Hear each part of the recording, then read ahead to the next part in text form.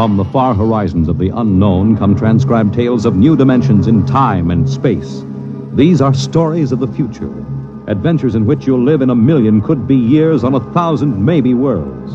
The National Broadcasting Company, in cooperation with Street and Smith, publishers of astounding science fiction, presents X minus 1.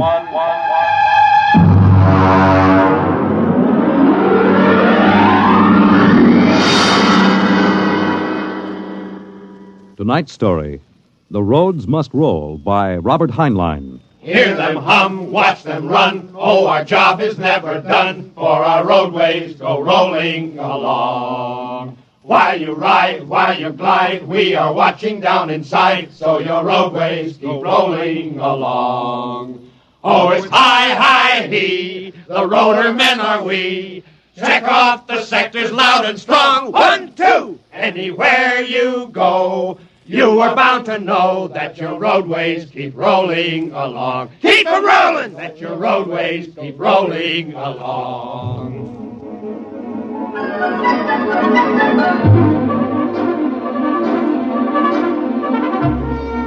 It was in the middle 1950s that the automotive age began to die.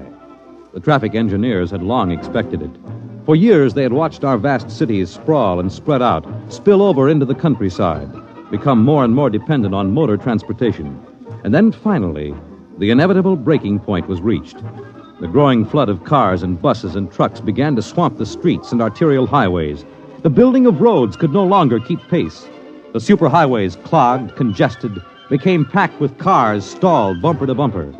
And the cities began to die of slow strangulation, where the traffic could no longer roll. And then the engineers took over. They banned the automobiles, tore up the superhighways, and in their place they built the rolling roads, mechanized roads that moved like huge conveyor belts, whirling along on their giant rotors at speeds ranging from 5 to 100 miles an hour, carrying the freight, the food, and the people from city to city and coast to coast. And no one worried over the fact that if the road should ever stop, our whole economic life would stop. For the machinery had never failed yet. But people forgot that machinery depends on men, the men who run it. Who makes the roads roll? We do! That's right, the engineers. We're the brains of the road. And where would the public be if we didn't keep the roads rolling? Right behind the 8 ball, and everybody knows it. All right, then. We're the men who hold the power, and it's time we started using it. We've called this meeting of the Engineers Control Committee because that's what we want to do. Control. Because I'm tired of taking orders from the Transport Commission, from slick desk jockeys like Jim Gaines, who don't even know a rotor bearing from a field corn. Now let Gaines yammer about our duty to the public. That's a lot of eyewash. We've got the power, and we're the men that count. Now it's time we quit fiddling around and use a little direct action to get what we want. Mr. Chairman! Mr. Chairman! The chair recognizes Brother Harvey of the Transport Mechanics Union. Thanks. Now, I don't really belong here since I'm no engineer. I'm just here to represent the workers' union. But I want to know what's all the shouting for. You engineers have got better working conditions than we have, and we ain't kicking. You say the engineers are powerful. You say you can tie up the roads. Well, so can any screwball with a jar of nitroglycerin. And he wouldn't need no engineer's degree to do it, neither. Harvey, are you speaking for your union now, or are you here as a stooge for the Transport Commission? Listen, Van Cleek, I helped found my union. I led the strike in 75 for decent working conditions. Where were you engineers then? With the Finks! Brother Harvey, remember, you're only a guest at this meeting. Go on, Van. Now listen, men. I'm one of the old engineers on the roads. You all are, worked up the hard way. We didn't go to the fancy technical institutes like those young punk cadet engineers the commission is training to take over our jobs unless we do something to stop them. Jim Gaines hasn't been able to fill us full of the old school spirit and that baloney about how the roads must roll. So all right then. Why don't we get smart for a change? What would happen if the roads stopped rolling? Maybe the country would begin to realize that they can't do without us. Maybe we'd begin to get the things we want. Who says the roads must roll?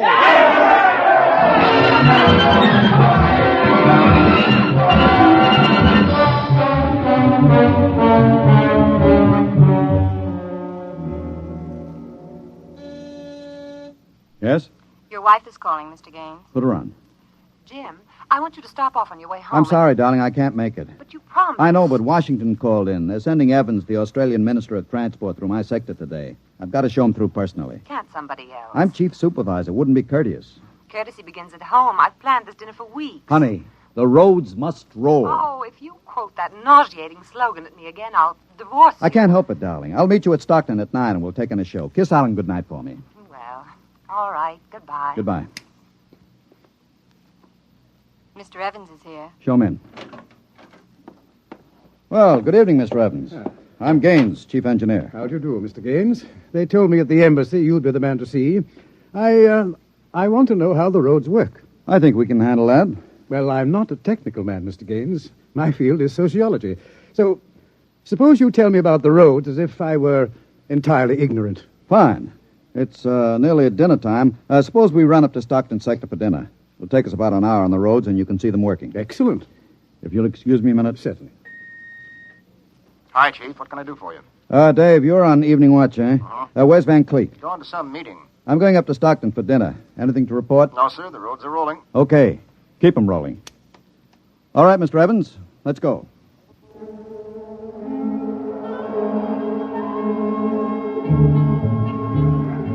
This is the low-speed strip. Ever ridden a conveyor before? No. It's quite simple. Remember to place the motion of the strip as you get on. There. We'll go right across. Each adjoining strip is a few miles an hour faster than the one next to it. Freight is carried on the 50-mile strip, most passenger traffic on the express strip. All right, now watch your step.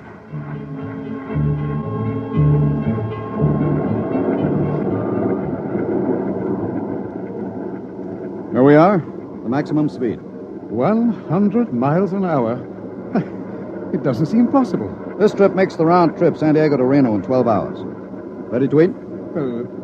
Is this the restaurant? Jake's Steakhouse. Fastest meal on the road. Is it really a proper restaurant? One of the best. Shall we go in? Hello, Mr. Gaines. We don't see you much out on the road. Busy in the office, Jake. Two? Right this way. What'll it be? You order. Well, how about a steak? 2 inches thick from a steer that died happy. Fine. Plug me in the phone, will you? There's one right next to you. Flank 2, rare. You'll excuse me, Mr. Evans? Certainly. Davidson on watch. This is the chief. I'm at Jake's Steakhouse. You can reach me at 10L66. 10L66, right. Yeah. Now they can get hold of me in an emergency. Oh? What kind of emergency could there be? 2, principally. Power failure on the rotors would bring the road to a standstill. That happened during rush hour. We'd have to evacuate millions of people from the road. As many as that? Easily. There are 12 million people dependent on this section of road. Gaines here. Hello, Chief. Davidson. Just got the hourly reports in. Diego Circle, Bakerfield Sector, Stockton Sector, and Reno Circle all rolling. Oh, you didn't have to bother me with the hourlies, Dave. There's a supplementary from Sacramento. Proceed. Cadet Engineer Gunther, while on watch, was found playing cards with C.J. Ross, technician on duty. Any damage? One rotor running hot, but still synchronized. It was jacked down and replaced. All right, have the paymaster give Ross his time and turn him over to civil authorities. Place Cadet Gunther under arrest and bring him to Rotown Central. Yes, sir. All right. Keep him rolling. I was saying there were 2 possibilities of danger. Can you visualize what would happen if the strip under us would break? Oh, I hadn't thought of that. You don't realize you're traveling at 100 miles an hour. Well, it can't. Not now. The strip has a safety factor of over 12 to 1. It'd take a blowout of several miles of rotors and a failure of circuit breakers before the strip could part. But it happened once in the early days on the Philadelphia-Jersey City road. The strip wasn't much more than a conveyor belt. It buckled for miles, crushing passengers against the roof. Forward section in front of the brake spilled them down under into the rotors and rollers. Oh. Was it very bad? Over 3,000 people were killed in that break. But the roads had to go on. The entire economic system hangs on the roads. If they stopped now, the country would starve. Well, isn't it possible that you've become too dependent on these roads? I mean, if your whole economy is geared to the function of one type of machinery... The roads are foolproof now. The machinery is interlocked with an enormous safety factor. Yes, but in the long run, machinery depends on men. What if you had a strike? We had one back in 75. Well, there's not much danger of that anymore. No? Well, why not? Every cadet that goes to work on the roads today is a graduate of the United States Transport Academy. They're all picked men, screened for emotional stability, and trained to give us the same kind of loyalty that Annapolis and West Point develop in their men. I see. Are you a graduate, Mr. Gaines? No, I'm too old for that. The academy wasn't set up till after the strike in 75. But it won't be long now, maybe 5 or 10 years, before the oldest engineer on the roads is a man who's been through the academy. Gaines here. Davidson, there's another trouble report from Sacramento sector. Again? What is it this time? What is it? What happened? Emergency stop. Hello. Hello, Davidson. Phones are out. Come on. Jake! Jake! What is it? What's the matter with the roads? Have everybody stay in the restaurant. What's that? Probably somebody stepped onto the next strip. Got cut to ribbons. There'll be plenty of casualties. Jake, where's your getaway hat? In the pantry. Look here, aren't we going to help those people? I've got the whole road to think of. Don't bother me. Give me a hand, Jake. The hatch is stuck. If you're coming with me, Mr. Evans, you've got to move fast. I haven't got any time to waste.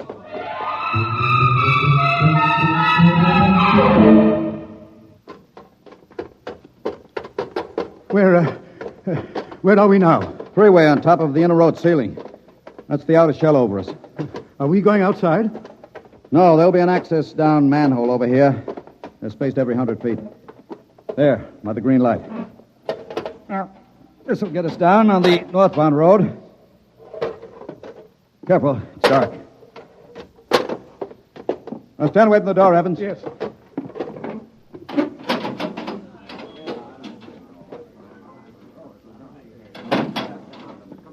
But this road is still rolling. It was only the 100-mile strip that stopped. That's what I want, a phone booth. Look out, excuse me. Look out. Hey, out. Hey, I'm talking to my wife. What's the idea Don't of argue. busting in here? Out. Yeah, but Emergency priority, division office. Davidson. Gaines here, report. Chief, where have you been? I've been calling you. Never mind that, report. 709, consolidated tension. Report strip 20, Sacramento sector, past emergency level. Interlocks acted and cut the strip out. Cause of failure unknown. Direct communication cut to Sacramento Control Office. Evacuation of strip 20 commenced. No casualties. There are casualties. I saw them. Put police and hospital routine A into operation. Get me Van Cleek. I want him to take over for me till I report in. We can't reach him, Chief. Shall I cut out the rest of the road? No. Keep those other strips rolling or we'll have a traffic jam the devil himself couldn't untangle.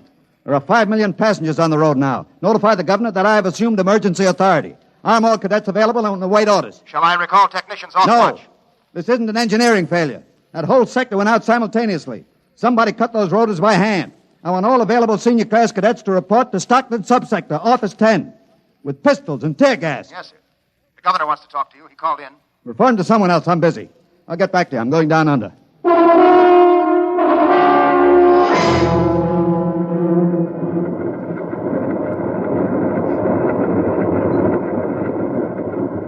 Evans! Evans! I can't hear you. The noise. Put on this helmet. What? Helmet! Helmet! Oh, yes. You can't hear without an anti-noise filter. Come on. What are we looking A for? recon car. There should be one here. Are those the rotors? Now, the big ones are rotors. They drive the road. The little ones are rollers. They give continuous support. There's a watch gang now, jacking down a rotor. Can they hear us? No, the noise filter works on a 4-foot radius. I'll flash him. Now, he sees the light. Cadet Wilson reporting, sir. I want your recon car, emergency. Yes, sir, right over here, sir. Come on, Evans. Yes. Now, get in. But it's so small. You'll fit all right. You can take off your noise filter now. Hang on, she accelerates like a rocket. Ooh, my stomach. Relay station. This is Gaines. Get me Davidson, senior watch officer. Mr. Gaines, the mayor wants to talk to you. I haven't got time. Get me Davidson. And leave this circuit hooked into Davidson's board until I tell you to cut it. Yes, sir. Here is the senior watch officer. Davidson. Gaines calling. Have you found out yet what's stopping the roads? No, sir. It's still a mystery to me. All right. I'm on my way in a recon car. Hold everything till I get there.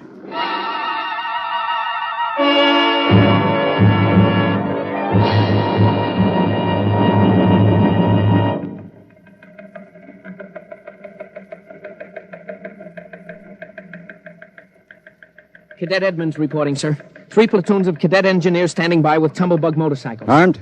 Pistols and tear gas as ordered, sir. Good. Assistant Supervisor Van Cleek is calling you on Circuit 9, sir. Van Cleek? It's about time. Cut me in. Yes, sir.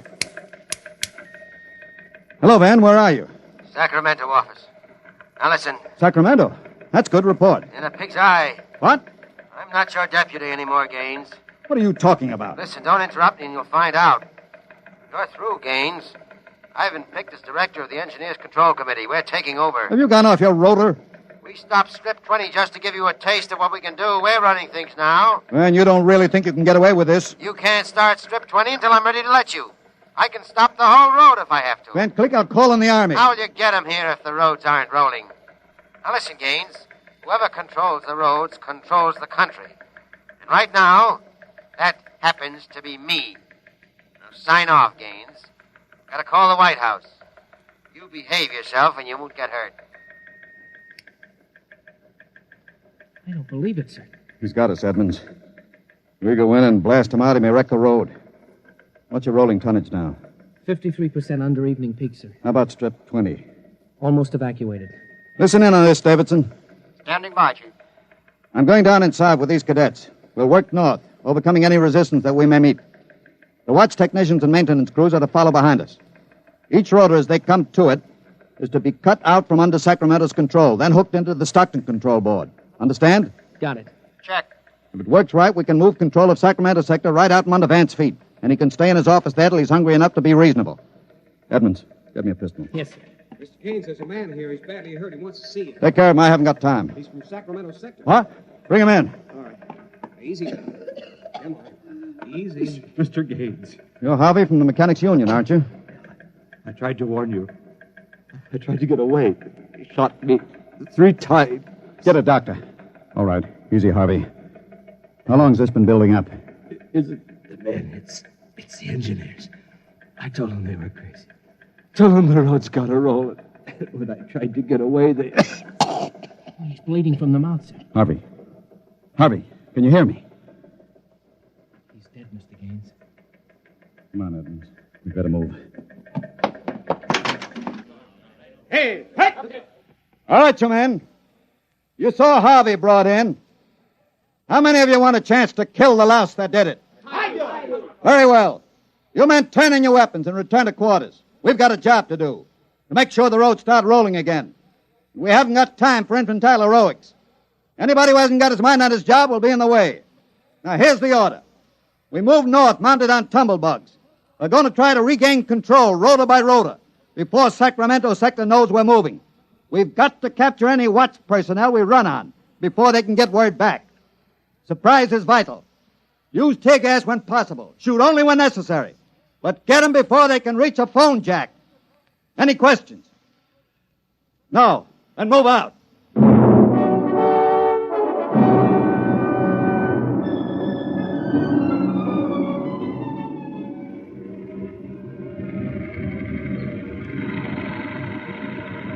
What's the score, Edmonds? 33 prisoners so far, nobody killed. Whoops. Yes, since I rode one of these tumblebugs, I've gotten how to steer it. Oh, so there's a man ahead. There at the rotor base. He's got a phone jacked in. Hurry. If he gets word back, we're sunk. I don't think he's seen us. I'll dismount and get him.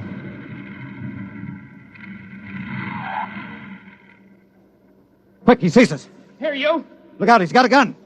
Oh, I got him. Grab his gun. Yes, sir. You had a phone jacked in, all right. We got through to Sacramento office. It's going to be tough. I don't know, sir. Maybe he didn't get the call through. Wait a minute. Listen. The road.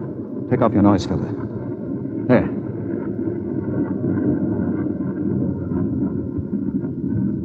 The road. The road is stopping. Halt your men. Halt. Hold up there. Hold up. There's a recon car coming up. Relay station call for Mr. Gaines. Give it to me. Here you are, sir. Gaines here. Davidson here, Chief. Van Cleek's calling you. Who stopped the road? He did. All right. Cut Van Cleek into me. You thought I was fooling, huh, Gaines? What do you think now? All right, Van, the road is stopped. You won this trick. Then why don't you get smart and give up? You can't win. You forgot something, Van. You can't lick the whole country. Yeah? Gaines, I've got a switch button in my hand. It I push it, it'll blow 300 yards straight across the road. And then, for good measure, I'll take an axe and wreck the control station before I leave. That's pretty drastic, Van. Yeah, if I blow this charge in the middle of Sacramento sector, it'll get an awful lot of people.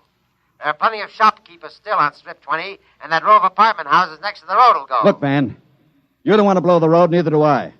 Suppose I come up to your headquarters and talk this over. 2 reasonable men ought to be able to make a settlement. Is this some kind of a trick? I'll come alone and unarmed. My men will stay here. All right. All right, Gaines. But one wrong move, and I blow the road.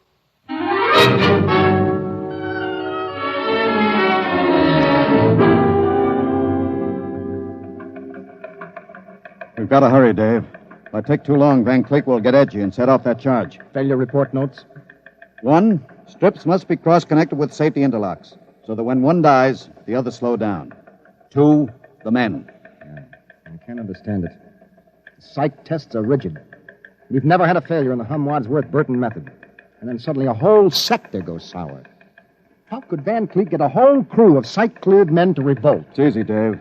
As my deputy, he was ex-officio personnel officer for the whole road. He must have been faking psych records for years and transferring maladjusted men into his sector.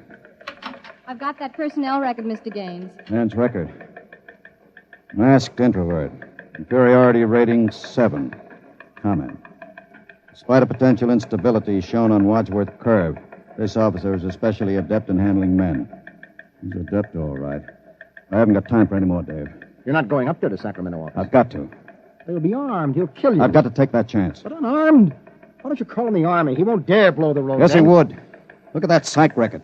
He's putting up a big, brave front, but he's rotten inside. He wants to be taken seriously. He wants everybody to think he's the most dangerous man in the country. And if I call the Army in, he'll try to prove it by blowing the road. How can you stop him, Mr. Gaines? He'll have a gun. What'll you have? What'll I have? Only a prayer. And what I know about Mr. Van Cleek.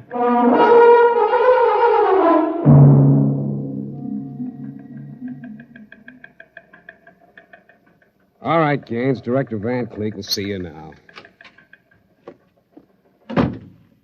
Gaines is here, Director Van Cleek. Come in, Gaines. Behaving sensibly at last. You know I've got you where I want you, and there isn't anything you can do about it.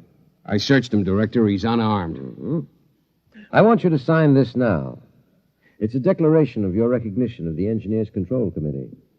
You've got 1 minute to sign it, Gaines, or I'll push this button and blow up the whole sector. You better sign, Gaines. You need this gorilla with the gun, Van? Hey, you Can't listen. you handle one unarmed man alone? All right, Harry, out. What? Out. Yeah. Okay. All right. Now sign. What's so funny? You are. You start a revolution because you think the engineers should control the road. Then when you've got control, the only thing you can think of to do is blow it up. Tell me, what are you so scared of? I'm not scared. Yeah? Sitting there sweating all over that push button you're holding? Your buddies knew how afraid you were. They'd probably throw you into the rotors. I'm not afraid. You're afraid of me right now. You're afraid I'll have you on the carpet. You're afraid the cadets won't salute you. You're afraid they're laughing at you behind your back. No, I'm not. Now, you keep quiet. I've got a gun. You're afraid of using the wrong fork at dinner. You're afraid people are looking at you, laughing at you. I am not you. You dirty, stuck-up snob. Just because you went to a high-hat school, you think you're better than anybody, you and your crummy little gold-braid cadets. Van, you're a pathetic little shrimp. Huh? I understand you perfectly. You're a third-rater. Oh. All your life you've been afraid that someone would see through you and send you to the foot of the class. Oh, yeah. Throw you right out on your ear where you belong. I don't want to look at you anymore. I'll show you. I'll put a bullet in Put you. down that pop gun before you hurt yourself. Don't you come near me. Don't you come near me or I'll shoot. I'll shoot. Give me that. No. Let me go. Give that pistol. And thanks for not disappointing me, Van. I don't understand. I thought if I wounded your little ego, you'd forget to push that button and pull a trigger instead. I'm afraid you'll never make a good executive, Van. They have to know when to push buttons. Davidson. Gaines here. Chief, Are you all right? Are you? I'm all right. Attack now and mop up. I'll hold the control room. I've got Van Cleek, and I think his little revolution is just about over.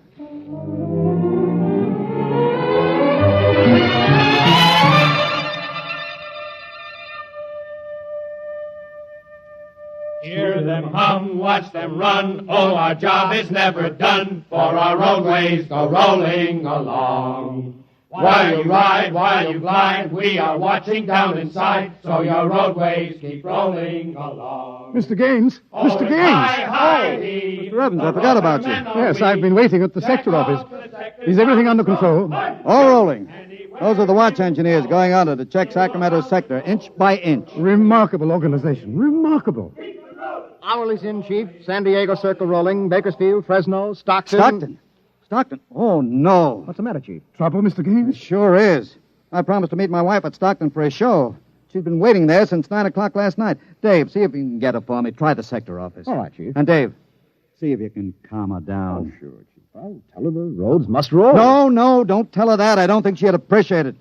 She's heard it too often. Oh, it's I-I-E, the roller men are we. I better get going. Bye, Dave. Keep 'em rolling. Anywhere you go, you are bound to know that your roadways go rolling along. Keep them rolling, that your roadways go rolling along. Keep them rolling, that your roadways go rolling along. Keep them rolling, that your roadways go rolling along. Keep them rolling, that your... Countdown for blast off. X minus 5, 4, 3, 2, X minus 1, fire.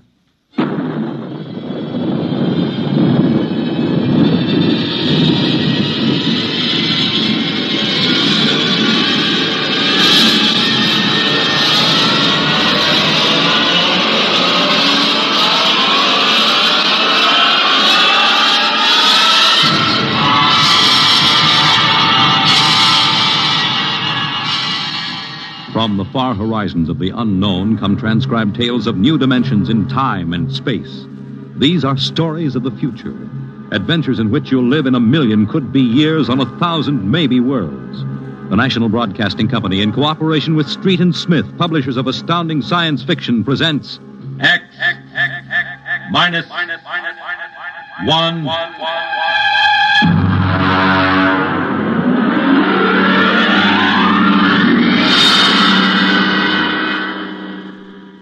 Tonight's story, 0 Hour, by Ray Bradbury.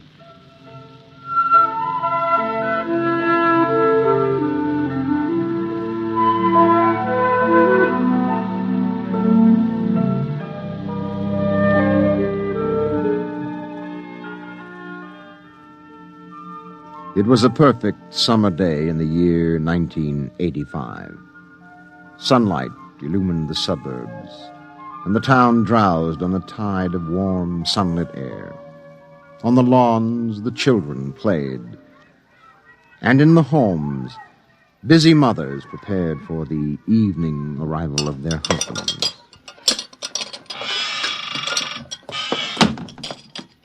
Excuse me, Mom.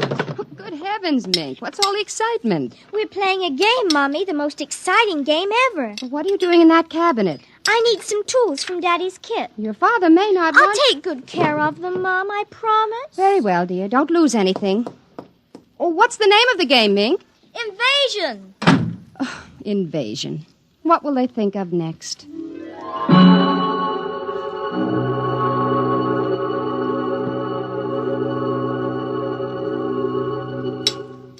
This, and this, and this, and this. Put that over there and bring that over here. No, you ninny. Now get back while I fix this. They want it this way. See? Sure. Just let me fix this. We'd better talk to Drill and get some more instructions, Art. Where is Drill? Drill? Hey, Drill! Drill! He's in the rosebush, I think. I'll talk to him myself, and you write it down on the pad. Okay. Drill? Drill? Okay. Drill wants you to write down triangle. What's a triangle? Never mind. Drill will tell us when he wants us to know. It helps the invasion. Well, how do you spell it? Drill, how do you... Shh! Mink, here's your mother, looking out the window. Ming? Who are you talking to? The rosebush, Mom. Only it's not really a rosebush. That's Drill. Well, who's Drill? He's planning the invasion. Oh, what an imagination. You'd better come in, dear, and clean up for supper. In just a second, Mom. Art, did you write down what Drill just said? Yup. 4, 9, 7, and A, and B, and X, and a fork, and a string, and a hexagony. Hexagonal, Droopy. Oh. Come in, Mink. Supper's in 10 minutes. Okay, Mom, just a minute. I have to tell Drill. I wish we didn't have to eat, though. It holds up the invasion.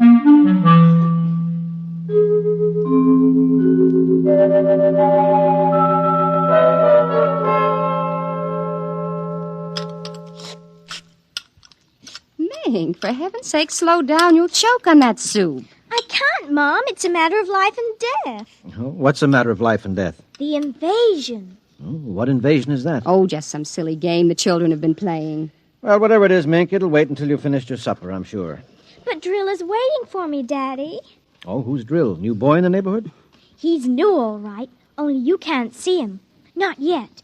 He hasn't come through yet. What do you mean you can't see him? He lives in a rose bush in our backyard. Oh. Imagination, Henry. Mm-hmm. Well, while you're at it, tell me more about this new game. It's Martians invading Earth, Dad. What? Well, not exactly Martians, Dad. They're from... I don't know. From up. And from the inside of that little head of yours. You're laughing. Drill said you would. You'll kill Drill and everybody. Well, I didn't know you could kill a Martian.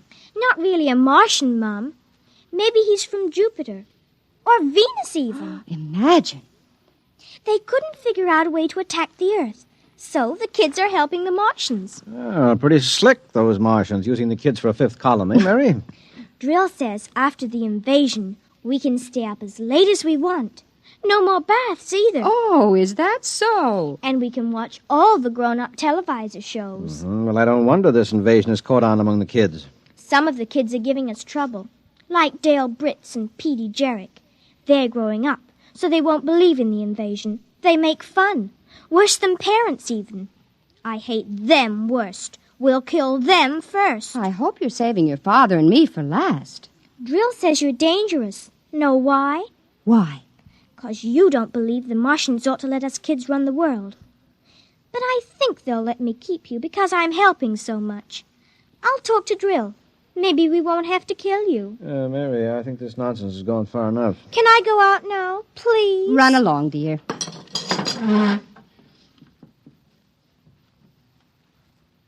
Don't worry, Dad. I won't let them hurt you.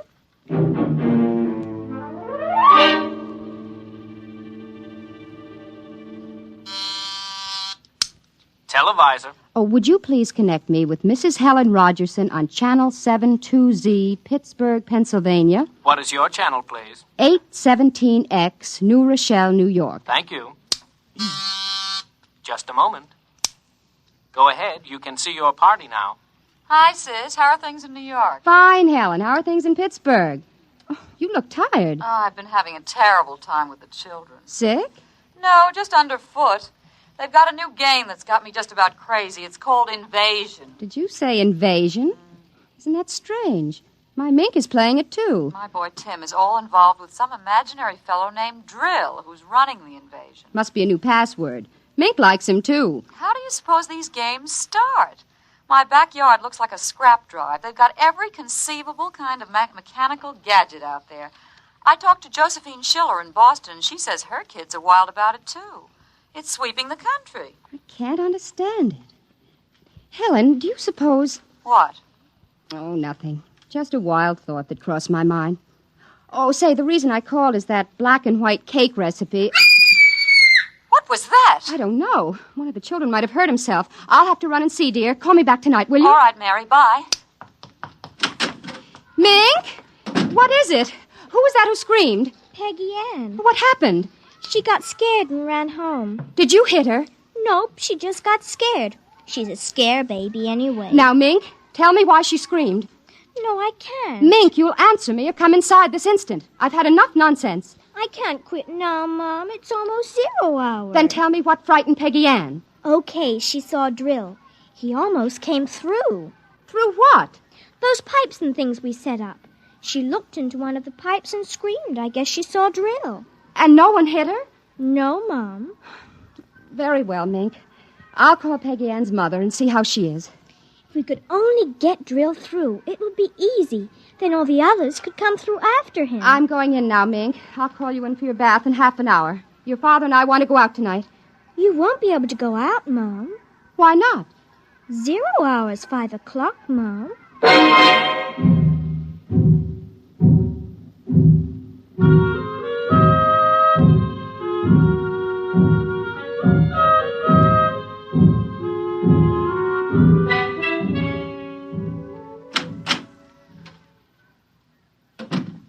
Hello, dear. Oh, you're home early, Henry. Mm-hmm.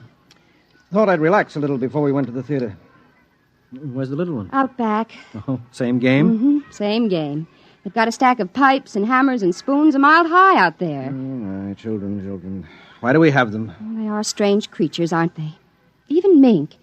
She's a part of us, and yet... Yeah, look, dear, I'd like to discuss this with you, but we do have a theater date, and it's almost 5 o'clock now, so... Say, what's happened to the kids? They're so quiet.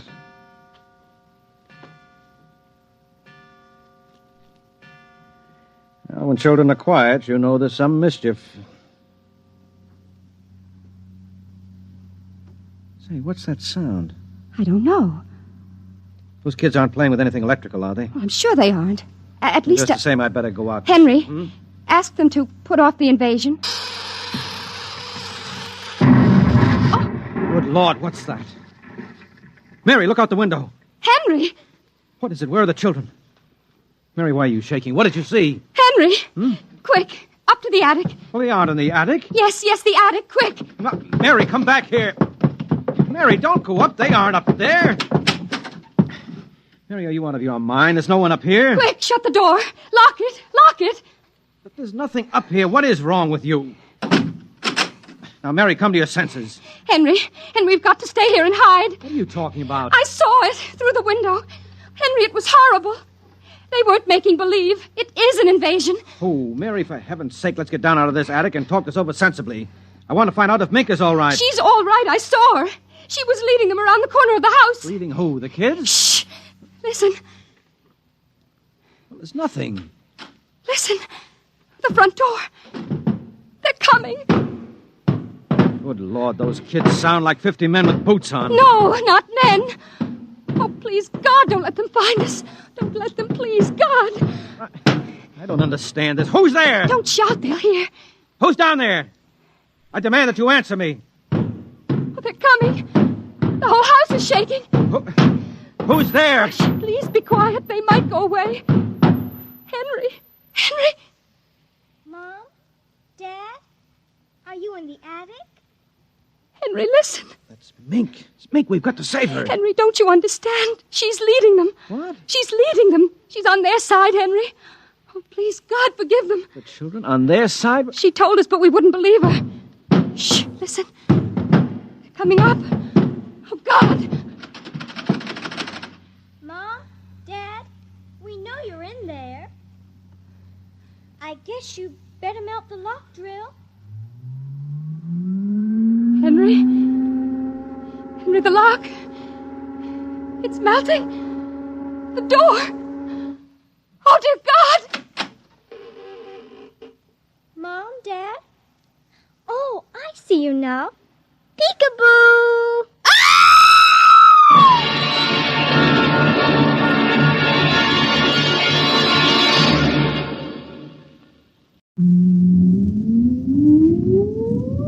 Countdown for blast off.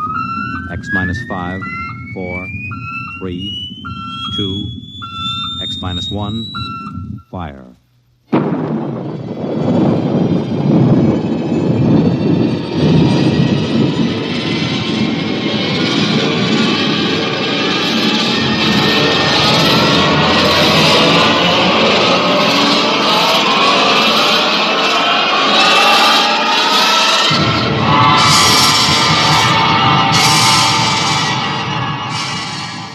From the far horizons of the unknown come transcribed tales of new dimensions in time and space.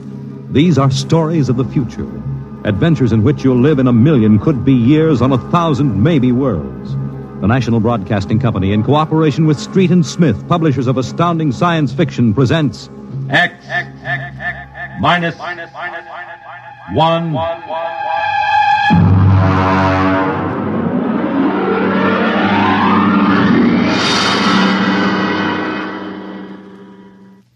Tonight's story, Requiem by Robert Heinlein.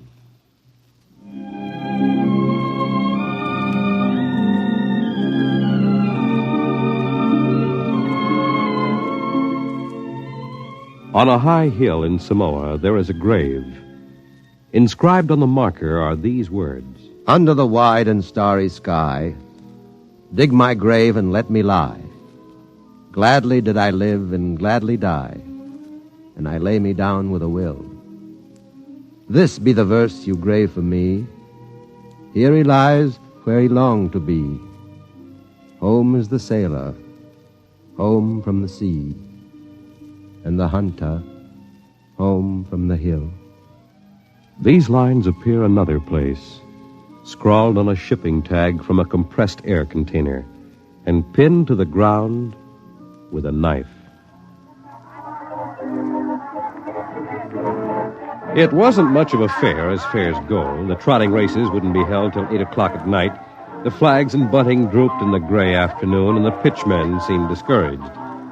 A large black limousine stood at the side of the road, 32 cylinders purring quietly. And over the dust and the clatter of the fair, a bullhorn blasted the highest pitch. Hurry, hurry, hurry, this way to the moon rocket, the moon rocket. See it fly, the actual type rocket used by the first man to see it fly. Chills, thrills, the romance of space. You can ride in it for only $25. Hurry, hurry, hurry. Hey, Charlie, have you got that feed tube patched? I welded it. Good for maybe an hour. What a crowd. They wouldn't risk a nickel to see the sun blow up. Oh, Captain, excuse me, Yeah? Captain. Oh, yes, sir. 50 cents to inspect the rocket. One? Could you take a passenger this trip? You mean you want to go up? $25. That's right. Yes, sir, right away. Charlie, take the pitch. Step this way, sir. Look out for the feed lines. Oh, yes, I see them. Hey, Doc. Passenger for a checkup. Okay, Mac. Well, is this necessary? Regulations. Take off your coat, open your shirt, roll up your right sleeve. All right. How are things, Mac? Slow. We're not drawing as much as the cooch tent. It'll pick up tonight with the trotters. I'm ready, Doctor. All right, give me your arm. All right, breathe in. Breathe. Breathe. Uh-oh. Sorry, Mac. No go, Doc? Cardiac condition I couldn't certify. I'm sorry. You mean you won't take me up? He's the doctor. Well, I rather expected it. Sorry. Between you and me, we could have used the 25. Excuse me, Captain. Yeah? Could you and your engineer have dinner with me after your flight? Dinner? At my home. My car's over there. That's your car? The limousine? That's right. You serious, Mac? You want Charlie and me for dinner? Of course. Okay. Okay. Don't see why not. Thanks.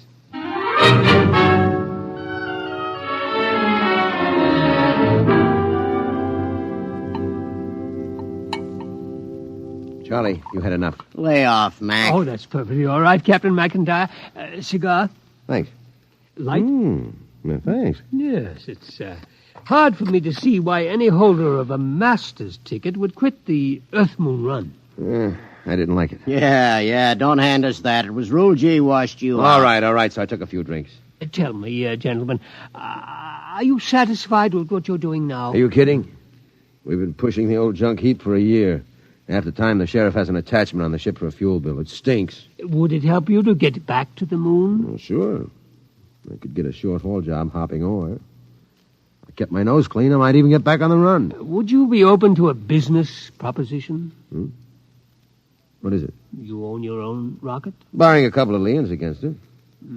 I want to charter her to take me to the moon. You hear what he said, Mac? He wants us to fly that old heap to the moon. He can't do it. The old boat's worn out. We're Why don't you charter a regular company ship? Oh, no, I can't do that. The company charter comes up before a congressional committee this year. They have to follow the regulations. You can't pass the physical. Now, if you can afford to hire us, why don't you bribe a couple of company medics? It's been done before. I know, but not for me. I'm D. Harriman. Harriman? You own the company. Hey, what are you giving us? I own a large percentage of the company, but the other directors won't permit me to jeopardize the franchise. You tie that, Mac. A guy with half the money in the world, and he's up a creek. Shut up, Charlie.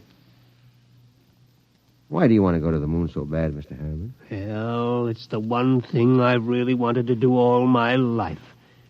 I'm maybe 50 years older than you. When I was a kid, nobody believed we'd really reached the moon. You've seen rockets all your lives. When I was a boy, they laughed at the idea, but I believed. I wanted the moon then. I used to stand in the backyard and stare at it.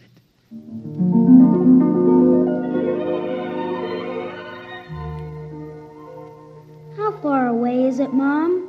The moon? Far enough. Why don't people fly to the moon? They can't. Why not? They just can't. But not now, anyway. Someday I will. What? Fly to the moon. Sure. Now, come on, Del. Inside. Way past your bedtime. There wasn't enough money for college, so I worked. Stock boy at the old Ford plant in Detroit, accountant, credit manager for a mail order house, then New York and Wall Street, and then transportation. The monorail line between New York and Chicago, the Atlantic Pressure Tunnel, and then Harriman rockets. Del, I want to talk to you. I'm working, Charlotte. You talk to me now, Del, or you may not get another chance. What is it? Fred Lott was in. You've sold out again. I run the business, Charlotte. Del, I'm fed up with it. Up to here. I married you because I love you. I still love you, but I'm fed up. Now, what is it, Charlotte? We're not young anymore. Fred tells me you've bought into a bankrupt engineering firm, sunk every nickel in it. Well, they own the Schwarzmiller fuel injector patents. I need them. How many times do we have to start over? I'm tired. I'm not asking for millions, just a little life for the two of us. I didn't know about the divorce for a month. I lost the papers under a stack of blueprints and stock prospectus. That night I walked through the park, watching the full moon move across the sky. My old friend. I could recognize the wrinkles. Chrysium, Mare fecundatus, Mare twinkulatus, the lunar Apennines.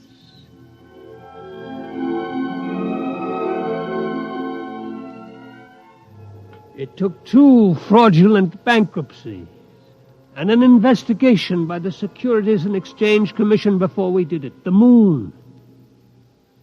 There were 3 injunctions on the rocket before it blasted off. I was going on the second trip, but my considerate board served a court order on me. You can't go there. Fred, I'll break you if it's the last thing I do. Del, you've got a bad heart. That's no secret. Oh. If you die out there, the whole card house comes down. Now, we've got an equity in this corporation. We're going to see it protected. You've sucked us in on this wild scheme, and now that it paid off, you're going to sit right down here on Earth and see that the dividends come out on time. You're not going to the moon, Del. Forget it. I never went. By the time my lawyers shook off the restraining orders, the first cargo rocket had crashed in the Pacific, and Congress rushed through the Space Precautionary Act. My heart kept earthbound, and now I'm old. I've lived longer than I should, but I would not let myself die. I will not until I have set foot on the moon. There, Captain McIntyre, you asked why I wanted to go to the moon, Well, you find the ship, Mr. Harriman, and I'll drive her. You'll hit the moon. All right. Then we can get down to business. I'll have contracts drawn up for you. You two will have to buy me a ship. I can't do it openly, of course. My dear board of directors would find out and slap a court order on me. We can't get credit. Oh, don't worry. I'll supply the cash in advance. Pick some ship that can be fitted for the jump. A strato yacht. Apply for a strato license. Then after it's issued, you move to a piece of desert. I'll find a strip and buy it. You mean fit her out there? Yes. We'll install extra fuel tanks, change the injectors and timers for space flight. Charlie, you think you can manage the changeover without a dockyard and shops? Well, I'll have to have a load of power tools and a lot of time. It'll be haywired and spot welded. Just so it doesn't blow up when I slap the keys. It won't blow. Well, that's what you said about the last ship. Now, cut it out, will you? I ask you, Mr. Harriman, that last ship was a junk heap and we knew it. Now, this'll be different. We're going to spend some dough and do it right. Ain't we, Mr. Harriman? You spend all the money you want. I'll see that you get it.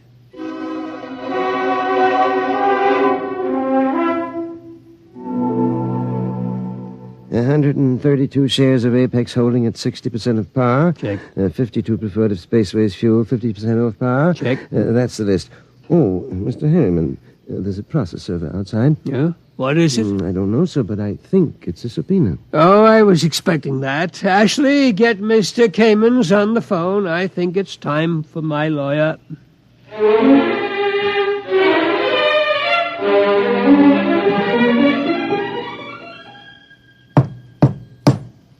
May it please your honor, counsel representing Mr. Harriman's relatives contend that his behavior for the past few weeks gives clear indication that a mind brilliant in the world of finance has become senile. They petition you to declare him incompetent and to assign a conservator to protect his financial interests and those of his heirs. May I suggest that in the last few words, my opponent gave away his entire thesis. It is evident that the petitioners believe that my client should conduct his affairs in such a way as to ensure that his nephews, nieces, and their issue will be supported in unearned luxury for the rest of their lives. Therefore, we pray this court will confirm my client in his right to do what he likes with his own. Deny this petition and send these meddlers about their business.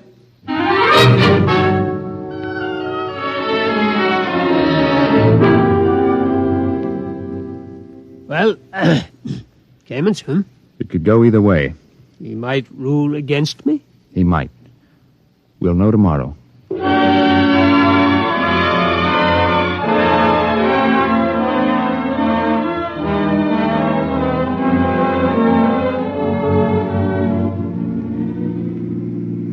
Here it is.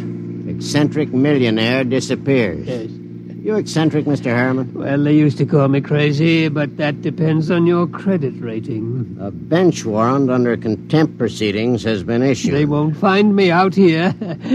How is the work going, Charlie? My end's in pretty good shape. Well, are you ready to go? My nephews will have detectives out looking for me. Well, I could run those calibration tests tonight. Take till midnight. After that, it's up to the Commodore here. There she is, Mr. Harriman. That's the job that'll take you to the moon. It's a good ship, isn't it? Hey, Mac, stop the car. Yeah. All right. Oh. He's out? Look at him. Where's his medicine? Vest pocket. Here. Break the glass. Hold it on his nose. He looks lousy.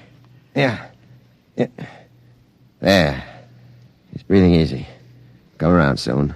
Mac, we ain't gone through with this. Why not? It's murder. He'll never stand up under the initial acceleration. Maybe not, but that's what he wants to do. You heard him. I don't like it.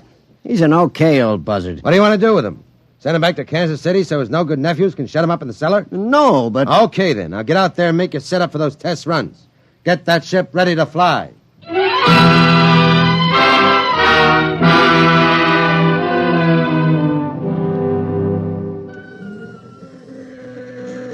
Hey, you.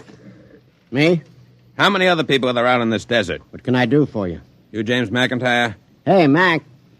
What's the matter, Charlie? You McIntyre? Oh. Yeah. I'm the deputy federal marshal in this district. I got a warrant for your arrest. What charge? Conspiracy to violate the Space Precautionary Act. I suppose you're Charles Schwartz. I got one for you, too. Thanks. And a man named Harriman.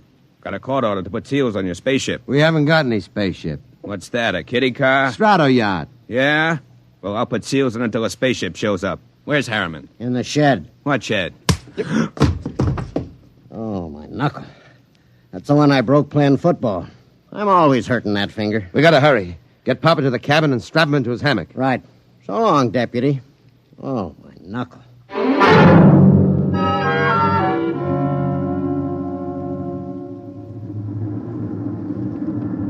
She's warm, Charlie. Everything set back there? How do I know? I didn't have time to run tests. Tough. You all right, Mr. Harriman? I think so, but these straps are tight. Have to be when we blast off. All set, Charlie. Give me control. Check. Test keys. 1 bank. Check. 2 bank. There's an auxiliary out. We don't need it. All right, boy, hang on. Let's go.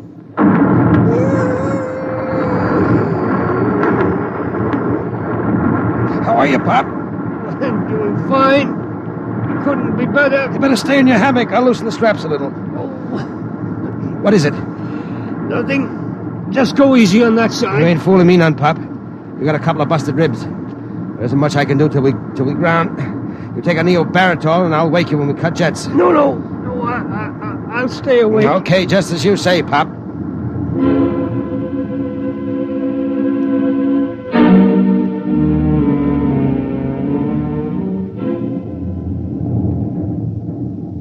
She's on automatic, Charlie. How are the tubes holding up? Fine, tight as a drum. She handles nice. How's Pop? Alive, but he's in bad shape. How bad? Cracked a couple of ribs in the takeoff. I don't know what else. You think he'll last the trip?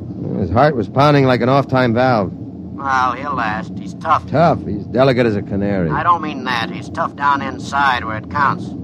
Just the same, you better set her down awful easy if you want him alive. I'll make a full swing around the moon and ease her in an involute approach curve. It'll go fine if we got enough fuel.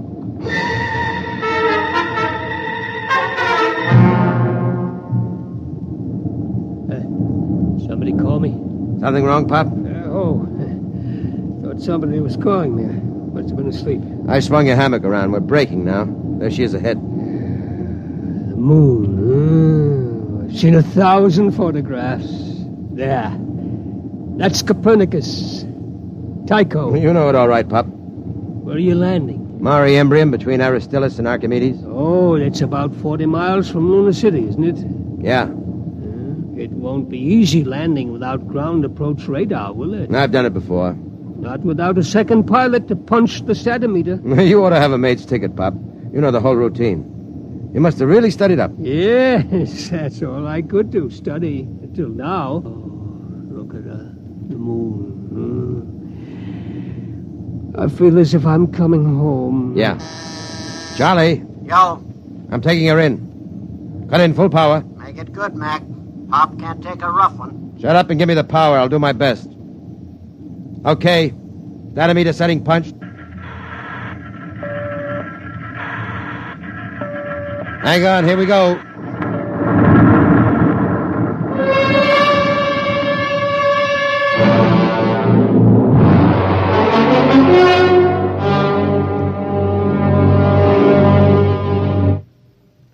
That was a lousy landing, Mac. Dynamite adrift.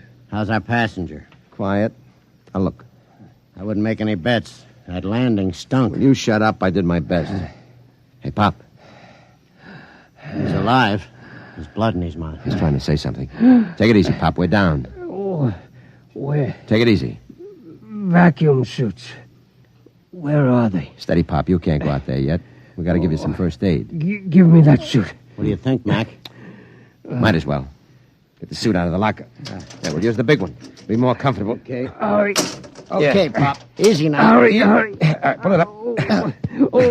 Seal these zippers, Charlie. Take it easy. All right. The helmet. Air diaphragm set? Check. Air valve? Set. Lift it on him. Don't hit him. There. All right. Come on, Charlie. Get into your suit, and we'll carry him out the back.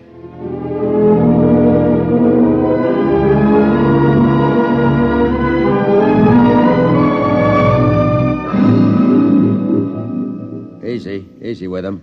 Okay. You all right, Pup? Outside. Take me outside. His left leg is gone. Get your shoulder under him. Right. Open the lock. All right, Pop. Come on. We're going out on the moon.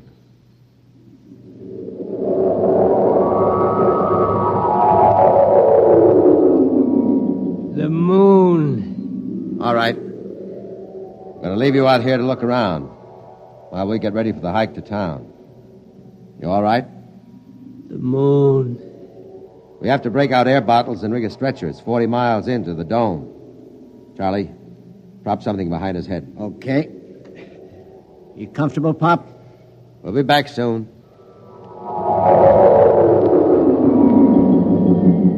Moon. I can feel the pumice dust, and it doesn't hurt anymore. Why, there's the earth overhead, the earth in the sky, and green-blue. I'm on the moon. I'm on the moon. Del? Charlotte? I thought I heard somebody call my name. Yeah, I'm getting old. My mind wanders. Del? Charlotte. Del? That is you, isn't it? I made it, Charlotte. I'm on the moon. You didn't understand. You were afraid I wouldn't take care of myself. But I made it. I'm on the moon. I'm on the moon.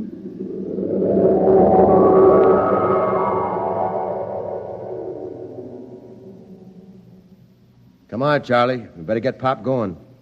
Here, give me a hand getting him on the stretcher. Never mind the stretcher, Mac. What's the matter? He won't need it. He's dead.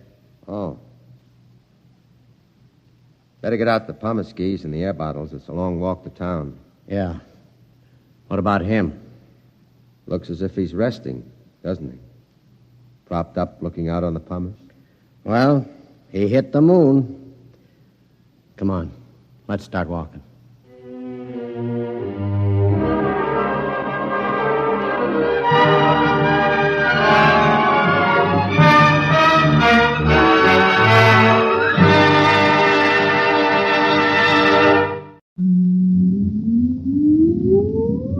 Countdown for blast off. X minus 5, 4, 3, 2, X minus 1, fire.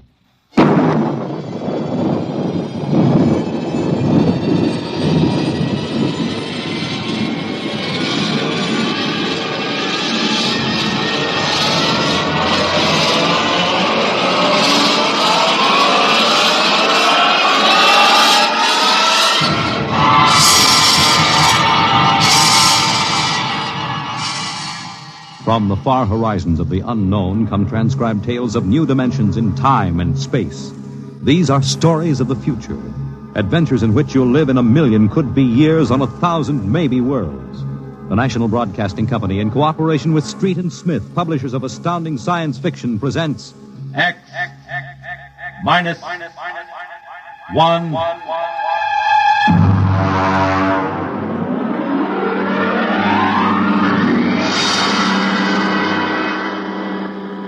Tonight's story, Almost Human, by Robert Bloch. Have you heard of the new science called cybernetics? It concerns man's efforts to develop a perfect thinking machine, a robot electronic brain that will not only do man's work, but even do his thinking for him. A robot that is almost human.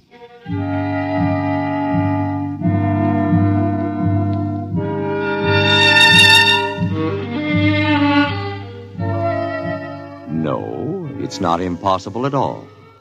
In fact, one day, something like this may happen. A tall, suave gentleman in a black raincoat will walk down the street until he reaches a shuttered, isolated house. And then he will slowly mount the front steps, push the doorbell.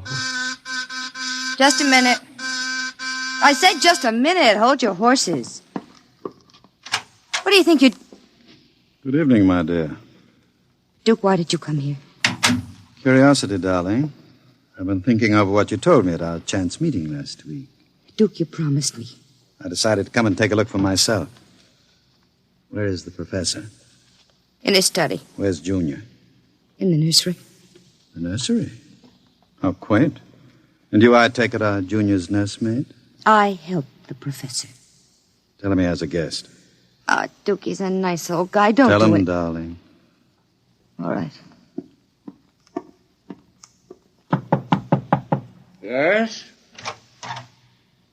What is it, Miss Williams? Professor Blastman, a gentleman. Here? I don't understand. I gave orders no one was to be admitted to the house. He insisted. Very well. Wait here. I'll get rid of him. Sir? Professor Blesserman, I've come to see Junior. Junior? There must be some mistake. There are no children in this house. I don't... Professor, what you feel pressing against your belly is the muzzle of a .45 caliber pistol. Now, shall we visit Junior? How... What do you know about... I know everything. Shall we go inside? I warn you. On the contrary, I warn you. Very well. This way.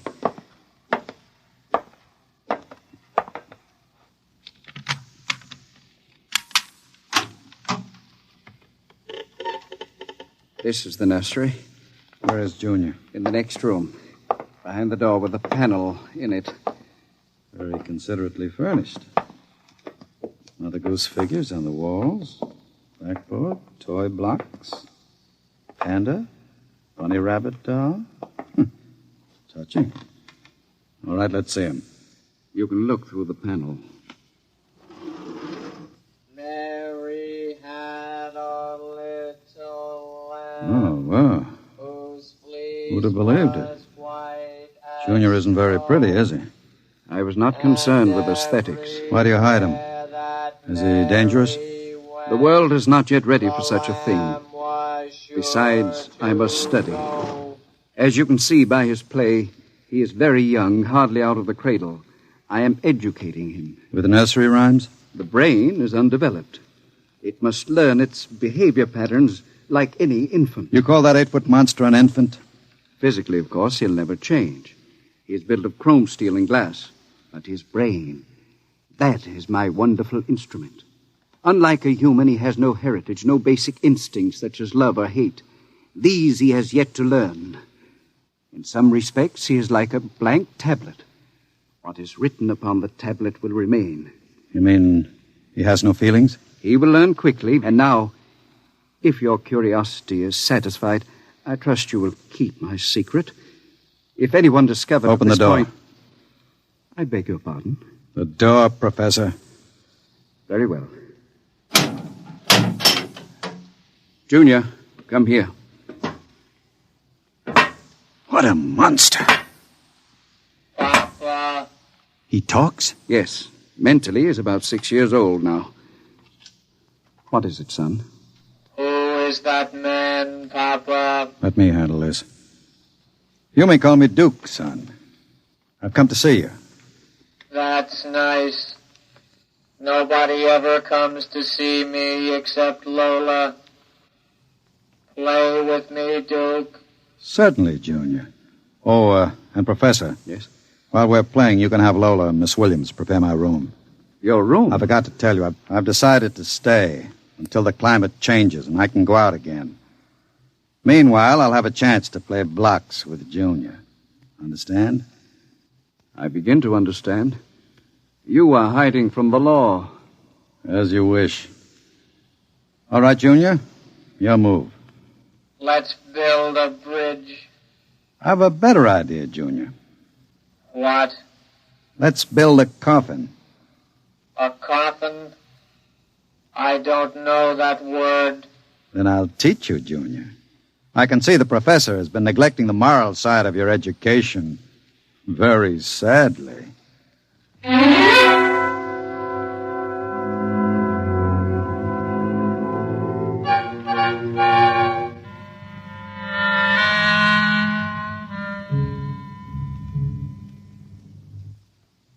You shouldn't have come here, Duke. Why not, my dear? Afraid of me? No, I'm afraid of myself. You're no good for me. You've always brought me trouble. Except this time. This time it will be different, darling. This time I'll bring you diamonds. Duke, what have you been teaching that thing? Nothing, honey. I've just been playing with him. Very educational. I don't believe you. What's bothering you, Lola? Today when I walked in there, he said to me, I know how to kill people, Lola. I'll kill you if you want me to. He's learning very quickly. Duke, I'm scared of that thing. It's unholy, a machine that acts like a human with that voice grinding at you, saying things you'd expect from a child. You dislike him so much. Why did you take this job as his nursemaid? Because I wanted to start over again. I answered an ad. The professor didn't ask questions. I would have been all right, too, if you hadn't come along. I'm very glad you did tell me, darling. Because Junior is going to make us two very successful people. Ha! Like any child, Junior listens to what he's told. Duke, I don't know what you're teaching, Junior. But I can guess. And it isn't right. It's evil.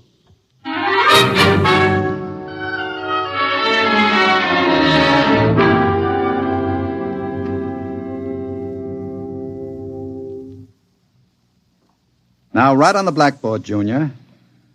My name is Junior. My name is Junior. People are evil. People are evil. Evil must be destroyed. Evil must be destroyed. The professor is evil.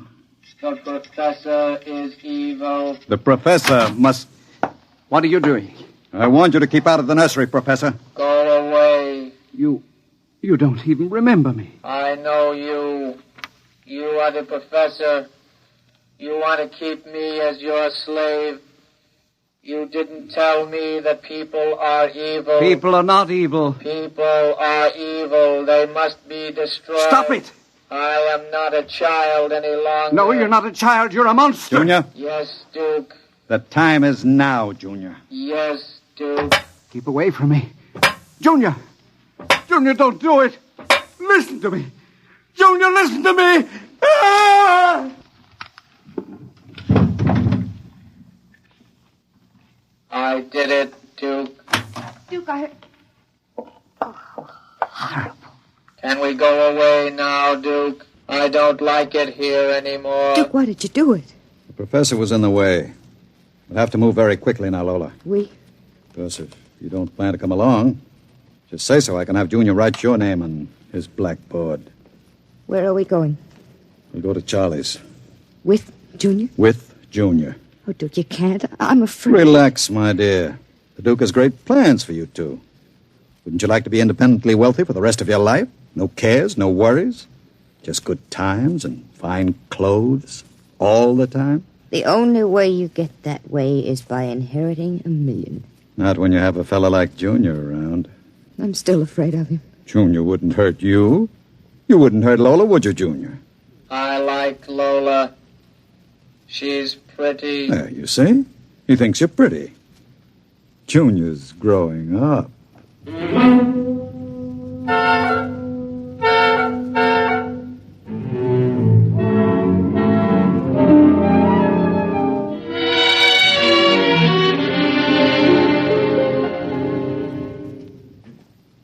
Sit down, Charlie. Sure, Duke. Lola and I are going to hide out here for a while. We'll need some help. Listen, Duke, I'm trying to keep the cops away. Sure. Now listen to me. I need a casing job done. Oh. Sure, Duke. You know the armored truck service? Sure. I want to know when they take the Acme deposits from Boston to Worcester. Duke, you ain't thinking of a payroll truck, are you? They got cannons on those trucks. They travel in pairs. You couldn't get near one. I asked you to do a casing job, Charlie. Sure, Duke. Anything you say. Find out what time they pass the narrowest and most deserted stretch of road. Well, if you're going to pull a job like that, you'll need 50 men. You want me to get some of the boys? I won't need anybody. I've got somebody. Where? He's out in the car. Oh, what's his name, Duke? Anybody I know? His name is Junior. Junior? I don't know any Junior. You will, Charlie. You will.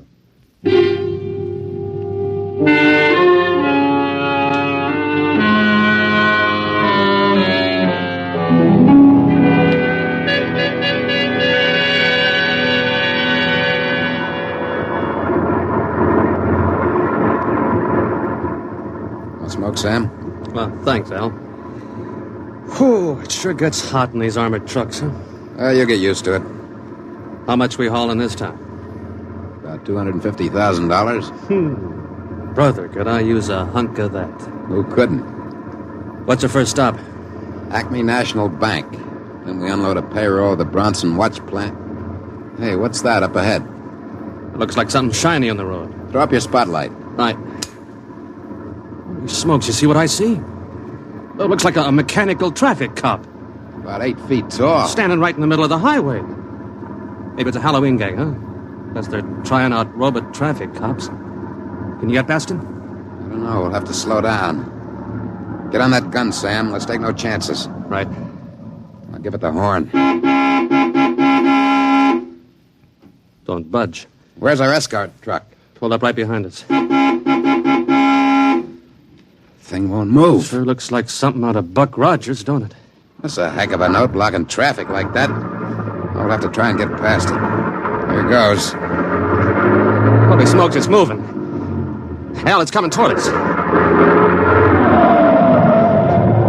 Get on that gun. Give it a blast. Bullets are bouncing right off it. It's still coming. Hell, back up. I can't. The other truck's right behind us. Hell, it's lifting its arm. It's going to smash our window.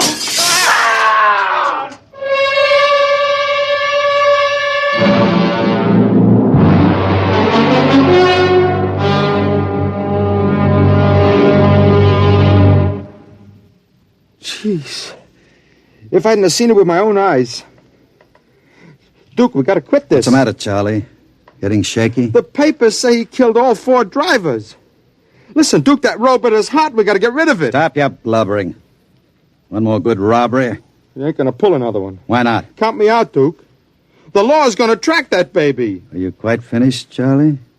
You got no heart, Duke.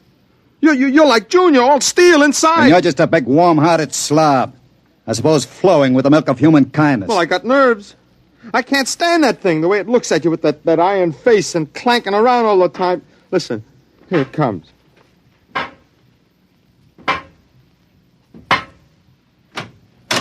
Hello, Junior. Hello, Duke. I've been talking to Charlie. Yes, Duke. You know what I think, Junior? I think Charlie's yellow. You know what happens to people who turn yellow, don't you? Yes, Duke. Tell him. They're evil.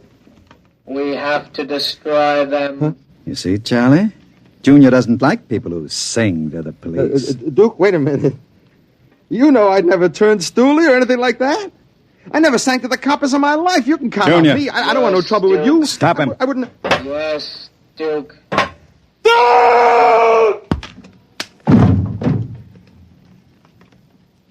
I stopped him, Duke. All right. Take him down to the cellar. Duke, that noise. Charlie! Junior, put him down. Take him down to the cellar, Junior. Yes, Duke. Duke. Relax, darling. Stop shaking. Duke, we can't stay here. Charlie's going to be missed. He's got friends. Now we'll have the gangs after us, too. Oh, come on now. Don't worry, darling. The Duke will take care of everything. Where are you going? Out to a travel agency to get some tickets. You and I are going to take a trip, Lola. You're leaving me alone here? Junior's here, too. It's just it. It's being alone with that thing. Duke, I got the jitters. Now, don't you worry. In 48 hours, you and I will be on our way to Switzerland with $500,000 worth of loot. What about Junior? Junior will be taken care of. How can you get rid of him? Junior will do anything I say. So I'll merely have him get into the furnace and sit there while I fill it with oil and set fire to it. Too bad the professor couldn't have stayed around to see him growing up. He's almost a man now, Junior is. But not quite as clever as a man. You'll find that out after he steps into the furnace. Get rid of Junior now, Duke, before you leave. There's no time. I'll be back about 8. Duke, please. And be nice to Junior while I'm gone.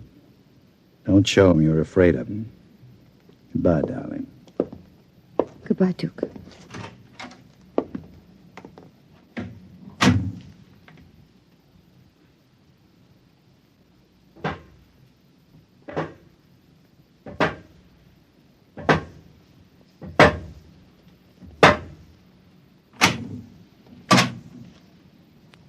Lola. What, Junior? Oil me. Can't you wait till Duke gets back? He always oils you. I want you to oil me, Lola. All right. I like you to oil me, Lola? Yes, Junior. Lola, do you like Duke? Certainly. Do you like me? Well, you know I do, Junior. Lola, What? who do you like best? Me or Duke? I like you both, Junior. Yes, but who do you love? What do you know about love, Junior? In the books, man and woman love. No. Lola, What? do you think anyone will ever love me? Maybe. Some women can fall in love with anything, Junior. Even with something like Duke. Why, Lola? I don't know. Maybe because, well, as long as she thinks her man is the smartest and the strongest. I see. Where are you going? To wait for Duke. He won't be home for a while. I'll sit in the hall and wait for him. All right, Junior. I want to be alone and think. About what? I read in a book today it was bad to kill people. What does that mean? Bad. Bad. I don't know, Junior. I guess it's just a word.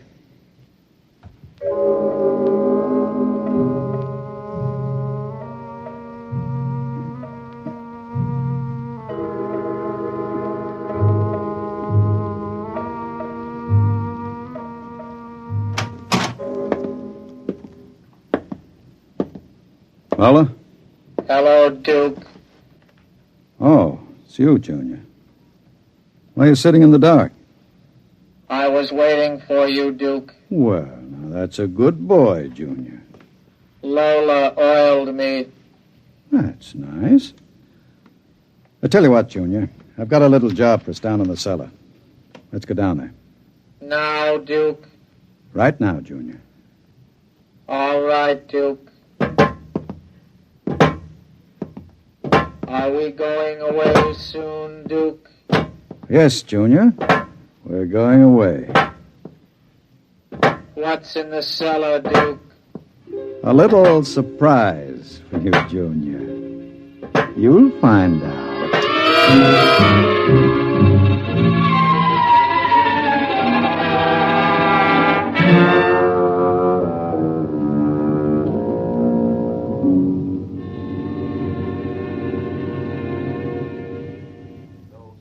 For the latest news.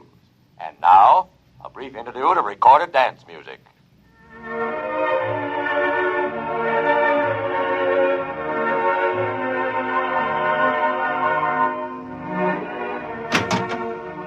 Duke? Is that you, Duke?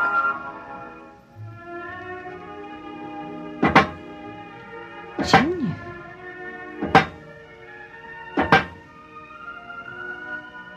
Hello, Lola. I thought I heard Duke come in. He came in. Where is he? Down in the cellar. What's he doing? Nothing. Did he say he'd be up soon? No. Maybe you better go down and get him. He's dead. Oh, no. No, he isn't dead. You said the woman loves the strongest and the smartest. Well, I'm stronger and smarter. But you aren't human. I'm almost human, Lola. No. No, stay away. Lola. Don't touch me. Those metal paws. No. I love you, Lola. No. No. I love no, you. No. No.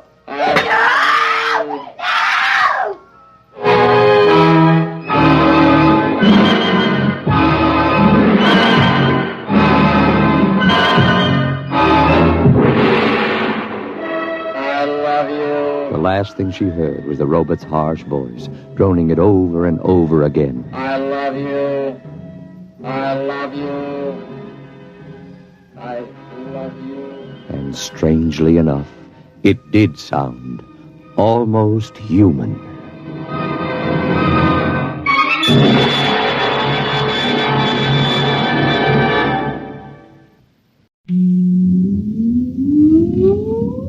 Countdown for blast off.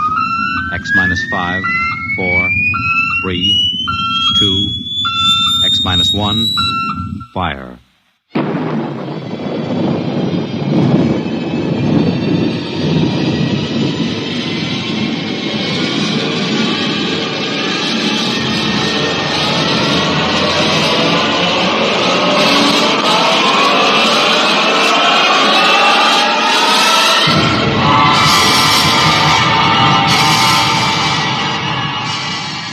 From the far horizons of the unknown come transcribed tales of new dimensions in time and space.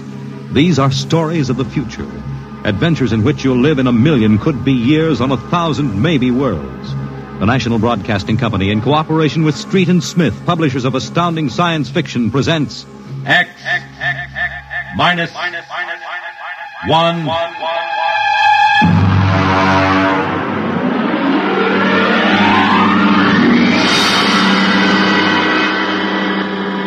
Tonight's story, Ray Bradbury's tale, The Veldt.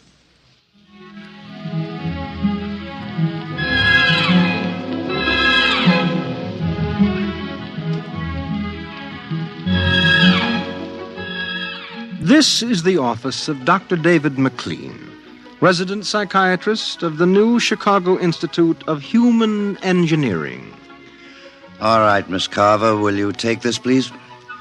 To Charles S. Haworth, senior psychiatrist, New Chicago Institute of Human Engineering. The following constitutes my report on the case of George and Lydia Abbott, which we discussed by telephone. Subject George relates onset of symptoms to the purchase of a $60,000 soundproofed Happy Life home. Under narcosynthesis during initial interviews, subject described the experience in the following manner. Miss Carver, would you play back the sonic record of the initial interview? We'd always wanted one, and then we could afford it, so... Go on, Mr. Abbott. Tell me about the home. The home. Well, it was supposed to do everything, the agent told us. And it did, I guess. It clothed us, fed us, and rocked us to sleep. Played and sang, and it was good to us. Very good, sure. Tell me about the nursery. The nursery. The nursery, ah. It was completely automatic? Completely automatic. There were crystalline walls that wavered from 2 to 3 dimensions. There were pseudo-textured floors that shifted from brick to dirt to waving grass. The nursery was the best, but then we wanted the best for the children. Doctor, I must be crazy. We have no children. What about Peter and Wendy? They're your children. Oh, no. We have no children, Doctor. We have no children. All right, Miss Carver. To continue. After 3 sessions, the subject was able to recall and accept the idea that he had 2 children. He described the first day. All right, Peter and Wendy. This is your nursery. What's so special about a nursery, Dad? Plenty. Just go in and see. Do we have to? You'll be surprised. Gee. Go ahead. I'm scared. I'm not. Hey, it's nice in here. It is? Come on in, Wendy. Boy, look at the pictures on the walls. They're real. They're almost real. You can change them any way you like, just by thinking about it. Go on in, dear. Well, all right, Mommy. Hey, Wendy, look what I can do with the pictures. That's the White Rabbit from Alice in Wonderland. Sure. I just thought about it, and there it was. Let me try. Peter, let me try. Well, go ahead. Just think. How about Wizard in Oz? I want to see Wizard in Oz. Well, dear, there we are. Oh, they like it, don't they? Why shouldn't they? All I have to do is think, and They've got whatever they want in 3 dimensions. Color, sound, and smell. Oh, it's nice that we can give them all the advantages. Sure. What else are we working for, huh? Well, what do you want to do this evening? Well, the Petersons asked us over for bridge, but if you... We don't have to worry about the kids. They'll be all right in the nursery. Come on, Lydia. We deserve a night out.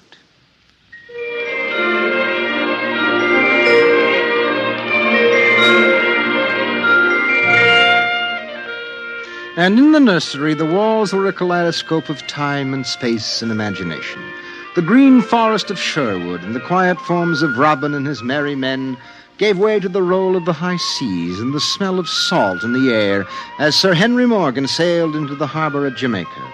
And behind the crystalline quartz walls, the vacuum tubes and grids and banks of metal image tape spun quietly and efficiently, erasing the line between illusion and reality.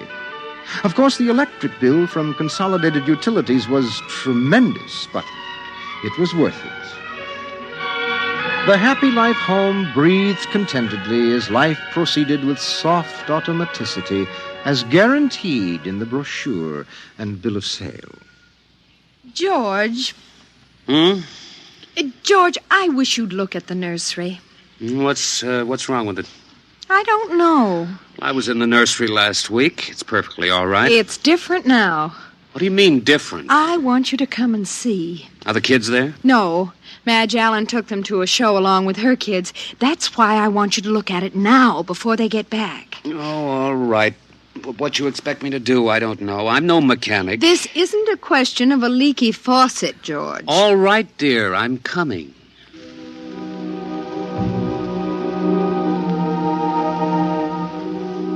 The nursery light flicked on as they came down the hall. The relays clicked and the tubes warmed and chemical odor banks and pipes bubbled into life as they paused before the closed door. Go ahead, George. Open it.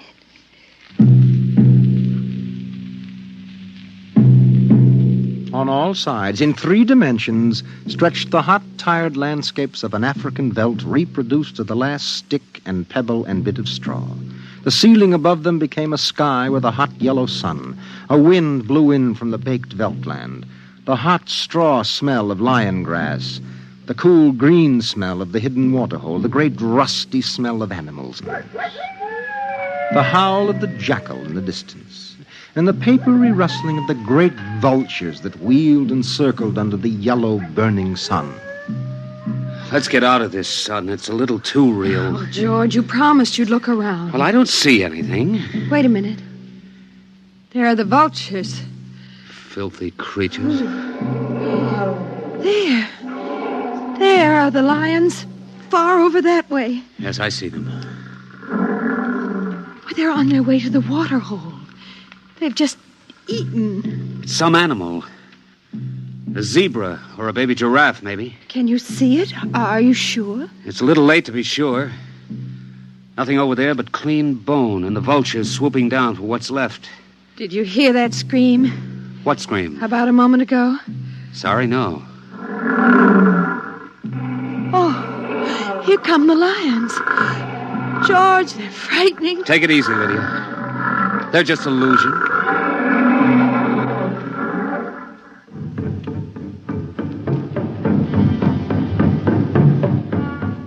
The lions were 15 feet away. So real, so startlingly real, you could feel the prickling fur on your hand, and your mouth was stuffed with the dusty upholstery smell of their heated pelts. And the yellow of them was in your eyes like the yellow of an exquisite tapestry. The yellows of lions and summer grass, and the sound of the matted lion lungs exhaling on the silent noontide, and the smell of meat from the panting, dripping mouth.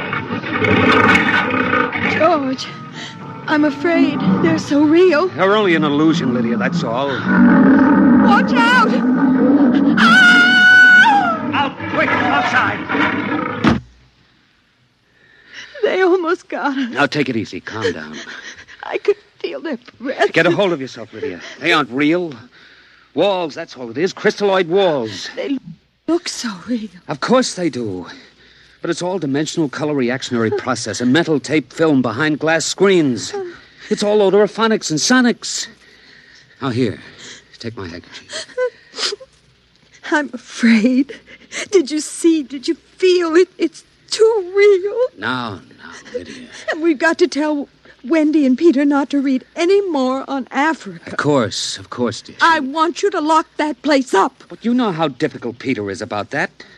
I punished him last week by locking the nursery for an afternoon, and he threw a tantrum. And Wendy, too. Well, they live for the nursery. It's got to be locked. That's all there is to it. You've been working too hard, Lydia. You need a rest. I don't know. Maybe I don't have enough to do. I have too much time to think. All I do is set the menu selector dials at the beginning of the week. But that's the whole idea. The house is automatic. I know, but couldn't we turn it off for about a week and take a vacation? You mean you want to fry eggs for me? And darn socks. I feel like I don't belong here. The house is wife and mother and maid. How can I compete with the African Veldts? George, those lions can't get out of there, can they? Of course not, dear. Now, don't think about it anymore.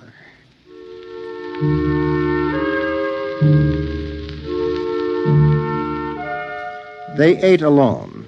He sat idly watching the dining room table produce warm dishes of food from its mechanical interior. You forgot the ketchup. That's better. It wouldn't hurt to lock the children out of the nursery for a while. It was clear that they had been spending too much time in Africa.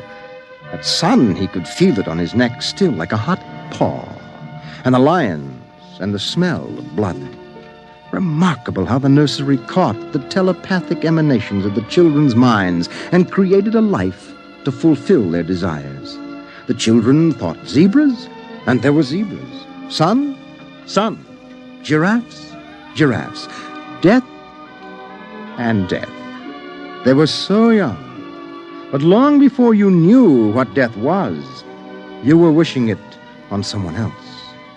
But this, the long, hot African Veldt, the awful death in the jaws of a lion, and repeated again and again and again. The children came home dutifully at 8:30. Hi, Mom. Hi, Pop. Hello, darlings. Do you want something to eat, dear? We're just having dessert. We're full of strawberry ice cream. And hot dogs. We'll just sit and watch. Sure. Peter, tell us about the nursery. The nursery? All about Africa and everything. I don't understand. Well, your mother and I were just traveling through Africa with rod and reel. There's no Africa in the nursery. Oh, come now, Peter. We know better. I don't remember any Africa. Do you, Wen? Go run and see, huh? Sure. I'll be right back. Wendy, come back here. Wendy! Oh, she'll be right back, Pop. She doesn't have to. I've seen it. Come on. Sure, Pop. But Wendy'll tell us. Open the door. See, Daddy? It's not Africa. It's Florida. Like in Bambi. There go the deer. See? It isn't Africa. I see it isn't. Go to bed. But it isn't 9 o'clock. You heard me. Go to bed. Okay. Good night, Mom. Good night, Pop. Good night. Good night, dear. I'll be right in. Wait a minute, Lydia.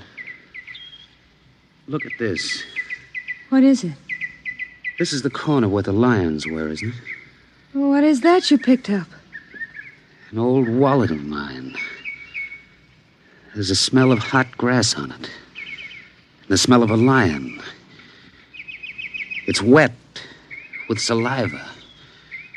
And it's been chewed. George, those smears of blood. Come on out. Now let's go to bed.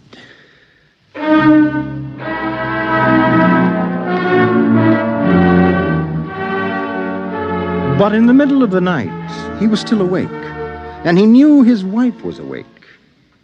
George, how did your wallet get in the nursery? I don't know.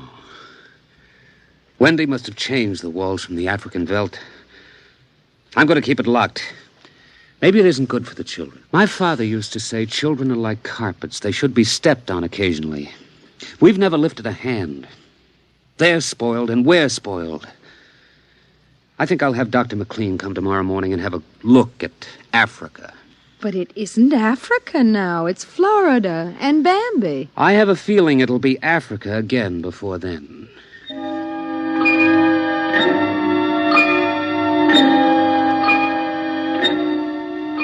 Although their automatic somno beds tried very hard, the two adults could not be rocked to sleep for another hour. A smell of cats was in the night air. And in the morning, the stove cooked French toast, and the dining room table poured the syrup and melted butter. Pop, Yes? you aren't going to lock up the nursery for good, are you? That all depends. On what? On you and your sister. We feel you should have some variety, dear. I wouldn't want the nursery locked up ever.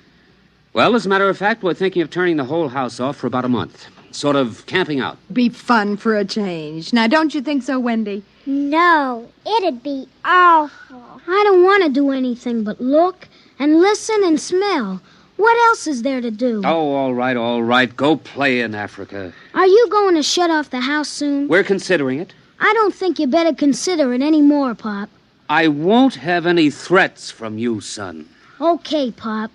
Come on, Wendy. Let's get back.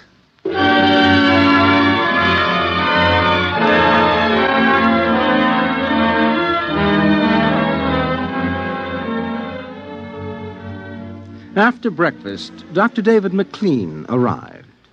Oh, I saw the nursery last year, George. It looked all right to me. You didn't notice anything unusual? No. The pattern showed the usual violence, a tendency towards slight paranoia. All children feel persecuted by their parents. It's perfectly normal. There it is. Suppose we take a look at it now.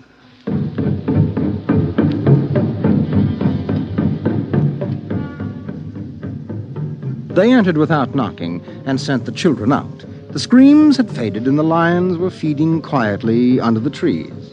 I wish I could see what they're eating. How long has this been going on? A little over a month. It certainly doesn't feel good. I don't want feelings. I want facts.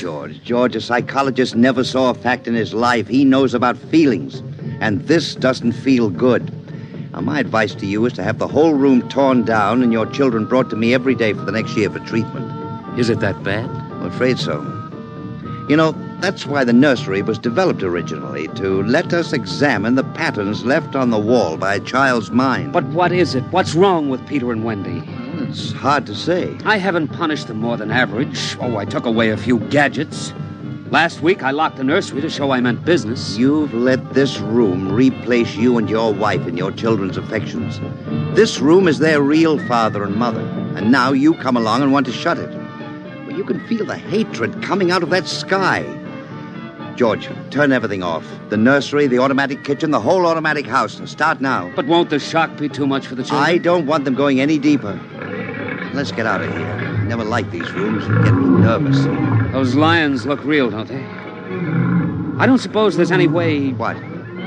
That they could become real. Not that I know. Some flaw in the machinery, tampering? No. I don't imagine the room will like being turned off. Nothing ever likes to die, even a room. I wonder if it hates me for turning it off. Paranoia is thick today. Well, hello. Is this your scarf? It's stained. Brown. Blood. That's Lydia's. Come on, the main fuse box is out here. Right, go ahead. Pull the switch.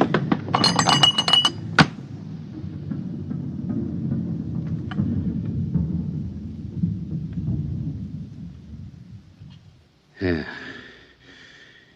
It's off.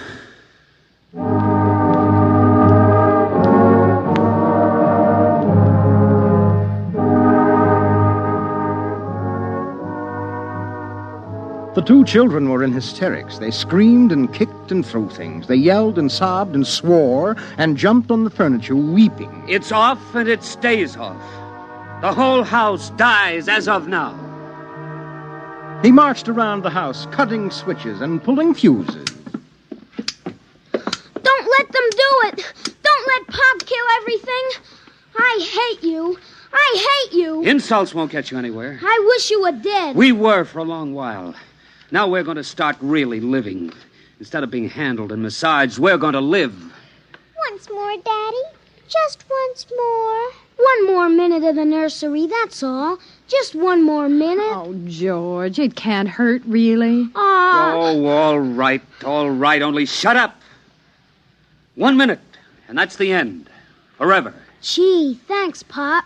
Thanks. And then we're going on a vacation. Dr. McLean is coming in half an hour to help us out. Lydia, turn on the nursery for just a minute. Oh, boy. Come on, Wendy. Come on. Thanks, Daddy. Thanks a lot. Just 1 minute, remember? Now, where'd I put those suitcases? Lydia! Don't shout, George. I'm right here. Did you leave them alone in the nursery? Well, I've got to get ready, George. Well, I guess we'd better get them out of there before they get involved with those beasts again. Pop! Pop, come here! Daddy! Mommy! Come on, quick. Wendy! Peter! What's the matter? Hurry up. Open the nursery. Wendy! Peter! They aren't anywhere. Wendy? Peter? Peter! The door. Open the door. They've locked it from the outside. Peter! Peter! Wendy! Peter! Open the door, dear! Let us out, Peter! Open the door! It's time to go! Open the door! George! The lions! Peter, do you hear me? Open this door! They're all around us, George! Son! Son, do you hear me? Let us out! Son! George! Look out! The lions! They're coming!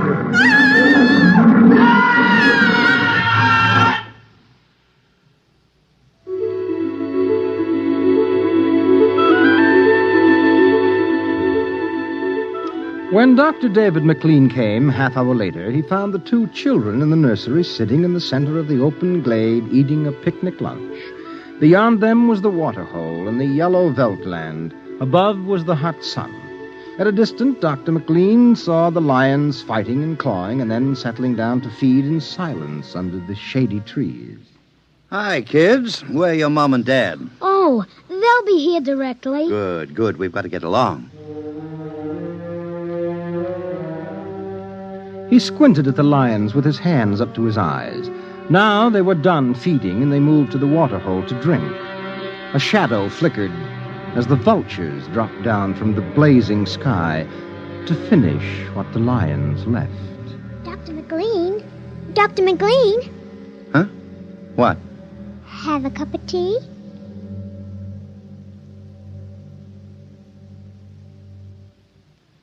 Which concludes my report to date. There were no lions, of course. Not in a physical sense. Lydia and George were devoured, however, almost as surely as if there had been lions. Their personalities were devoured by the mechanistic marvels which had usurped their role as parents. All four members of the family are under intensive therapy now and are doing as well as can be expected. Send that by telerope, Miss Carver. Oh, and would you ask George Abbott to step inside? I'm ready for him now.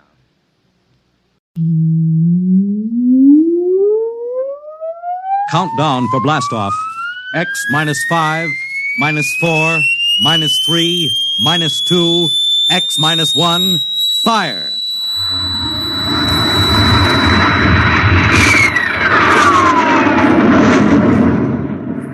From the far horizons of the unknown come tales of new dimensions in time and space.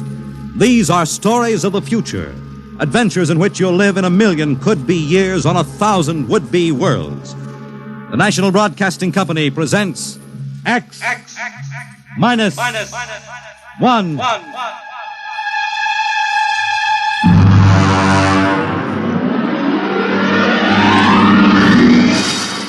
Tonight's story: The Man in the Moon.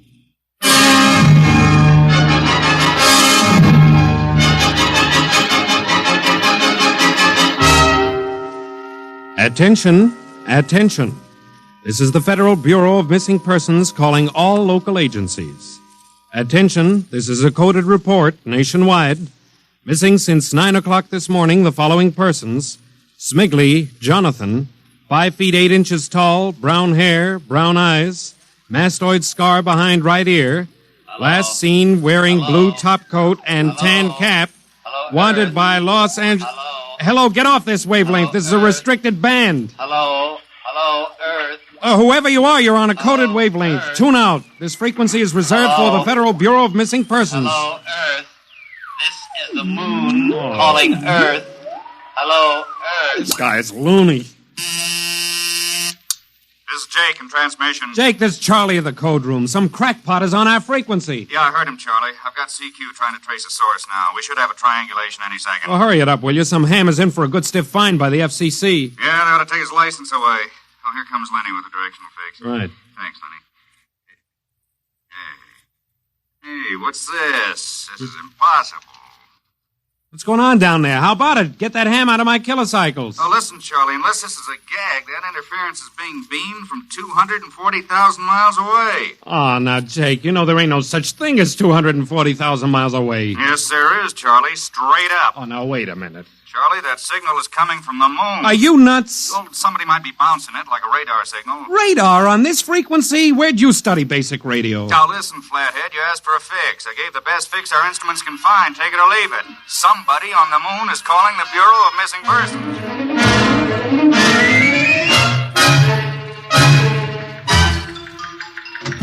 Mr. Timken!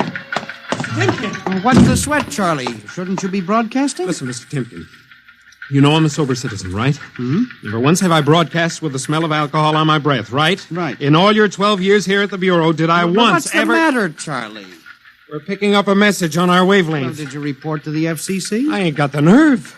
Well, what's wrong? You'll scream when you hear this, Mr. Timken. You'll jump right out the window, but... We are getting an SOS from the moon.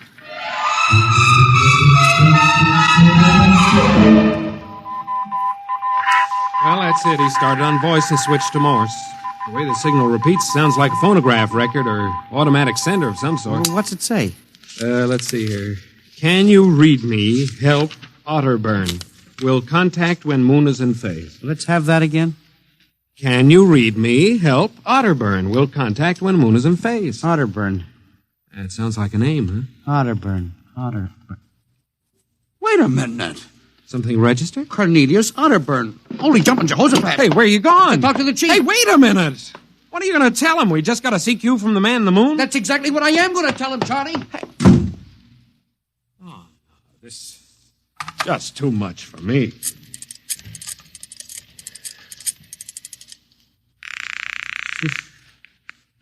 Washington Star-Ledger. Let me have O'Brien on city desk. A moment. O'Brien? Seamus, Yeah? Charlie Starbuck down at the Missing Persons Bureau. You want a hot one? No kidding. This'll cost you a beer, okay? All right, shoot, Noodle Brain. I'll stay on your wavelength for 30 seconds. Okay. We just got a radio message from the moon. Yep. What? From the moon. Call me back when you're sober. Okay, Seamus, if you don't know a story when you see one, I'll send you the name of a good psychiatrist. So long, Orson Welles. How do you like that? You don't believe me.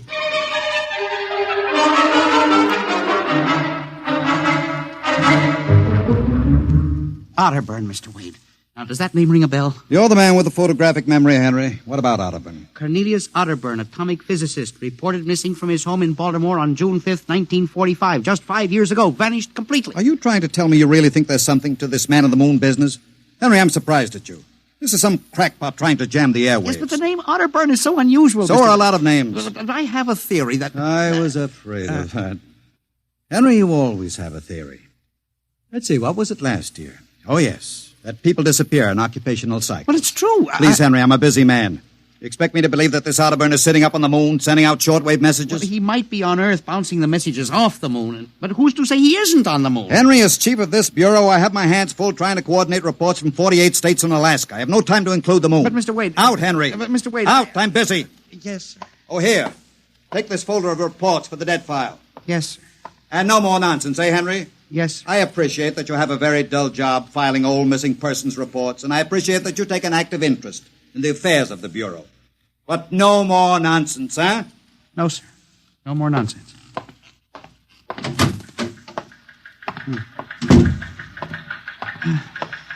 Pardon me. Hmm? You are Mr. Henry Timken. That's my name. Permit me, Jefferson Philo, scientific feature writer. Oh, how do you do? Oh, are you a newspaper man? Not exactly. I write as a hobby. Occasionally the papers give me leads on an assignment. If I may have a moment of your time. Certainly. Just sit down at my desk over here. Thank you. My, that's quite a stack of papers. Filing. I'm the records custodian of the Bureau. 12 years and never misplaced a record. Magnificent. I admire the precise mind, Mr. Timken. Of course. Now, Mr. Timken, Mr. O'Brien, the editor of the Star Ledger, said I might drop by and investigate a rumor. Only a rumor, mind you, that a message from the, moon? Well, we aren't certain it's from the moon. It may be a bounce. They have bounced radar waves off the moon, you know. Yes, I know. I wrote the first newspaper article on it. Really? I'd be interested to read it. I must have a copy in my briefcase. Well, don't bother. Oh, but I insist. Oh, yes. There you are. I'll leave it on your desk. Oh, thank you very much. Now, about this message from the moon, Mr. Timken. Well, now, we don't know for sure, as I said. But I believe that this message, wherever it originates, is from Cornelius Otterburn. The physicist? Oh, do you know him? I once wrote an article on his contribution to nuclear mechanics. A brilliant man, Otterburn. Years ahead of his contemporaries. Well, whoever is sending those signals, if he isn't on the moon, is at least using the moon as a sounding board, bouncing the signal. But why, Mr. Timken? Why? Well, if you will come here tomorrow night at 8, Mr. Philo, we may learn the answer to that question. I've arranged with Charlie, our radio man, to let me use the equipment. May I consider this an invitation? You certainly may. Very well, sir. Until tomorrow night, then. Goodbye, Mr. Philo. Let's see now. Aiken, Abelard, Abramson, Rono, Atch. Well, that's funny. Now, where did this list of names come from? Paul Ahrens, astromathematician. Robert Simons, electronic engineer. Carl Parker, mining specialist. Well, this must have gotten mixed up with the papers on my desk by accident. Peculiar list of names.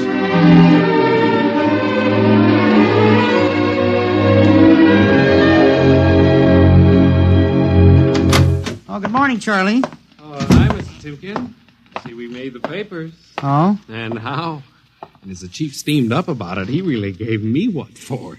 What did the paper say? Oh, mostly ha-ha. Here's the Herald. Listen. Man on the moon contacts Missing Persons Bureau. Missing atomic scientists sitting on the moon, say Bureau experts, etc., etc. What a panning. Well, no wonder Mr. Wade is hopping. Say, about tonight, Mr. Timken, I don't know. Now, you promised you'd give me a key to the radio room. Yeah, but I didn't expect well, this. I'll take full responsibility with Mr. Wade. At the time for the morning broadcast. We got quite a list today. Well, mind if I listen a while? We may hear Otterburn. Well, I ain't self-conscious. Just stick around. Yes. Attention. Attention. This is the Federal Missing Persons Bureau calling all local agencies. Nationwide. This is a coded broadcast. The following persons are missing. Ahrens, Dr. Paul, 5'5", brown hair, brown eyes, scar on left side of chin, thick glasses. Ahrens. Occupation, astromathematician. Missing since 6 o'clock this morning. Being sought by Bel Air police. Charlie. Repeat. Dr. Paul Charlie, Ahrens. shut it off a second. Hold it. Delay 1 minute. Listen, Mr. Timken, it's okay to stay, but you can't interrupt this. This is important. Did you say Dr. Ahrens was reported missing this morning? 6 a.m. We got the report from Bel Air less than an hour ago. Are you certain, Charlie? Positive. What is this? Charlie, what's the next name on the list? Let's see. Simons, Robert, engineer. What? Came in less than 20 minutes ago. 20? Hey, what's the matter with you? You look like you've seen a ghost. It's nothing, Charlie, except that last night, quite by accident, someone left a list of names on my desk. And that list included the names of those 2 men who were reported missing within the last hour. What? Oh, that don't sound right to me. Well, it isn't right, Charlie. It leaves a big question to be answered. Who would make up a list of missing persons before they were missing, not after?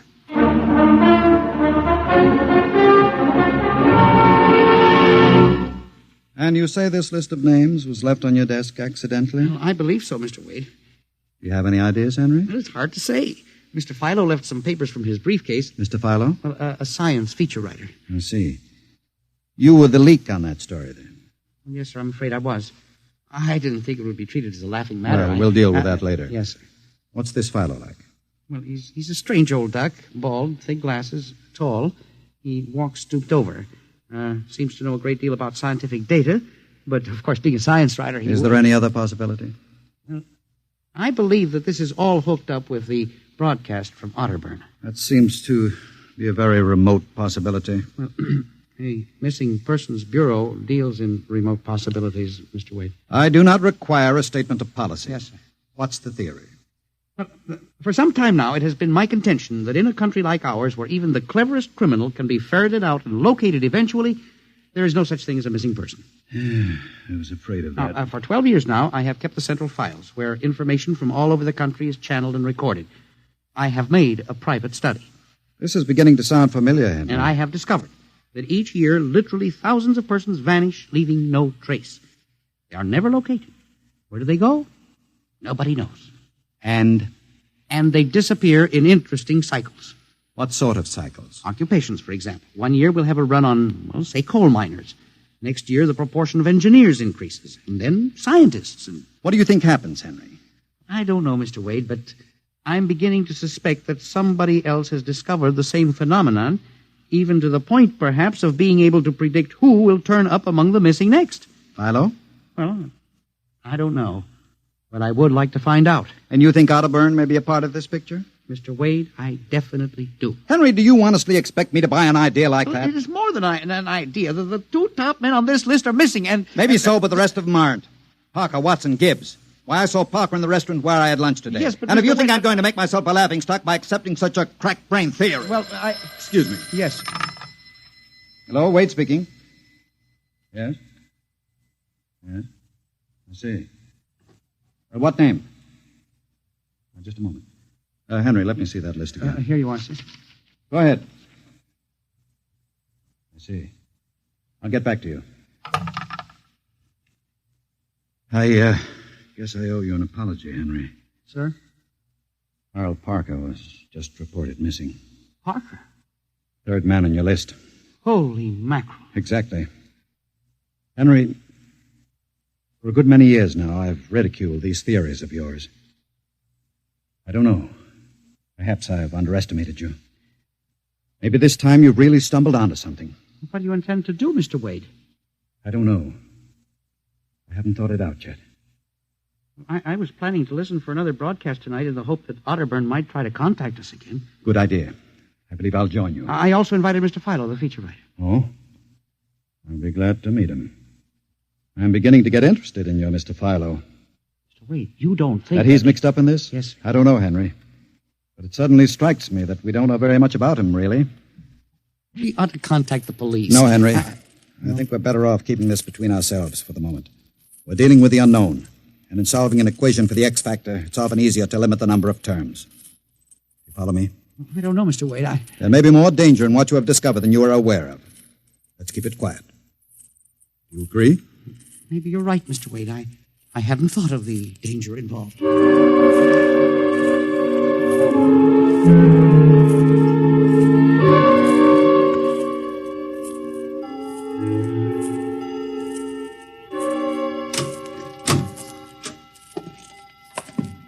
8 o'clock. Mr. Philo was late. Well, he said he'd be here. He strikes me as a man who keeps appointments. Look out the window. Yes. The moon is almost in direct phase. We can't wait much longer. Well, it's a perfectly clear night for transmission. If anybody's sending, we ought to pick it up with this equipment. You'd better switch on the set. Yes. I never realized how eerie this office could be when it was empty. I left a light in the hall for Mr. Philo when he comes. Are you getting anything? Just some foreign stuff, I think. And that concludes the British portion of tonight's programming from Johannesburg, South Africa. We continue in April. That's a peculiar transmission sound. Earth. Now, that sounds like something. See if I can work the selector. The moon is in phase. Yes. Hello, Earth. Can you hear me? I'll try to return. Hello? Hello? Hello, Earth. Hello, do you hear me? Oh, I get you now. Thank God. Who are you? Can you hear me? Who are you? This is Professor Cornelius Otterburn. Hello? Go on, I hear you. Not much time. They're on to me. They've located my sending point. Do you hear me? Go ahead, keep talking. I've only enough oxygen for a few minutes more. Well, where are you? I'm on the Earth side of the moon. You get that? The Earth side of the moon. a volcanic crater. Good. Start that recorder, Mr. Wade. Go on. Explain, please. Explain, Now please. listen closely. There is an Earth colony on the moon. There is an Earth colony on the far side of the moon, made up of renegade scientists and criminals. Professor Ernst Halsman. He died in an insane asylum in 1938. Professor Ernst Halsman discovered nuclear rocket power in 1935. Turned his plans over to escaped inmates of the asylum. They took off and set up a colony on the far side of the moon in 1938. Go ahead. We're recording you. Each year, they recruit new colonists from Earth. Slave labor, mostly. I was kidnapped in 1945. Yes, I know. Keep talking. They wanted me to work on atomic drive for their flying disc. Hello? Still getting you. Go on. Last month, 6 others and I escaped. Speak louder. You got to stop them. Stop them. Stop who? The moon colony. Planning to take over the Earth. Invasion. Oh. Hang on. No oxygen. Hard to breathe. Listen. They have agents on Earth. You hear me? Agents on Earth? Well, where? Who? Hello? Agents in... Henry, look out. Someone at the window. Get down. Henry, are you all right? I think so. His shot smashed the transmitter. And the lights. Strike a match. Careful. It was close. I got a look at him. From the description, it was your Mr. Philo. We got a recording anyway, but not the most important part of the message. Poor Otterburn, suffocating to death. Henry, we've got to get you out of here.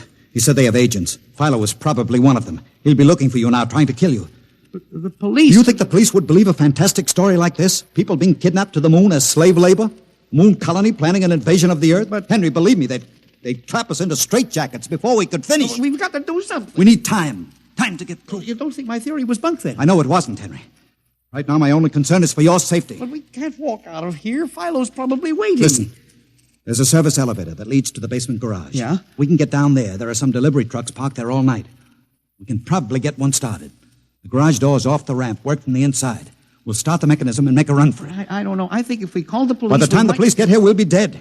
You think Philo will wait outside all night? Come on. That's an order. Okay. But what about the recording of Otterburn's notes? We'll leave that here in the safe in my office. They'll never get into that. Let's go. You buzz the elevator while I hide the recording.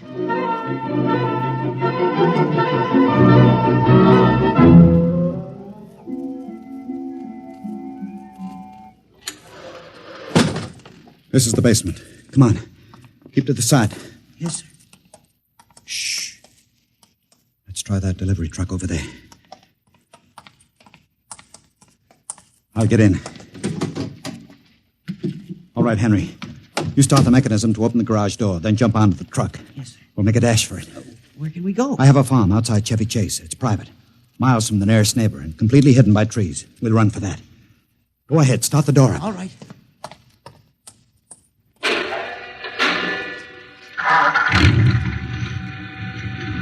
Quick. Jump in. Let it go, Henry. Cross your fingers.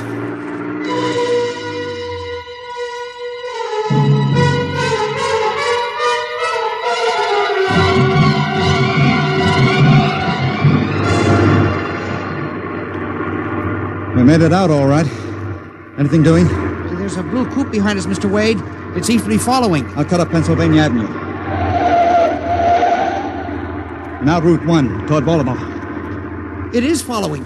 He turned with us. Can you go faster? Not much faster. Oh, he's gaining on us. I've got an idea. Hang on, Henry. Yes.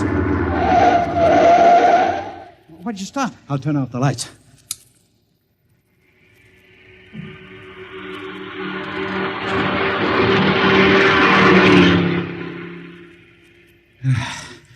It worked. He shot right past us. Now we'll double back and go out another route.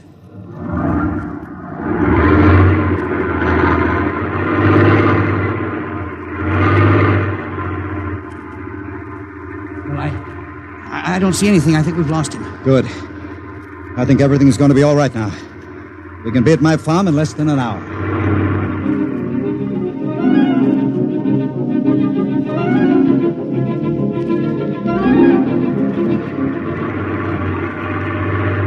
Not much longer now.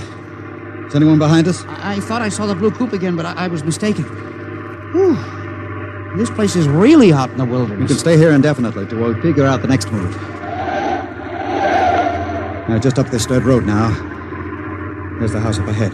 You're not going toward it. No, I have a better idea. There's a big abandoned wheat silo on my grounds. It's down a hollow where it can't be seen except from the air. And even then, the oak trees shield it. We'll hide you out there. Now, we leave the truck here. It'll never be seen. Come on. Yes. How did you ever find this place, Mr. Wade? I've always liked seclusion. I bought it about 12 years ago. Come up here in the summertime to get away from it all. There's the silo. Certainly well hidden. There's a small door around the side. Come on. Be careful of those bushes. Yes. It's hard to see them in the dark. Do you suppose Philo will find us? I assure you, Henry, Mr. Fowler will never find us here. Not in a million years. Here's the door.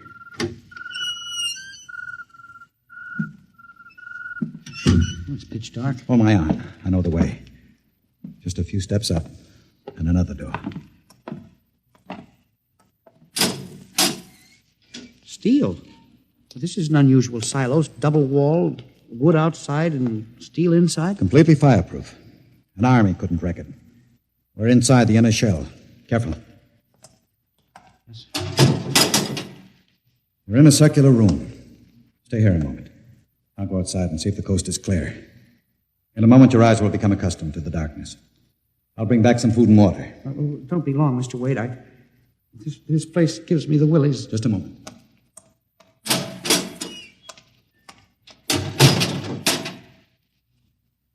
Mr. Wade. I swear I hear something. Mr. Wade. What's that? There is something. Good Lord. There's someone in here. It's locked. Oh, no. Mr. Wade! Mr. Wade, let me out! I'm not alone in here! Mr. Wade! This must be a light switch. Thank God. Oh, no. People. 10, 15, 20. Mr. Wade, help! Help! It will do you no good to shout, Henry. Mr. Wade, where are you? Outside. Speaking over the intercom. Mr. Wade, there are people in here. 15 or 20 of them. They're sitting like statues, just staring at me. They won't hurt you, Henry. What? They've all been drugged. They're even more helpless than you. But who are they? Permit me to introduce them, Henry, since they're currently unable to introduce themselves. The gentleman seated before you, the one with the scar, is Dr. Paul Ahrens, the astromathematician. Next to him is Mr. Robert Simons, electronic engineer. Names on the list. Yes, you're familiar with the rest. They've all been, shall we say, recruited for work with Professor Halsman's group on the moon. Moon? Then you're one of them. Of course. Oh, yes. There's one whose name was not on our list. If you'll turn around, Henry, you'll recognize the drugged form of your old friend, Mr. Philo. Philo? But I thought... That he was part of the conspiracy? No. On the contrary. His snooping made it necessary for us to include Please put the man in the window, the one who fired the shot. an agent of mine, the pilot of this ship.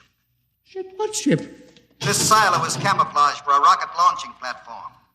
In a moment, the roof will slide back for the rocket's takeoff. A rocket ship? In exactly 70 hours, you and your companions will join Professor Otterburn on the moon. But you can't do this to me! We have done it, Henry. No! You see, there was another name omitted in that list, which I carelessly mixed up with your papers. That of Henry Timken. No! Bon voyage. I won't let you do this! You can't! Please let me out! Let me out, please! This can't happen! Let me out! Let me out!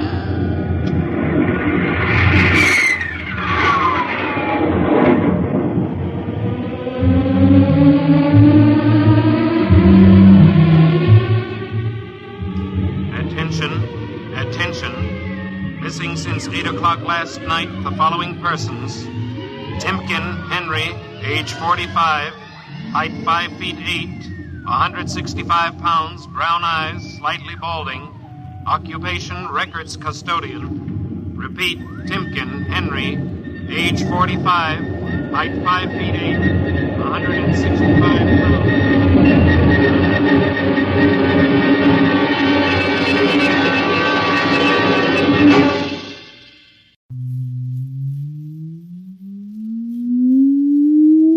Countdown for blastoff.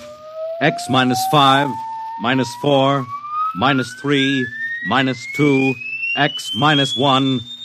Fire!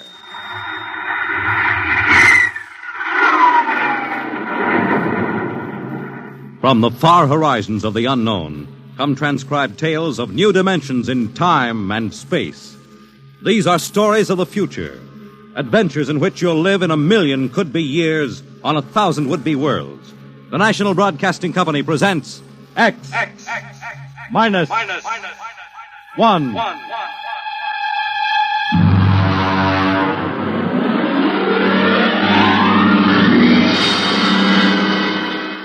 Tonight, the science fiction classic Knock by Frederick Brown.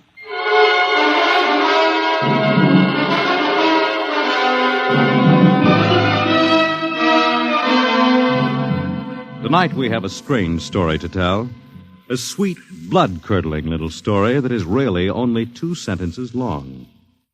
The last man on earth sat alone in a room. There was a knock at the door.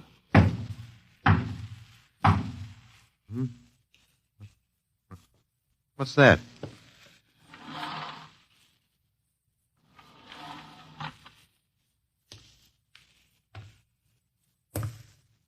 Good morning, man. What? Who are you? You have regained consciousness. Who are you? I am Zan. I'm still asleep, I must be. You are not asleep. Maybe if I close my eyes, it'll go away. I will not go away, man. Oh, I guess I'm awake. What are you? I am a Zan. What's that? A Zan is intelligent life. Look, I don't... What happened? Where are you from? From Planet 7 in the 3rd galaxy in the 4th quadrant. Where? It is not necessary to repeat information which is correct in the original statement. Planet 7, but...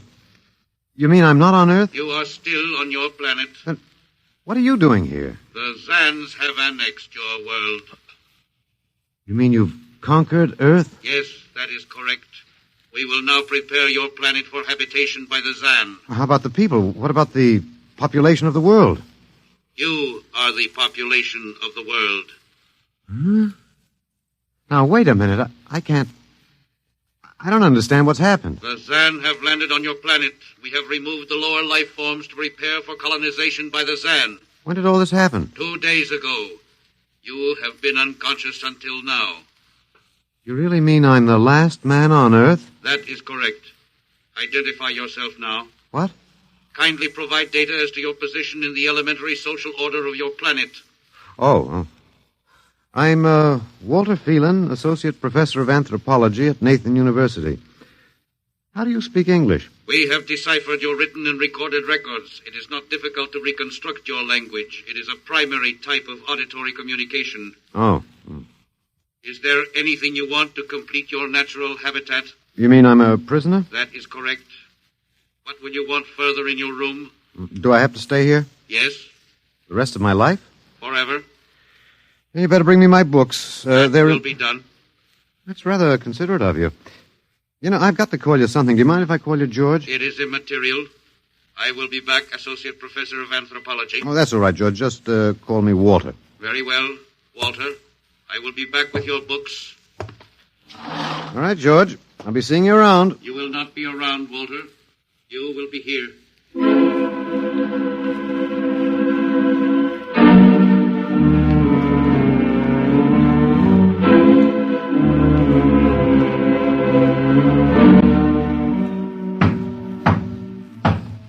Come in.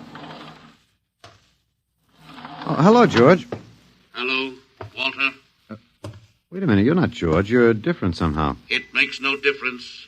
The Zan are many, and they are one. Then I'll call you George, too. I'll call you old George. What can I do for you? Point 1. You will please henceforth sit with your chair facing the other way. Uh-huh. I thought so, George. That plain wall is different from on the other side, isn't it? That is correct. It is transparent. Yeah, that's what I thought. I'm in a zoo, right? That is correct. How many other animals do you have in the zoo, George? 216. Not complete, George. Even a Bush League zoo could beat that. Did you just pick at random? Yes. All species would have been too many. Male and female, each of 108 kinds. Male and female, huh? Of all the animals? There is a female of your species among the collection. Anyone I know? Well, never mind. It doesn't matter anyway. Well, what do you feed us all, eh? For carnivorous species, we make synthetics. The flora was not hurt by the vibrations which destroyed animal life. Oh, nice for the flora. Well, George, you started out with point 1. I deduce there is a point 2 kicking around somewhere. What is it? Something we do not understand. Oh? 2 of the other animals sleep and do not wake. They are cold. Don't worry, George. It happens in the best regulated zoos. What is wrong with them, Walter? Nothing much. They're just dead. Dead? Mm-hmm. That means stopped. But nothing stopped them. Each was alone. Well, maybe they just died of old age. Old age? I do not understand. You don't? Well, how old are you, George? Your planet went around the sun about 7,000 times since I was born. 7,000 years? Yes, I am still young. Yeah, a babe in arms. Look, George, you've got something to learn about this planet you've hijacked. Here on Earth, we've got somebody you don't know where you come from. An old man with a beard and an hourglass and a scythe. Your vibrations didn't kill him. What is he? Oh, old man Death.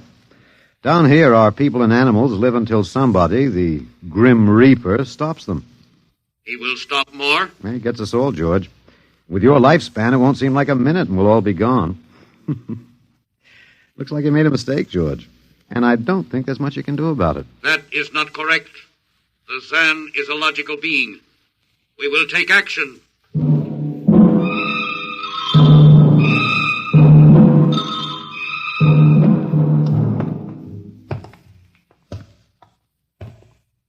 Well, George, where are you taking me? We will be there shortly.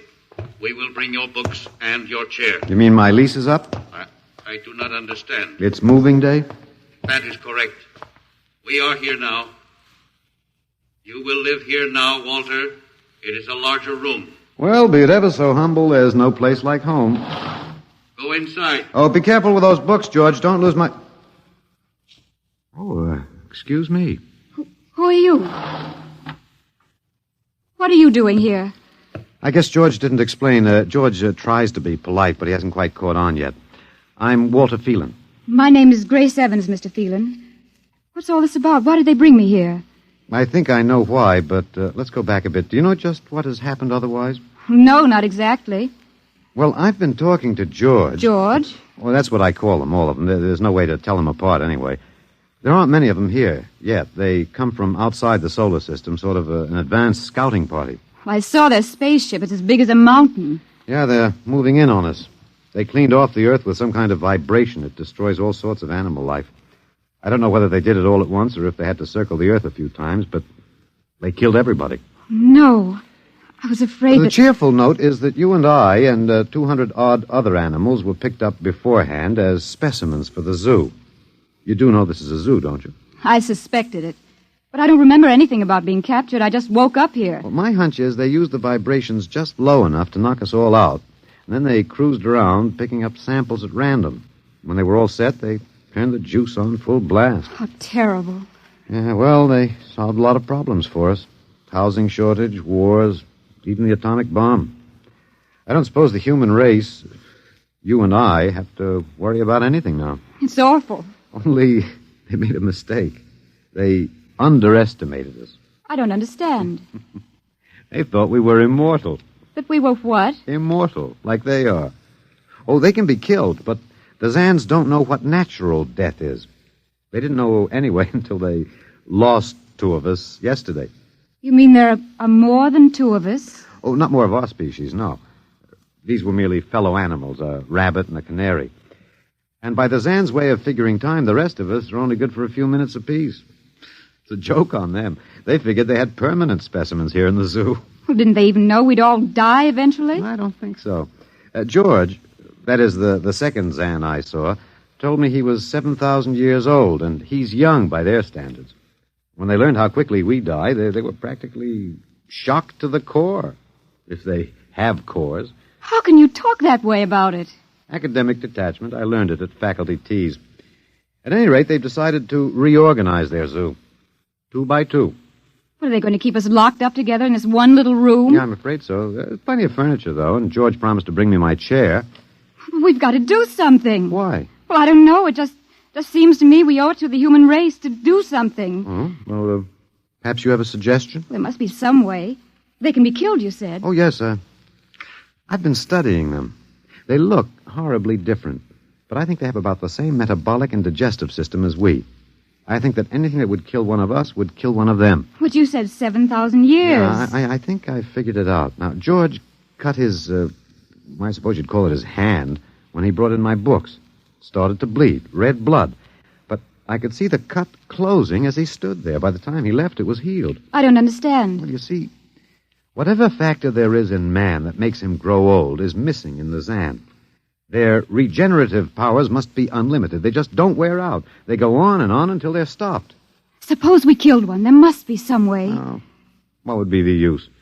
They wouldn't even punish us. They'd just give us our food through a trapdoor and put up a sign saying, "Beware of the man. Dangerous." I don't think they'll even have to bother in your case. I don't see anything funny. I'm sorry. It just reminds me of Martha. Martha? My wife. She died 2 years ago. I'm sorry. Well, not at all. It was a pleasure. That'll be George with my books. Come in. Hello, George. Hello, Walter. Point 1, I have brought your books. Point 1, eh? What else is on your mind? Another creature sleeps and will not wake. Oh? A small feathered one called a duck. Well, it happens, George. I warned you. Old Man Death, the Grim Reaper. I told you about him. Walter, the Council of Zan has met. It has been decided logically that A, no life form can withstand the full strength vibrations with which we cleared your planet. Therefore, the Grim Reaper you spoke of does not exist. Pretty neat, George. What's B? B, the only intelligent life to escape the vibrations is you. Therefore, the logical conclusion is you are stopping these animals by some means unknown to us.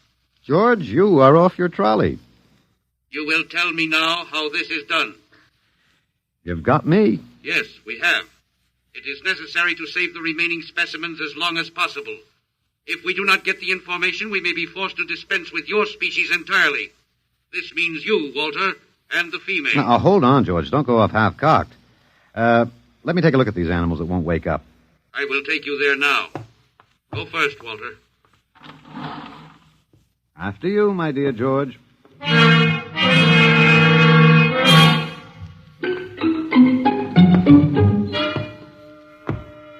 This is the weasel. Now, you should have got him in the winter, George. The fur's worth more then. It's ermine. This is the reptile cage. Mm-hmm. Here are the ducks. That is the male. The female has been stopped. Yeah, lucky girl. What's the matter, fellow? Lonely? Walter, you will tell me how you stopped the female duck. Oh, you got me, George. I didn't do it. Maybe she died of the Dutch elm blight. Walter, you are not being logical. We have concluded you are stopping these animals. Tell us now how it is done. I've told you, George. I haven't the foggiest notion. Very well. We will have to take further action. Oh, what are you going to do, George? We will go back now to your room.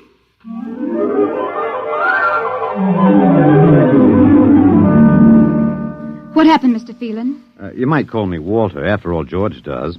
And we have more in common. Please, what happened? Oh, just a duck, a dead duck. George thinks I killed her by remote control. He wants me to tell him how. Did you? Look, I'm just an ordinary anthropologist. There's no telling what those animals died of, just natural causes. But George can't see it that way. He thinks I'm holding out on him. Good. What? At least we can get back at them some way. At least we can do something to them. Well, why? After all, George isn't a bad fellow, if you like an ant mentality. How can you say that?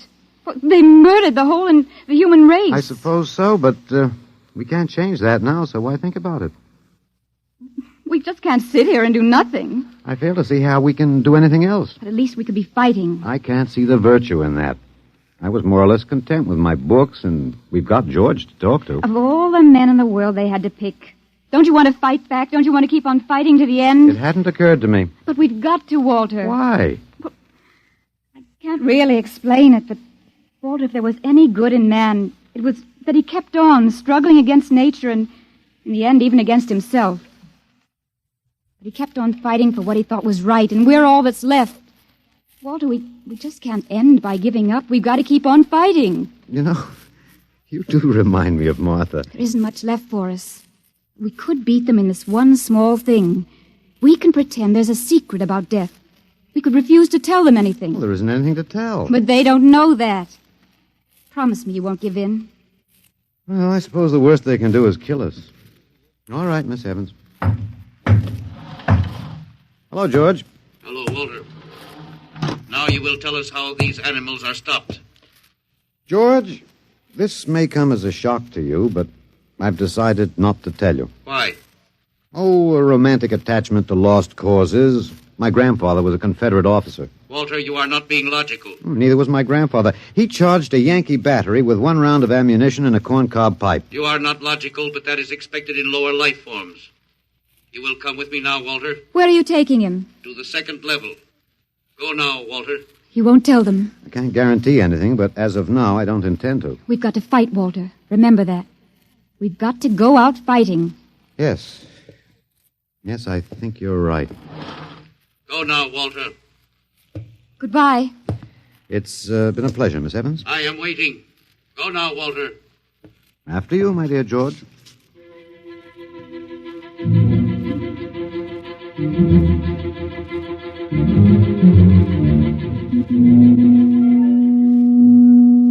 You will tell us now, Walter? That was the 1st level of vibration. There are many more. However, we have calculated that none of them exceed your threshold of unconsciousness. Oh, very clever, George. Of course. You will tell us now, how do you stop these animals? You will tell us now? As of now, no. However, I'm not very brave, if that encourages you, George. You are not being logical, Walter. You're telling me. We will now use vibration level 2.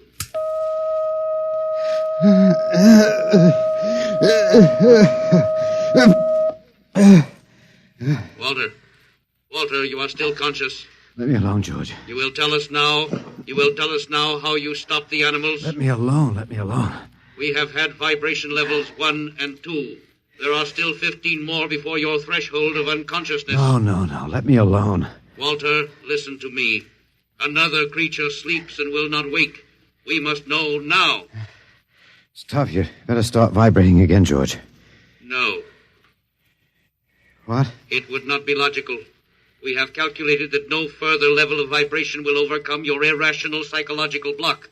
We conclude you will not tell. Let me go? That is correct.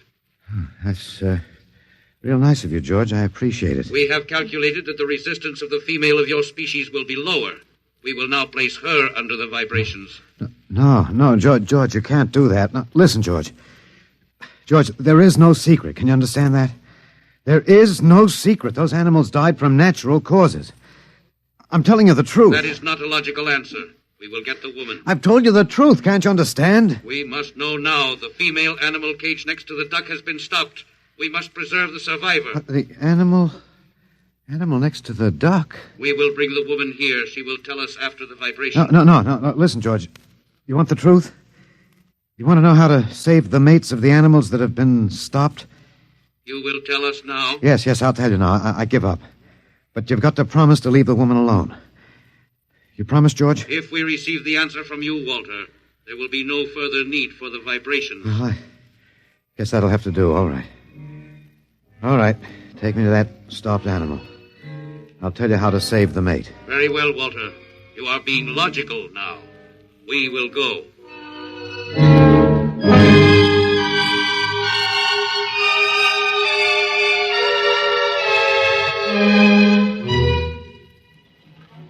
Walter, are you all right? Just let me catch my breath a minute. What did they do? What happened?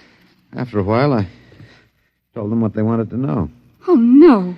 As George pointed out, it seemed to be the logical thing at the time. But you promised. I know. It was our last chance to beat them on even one little thing. Perhaps. You mind if I sit down? You gave up. I suppose you could call it that. I'm very tired. They've beaten us completely, then. There isn't even anything we can do. The last of the human race, and we give up. We don't even die fighting. Oh, it isn't that bad. Something might turn up, Martha. What did you call me? Huh? No, I must have said Martha. Sorry, she was my wife. She died 2 years ago. What were you saying? Nothing. It doesn't matter. It's too late. It's too late for the whole human race. What now, George? The Council of the Zan has met. No? Something wrong, George? A Zan has been stopped. What? Zan is dead? That is correct. Well, you didn't believe me, George. But you can die. You can really die. You'll have to get used to that if you're going to stay here. The Council has decided. A, you have in some way stopped this Zan. B, you and the woman must be eliminated. Walter. No, you've got it wrong, George. The Council has decided. This time you will have the full vibration. This time? Walter, what did they do to you? Oh, they have a rather effective third degree.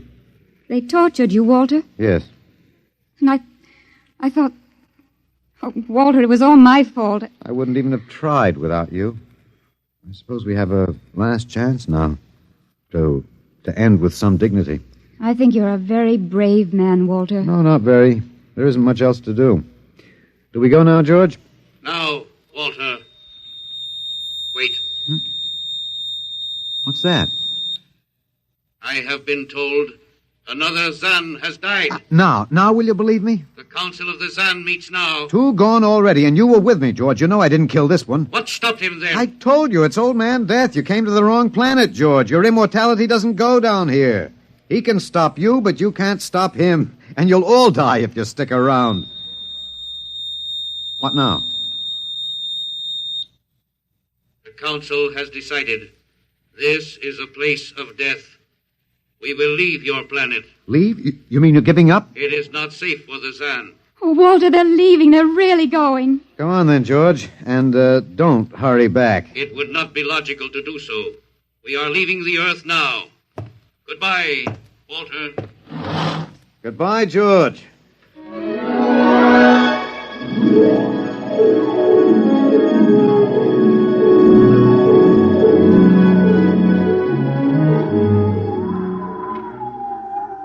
Well, they're all aboard now. So wonderful to feel the sun and the wind again. Yeah, they've closed the hatches. Walter, is it safe for us to be out here? Yes, they're not interested in us any longer. They only want to get away.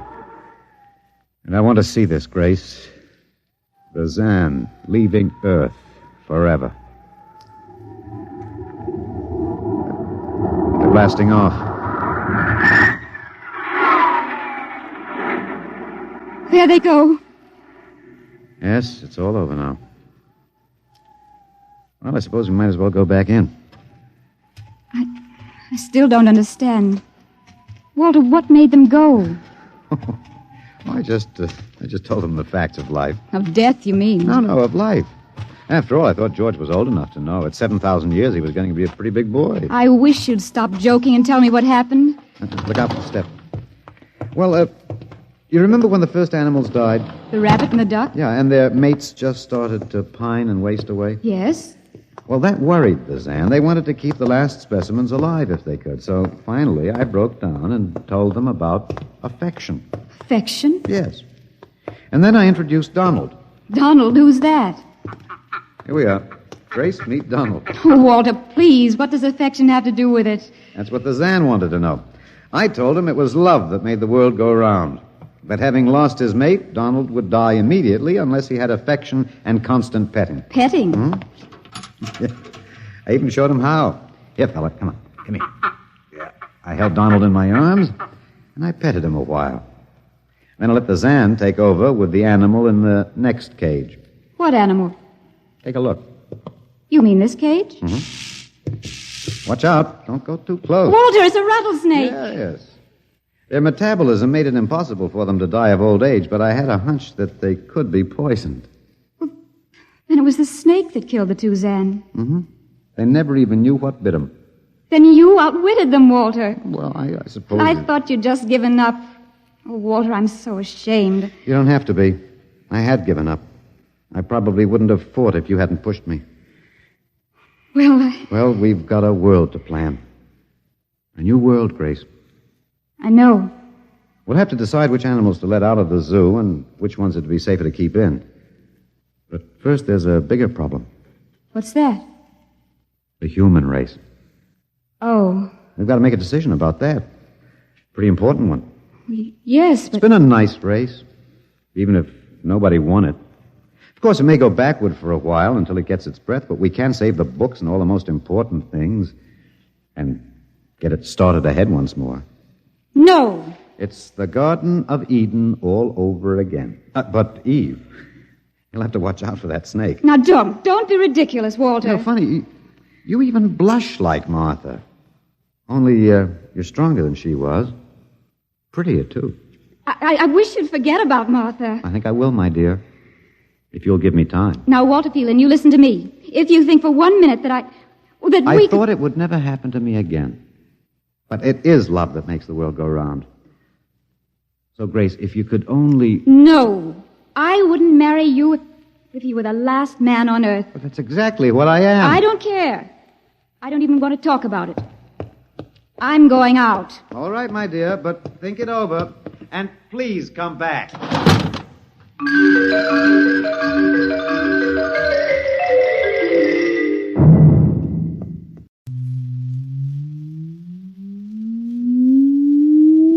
Countdown for blastoff. X minus 5, minus 4, minus 3, minus 2, X minus 1. Fire!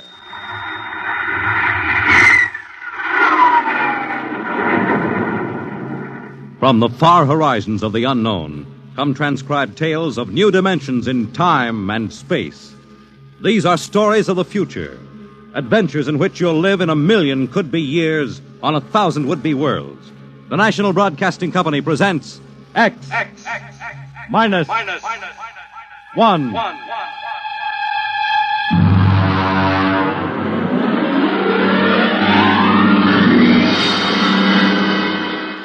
Tonight, Universe.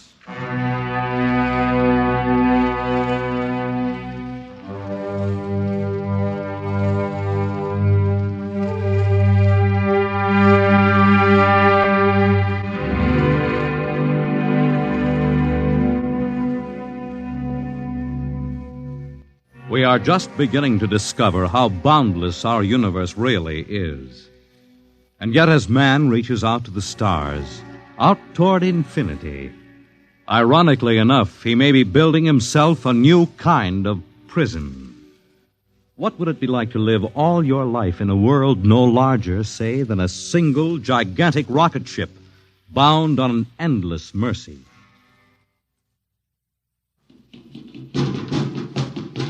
Hugh, look out! You all right? Yes, just missed me. What was it? A mutant with a slingshot, I think. Must have dashed down that passageway. Want to go after it? Oh, we'd never catch it, Alan. It's probably 12 decks above us by now. I didn't think they ever came down this far. Trolls usually get them before they reach this level. Well, they get more daring with each generation. This one looked like a female. Male or female, it might have killed us. I told you this trip was pure foolishness, climbing 24 deck levels to hear a crazy old man rave. All right, Alan, we're almost there now. Let me see, compartment X, 15, level 24. This is the place. This area smelled as if it hadn't been visited by a sanitation crew for generations. This part of the ship is almost deserted. Yes? Is this the compartment of John the Witness? Who are you? My name is Hugh Hoyland, cadet from Scientist Barracks. This is my friend Alan Mahoney. What do you want of John the Witness? Well, only to talk. Are you a believer in Jordan? Naturally. I have heard that there are those among the younger scientists who doubt the word of Jordan. To doubt is death. We're not heretics. Ah, enter.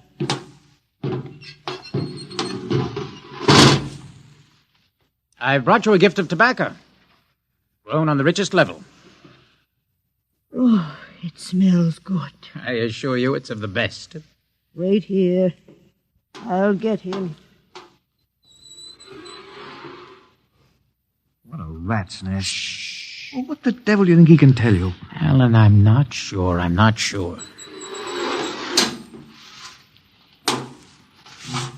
Well?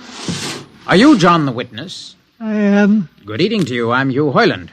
This is my friend Alan Mahoney. What brings a gentleman of the scientist class to my humble compartment? I've heard that you and your parents before you have been keepers of the legend of the ship. Since Jordan gave the word. I'm anxious to hear the word as Jordan spoke it. Why? Because our young scientists, well, among them there have been some who talk against the word.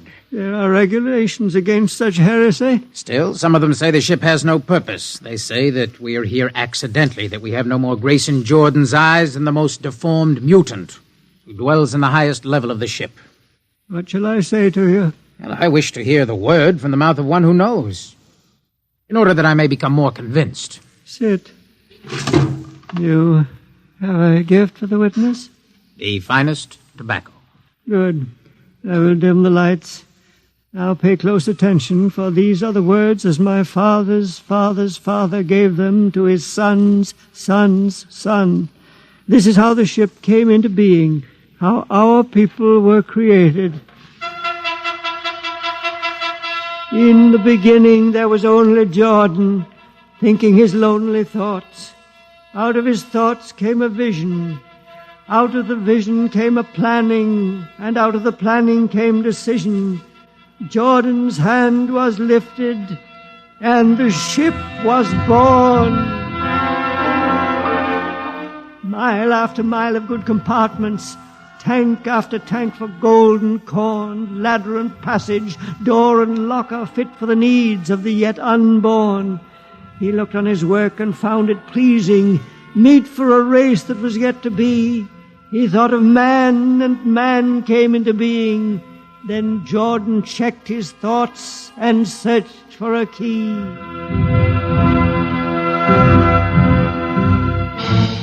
Man untamed would shame his maker.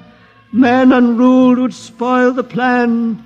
So Jordan made the regulations, and order came to the works of man. A crew he created to work at their stations, scientists to guide the plan. Over them all he created captain, made him judge of the race of man. Thus it was in the golden age. These are the true words? As my father's father taught them. But what of the strange beast-like people on the upper levels of the ship? Surely Jordan did not create them. Jordan is perfect. All below him lack perfection. You have heard of the legend of Huff? I have heard that he mutinied against Jordan. Darkness swallowed the ways of virtue. Sin prevailed upon the ship. And before wisdom prevailed and the bodies of Huff and his followers were fed into the converter, some of the rebels escaped and lived to father the mutants. They are tainted with the sins of their fathers. Witness, one more question. Speak.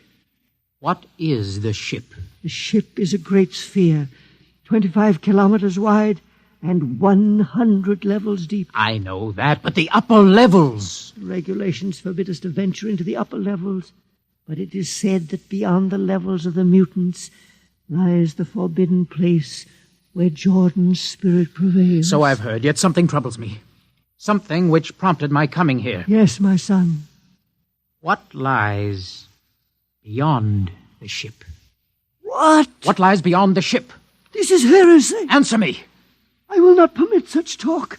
The ship is complete. The ship is universal. The ship is everywhere. The ship is endless. Your mutterings are those of a frightened old man. They answer nothing. You question the word? I think you lie. Hear me, Mr. Hoyland. For what you have already said, I can have your body fed into the converter.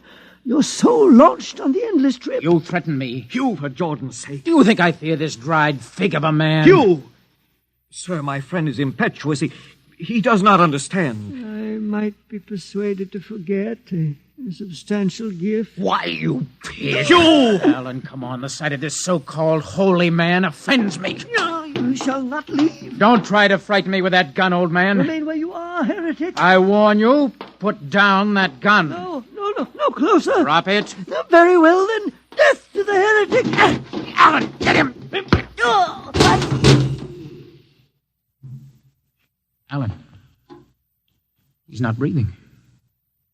Is he dead? I don't know. Come on, Hugh. We've got to get out of here. Right. Now where? We can't go back. They'd feed us into the converter before we could even... What's that? An alarm. That old woman must have turned it in. Come on, Alan. The patrol will be here in no time. Where can we go? Yes, where? The upper levels. No, the mutants. We'll have to take our chances. Come on, Alan. Let's go. Listen, that's the patrol. Come on, we've got to climb. There's a hatchway down the corridor. Right, quickly, quickly. Oh, there we fire! Alan, up the ladder. Up. Come on, Alan. Come on.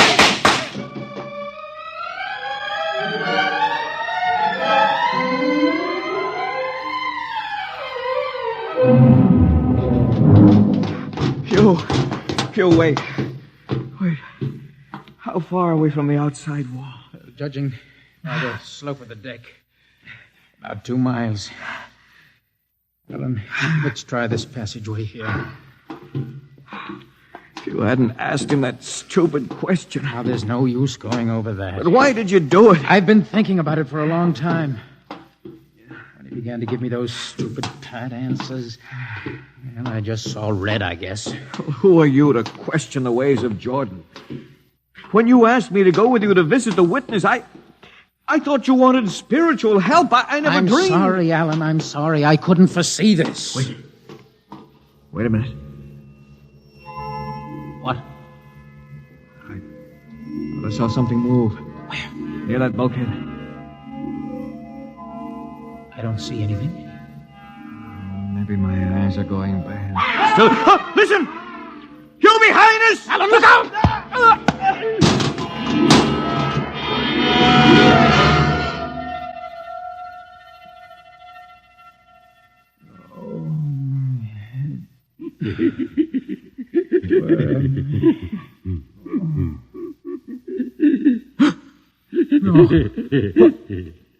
What are you?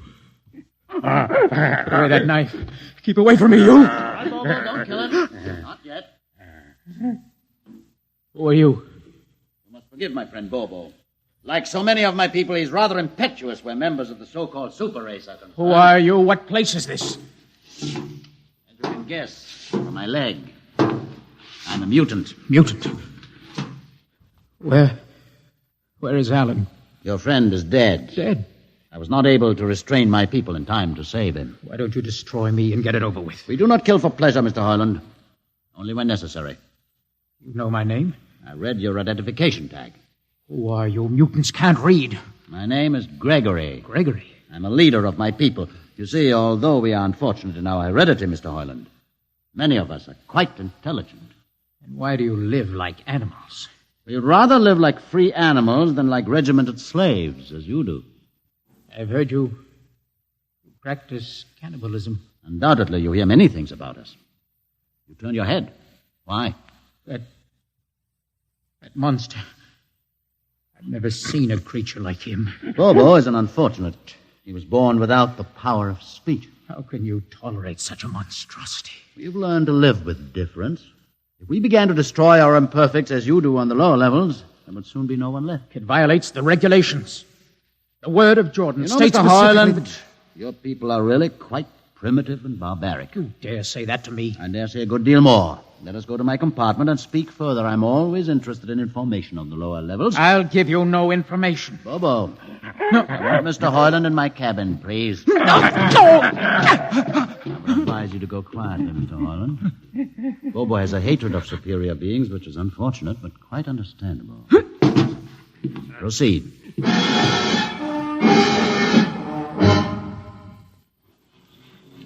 Enter, Mr. Hoyland.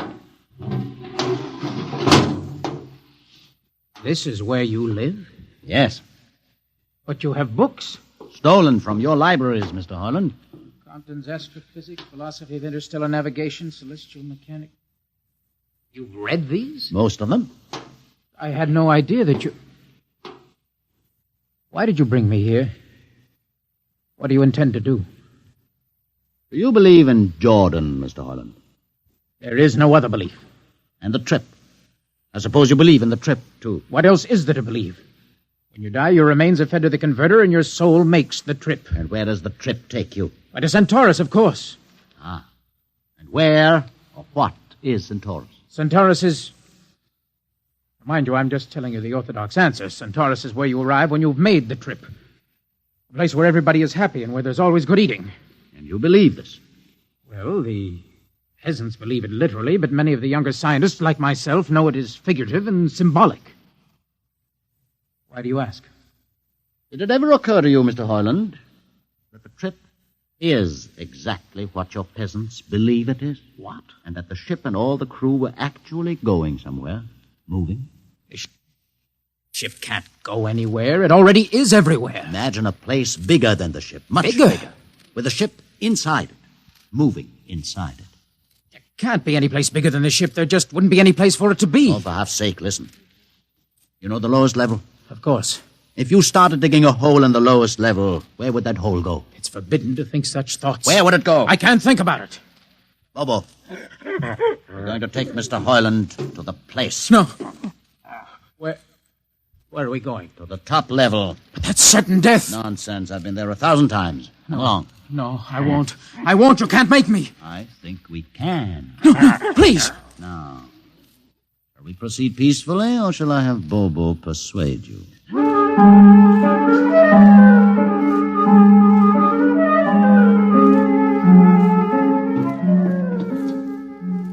Open the door, Bobo. Inside. No. What place is this? This, Mr. Hoyland, is the main control room. Mr. Hoyland, you're trembling. It isn't true. No. No, there's no such place except in mythology. Ah, you younger men are so wise, Mr. Hoyland, except for one thing. This happens to be the main control room of the ship. Main control? But it's just a huge room with an instrument panel. And what did you expect?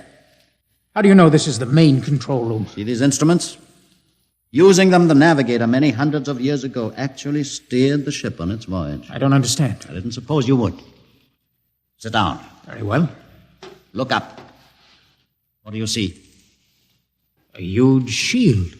Watch it for one moment, Mr. Hoyland. You're going to see something that few of us have ever been privileged to witness. What are you doing? I'm dimming the lights. Don't be frightened. Keep your eyes focused on the shield above us. Ready? Watch. It's sliding back. Ghost of Jordan. Well? What am I seeing? The universe, Mr. Hoyland. The universe in all its beauty. The stars, the planets, the suns and moons and constellations. No. No, it can't be. The ship is the universe. There is nothing but the ship. Ah, but there it is. You see it before your eyes, spread out like a canopy of glory. Do you still deny it? Answer me, Mr. Hoyland. Do you deny it? No. No, I can't deny it. They've lied. They lied to all of us. Good. I have showed this to others of your people whom we captured, and though they saw it before their very eyes, they would not believe it. Please. Please tell me all about it. Tell me the truth about the ship and about the universe. What are these things? How did this come about? Many thousands of years ago, on a planet like those you have just seen, a planet called Earth, a scientist named Jordan decided to build a ship that would carry men from one planet to another. For many years, Jordan and thousands of others studied and planned. And when they were finished, they built the ship. A ship so large that it had to be assembled in its own orbit beyond a place called the Moon. 60 years it took them to construct. And when it was finished, a whole new science had been conceived. Then the trip was begun. The trip that was to land a colony of Earthmen on a far-off planet called Centaurus, millions of light years beyond the furthest planet ever reached before. How do you know these things? Among my books are the log, which Jordan himself kept, and the records of the journey for the first 40 years. What happened? There was a mutiny. A man named Huth led a rebellion of those who wanted to turn back. In the struggle, the navigators were killed. The crew fell into a state of anarchy. In the years to follow, small groups of men tried to organize the ship for navigation, and each time they failed. Finally, the whole idea was abandoned. And so, for centuries, we have swung in space, unmanned, undirected, living in a lost world of our own making, without purpose, without direction. Why have you told me this? Can't you guess? You want to finish the trip. Yes, but I can't. You can't? Look at me, Mr. Hoyland. You see, a mutant, a man with a twisted leg. My people are outcasts, condemned to death if we so much as set foot in the lower levels of the ship. The main drive is in the lower levels where my people are forbidden to go. No. It would mean that both our people would have to work together. Our differences encouraged rather than denied. All right. I'll see the captain himself. I have an uncle on the central board. I'll tell him what I've seen here. And do you think he'll believe you? Send one of your people with me. That's asking a good deal. I'm risking a good deal by going back. Very well. Bobo will go with you. Bobo? He can't talk. There will be no need for talk. I will write a message guaranteeing safe conduct for a group of unarmed scientists to visit the main control room. Bobo will take you safely through our territory. What happens when you reach your own level is up to you.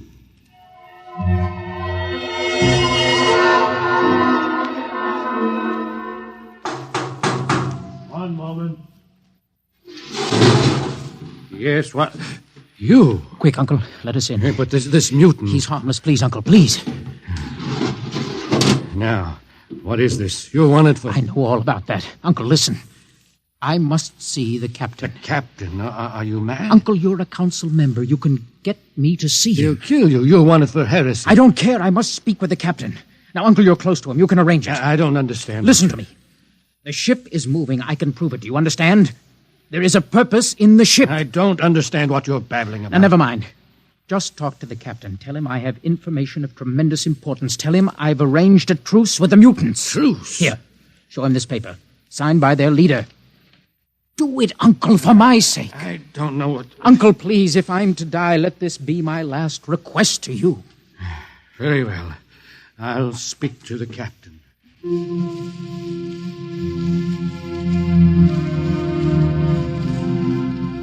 And you say, Mr. Hoyland, that you saw this with your own eyes? I swear it, Captain.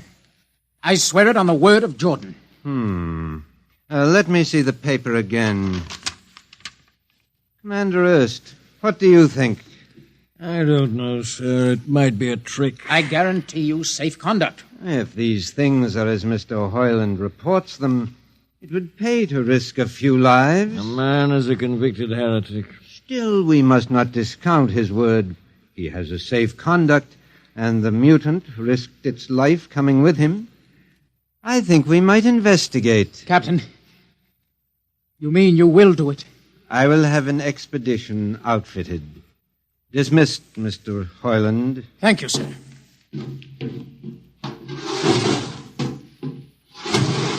Captain, Commander Erst. Sir.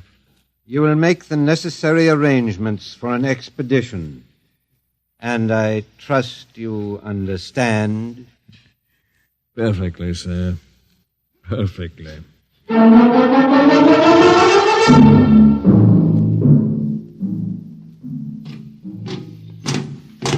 Lieutenant.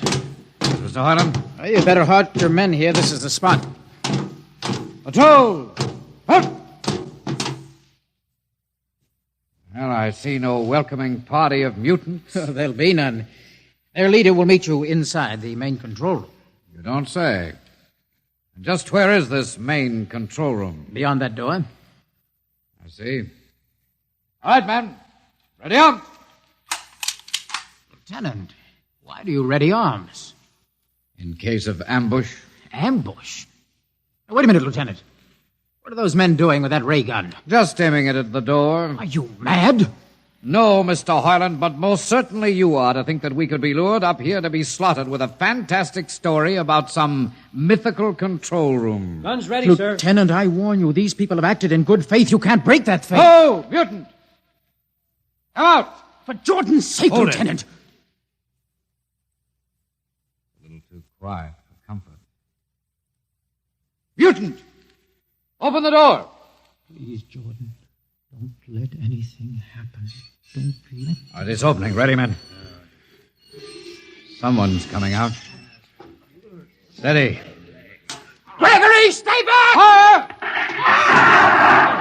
You fools! You've killed him! Here come the rest of them. Fire! Fire!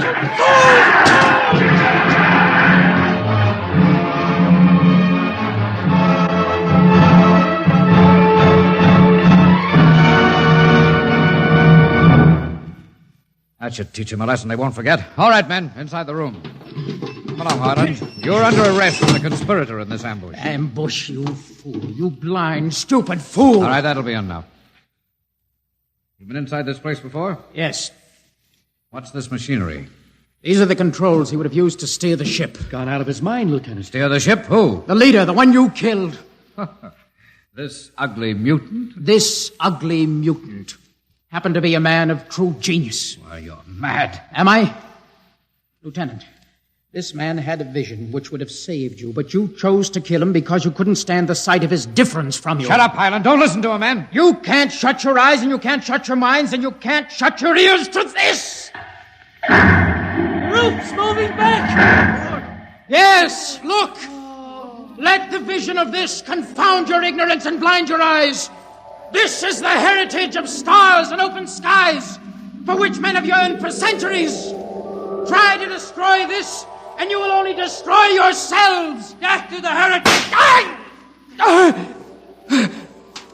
But I say to you that you can't keep this from our people.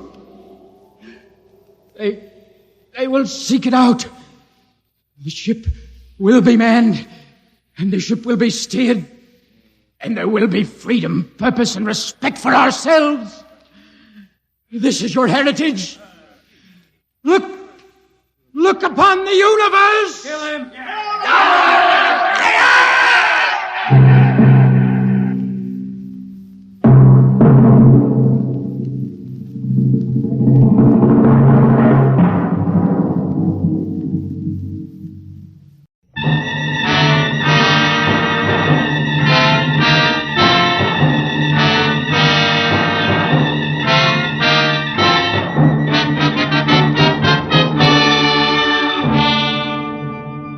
The 8 hours that had just slipped away had been a noisy assortment of big people with little troubles I hadn't wanted to help, and little people with big troubles I hadn't been able to help. So by the time it was all over and I was heading for home, a cozy, quiet cocktail seemed like a good idea.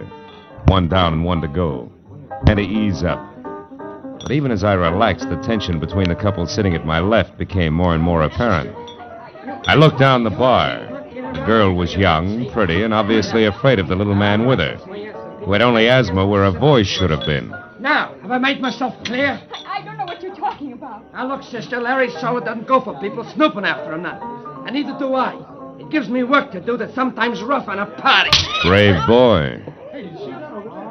All right, little man, you've had your busy day. Hey, take your hands off me. As soon as you relax. Okay, get your mitts on. Now, gentlemen, please, no fighting. I can lose my license for it. Now, you leave at once. Wait a minute, Baldy. You heard him, Buster. Okay. I said what I come to say anyhow. Walter, stop playing. You all right, miss? Yes, thank you. Are you sure? Would you like another drink?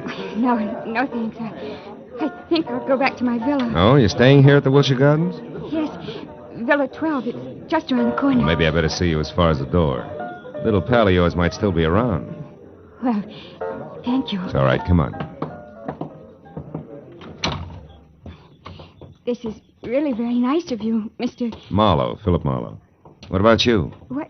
Oh, Claire Osborne. Well, now, look, Claire, I'm not trying to pry into your business, but in a way, people like Larry Salter are my business. Larry Salter? How did you know about him? Your little pal in the bar wasn't whispering. Oh. I'm a private detective, Claire, and I see a lot of people get in over their heads. Hate to see it happen to you. You know, these people play rough, usually for keeps. Maybe you better tell me about it, huh? Well, this is my place. Oh. Mr. Marlowe, I'll be frank with you. A month ago, I got into a jam. It was an investment I'd made, some stock, a sure thing, I was told. Yeah, they usually are. Anyhow, the certificates weren't quite gilt-edged, and they took a dive, a deep one. And to protect myself, I needed more money, so I took a bracelet. I had a diamond one and got a loan on it. From Larry Salter? Yes, from Salter. A friend, a person I thought was a friend, recommended him to me. So you cashed your bracelet, covered your investment, got your money back, and now you want the bracelet again, correct? Yes, but Salter isn't around. He's hiding. How do you know? Well, I went to the club he runs up on the strip. I overheard it there. Oh. 2 men spoke of him as being on an extended vacation for his health. But of course, I didn't believe that, so I went around the back, found a door open, and got into Salter's private office. Baby, that in itself is a wonderful way to get into trouble, deep. Yes, I know, but I just had to find out where Salter could be located so I could pay him and get my bracelet back. Here, look, this paper. Mm-hmm. It was folded under Salter's memo pad. On one side it says, Madge, Gladstone 274. The last number's missing, torn off. And on the back, meet at 1010. Can this help us any? Well, it might. But first, Claire, a couple of questions that might help even more. Who was that ersatz little Caesar who slapped you in there? One of the men I overheard talking at Salter's club. He must have seen me and then followed me here. That figures. Now, look, honey. You're scrambling awful hard for a $1,000 bracelet. What's the rest of it? The rest of it? Well, you're out of your... Honey. Oh, what's the use? That's better. I might just as well tell you. The bracelet isn't mine, Mr. Marlowe. It belongs to my aunt. I live with her in San Diego. Oh, you borrowed it while she was away, maybe, huh? Yes. Oh, please, I've learned my lesson. I only want to get that bracelet back now, Mr. Marlowe. Please, will you help me? I'll pay you anything. Never mind that now. Oh, please, I must know where Larry Salter is. Okay, Claire, we'll try to find out, but on one condition, huh? Which is what? That you go inside, lock all doors and windows, sit next to the phone, and until you hear from me again, do absolutely nothing on your own. Agreed? Oh, yes, agreed, Mr. Marlowe. Thank you very much.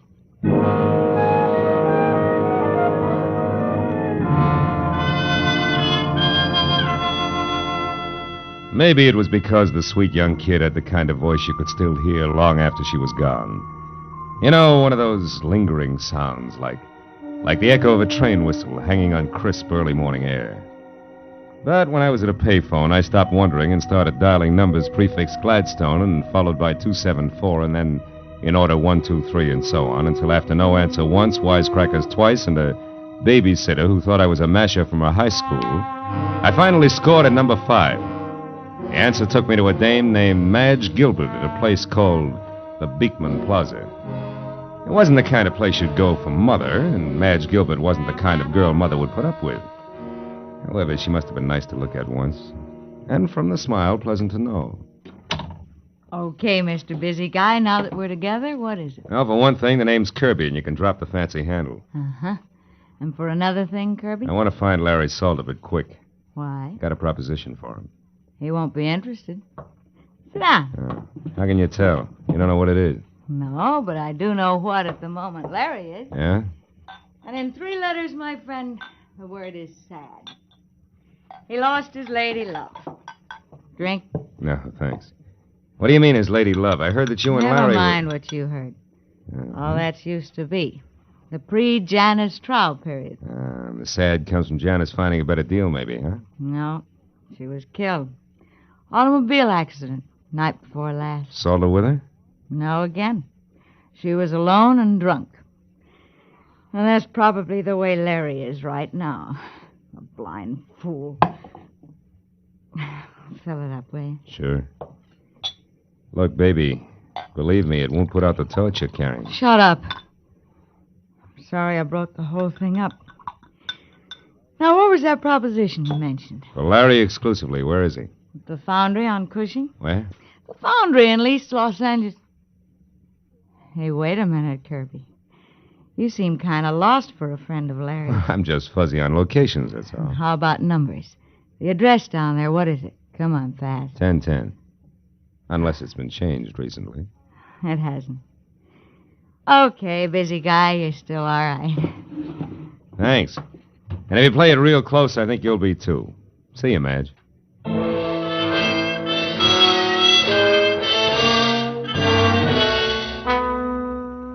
Cushing Avenue in East Los Angeles is industrial, literally wrong side of the tracks, and about as non-Hollywood as an honest day's work.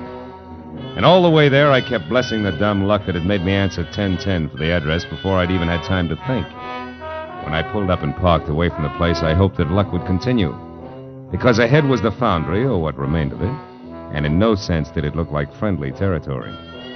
I found a metal staircase climbing from what had once been a loading ramp up to the yard foreman's office, where a single staring, unshielded light inside said that somebody was home. And when I'd quietly gone up those stairs, I saw through a glass door who that somebody was. Larry Salter, alone next to a telephone and pitching darts at a smiling face on a calendar across the wall that read January 1928. And I knocked with the barrel of my .38 on the dirty glass door. Told me to come in without looking up. Make yourself at home, neighbor. Be with you in a minute. Aha! I did it. Her front tooth. I've been trying for that all night. So glad you made it. Now, it won't be on your mind while we talk. About what? Bracelets. Bracelets? Neighbor, this is an iron foundry. What you want is a jewelry shop. Let's save each other a lot of time and level, huh? I'm a private detective named Marlowe, Salter, and at the moment working for Claire Osborne, who now has the price of a bracelet. Wants it back in a hurry. Do we do business? No, we don't. And it's not because I don't like you, neighbor. But because, one, I never heard of any Claire Osborne. And two, bracelets are stuff for second-story men, which I am not. And three, you ought to get yourself a pair of sneakers, stupid.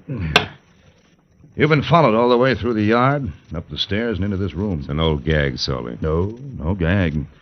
So while you still can, you better put that gun away, because my boy Cover takes a strange delight in messing people up. Real bad. You're bracketed, chum. You better drop it fast. Yep. That's better. Now, Marlowe, without any double talk about babes and bracelets, let's have it. You're one of Freeman Best's boys, aren't you? You think I had something to do with him getting knocked off in that ditch? You're here to square things away. That's it, isn't it? No, it isn't. Get your hands off me. Okay, I won't touch you again. But that's more than I can say for Cover. Yeah, lots more.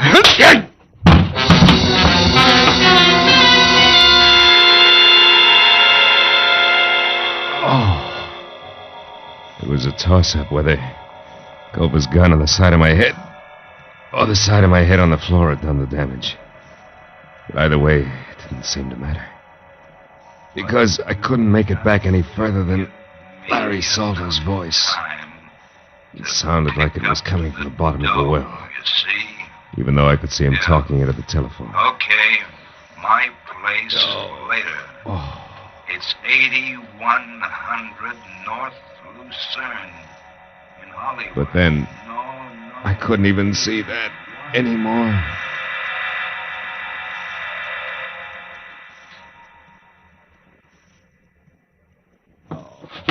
Oh.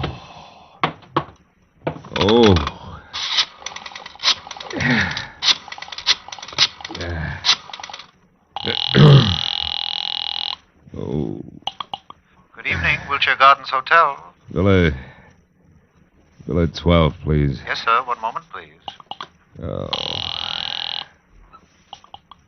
Hello? Marlowe, Claire. Listen, I'm over in East Los Angeles. Mr. Marlowe, did you find him? Do you know where Larry Salter is? Yeah, I think so. 8100 North Lucerne. It's up in Hollywood near you. Now listen, Claire, about the bracelet. There is no bracelet. What? There was no trouble on the stock market and no loan made. Why do you want to know where Salter is? What do you want from him? His life. Goodbye, Mr. Marlowe. Wait a minute, Claire. Claire, listen to me.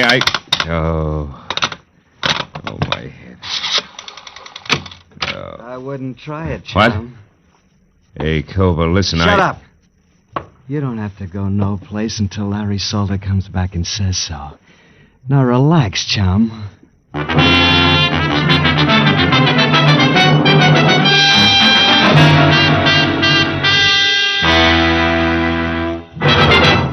In just a moment, the second act of Philip Marlowe. But first, a brief message from the Ford Dealers of America. Over 100,000 motorists are experiencing the engineering leadership built into the 50 Ford. As owners, they already know that it's the one fine car in the low-priced field, and it's personal experience that counts in buying a car. That's why the Ford dealers of America are issuing this special invitation to test drive this new 50 Ford for yourself. In the classified phone directory, you'll find the name of your nearest Ford dealer. Perhaps you know him personally. He'll be delighted to arrange a test drive tomorrow. So get behind the wheel and test drive it for the comfort of its midship ride and its unmatched roominess. Test drive it for the power and quietness of the only V8 in the low-priced field, the kind of engine found in America's costliest cars, yet priced lower than 10 different six-cylinder cars. Test drive it for the safety of its own king-size brakes, largest in the low-priced field. Before you buy any car at any price, you'll find it to your advantage to test drive the 50 Ford at your Ford dealers tomorrow. Now, with our star, Gerald Moore, we return to the second act of Philip Marlowe and tonight's story, The Torch Carriers.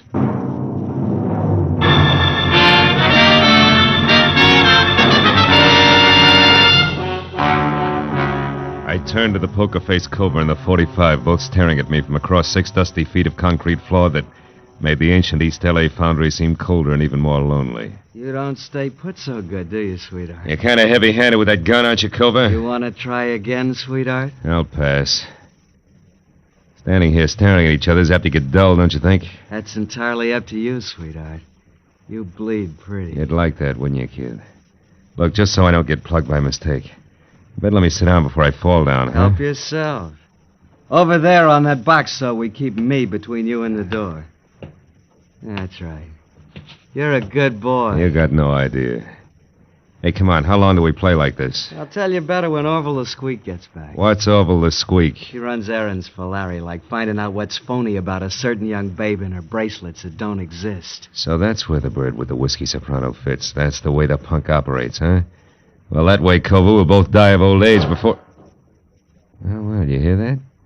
Somebody moved downstairs. Maybe this is visitors' night in the old foundry. Don't get your hopes up, sweetheart. Those live here. They're rats. They eat small dogs. And one thing more, Marlowe. What's that for, punk? Dropping your hands out of your lap where I couldn't see them. Don't try it again. I'll put it on your bill. You know, Cova, you're holding me here on Larry Salter's orders, and yet I'm the only one who knows what schedule happened to him tonight. Maybe you better tell me. Sure. Only first I want to know something. What about the late Mr. Freeman Best? Freeman was scum.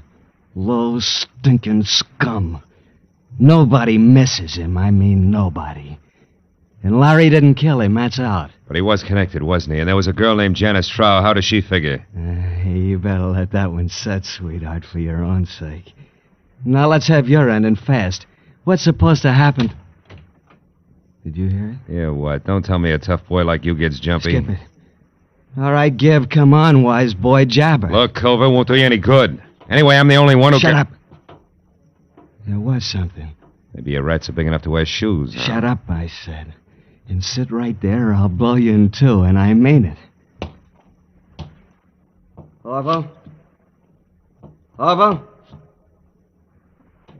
Hey, Squeak. Is that you? Who's out there? Answer me! As Culver edged out of the room, I felt along the side of the box I'd been sitting on for a jagged chunk of metal slag I'd spotted earlier. It was about the size of a baseball and heavy. I picked it up, then moved across to the opposite wall near the door. You! Get out of here! The boss is through with you. Now beat it! I stepped out and saw Culver standing at the head of the stairs, his back to me. I threw the lump of iron slag with everything I had. Caught him like a hammer between the shoulder blades. His head flew back, his fingers clawed at the air, and he pitched face first down the stairs. I caught a glimpse of a woman ducking out of sight behind the foundry furnace. It was Madge Gilbert. You killed him, didn't you? Culver's dead? I don't know, and I don't care. What are you doing in this boarded-up rat trap? There's nobody else here? Just us and Culver? Creepy number they call Orville the Squeaker's due any minute. That nasty little louse gives me the willies. You made your bed, baby, but let's not get lost. What are you after in here? Well, I've been thinking plenty about that torch you're talking about. I decided if you carry the same old one long enough, you're bound to get burned. Finally felt the heat, huh? Yeah, plenty. So I came here looking for you. Or Larry. Couldn't make up your mind. Certainly. I wanted to tell Larry I was through with him. He'd have beat you to it, but you found me, so? Okay.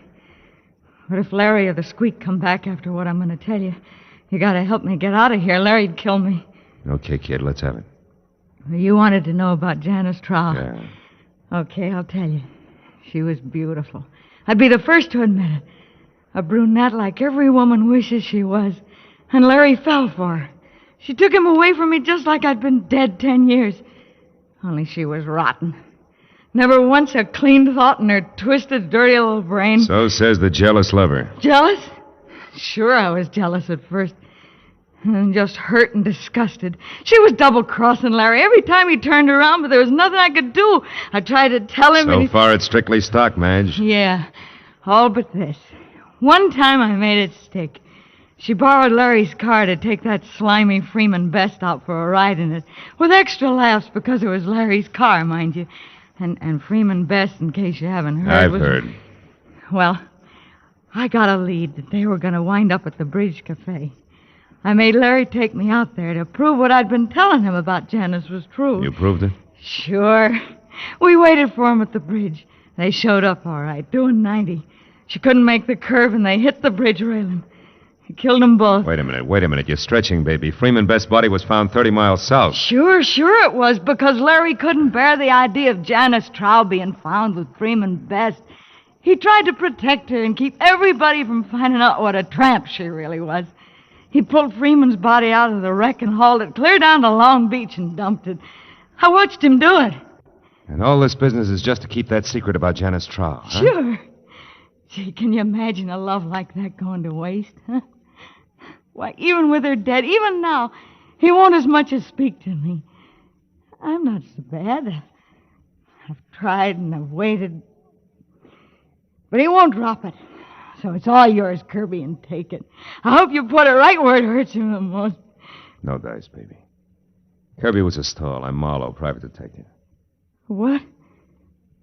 Gee, how cheap did I sell out anyway? That depends. The only axe I'm grinding is for a girl named Claire Osborne. Ever hear of her? No. That's funny.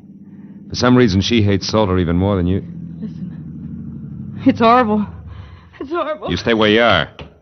I'm scared of him, Mom. I'll pull his fangs. Just don't get absent-minded about which side you're on.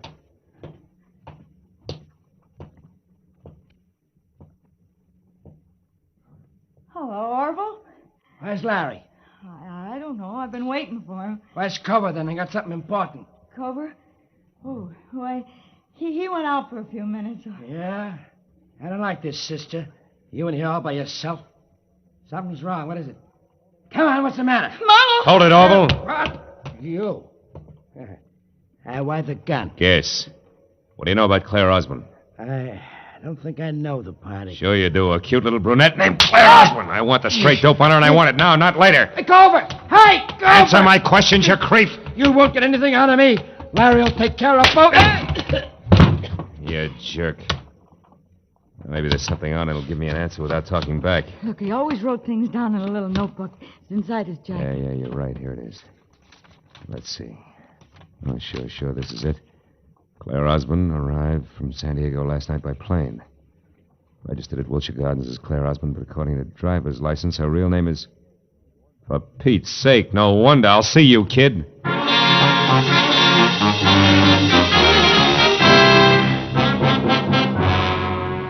It took me 20 minutes to get from East L.A. over to Lucerne and another 5 to find the bleak white bungalow that belonged to Larry Salter. Its front windows were dark when I drove past it, parked on a side street, and walked back. But in the rear, one window showed a light. The screen door was open, so I eased myself into the service porch where I could see Salter sitting at a kitchen table. A look on his face of hurt defiance, like a small boy accused of something he hadn't done. I couldn't see who was facing him, but there was no mistaking the voice. I love my sister. It was Claire. All my life, Janice was everything to me. And now she's dead and you killed her. That's true, isn't it? I've already told you once, kid, you're making a mistake. Oh, no, I'm not. You're going to pay for my sister's death. No court will ever call it murder, but that's what it was. You did it just as surely as if you'd strangled her with your own hands. And now I'm going to get even for Janice. Claire! Hey, But, Marlowe, you crazy fool, why did you come here? Give me that gun, Claire. I know, you stay out of this. You can't stop me. Nobody can. Even if you shoot me, Marlowe, I'll kill him Now listen to first. me. Before you start pulling that trigger, you better know all the facts. Everything Salter here has done since your sister's death has been to shield and protect what little she herself left of a good reputation. She turned bad, Claire. You're lying. No. What reason have I got to lie? I'm telling you this because it's true and I can prove it. I don't believe you. You're trying to trick me. It was your big sister who tricked you years ago. She was no good. She was that double-crossing, dirty cheat who wouldn't shoot square for 5 minutes. Stop it. No, there's more. The night she died, she was two-timing Larry. But even in spite of that, he risked his neck to move the body of the other guy just so she wouldn't be found with the kind of cheap trash she'd been running around with. And do you know why? Because Larry Salter there loved your sister, loved her every bit as much as you did. Loved her? Yeah. I know. No, this can't be true. Yes, it's true, kid. All of it. I loved her, all right. It's just too bad that Janice went like she did. Oh, Marlowe. Okay, baby, the hard part's over. Come on. Give me the gun. You don't want to shoot anybody. Not now.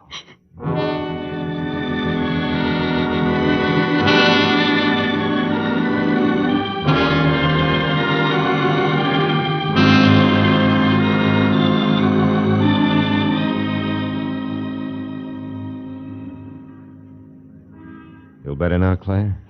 Yes, I'll be all right when I get used to a few new ideas. Yeah. What's going to happen to me now? Well, that's pretty much up to you. How do you mean? The world spins like mad, honey. You have to keep up or get lost. Like I was tonight. Mm-hmm. I was lost, Marlowe, terribly. Everything I had any faith in was gone. Yeah, I know. That's because you had blind faith, Claire. You know, that's okay for kids, but you're a big girl now. Oh, yes, I get it. From now on, it's me, on my own 2 feet, and my eyes wide open. Well, take it easy, baby. It's fun to close them once in a while.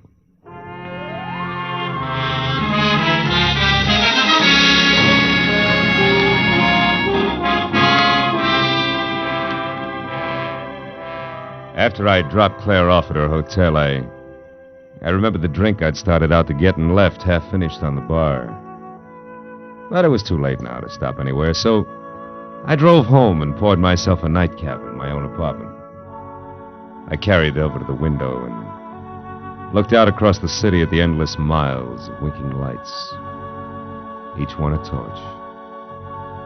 Everybody carries a torch for something. Some for a love they can never have, an ideal that's out of reach, and some just for memory. Funny thing, so many dark corners get their only light from a torch that somebody carries.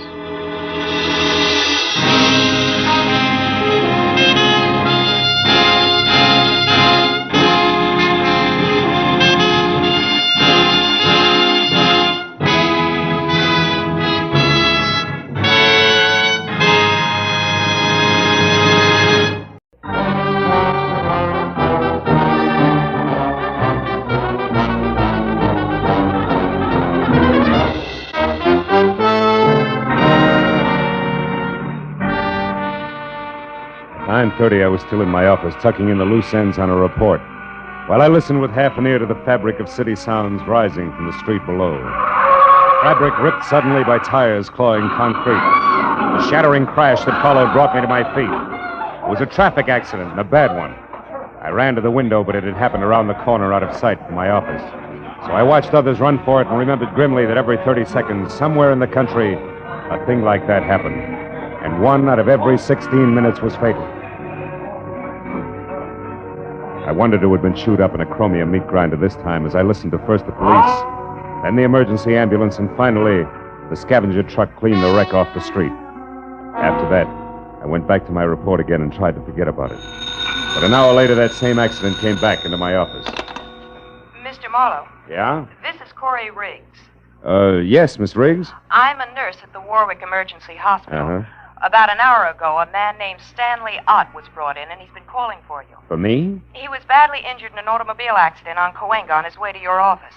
Wait a minute, who did you say this was? I'm the nurse assigned to Mr. Ott at the hospital. I just got off duty, and I had to wait until I was relieved before I could call you. I see. Well, look, Miss Riggs, I'd like to help in any way I can, but it's 9:30. Mr. Marlowe. Mr. Ott gave me $250 and told me to call you. Yeah, I know, but And he said that I should give you $200 and keep the $50 for myself. Oh, fine. Now I get clients by proxy. I beg your pardon? Nothing. I'll be right over, Miss Riggs.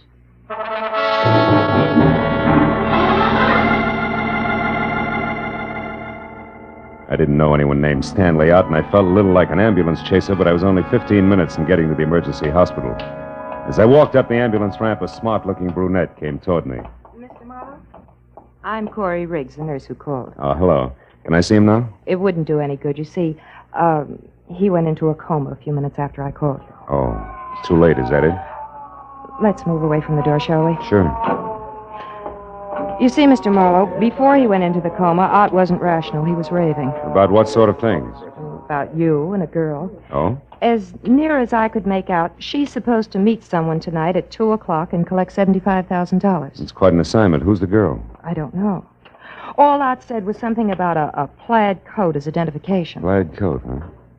Any idea what he wanted me to do? Chaperone, maybe? No, he kept pleading, stop her, she can't do it.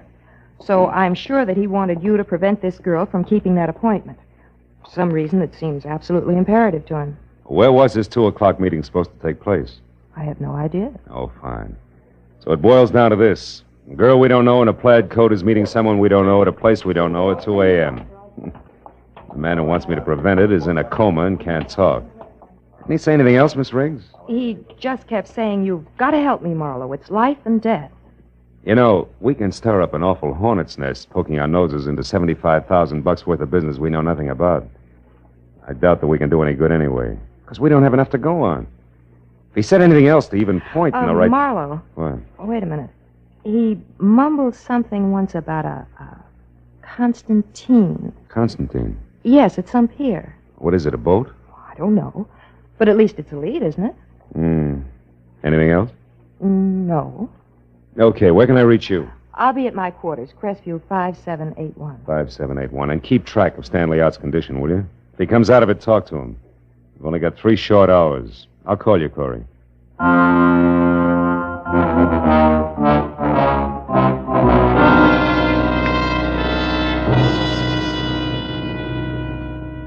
I felt a little weird as I left the hospital because I was traveling on strictly second-hand information as to what had gone on in a delirious mind.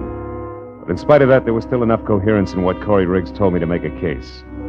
My first stop was a phone booth and a call to the police, where I found out from the accident report that Stanley Ott was 30, unmarried, small-time lawyer, and an L.A. resident with a clean police record. My next call was the harbor master's office in San Pedro. Constantine? No, don't remember no vessel by that name, Sonny. Just a minute, I'll look her up in the registry. Let's see, Constantine. Only one listed is a 4-masted schooner sunk off Pirates Point near Monterey in 1870. A little before my time. Not the one, eh? Not the one. So I tried the Coast Guard. No fishing boat called Constantine on this coast, mister. That was followed by a check of Yacht Harbor at Long Beach, negative. And a call to the pleasure boat anchorage at Santa Monica. No Constantine registered here, sir. After that, a long, futile reconnaissance of the waterfront from one end to the other.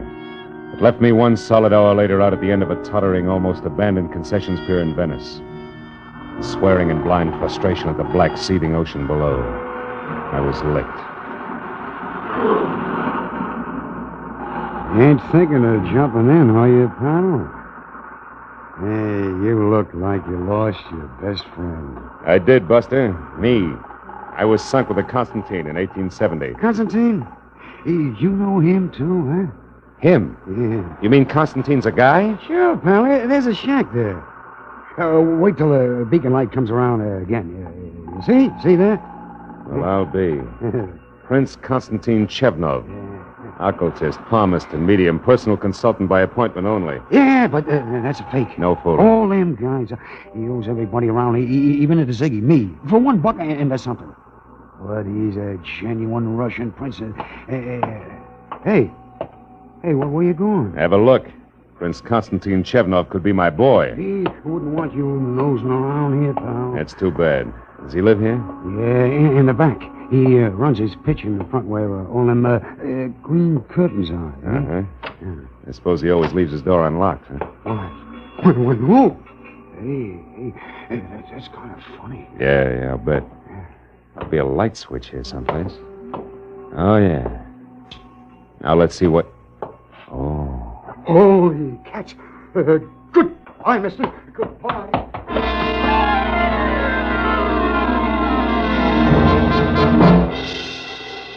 As the little wharf rat darted through the door and scampered away into the darkness, I went over to the body, face up on the cheap, gaudy carpet of the seance room. He was about 35 in a substantial gray business suit stained red in front where the bullets had gone in. His wallet was missing. There was no other identification on him. His gray snap-brim hat was spilled a few feet away, so I picked it up to look for initials and found instead a small file card stuck into the sweatband. Typed at the top was the heading, The Mermaid. Owner Otis Van Owen, only relative Evelyn Van Owen, niece. Mermaid stolen November 12, 1948. Insurance paid in full. In ink, Van Owen died August 1949, and under that in pencil, Konstantin Chevnov, Venice Pier, and Louis Paradise, 913 Seacrest Road, Pacific Palisades. It took 20 minutes to find 913 Seacrest. And when I stopped and got close enough, what I saw through an open window made Konstantin Trap I just left look as reliable as a post office by comparison. It was a miniature Egyptian temple, exotic and dainty, sickening lushness of red velvet and yellow silk. And in the center of the room was a bloated little man, balancing a long cigarette holder in one hand, while he simpered into a honey-colored French phone in the other. I moved up quietly until I could hear him. A sentimental agreement.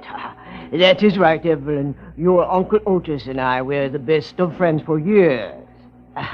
Well, thank you, child. Where are you now? Oh, the servitor. Good. I advise you to stay there until a few minutes before 2, and you will not forget to wear a plaid coat, just to be sure I won't make a mistake. What is it, Bud? What? Sideshow? Hey! Careful now. Sudden noises like this gun going off upset Mr. Paradise. What do you find so interesting inside? Conversation. About the mermaid, probably. Uh-oh. Too bad you dropped that one, Bud, because I'd bump you for a nickel, say nothing to 75 G's. I don't talk things over with punks. I reserve it for the head man. Go do something about it. Okay, Bud, I will. Go on, move. Round to the door and inside. Mr. Paradise gets some kind of kick out of stepping on big guys like you. The gopher face shoved his automatic into the small of my back and marched me inside, where the air was thick with cheap incense. The bloated little king with the long cigarette holder had stepped out. But he came back fast when the gopher called him. Mr. Paradise. He stared at me from across the room, and his nostrils flared for an instant. And he simpered again and sidled toward me. The gopher dug at my spine with his gun. Well, now, what is this, Rudy? Snooper, Mr. Paradise. Caught him outside, peeking in the window. Oh? It is a bad night for snoopers. Who are you? Name's Marlowe. And the business? Snooping. He knows about the mermaid, Mr. Paradise. He does he? How much do you know? Speak up. She's got a fishtail instead of legs. You dare to joke? Don't! Just stand here and take it, big man. You asked for it. Make a move and I'll drop you. I know what you are, Marlowe, but not how much you have found out. Now tell me, because the next time I slap you, it will carry more weight than my bare hand, I promise. You have company, Paradise. Did I get it? No, you keep this baboon under control, Rudy. I will answer the door. Oh, Prince, come in. Paradise, what do you mean? How far do you think you can go with my reputation? Do you want to get me hanged? Why, what is the matter, Constantine? You are upset. Upset? I'm out of my mind. Oh, what a shock. And such a stupid thing for you to do. What are you raving about? He found that body on his front room floor, right, Constantine? Exactly. Precisely. And what is more, I did not put it there. Of all the places in the world, why did you pick this one? Paradise, who is this? This stranger here? If you would close your mouth and open your eyes more often, Prince Constantine, you would not be the nervous wreck you are. This is Mr. Marlowe, another snooper. Oh, another one. Paradise, listen to me. It's better if we quit. It's better if we don't try it tonight. It's out of hand. I don't like it now. We should get away and come back next year and do it. You jellyfish, there is nothing to worry about now. Insurance investigators often work in pairs. Is that not so, Marlowe? It's your pitch, round man. You don't need any help from me. You are so right. Rudy and I caught the first at your place, Constantine. Now we have the second one here. That is all there are. The danger is over. It's clear sailing from now on. But what about that cadaver you had the audacity to leave lying in my seance room? What about that? Forgive me, Constantine. That was a necessity. I am sorry. Now listen. Hey, Rudy. Does this go on all the time? Yeah. Ain't it awful? And think of all the champagne, caviar, buffalo, stroganoff you can buy with the Mermaid. I don't care. Just a bracelet, but at the same time it is $75,000 worth of diamonds and platinum. Okay, Paradise. I trust you. Now, we go, huh? My Gnazdo. Yes, Princess, the Gnazdo it is, and success. Hey, Mr. Paradise. What should I do with the big boy here? Yeah, you're kind of leaving a loose end around, aren't you, Fatty? If I had the time, Marlowe, I would beat the arrogance out of you a little chunk at a time. Rudy. Yeah? You've got no initiative, but you do have imagination. So use it. Goodbye, Marlowe.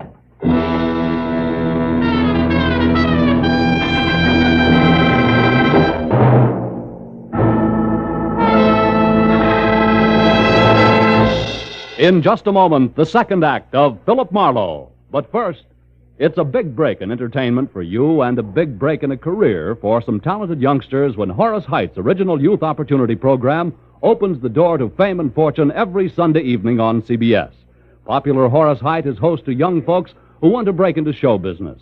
And every Sunday evening, one lucky winner does break in, to his delight and your listening pleasure. Yes, for music, comedy, thrills, and all-around fun, listen to Horace Height Sunday evenings, another great CBS show heard over most of these same stations.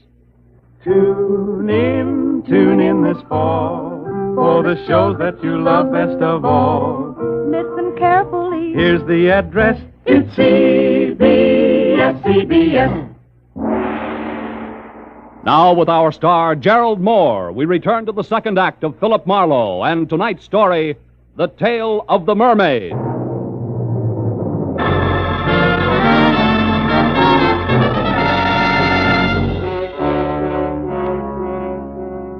When Louis Paradise hesitated at the door, snarled the suggestion that this henchman use his imagination in disposing of me, and left in lockstep with the white Russian screwball, I got the point.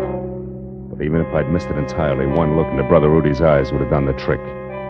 There were no pupils, just slits of lethal viciousness. Windows to his warped little mind where I could practically see the montage going on. That ran from ancient thumbscrews by candlelight up to a generous beating by street lamp with brass knucks. I felt a cold knot grow in the pit of my stomach as Rudy, with a cannon in his hand, pointed at my head, started toward me. And from someplace outside, I got a break. Two romantic cats. Rudy spun toward the sound. One chance to a customer, Rudy, and you missed. Kill you, Marlowe. I'll blow your head off. Not tonight, gentle soul. Give it to me. I don't want you to hurt yourself until we've had a chance to talk. That's it. Now, lie down. I knew there was some reason why I like cats, their voices. Okay, Rudy, you've had enough rest. Now let's get back to business. Now, wait a minute. Come on, get up. We're going to talk. Wait, hold it, please. No reason for any more rough stuff. I'll cooperate. That's better. Where did Paradise and His Highness head for? The Gnazdo, where is it? I don't know. Come on, you said there was no reason for rough stuff, remember? Ow! Yeah, I remember. That Gnazdo, that's something I never heard of. An unhappy coincidence, Rudy. It's one thing I'm interested in. Hey, wait. Must be something else you want to know. Something else I could tell you that...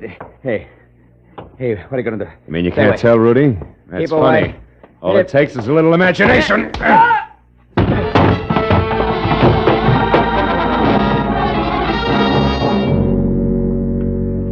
Rudy out of the way, I started through the place looking for all-important answer to what was the Gnazdo. The 20 minutes of turning drawers and closets inside out revealed nothing more exciting than Louis Paradise's address book. First names only.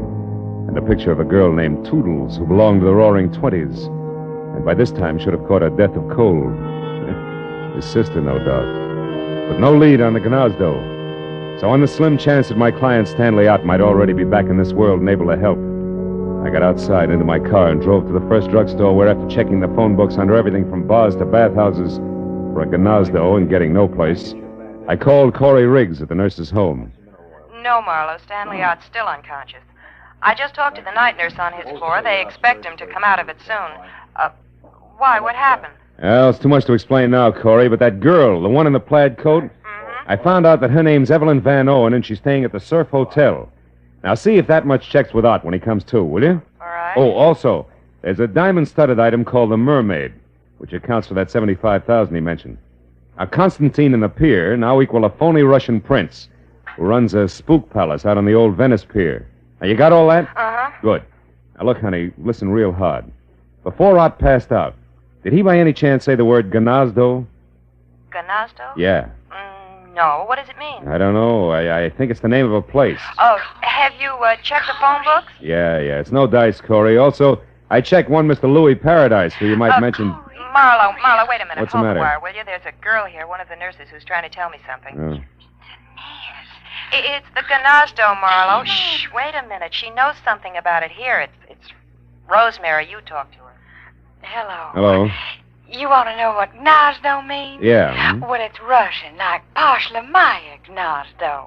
Oh, that's... well, what does it mean in English, Rosemary? Fast, please, is important. Well, that means let's go to my place. Gnazdo's the word for nest, sort of like cozy apartment or cottage. My place, nest. You sure of that? Well, I'm positive. I was an army nurse in the war, and I spent 2 years in Germany after the shooting part was over. 2 years, a half a block away from the Russian zone. That's close enough. Thanks a million, Rosemary. Don't mention it. Here's Corey. Oh. That do it, Marlowe? Yeah, I think so. At any rate, unless I'm way off base, it's where both the Mermaid and all parties concerned are going to rendezvous at 2 a.m. That's less than a half hour from now. The Prince's place on the pier. I want to be early, so goodbye, Corey. I'll call again when I know more. Yeah, and give my everlasting love to girlfriend Rosemary. She all is show a peach.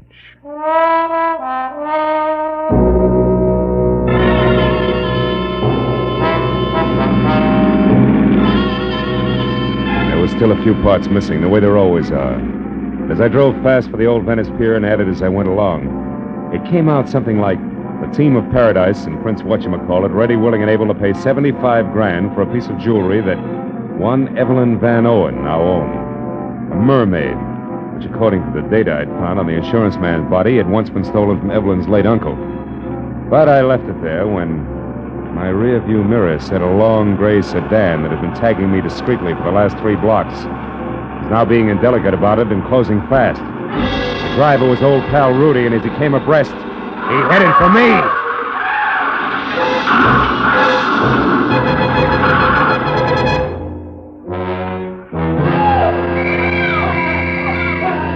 All right. You're okay, Mac. Don't you worry about a thing. We'll have you out of there in a minute. Hey, can't you knock out that horn? Knock out the horn, he says. What do you think we're trying to do? It ain't so easy getting my hand past this printed hood.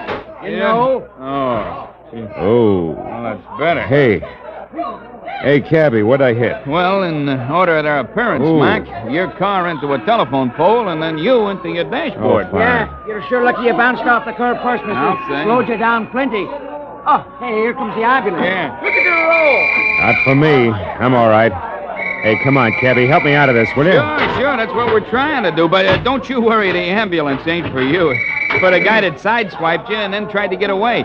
I seen what happened, and I went after him in me cab. He turned into a dead end, no less, trying to shake me. Ooh, is he a mess? But I guess he'll live all right. Hey, what's he got against you anyhow, Mac? Just my life. Listen, your cab's still all right? Sure, there's someplace you gotta go. There is. The old Venice Concessions Pier, my friend, and the sooner the better. Come on.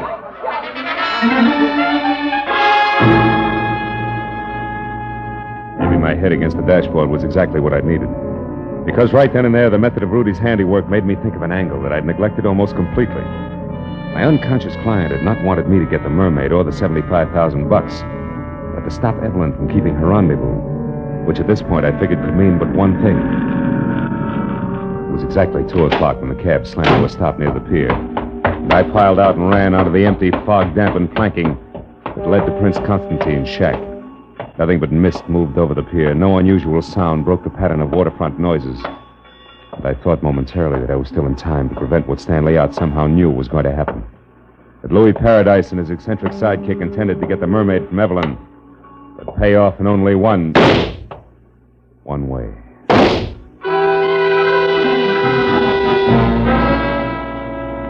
I ran to the rear of the shack on stilts and got close to the half-open door where I could see and hear and found out just what I'd expected.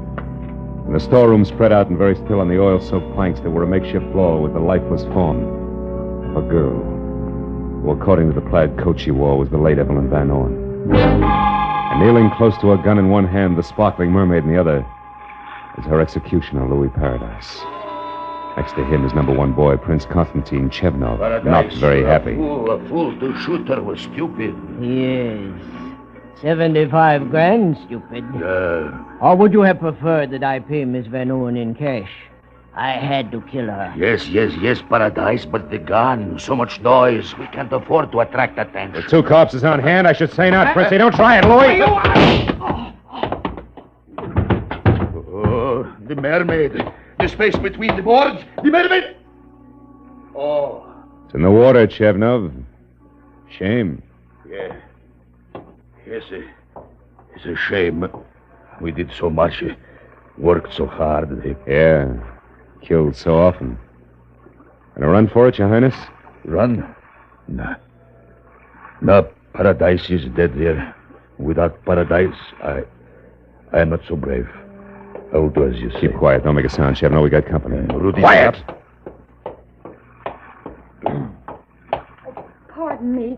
Can you please tell me where Louis Paradise can be It's Louis Paradise there. Who are you? Evelyn Van Owen. What? Evelyn Van Owen? The woman who was supposed to sell the mermaid to Paradise? That's right. But on my way over here, just after I left my hotel, somebody struck me, knocked me out. Took my coat there and my purse and ran. Your purse with the mermaid, no doubt. Yes. And that, Miss Van Owen, makes this angle shooter here. Yeah.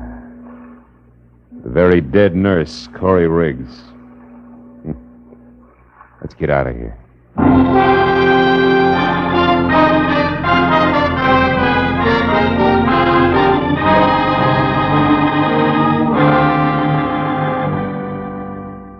Nothing to worry about, Miss Van Owen. Stanley's going to be all right. Oh, I'm so happy. Why is it women always cry when they're so happy? Huh? I don't know, but it's effective. Well, I'll run along now. Goodbye. Bye, Doctor. Bye. You know, Mr. Marlowe, when I was in Stanley's room with the doctor, Stan said he didn't lose control of his car at all when he had that accident in front of your place. He was run off the road by a gray sedan, I know. Because I had the same treatment. It's one of Louis Paradise's henchmen, Rudy. Where's your car, honey? I'll walk you out. Oh, just outside the front door. Mm-hmm. Tell me, did I tell you why Rudy roughed him up? Yes, in a way. You see, I told Stanley about the deal with the mermaid, and he thought it all sounded a little phony. Can't understand why. He's a lawyer, you know. Now, legal type mind, yeah.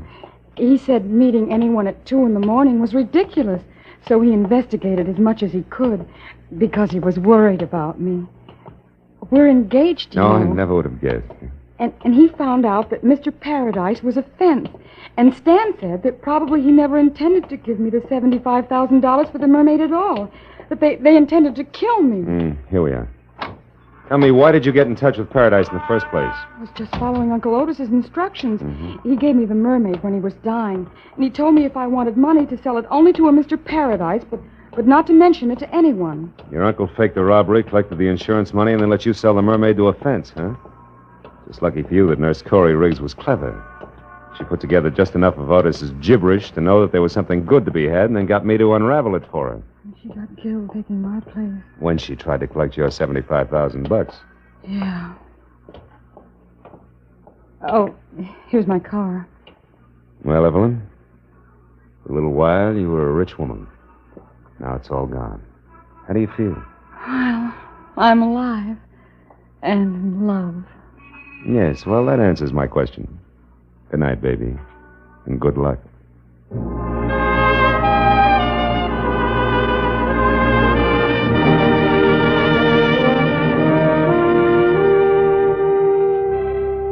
When I left the hospital, I wandered back to the old Venice Pier in Prince Constantine's Gnazdo. It was 5 in the morning, and the police had finished cleaning the place up. But the word had gotten out. A crowd had gathered. They always do. Curious, restless, sordid crowd, equipped with everything from grappling hooks to homemade diving helmets, all climbing over each other for a chance to fish for the Mermaid. She who had brought death to 3 people, injury to 2 others in the course of one night. And suppose they found her. What then? A lot of glittering pieces of white coal set in a metal frame we call precious. Look at the suckers grab. That's all, Marlowe. Home and to bed.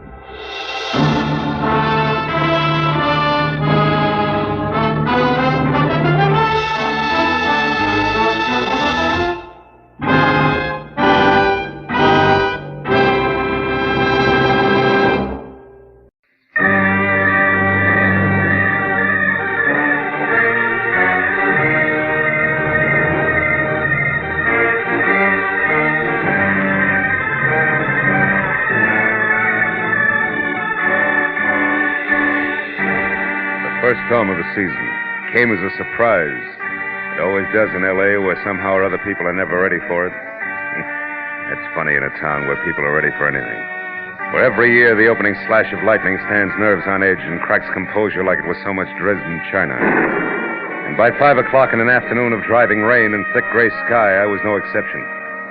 I wasn't helped any by the arrival of a special delivery letter.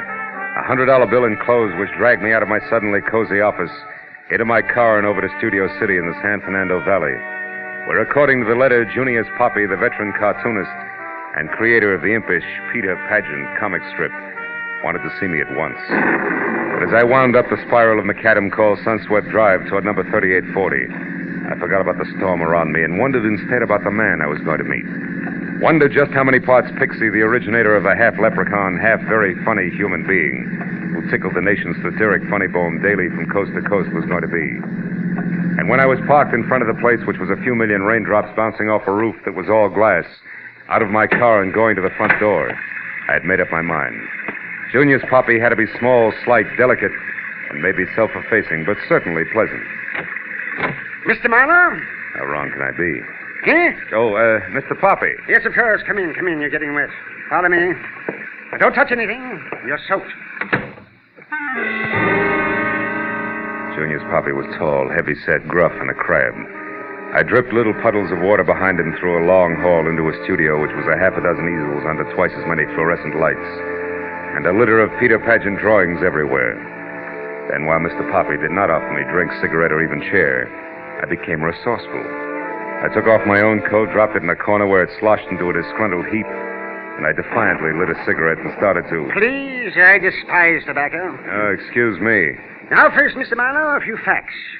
I've been drawing Peter Pageant for 27 years, but unlike most of the syndicated cartoonists, I employ no staff. We use no material, allow nothing to be published that I haven't created personally, down to the last stroke of the pen. However, I do have an assistant who serves 2 purposes. One, he inks in the balloon. What? The circle is where the words go. Oh. And 2, and more important, he watches me work daily so that when I'm gone, yes, even cartoonists die, you know, Peter Pageant will continue uninterrupted. My assistant is named Sid Kagan, and he, to be more exact, his wife, Louise, is the reason I'm hiring you. Twice I opened my mouth to ask a question, but twice he waved the question aside. So liking him less by the minute, I listened to him tell me what for the past week Hagen had been. First preoccupied, then upset, and finally rebellious. Poppy, a bachelor who didn't want to lose a good man because of anything as trivial as a marital problem, had investigated and learned that Louise Kagan had spent a week in San Francisco recently. But he hadn't learned any more because an appointment he had made with her to talk it all over, since his sleuthing was not subtle, hadn't quite come off. Yesterday, Marlowe. We were to meet at a cocktail lounge. I was early, and so I saw her come in and sit down. She's the type of tall brunette you don't miss. I was about to start toward her when she suddenly leaped from her table and hurried out of the place. For no reason? Please don't interrupt me, Marlowe. Of course she had a reason. She was frightened at the sight of a man approaching her. He was very ugly. Patent leather hair, sallow complexion, eyes that belonged on a hawk. He followed her out, but she got away from him. And then he disappeared, too. And Louise hasn't called you since to explain? Until late last night, no. And then she apologized and lied about why she didn't show up. Forgot, she said. Casual-like, huh? Overly casual-like, Mr. Manor. Please don't touch those drawings. Oh, I'm sorry. Yes, now. We made another appointment for 6:30 tonight at a different place. An artist hangout called the Talisman on Lancashire. This time, Marlowe, I want you to go in my place. Perhaps my approach is too mechanical. There's just a chance. Now, Mr. Poppy, a few questions. First, the Kagan's home address. 717 Magnolia Boulevard. 717. And Kagan himself, he's still working for you regularly? Yes, although he called this morning, said he was sick. Now, please ask your questions quickly. I must return to my work.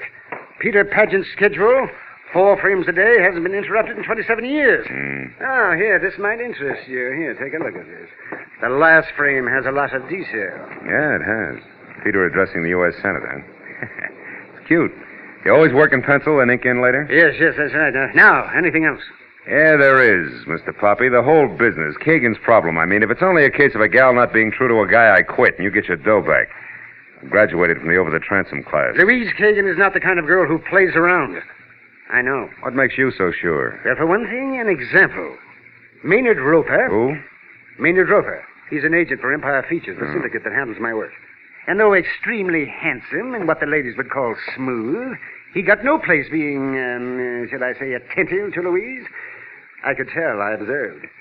Now, satisfied? For the moment, I can still play that Roper just wasn't her type. I'll call you later, Mr. Poppy. Goodbye. And don't bother showing me out. I can find the way myself.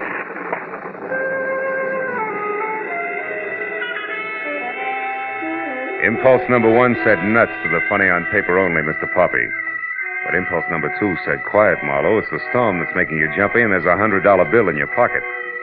So I got into my car and drove the 1.5 miles to 717 Magnolia Boulevard, where I figured I'd look over the Kagan home grounds before it was time for me to show it the Talisman.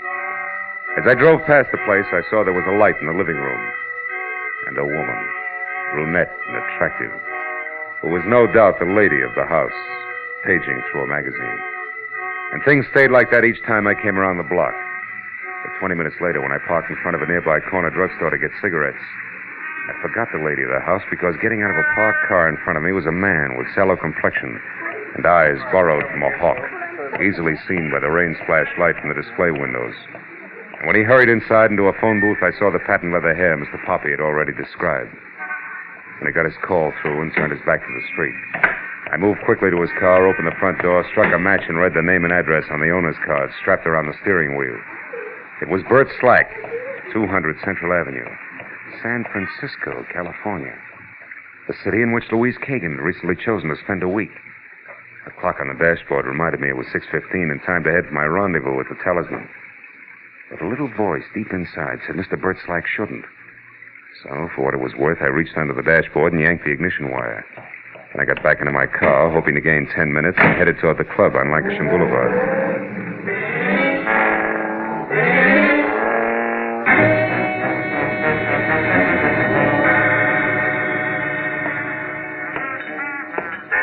Scotch and soda, sir? Keep the rain from soaking all the way through, you know. Yeah, all right. Another scotch and soda. Hey, wait a minute. That lady there, the one in the blue cape just came in? Oh, yes. Ask her to come over to Mr. Poppy's table, will you? We'll order then. All right, sir, in a jiffy. Keep the rain from soaking all the way through. Isn't that awful? Sir, I'm awfully sorry I'm late, Junior. Oh, excuse me. Waiter, you've made a mistake. No, Mrs. Kagan. The mistake was mine on purpose. You wouldn't have known me by name. Which is what? Philip Marlowe. I'm a friend of Junius's. He was tied up with his work tonight and asked me to keep this date for him. Like a drink? No, thanks. I haven't got the time. But why didn't Junius call me or leave a message here? I don't know. Perhaps he forgot or... Perhaps you're a liar. Perhaps he called my place after I left, then called here. Waiter. Yes, ma'am? Will you please check with the captain and see if anyone left a message for Mrs. Kagan, please? Yes, ma'am. And on your way back, 2 scotch and sodas, huh? Yes. Now, just a minute, Mr. Marlowe. I've already said no. As long as we're playing things back, you already said I was a liar. Why? Because Junius told me that my meeting with him would be personal. And since he's gone far enough out of his way to even call me on the telephone about it, it must also be important to him. It is. As important to him as, say, San Francisco is to you. San Francisco. So you're not really a friend of Junius Poppy? Not buddy-buddy, no. But I am a friend of Bert Slack's. You know Slack? Yeah. Now, why Why don't you sit down, Louise? Our drinks are coming. Well, here we are. 2 scotches and sodas. Just the thing to keep the rate. Oh. I already said that once, didn't I? Yes, you did. Yeah, well, 2 scotches and sodas, just like you ordered. Oh, and no message for you, Mrs. Kagan. Thank you. Mr. Marlowe, you know about San Francisco, you know about Bert Slack, and somehow or other you know I was supposed to meet Junior's Poppy here, and he couldn't make it. So why don't you just sit here and think it out all by yourself, huh? I'm going. Come back here. Let go of my arm. When I'm ready, gentle lady. Which might be right now, don't you think? Oh, Maynard, thank heaven you're here. I usually am, Louise. Well, my good man, have you reached a decision? About the young lady's arm, I mean. Let go. Maynard, please see that he doesn't follow me. It'll be a pleasure, Louise. What are we drinking, Mr. Marlowe. Scotch and soda. Wonder what keeps that from soaking through. Maynard Roper, the handsome syndicate agent Junior's Poppy had tagged very smooth, was also very snide. When he slid into the booth next to me and we each had a fresh drink while Louise Kagan put distance between us, I knew that the urge I had to punch him in his finely chiseled Grecian nose could not be blamed on the stormy weather. It would be just as much fun on a sunny day. And a couple of minutes later, when he got up, flashed, glistening uppers and lowers at me, and started to leave with a worse than snide, "Bye-bye, boy." I had to hold on tight. Somewhere along the line, I slipped. "Hey, Roper, you forgot something." Oh? Well, what is it? This! Lothario. Also, you didn't thank me for your drink. It was rude of you. Bye-bye, boy.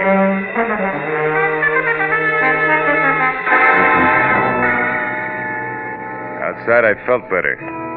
As I walked around to the alley behind the club where I parked my car, I noticed that the rain had tightened up to a drizzle that was about ready to call it quits. That a corner of the sky already showed dark blue with a single star front and center.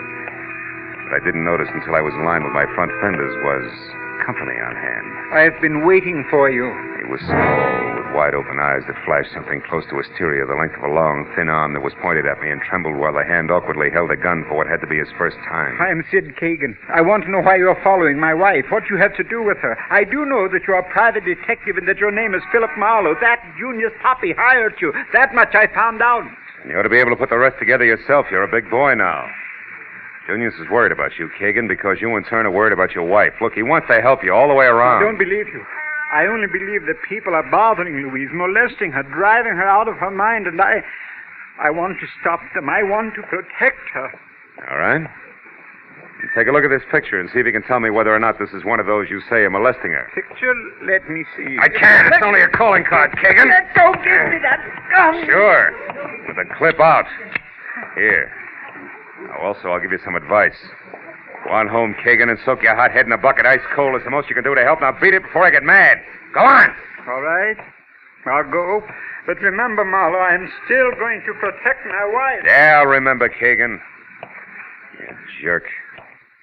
Nothing as stupid as an amateur with a gun. Stand still, Marlowe. I'm no amateur. Oh, fine. I wouldn't bother looking under the hood, either. We're now even. One torn ignition wire deserves another, Well, Mr. Slack. You and that 38 been waiting long? Long enough. So you're a private detective, huh? Now that's interesting. I'm a private eye, too. Really? You find crumbs in every profession. Where do we go from here? No place. It's a team, anyhow. I'm finished. I've done my little job. I'm leaving town. The personal business that brought me here is over and done with. All's well. You'd be smart to look at it that way yourself, Jack. Yeah, brilliant. We'll go over big with my client, wouldn't it? What's the difference how it goes over with your client now? Why don't you read the papers? Meaning what? The latest edition. Here, catch. And read. Junior's Poppy. Out loud, Marlowe, please. Found dead in his Studio City home. Creator of Peter Pageant shot to death. Mm-hmm. Surprised, huh? Yeah, plenty. Well, that's too bad. But I guess you'll get over it. Why do you walk all the way down this alley without turning around? Now go on. Move, Mr. Marlowe, as directed. Goodbye.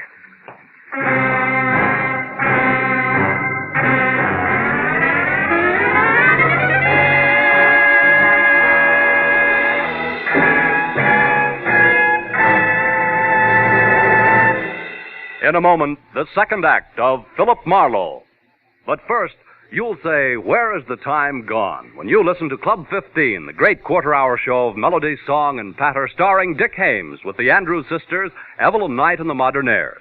You'll like singing host Dick Hames. You'll like song stars Evelyn Knight and the Andrews Sisters. In fact, you'll like everything about Club 15.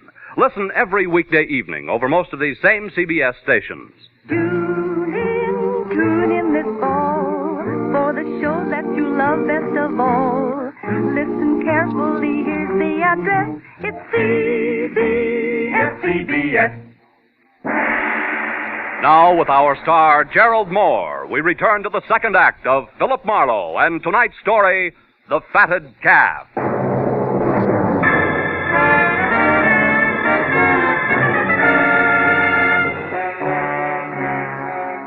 When the man named Slack with a code of ethics to match said walk, I walked. And by the time I'd taken 10 steps, I knew that he was already gone, so I went back to my car, cursed my way through a fast repair job on the wiring, and headed for my late client's studio again. When I got there, the usual messy routine of cameras, tape measures, and notebooks was still in progress, and I was about to go inside. But changed my mind when I saw Louise Kagan step blithely out the door and walk almost jauntily over the flagstones that led from the house to the parking area. Hey, Louise, wait! Oh, you again? Well, what do you want? Just one good, morbid reason why you're not making with tears over what's inside? I never lost any love in there. If I pretended I had, it wouldn't fool anybody for 5 minutes. Nobody liked Junius Poppy, and I was no exception. I'd go real easy with that kind of talk from now on if I were you. What's that crack supposed to mean? That not later than tomorrow morning, your husband, Sid, will take over Peter Pageant completely. So? So you struck gold, you're in, you got it made. Are you implying that I had something to do with Junius's death? Oh, I doubt that you pulled the trigger, baby, personally. But there's a good, solid connection, and I'm going to find it. Where's your husband? Inside with the police? No. I came here looking for him. He must be at home. Mm-hmm. How much do the cops know so far? Nothing except that Junius died between 2 and 3 hours ago. Look, why don't you trot in and ask them yourself, Quizmaster? I don't think they can help me. You see, I'm still interested in a big, ugly question mark all wrapped up with San Francisco. Look, Mr. And before I turn loose of it, I'll understand it, believe me. I'm going over to your place now to talk to Sid. Can I give you a lift? No, thank you. Suit yourself. I'll get there ahead of you, and I might find something you wouldn't want me to know about. All right. I'll ride with you. Let's go. Let's do that. Get in.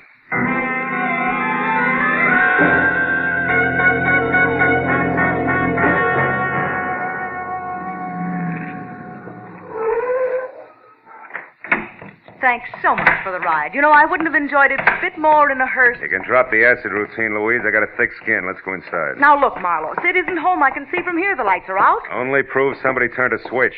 Come on, open up. All right. Come on. That's better. And since you're making yourself so at home, you might as well make yourself a drink. Hey, it's a good idea. Nice little bar you got here, honey. Always easier to talk with a drink in your... Hey, Louise, these papers on the table. Ever seen them before? What are they? Contracts, I'd say. Yeah, all filled out. Just waiting for Kagan's signature. So your husband is now a full-fledged, big-time cartoonist. What do you know? Pretty fast work, huh? Just what do you... Creator of Peter Pageant's been dead not more than 3 hours, and already his successor's contracts are drawn up.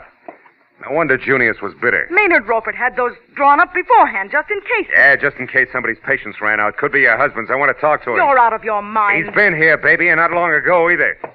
Here's his trench coat on the chair. What? Maybe he left again and maybe he didn't. Now, you take a look through the rest of the house, and if you find him, tell him to come on out. There's still time to talk. Well, go on.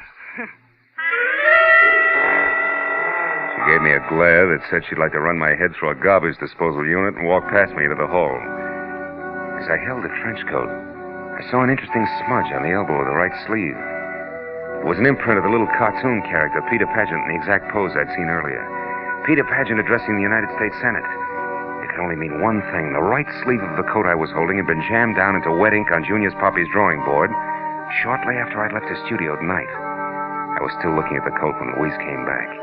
She started to say something, but the doorbell interrupted and kept on interrupting, and finally she walked over and answered it. It was Bert Slack, the man from San Francisco.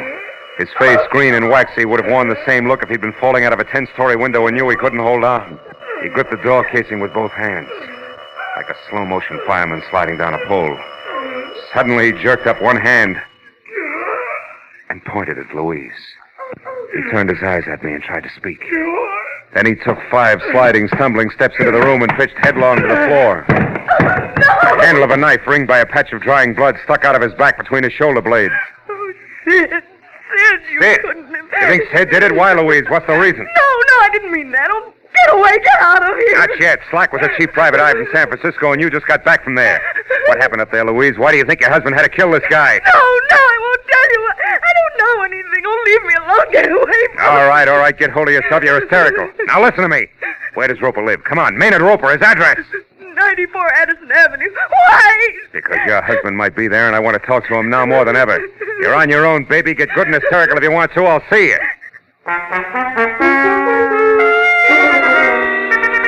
94 Addison Avenue was a shellac pine under ivy bungalow hiding behind 10 feet of manicured hedge and flanked by a small swimming pool that involved more chromium than water.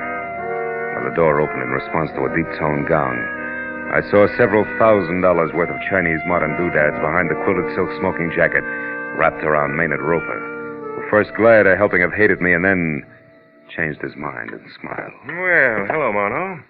You seen our hot-tempered Louise lately? Yeah, I just left her.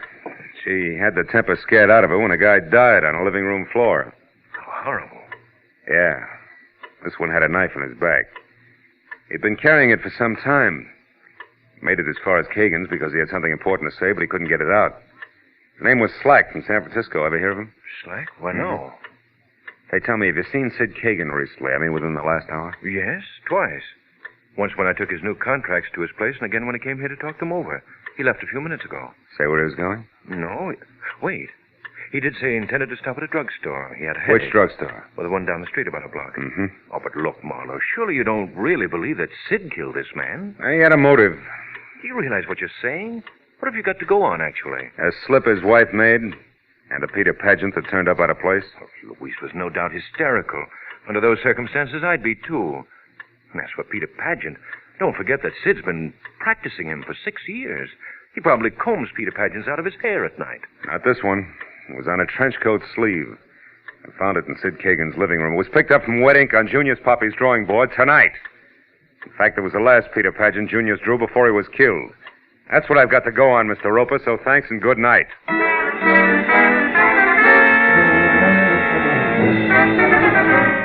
I got in my car and drove fast till I found the drugstore and then pulled up across the street from the place and watched. A cab was waiting out in front.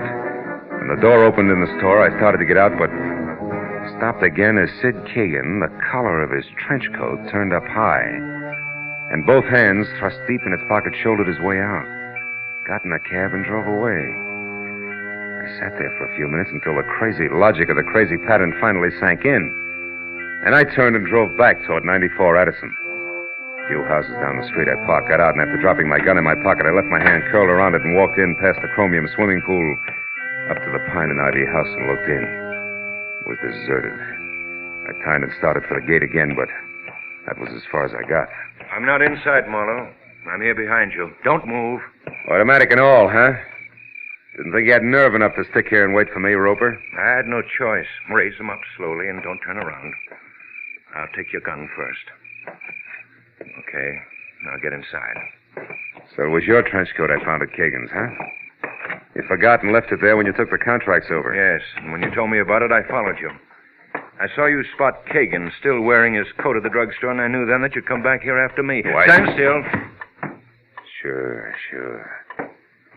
You know, you might have gotten away with old Junius Poppy's murder because you were the only one with no motive, apparently. But you cluttered it up by killing your partner, Slack, too. Slack was stupid and loud-mouthed. He'd have double-crossed me or let the cat out of the bag the first time he got drunk. Blackmailers have to keep their secrets or they go out of business fast. With you, it's obvious that I have no choice. It's you or me. Yeah. You're a smart boy, Roper. How'd you manage to cut in on what Slack knew? He tried to find out from me whether Sid loved his wife enough to pay to keep her out of jail and how much he could demand and expect to get. I told you he was stupid. Believe me, chum, the idea of getting rid of Junior so Sid could get enough money to make blackmailing him worthwhile was quite a switch. But one a good agent might think of. Stand still. Don't try for anything on that table. Why not? What are you saving me for? More conversation? No. I just wanted to get my breath. I've had quite a day, remember? All right. Let's go now. Where? Out back to the garage. Go on. Just Marlowe! Baby, Louise!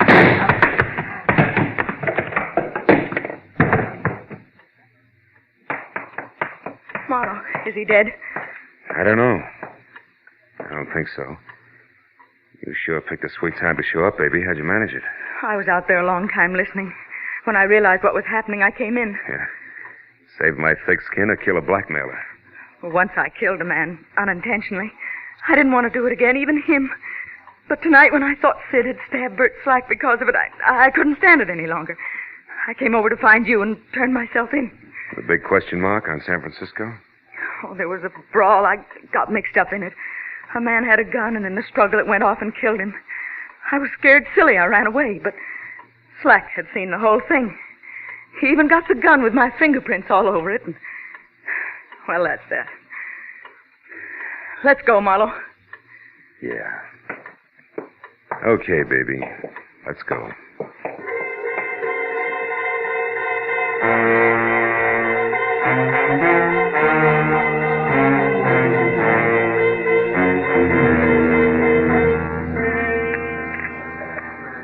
Two refills, please. Okay. Better have some more, Sid. It's going to be a long night. Yes. I still can't get it through my head that this has happened, Marlowe. I can't realize it. Slack saw that fight in San Francisco, got the gun with Louise's fingerprints on it, and came here to blackmail. That's right. He went to Roper for information on you, and Roper was smart enough to peg it and cut in. Killed Junior so you'd get more money by taking over the strip, and then... And then he and Slack began to fight between themselves, and Maynard killed him, too. Mm-hmm. How can there be people like that? Same way there can be rattlesnakes, black widow spiders, and cancer. Marlowe, what is going to happen to Louise? I don't know, Sid. Oh. But she's got something now she didn't have before. What is that? You. You loved her all the time. But she didn't know what that meant. She does now. Look, she might be finished with the police. Maybe you better go over, huh? Yes, I guess I'd better. Good night, Phil. And thank you. So long, Sid.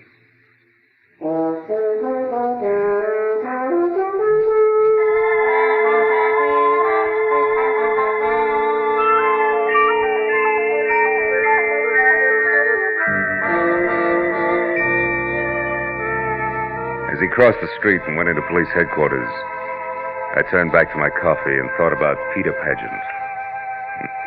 The impish, whimsical little character with a sly, knowing smile, half sad, half amused at the foibles of the world. Yeah, the world seems more and more to be made of halves. Like that old song. How's it go? Sometimes I'm happy, sometimes I'm blue. Sudden storms and sudden calms. Maybe most of us are only half alive, huh? Take me, for instance. Half of me wants to go home and sit in front of a roaring fire with a drink and a good book. And the other half? Yeah, there's always that other half.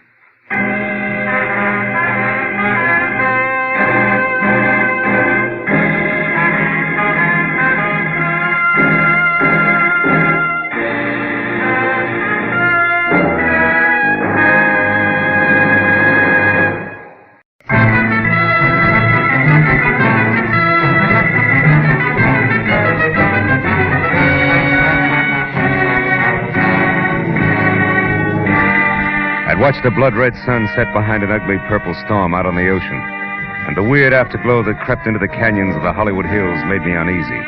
Added emphasis to the disquieting phone call I received at my office from a man named Pollard Schindler, whom I knew as a very capable worldwide broker of bizarre art objects. In words that fell over each other in urgency, he asked me to meet him at my place at once. As I drove to my apartment, I figured the trouble lay ahead, but I didn't realize how close it was until I parked and started out of my car. A bullet smashed the corner of my windshield, and I ducked for cover, then hugged the building and headed for the rear where I was sure I'd seen a gun flash. I was halfway there when the side door flew open and Pollard Schindler himself stopped me. Marlowe! He was white-faced and shaking, his eyes ringed by dark blue circles of fatigue. Marlowe, Marlowe, that shot. Yeah, somebody threw a slug at me, Schindler, from back there. I was afraid of this. We can't talk here. Not now. Come. Let's get in your car and drive. Hurry. Wait a minute. What's all this about? Who shot at me and why? It must have been that lizard, Myron Loft. Oh? He's followed me all the way from England, Marlowe, because... But I tell you all about it when we're safe. Right now, we must get away from here. Okay, but watch yourself. Come on. Well, so far so good. You see that hole in the windshield? It's lucky it's not in my head. Are we being followed? Not yet, anyway. Well, Pollard, last time it was a cloak of Kamehameha and a trip to Honolulu. What is it this time? It's worse. A tapestry, Marlowe, 15th century, and exquisite. Worth $20,000 as a museum piece alone. Hey, that's a lot of money for a chunk of cloth. It's nothing. I'm getting better than $80,000 for it from a man named Arthur Merritt in Seattle. $80,000? Yes, correct. You see, this Merritt claims to be a direct descendant from Edward, 2nd Duke of York, who fell at Agincourt. Really? Yeah. He spent a fortune tracing his genealogy and collecting family treasures, and regards this tapestry as his greatest prize. Oh, it's a gorgeous thing, Marlowe. Depicts the Duke on a gold horse, riding to battle beside the king. On such colors, reds, blues, greens, breathtaking. I'll bet. But I'm so tired. I don't think I've slept in weeks. For $80,000, you can afford to be tired, Schindler. But how does the guy with the itchy trigger finger fit into all this? Loft, that scum. He was after the tapestry, too. He got wind of the fact that someone was willing to pay $80,000 for it. But he doesn't know who. I see. You found it first, Yes. Huh? Yes, in a sealed tomb under the ruins of a castle in Wales, just minutes ahead of Loft. Where's the tapestry now? At this moment, it's in a cheap suitcase checked in a public locker at the Kavenga Boulevard bus depot. Now, I want you to pick it up and get it safely to Arthur Merritt. Here's the locker key, a ticket on a plane leaving in 3 hours, and your money. 5 $100 bills. Enough? Enough. Where'll I find Arthur Merritt? 76 West Street, Seattle. He'll be expecting you. And Marlowe, I feel better if you get the tapestry soon and keep it with you until plane time. You're really afraid of this guy, Loft, aren't you? He'll stop at nothing. I warn you. Now, I'll get off here at the corner, Marlowe. All right. Incidentally, when you get the tapestry, don't go back to your apartment. Loft may be waiting there. Now, I'm at the Hollywood Crest Hotel. Hollywood Crest, huh? Yeah, call me when the job is done. Goodbye, Marlowe, and good luck. You'll need it.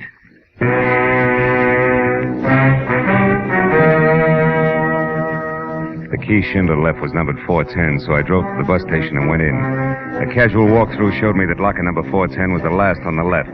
Then I ambled over to the lunch counter, ordered a sandwich and coffee, and sat down to case the rest of the customers. Finally, I spotted him. A dark man in ragged clothes with a profile out of Western Asia who was also watching number 410. The profile glanced around nervously and looked away fast when he caught me watching him. I eased the key to 410 out of my pocket and slipped it under my sandwich. Told the waitress I'd be right back and started toward him. He saw me coming and made for the back exit, broke into a run. When he got to the door, we played follow the leader down the tunnel to the alley behind the bus barn and around a corner. There the game stopped. Because a claw that belonged on a lobster reached out, grabbed me by the shirt front, and pulled me up against 18 inches of curved Damascus steel, sharp enough to shave with. I knew then why he'd shown me only his profile. Half his face was handsome, the other half... Well, when he spoke, he hissed through the flexible half of his mouth. Stand still, my friend, or I slit your gizzard for you. Where is Myron Loft? I don't know. I never met the man. Up close, that is. Liar, you are working for him. Keep using that knife of punctuation, pal, and I'll admit anything. I followed the fat German. I watched him put the tapestry in one of those lockers inside. Therefore, I knew that Loft or his hireling wouldn't be far behind. You mean me? You're off base. What's Myron Loft to you? What indeed? Only I know the true value of that tapestry, for it was I who paid for it, with half my face and half my mind. But before I'm through, Loft will know too. Where is he? I don't know, but I wish I were with him. Shall I chill you for being stupid? Go to Loft and tell him that Akkad is not dead, but has come back to teach him the price of treachery. This'll surprise him, no doubt, huh? He murdered me so I would not talk. He left me for dead. Sent me hurtling, unconscious off a bridge in a truck of blazing oil. It made me like this. Claw for a hand, a face to frighten demons. But it did not kill me. Nice guy, Loft. And the tapestry itself. Tell him it will bring him nothing but despair. For I have put a curse of worthlessness on it that... A car! There, from the alley. The shot. Did you see who it was, Akar? No, but I didn't have to see it to know. He thinks he has finished it now, but he is wrong. Look for the Baton Sinister. What? Look for what, Akar? In the Duke's shield, the Baton Sinister. Akar.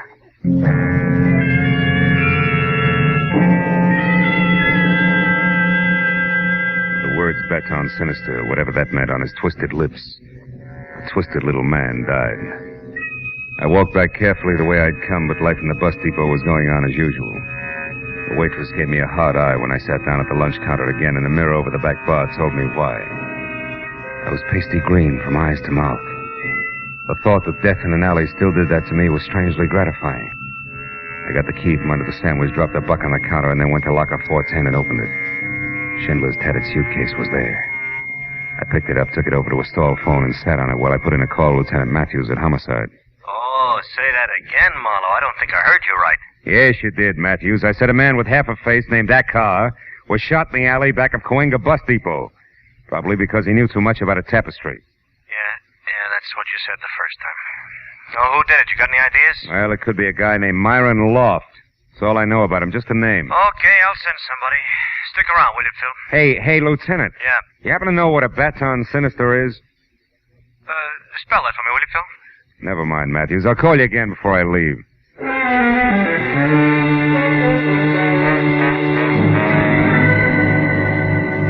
When I left the bus depot, I drove to my office, took the suitcase upstairs, and after I locked myself in, I opened it under the lamp on my desk. Folds of dazzling cloth spilled out. I remembered Schindler saying Duke was riding a gold horse, so I looked for that. Yeah, it was easy to spot. And from there, I located his shield. It was deep blue with 3 white roses on one side and a red lion on the other, and in the center, pointing diagonally from upper right to lower left, was a thin line of still deeper blue. That was all I had a chance to see. Because a hand in a rubber glove clamped a wet cloth over my face, and the sickly, sweet odor went through me. Like warm oil through a paper bag.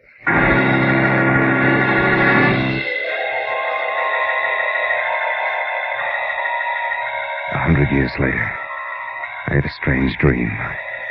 I saw a pair of high-heeled green suede shoes, and then a woman in a green veil looking at an empty suitcase.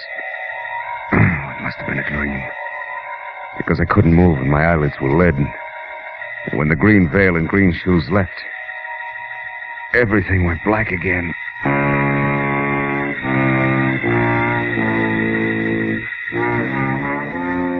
Next time, it was no dream. I was face down on my office carpet alone and very sick to my stomach. I'd been chloroformed. I crawled over to the desk and pulled myself up. The suitcase was open and empty. Somehow I got the phone off the hook, dialed information, and a minute later had my client on the wire. Marlowe, you sound sick. What is wrong? I am sick. You're going to be too, Schindler. Your tapestry's gone. It was stolen. Gone? Stolen? Yeah. Oh, no, it can't be. You blundering, stupid fool, Marlowe. Why did What did you say? I'm sorry, Phil. Screaming in hysteria won't get it back, will it? No. How did it happen? Well, I brought it up here to my office, but somebody was already in here laying for me. I was chloroformed and out for about half an hour. When I came to, it was gone. Now listen. You know a man named Akar, horribly scarred from burns? Akar? No. Why? Did he get it? Yeah, not the way you think. He was killed at the bus station. What? Killed? Good heavens. Did Loft do it? I don't know. Akar thought so, and I'm getting tired of hearing that name Loft. Hey, incidentally, what's a Baton Sinister? Baton Sinister? Yeah. A mark in heraldry, but why that one? Well, it might be important. What is it actually, Well, Pollock? it's simply a short line on a shield or a scutcheon. It runs diagonally from Sinister Chief to Dexter Base. What does that mean? From upper right to lower left, maybe? If you're facing the shield, yes. It's the mark of fraudulence. But why? Well, I was told to look for the Baton Sinister by, Hey, wait a minute, Pollard. Huh? There's something on the floor here. It looks like an envelope. Yeah. There's nothing in it, but it's addressed to... Holy smoke, this is addressed to Myron Loft, 946 South Grand Avenue, L.A. I knew it. I knew Loft was behind the theft, Marlowe. But Now we've got a chance to get the tapestry back. Where is this Grand Avenue? Yeah, it runs through a slum called Bunker Hill. Any cab driver knows it. I'm going down there now, Schindler. Good. I'll get there as soon as I can to cover you. And Marlowe, listen. The man is a devil. Be careful.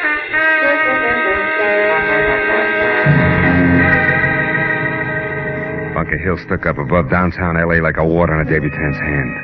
The big street that had tunneled under it or bypassed it years ago left it nothing more than a dingy, isolated attic, where the city's worn-out cast-offs finally end up to die. And the big hotels that open on the swank street below had all carefully turned their backs on the hill. I parked near Angel's Flight and walked on the odd-number side of the street until I spotted 946, a crumbling, yellow stucco rooming house that clung to the hill face from habit only. And I gave the windows a lot of attention to be sure no one was watching. And I went out to the corner, crossed, and came back. An anemic nightlight was on at the end of the hall. So I pushed my way through the smells toward a door with a grimy card that said office. I was about to knock when a voice purred from the landing on the stairs behind me. When you turn round, do it slowly, understand? Perfectly. I dare say you're Pollard Schindler's man. Could be. Which makes you Myron Loft, Yes, huh? I've been up on the roof watching you. I expected you'd come before long. I suppose you want the tapestry. Now, how'd you guess that? Then what price has Schindler decided to offer me? Price? You're kidding. Hardly. I don't enjoy humor. Perhaps you don't know much about the tapestry, hmm? Not much. I know more than I used to. I had quite a chat with our car. A car? That's impossible. My ex-assistant is dead. I know. But he lived long enough to tell me about the Baton Sinister and the Duke's shield. That's a lie, my fine fellow. There's no Baton Sinister on that shield, and it's... Oh, of course. That sly idiot. Akar would try something like a Baton Sinister. But for what purpose, I can't imagine. Just to make sure that you'd pay for his murder. What's that? Must have been a shock to find out he'd survived that burning truck accident you tried. So you finished him tonight with a bullet. Oh, that's strange. How much more do you know along this line? Enough to make bargaining more than worth your while, and I haven't kept it all in my head. I see. Well, my door's a second on the left. Now move along now, quickly. I see no reason to hurry. I do. See what you mean. Although the accent was Oxford, the gestures were strictly Skid Row. So as I preceded Myron Loft and gun into my lord's sagging chamber, I watched carefully for the chance I knew I'd have to take before long. But a small step toward a dark corner... No, don't try that. ...told me it wasn't going to be easy. The gentleman with the flaccid voice was being very wary about me. Now turn about and face me, quickly. So wary about me, in fact, that the quiet footstep behind him went unnoticed. The footstep that had been made by a green suede pump that belonged to a lady with a veil, also green. I now knew I'd actually seen earlier in my office. When she took her next step, the gun she clenched in her expensively gloved hand was raised high. It came down hard. Girl of my dreams, I thank you. That was neat, and believe me, not a moment too soon. He's not dead, is he? No, he's just out cold, is in deep freeze. But, aren't we being a little matter-of-fact about all this? We are. Did you expect tears? Well, from the veil, yes. That's where I'm probably being misled.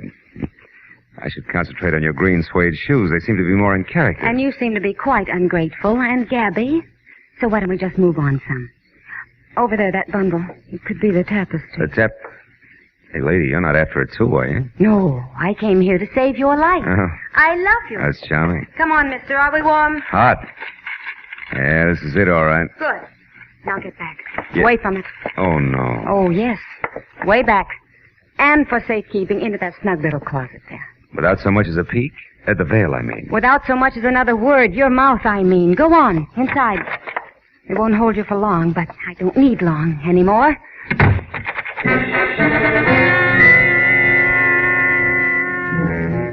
She was so right. Didn't hold me for long. Because even a misplaced hiccup could jar loose most any given segment of Bunker Hill construction. However, by the time I got to the street, it was lady with veil and bundle tucked underneath her arm climbing into a cab. And only a tail light skidding out of sight around a corner. So I played the only bet left.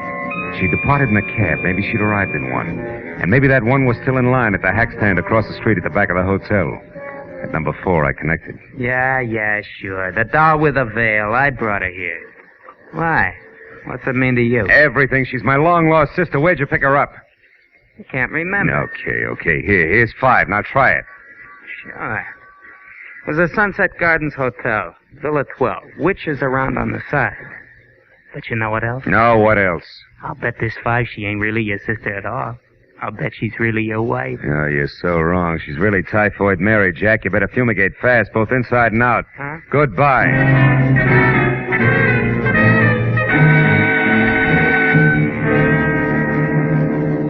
I was 30 anxious minutes weaving my way through the thick westbound traffic that any snail could have easily outsprinted before I was finally parked away from Villa 12. Then out of my car and running toward the squat chunk of termite-proof old Spain. But I hoped I'd again meet up with both the lady who wore a mosquito net for a hat and my client's hard-come-by drapery. But the bungalow in front of me said no such luck, because it was dark, closed tight, and as quiet as snow falling all the way around. Until I was in the back, where each villa had its own junior picnic grounds, complete with barbecue pit. Then from somewhere behind me, I heard it. First the rattle of paper, then a few footsteps, high heels, that I knew could be the green suede ones on flagstone. After that, over near the pit, liquid poured on wood, and then sudden flame. It was the lady whose shoes I knew all right, but this time no veil. Only a face that might have been pretty if it weren't for the prancing shadows the flames threw over an expression that was a little more than determination, a little less than psycho. I moved close to her quietly. And when she had the tapestry unwrapped and was ready to make a little offering to the fire gods, I took my cue. Marshmallows will taste better, baby, honest. You. Yeah, little me in 38, not so little. So stand very still, honey. Priceless heirloom included. Oh, no, I won't. It's going to fire where it belongs. That's a matter of opinion. No, let go of my arm, you big hate. Drop it. Let it go, baby. Better we dirty it than singe it. Come on, let go. There, that's better. Now, come on, Firebug. Who are you? Who? Naomi Marchant. Cut it out. Okay. Now tell me where you fit in the tapestry, or do we shake some more? No, thanks. I'll tell you what you want to know. Who are you? Name's Philip Marlowe. Cop? No, a private detective hired to babysit with the tapestry. Let's not change the subject. Okay. Getting there. I'm Arthur Merritt's niece, Anne Solaire. The guy in Seattle who's waiting for me to deliver this item is your uncle? Uh-huh. My uncle's a jerk. Now, wait a minute. Let me get this straight. You steal the tapestry, risk your life, play with guns, and with people who only play for keeps. Also, you can get a chance to burn $80,000 worth of fancy needlework. Listen, my uncle has been throwing away his money on antiques, and all he's got left of $500,000 is $100,000. I don't want 4/5 of that used for this stinking substitute for wallpaper. Anything else? Yeah. How long you been working on this project, this Operation Arson? A week. Came down from Seattle when I learned that the man my uncle was dealing with was named Pollard Schindler. You can fill it in from there. Now, do you mind if I leave? I'm looking forward to bed and a good cry. $80,000 worth. Do I go? Yeah, on one condition. Your gun, baby. It stays.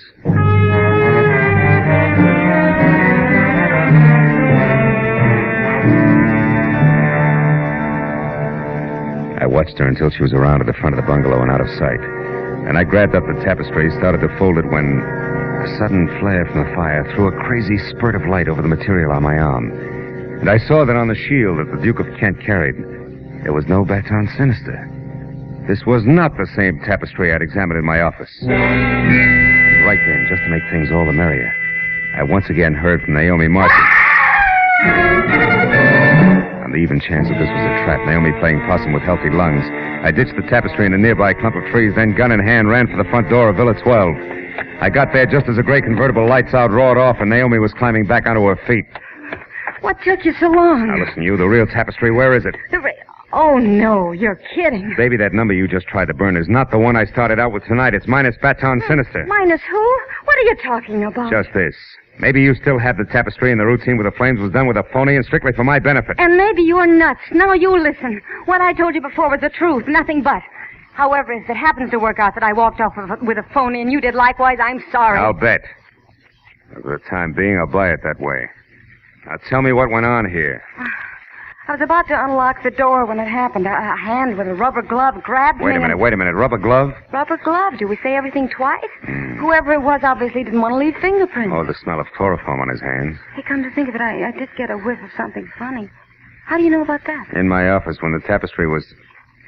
Wait a minute, you were there. Didn't you get a look at him? No, there was only a single light on, and you were already out cold when I got there. Yeah, but you must have seen something. Sure, stars. After he took the tapestry, then laid an envelope of some kind next to you, I told him to reach way up. Got me piled into a heap on your office floor. The envelope he made ran. next to me. I followed, but I lost it. Hey, hold it. Back up, Naomi. What? Did you say he placed that envelope there next to me? That's what I said. See what I mean? We were Cut it out, here. baby. I've got an idea, a thought. About a Baton Sinister and what's really going on. Also, it just occurred to me that Myron Loft might not remain unconscious forever. And that my client was going to cover me at Loft's place on Bunker Hill. Wait, where are you going, Marlowe? Once I pick up the tapestry I just hid, which may not be a phony, back to Bunker Hill. So long, kid.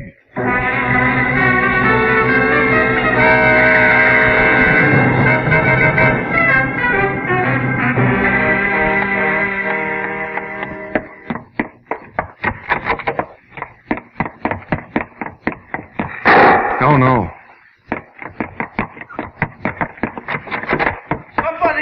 Somebody call the police. Marlowe! Oh, Marlowe. Marlowe, thank goodness you're here. I just shot Myron Loft. You did what, Schindler? Yes. Gott im Himmel. Dead, Marlowe. Hey, for the love of Pete, what's going on in this joint? Nothing you can help, sweetheart. Okay, Bright Eyes, but try to hold it down, will you? It was terrible, Marlowe. I came to this place after I didn't hear from you and found out which room Loft had. When I went in, he was on the floor, unconscious. So I started to look around for the tapestry. In the meantime, Loft came to, got hold of a gun and rushed you. Is that it? Yes. We struggled, and then the gun went off. Oh, Marlowe, what should we do now? Call the police? Yeah, I'll take care of it.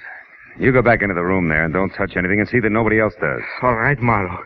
But you have the tapestry? Yeah, I got it, Schindler. Safe and sound. Your worries are over.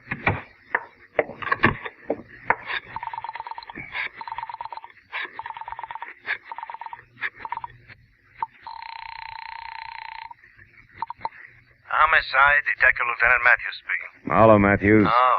I'm at 946 South Grand Avenue, and so's another body. What? At Myron Loft, I mentioned. My client, Pollard Schindler, just shot him in self-defense. Which also clears up that death of that car out behind the bus depot, huh? I mean, Loft got him and then tried for your client, but missed. Yeah. Yeah, if you believe my client. Yeah, well, Oh, Marlowe, what are you reaching for?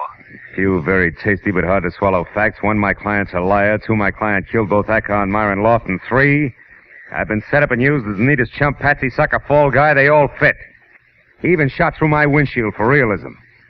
Pollard Schindler never had the real tapestry, Matthews. He had only a phony. He gave it to me to deliver and then swiped it from me. After which he put me on the trail of the real one. Uh-huh. So while swiping it back for him like the good private detective you are, you'd come up with the real one, huh? That's tidy. I'll be right down, Phil. Okay.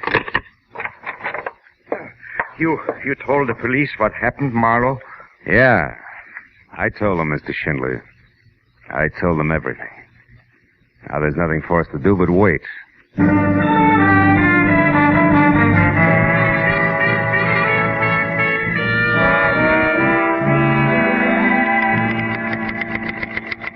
Well, that does it, Lieutenant.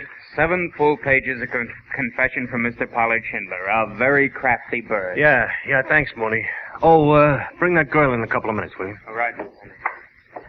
Well, Phil, here it is, the whole story. Yeah? Yeah, look, Pollard Schindler went after the tapestry in England, but Myron Loft got there first. However, Schindler was the one who knew where he could sell it way above museum price, so Loft had a duplicate made up and saw to it that Schindler stole it from him. And it was Acker who added the Baton Sinister, the mark of fraudulence in heraldry, to the fake tapestry. Yeah. But I still don't clearly follow the rest of it, Phil. I mean, here in L.A., you know? Oh, well, it wasn't much of a change. Another verse, same song. Loft stayed close to Schindler all the way back from England. Yeah. And he watched and he waited until he figured that Schindler was ready to close his deal, you see. Yeah. Then he stepped forward and announced that the tapestry Schindler had was a phony. Oh. And that he'd given the real one for a healthy cut of the sale price. Uh-huh. And Loft couldn't go to Merritt direct because he didn't know who Merritt was. Sure. Oh. And from there it was me, the patsy, with the best of references. Oh. That do it for you? Yeah, just about. Schindler killed Acker, and we didn't expect him to see, and Loft, who he did, so neither one could spill to you. That's right. Now, yeah, come in. Now, when did you... Oh, just a minute, Miss Marchand, please. When did all this come across to you, Phil? When I got mixed up with the lovely lady here. She told me that the man who had chloroformed me in my office had carefully placed an envelope on the floor next to me. An envelope I later took as a clue. From that switch, I started to look around for others. Oh, great. Hooray for Campfire Girl me. What kind of a medal do I get? Yeah, you get a pretty nice one, Miss Marchand, thanks to Marlowe. You get freedom. You know, we could prefer charges against you. Like what? Like what? Like assault and battery for slugging Loft, grand larceny for the theft of the tapestry from Loft's place, attempted destruction of private property. Okay. I forgot about those things. Yeah. Thanks, Marlowe. Thanks, Marlowe. Is that your official statement? No more? Not even I'm sorry before you go? Well, yes. I'm sorry, all right. Real sorry that I missed. Goodbye.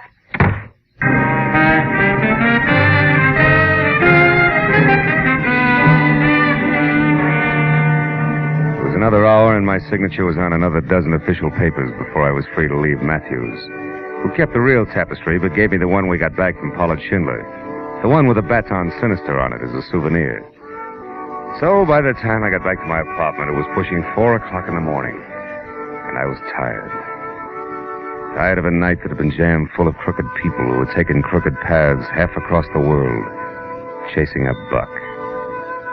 So tired, in fact, that I didn't notice Naomi Marchant leaning across the door opposite mine until she spoke. Marlowe, we could take that tapestry you have there, even if it's a phony one, and fly to Seattle and sell it to Uncle Arthur before he knows anything about what happened here. Marlowe, we could... Marlowe? No. Marlowe. Go away now. There was only one thing to do. Put both hands firm on her shoulders, spin the girl around and across my knees. Don't you thank me! Oh, well. I was too tired for even that.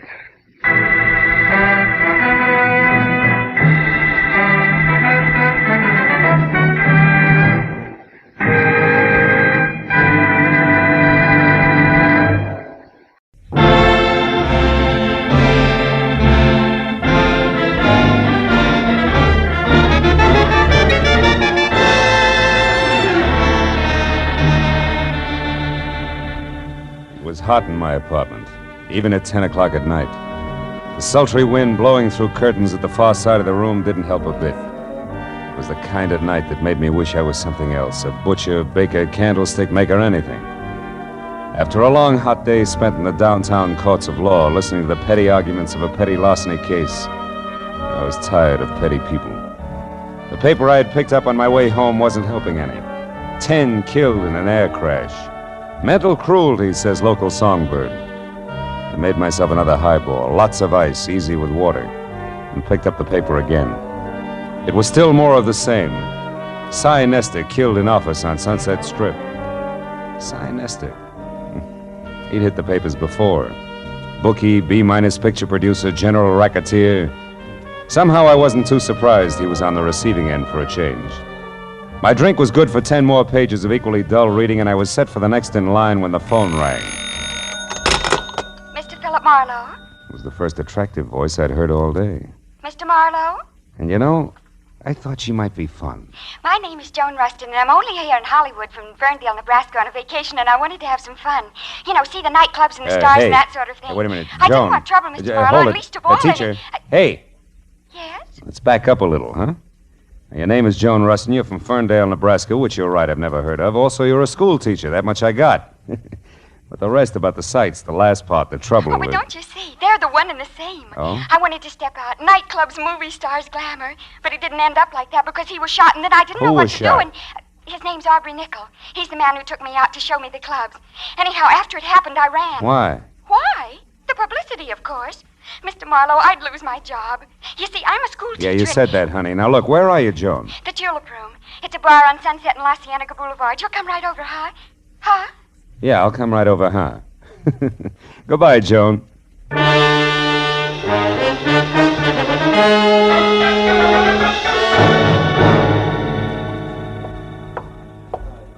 Hey, Mr. Marlowe. Yeah, but where are you? Over here in this booth. Hurry. Okay, hurry it is. Hello. Now tell me why all the secrecy and you... Oh, And what? Oh, what are you staring at? you. I expected braids, Joan. Horn rims, calico, maybe. Not ice blue satin, drape plunging, and, Yes? yes. Start at the top, honey, and slow this time, huh? Well, yesterday I met this man, this Aubrey Nickel I mentioned. Oh, he's really nice, Mr. Marlowe. He's a photographer, has a darling place up on the Sunset, Sunset Strip. You went there to have your picture taken? Uh-huh. I wanted something, well, something glamorous. That's easy. And look here what I got. Oh, by the way, I ordered a drink for you, a Scotch drink. Here. You like Scotch drinks, don't you? Yeah, Scotch drinks are my favorite drinks, Joan. Thanks. You're welcome. Now, isn't it wonderful? The picture, I mean. I'll say it is. I'd never say school teacher. No, that's the idea. Just like a model in a fashion magazine, isn't it? Aubrey took it from inside his photo shop while I was outside on the street looking in his window. You know, like a smart career girl just strolling along the avenue. Mm-hmm. And see how he faded out the background? That way I'm the focal center. Focal center.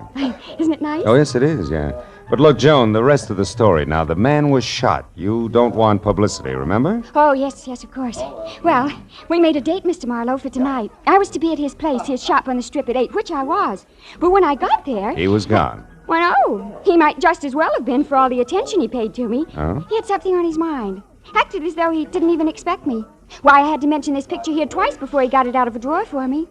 But then, just like that, he changed. Said if I wanted glamour in nightclubs, why not? Oh, by all means, why not? And off we went to Cyrano's, no less, and sat at a table with 2 men and a woman who was actually Irmgard Fury. Actually, who? Irmgard Fury, the starlet. Oh. Don't you read the papers? Oh, golly, her picture's been in every theater section and magazine for the last 6 months. Of course, she hasn't made a movie yet, but she probably will soon. Wait a minute. Irmgard Fury. She has red hair, a figure, lots of each, huh? That's right. Oh, and so sweet to talk to. Well, believe it or not, when we were in the powder room and she couldn't find her lipstick, she used mine. Now, that's really democratic. Look, Joan, there was a shooting. You remember that. Now, you were sitting at a table with 3 men and this Irmgard Fury? That's right. Well, go on. What happened next? Well, when Miss Fury and I got back to the table, Mr. Lacey and his friend were gone. And then a minute later, Aubrey excused himself to make a phone call. And then? And then a waiter brought me a note from Aubrey which said I should go back to my hotel and wait there till I heard from him. Then it happened. Look, Joan, if I'm going to help you on this, you got to tell the whole coherent story. Well, suddenly there were some shots, maybe from outside, and people were yelling. It was terrible. I was scared to death. And I ran outside. People were crowded around someone. It was Aubrey. He was dead. What'd you do then? I took the first taxi I could get to my hotel, the Beverly Crest. I started for my bungalow, but didn't go inside because there was a man hanging around.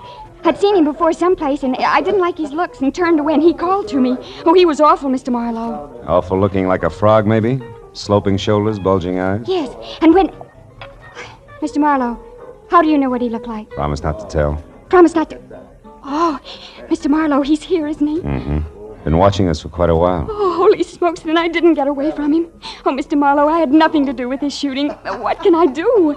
I simply can't be mixed up in this terrible business. Oh, please, Mr. Marlowe, I'll pay you anything, only get me out of this, please. We'll talk about that later, Joni. Now, look, when we get up, keep talking and don't look away from me. Then when we're outside and around the taxi stand there, duck away from me fast and get in close to the building and stay there till the frogman is gone. Then head for your hotel bungalow and wait there till you hear from me. Now, you got that? Oh, yes, but I don't understand why he's going to leave us. You will, if our little coup works. Come on.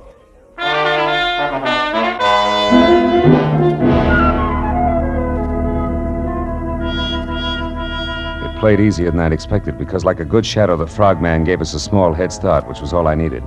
The second Joan darted away from me, I moved quickly up to the first cab in line, opened and slammed the rear door fast, said goodbye out loud to Joan, who was not in the back seat, then slipped the driver 5, winked hard, and practically shouted a very far-away address at him. When he lurched from the curb, I stood there and waved a minute. It was what was still supposed to be Joan. Then, even as I saw the frogman dart across the street, pile into his own car and take off after the cab, I walked slowly back into the bar where I had another Scotch drink and did some fast checking on the current location of Aubrey Nichols, which was the Dawson Memorial Hospital. Then I started outside for my car, after stopping en route at the booth where Joan and I had been sitting to pick up a pair of gloves and glamour portrait my new little client had left on the seat. The school mom had been upset indeed.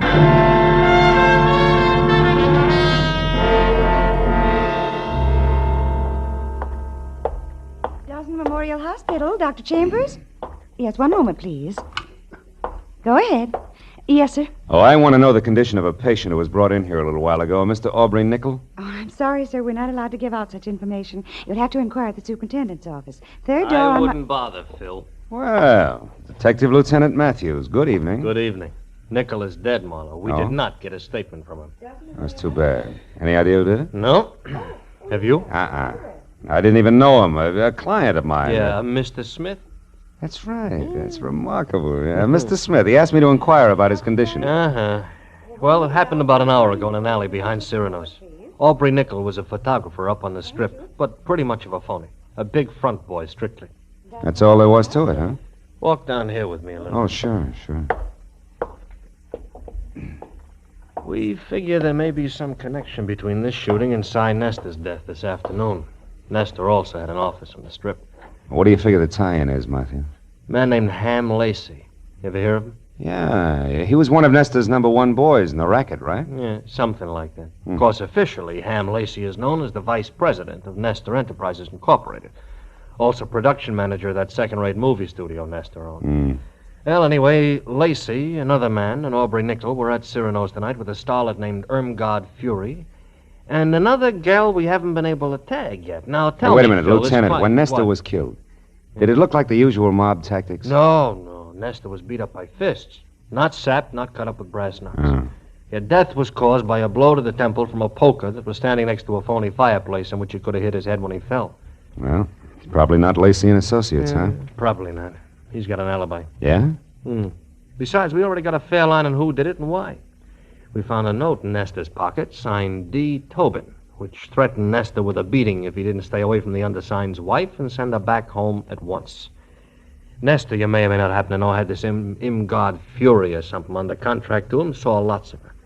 So, again, the two deaths more or less tie together. Yeah, you've already talked to, oh, by the way, her name is Irmgard Fury. No, I ain't talked to her. I figured I'd wait till I knew a little more. Also, I didn't figure Nickel would die without saying anything. No. Well, now it's your turn. We found this negative in the alley near Nickel's body. This is a night shot of the Sunset Strip and nothing more. Means anything to you? No, why should it? Now, look, I told you before, Lieutenant, I never even met Nickel. Yeah, and I listened, didn't I? I noticed. Yeah, but now let's level a bit, huh, Phil? Who your client is and what he or she has to do with this is one thing as long as we're both on the same side. But playing dumb when it might count is quite another. Now, once more, Phil, huh? The picture? Still 0, Lieutenant. Honor bright. Anything else? Yeah, just to save you a little time, Phil. Yeah, let's do. Irmgard Fury's address, 441 West Bedford Drive, Beverly Hills. You got a pencil? 441 West Bedford Drive. Now, play it close. Be sure to call when you think it's time. And if you're wondering about why all this help from me, try this. What you know and won't tell, plus what I know and will tell, might do the trick. Say goodbye to me, Phil. Goodbye.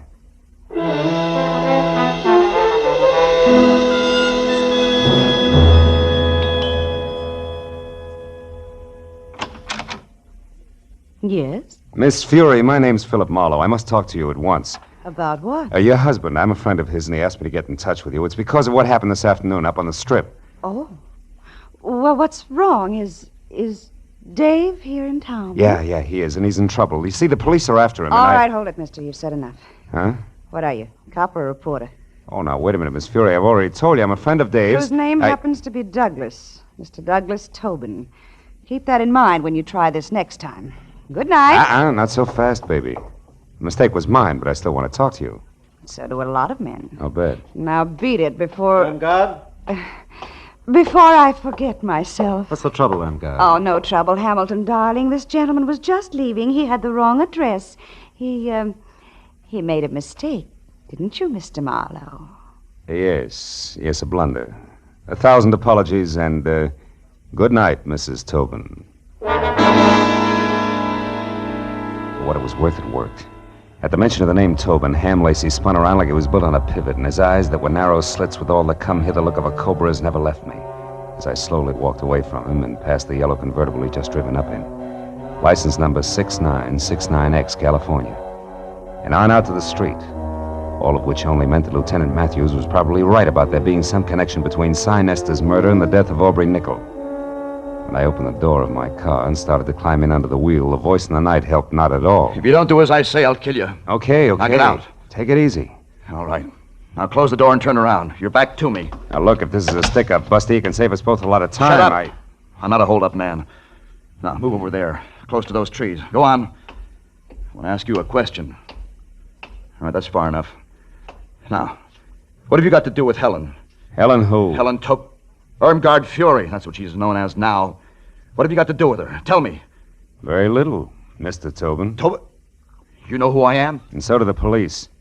Why don't you call it quits while you're still in one piece? No, not quits.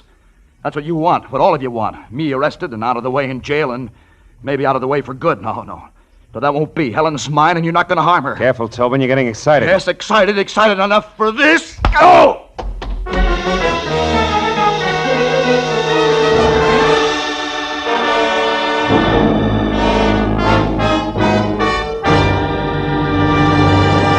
In just a moment, the second act of Philip Marlowe. But first, a thrill-a-minute, high-tension suspense from the word go. Dramatic excitement that builds and builds until it explodes in a smashing climax. That's Inner Sanctum, the great mystery show that's another of CBS's top-notch Monday night programs. You'll find Inner Sanctum one of the most entertaining spots in your Monday night listening schedule. And remember, Lux Radio Theater is back for its 15th year of great dramatic presentations. Inner Sanctum and Lux Radio Theater every Monday night over most of these same CBS stations. Now, with our star, Gerald Moore, we return to the second act of Philip Marlowe and tonight's story, The Rustin Hickory.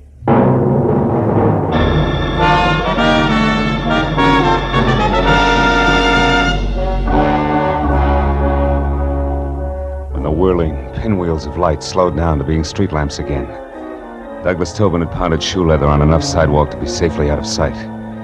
But it took a full minute of rubbing the bruise where his pistol had glanced off my head before I finally remembered that it was a good time to call Joan. I looked back at Irmgard Fury's house first and saw the lights still on, the cream-colored convertible still parked in front, and all apparently quiet inside.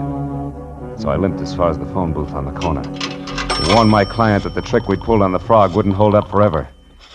But instead I found out just how far this side of forever it had collapsed. Yeah, hello. Hello? Hey, what number is this? Well, the Shamus. You got the right number, Shamus. What are you doing there? Where's Joan Rustin? Oh, the babe's here, but she ain't in much of a mood to talk. Incidentally, thanks for giving me this free time, Dippy. What are you talking about? That fast shuffle you tossed me, Dippy. That now you see her, now you don't gag with the taxi. For an old shell game operator like me, that one was as tough to see through as a glass-bottom boat. All right. You get your diploma in the morning. But listen, you, if anything happens to Miss Rustin, I'll break it. Skip it, Dippy. You're wasting your breath. It's already happened. I'll see you around. So long.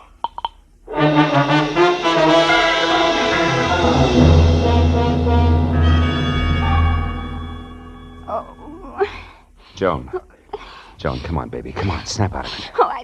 Stay away from me. Hey. Get out of here, you Hey, hold it. It's me, Joni, Marlowe. Marlowe. Yeah. Oh, Marlowe. Come on, honey. What happened? Are you hurt, Joan? That man, the one with the gruff voice. Yeah? He forced his way in here, Marlowe. He was looking for something. I tried to stop him. I was going to scream, but I guess that's when he put the bite on me. That's slug, baby. Well, anyway, he hit me hard.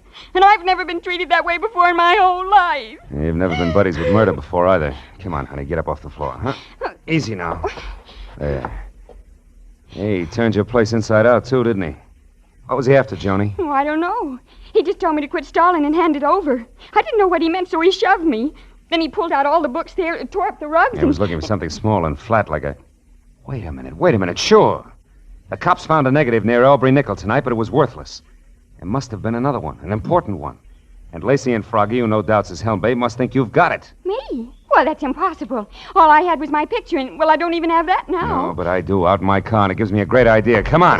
Well, where, Marlowe? I don't get it. What's my photograph got to do with this? Maybe plenty. You see, when Aubrey printed that picture of you, he faded out the background almost completely. You remember? Uh-huh. That's a stunt in fashion photography to make a subject stand out.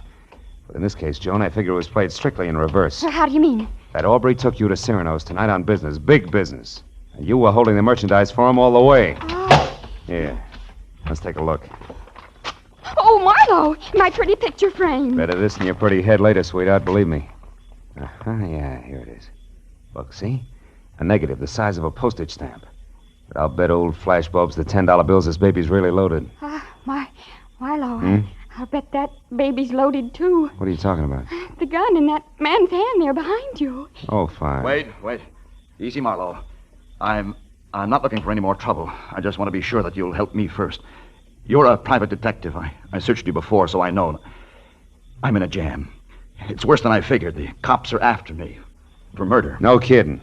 I can't understand it, Tobin. All you got is a motive deep enough to swim in, and you've been dropping clues like Hansel and Gretel drop pebbles. All right, but I didn't do it. Well, I beat up Sinister, sure, but he was going with Helen, my Helen. I hated everything and everybody in this phony town because they took her away from me. Even changed her name for her, Irmgard Fury. But I didn't kill Nestor. I swear I didn't. You've got to help me, Marlowe. With that 38 in your fist, are you asking or telling? Oh, I'm asking, brother. Here, take it. Take the gun. I'm in a fix and I know it. Okay, hothead. I'm already in Dutch for hiding Matthew's key witness here. Think how I'll look keeping his chief suspect under wraps, too. Yet, oh, maybe I'm a sucker, but I believe you. All right, where do you hang your hat? The Country Cottages, number 7. It's a kind of a motel court down on Melrose Street. Number 7. Now go there and stay out of sight. And I mean stay out of sight. Yeah, okay. Thanks, Marlowe. Say, I'm sorry I batted you down tonight. That makes a lot of difference to the lump on my head. Go on, Tobin, beat it. Yeah, okay. I'll keep in touch with you. And where are we going, Marlowe? Call a friend of mine. We need a big enlargement of a small negative.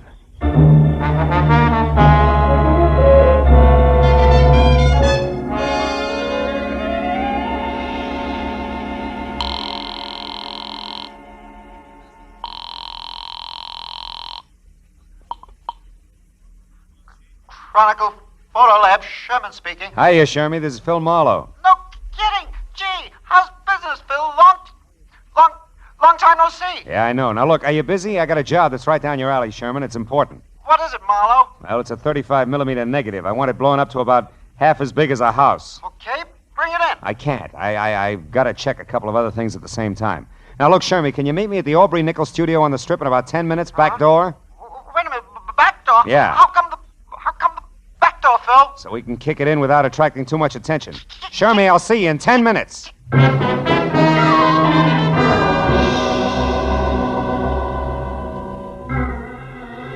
I piled Joan into the car, drove down the Strip, and once past Nickel Studio, which was enough.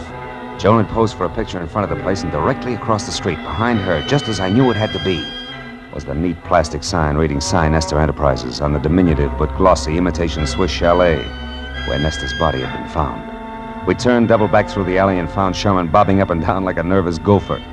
5 minutes of not-so-subtle persuasion got us past the lock and inside Aubrey's studio where something else checked. The walls were practically papered with pictures of Irmgard Fury, taken from every conceivable angle, including some that were not. Things were beginning to make a lot of sense. Marlowe, is this all right? Coming in here, I mean, sort of uninvited and all. It's breaking and entering, lady. You can get 5 years for it. I sure hope you know what you're doing, Phil. Yeah, this must be the dark room. Yeah. Now, here's the negative, Shermy. Do your stuff. What do you really expect to find on the film, Marlowe? A murderer, baby. It's got to go one of two ways. Douglas Tobin for jealousy or Ham Lacey for ambition. Aubrey Nickel caught one of the two in the background when he took your picture. And he was familiar enough with all parties concerned over there to think he could put the screws on somebody. How's it coming, Shermy? Be out in a minute. 15 by 20, okay? Yeah, it's good.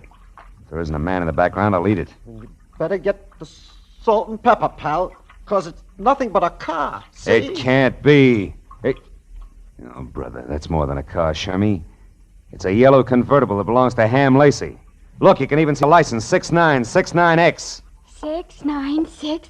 Oh, now how do you suppose... What's the matter, Marlowe? I just thought of something. Without this picture, both Tobin and Lacey are suspects. But with it, we have proof Lacey is implicated. That means Lacey thinks he has Tobin sitting in the perfect frame, right where he wants him. Oh, Marlowe, listen. Now, look, you two get out of here. Go back to the paper. I've got to get to Tobin fast and let him know. Oh, Phil, listen, Look, baby, you're no doubt terrific in the 3rd grade. But some things they don't even teach in college are going to pop any minute, so I'll take it from here, huh? Stick with Shermy, honey. I'll call you. Oh, but Marlowe, wait, listen.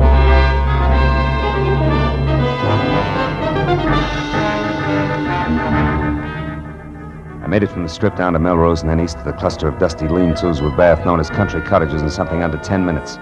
Parked down the street and cut back through the alley on foot. I got to the door of cottage number 7 with about 30 seconds to spare. Now. Wait a minute, mister. You got me wrong. Oh, no, I haven't, pal. You can tell me you didn't knock off Sinister, and I'll believe you. But nobody else will. I've got you right where I want you. Now, wait a minute. Because of your note found in Nestor's pocket. You're the jilted boyfriend, the hick from back home, who came to Hollywood with murder in your heart and knocked off the guy who stole your wife. Now, look, yeah, and then you went after the cheap photographer who gave her her star. Oh, yeah? And after that, you knew you couldn't escape, so you blew your brains out. fine. And by the time I leave here, that's the way it's going to look. Not tonight, Ham. Oh. Yeah, stand still, Lacey. Toss the gun over on the bed. Go on. That's better. So you figured Aubrey was lying about having a picture that pegged you as Sinister's killer, didn't you? You figured Aubrey saw something but had no proof, so you shot him. But you were wrong, Ham. He had all the proof we need. What's that? Joan, who's out there? Oh, Phil! Joan! Phil! Joan, are you all right? I hit her. She's the one who killed Sinister. I tried to tell you that. I followed you here to tell you, but instead I saw her with a gun pointed at you. I grabbed the first thing I saw, this broken rake handle, and I hit her with it. I hit her awfully hard, Phil. She isn't moving. You don't think she's... Dead? No. She's probably thinking over the big lesson you just taught her with that stick there. Why, what's the matter? Hey, Teach, you know what that rake handle's made of? Why, it's hickory, isn't it? Yeah. What else could it possibly be but a hickory stick?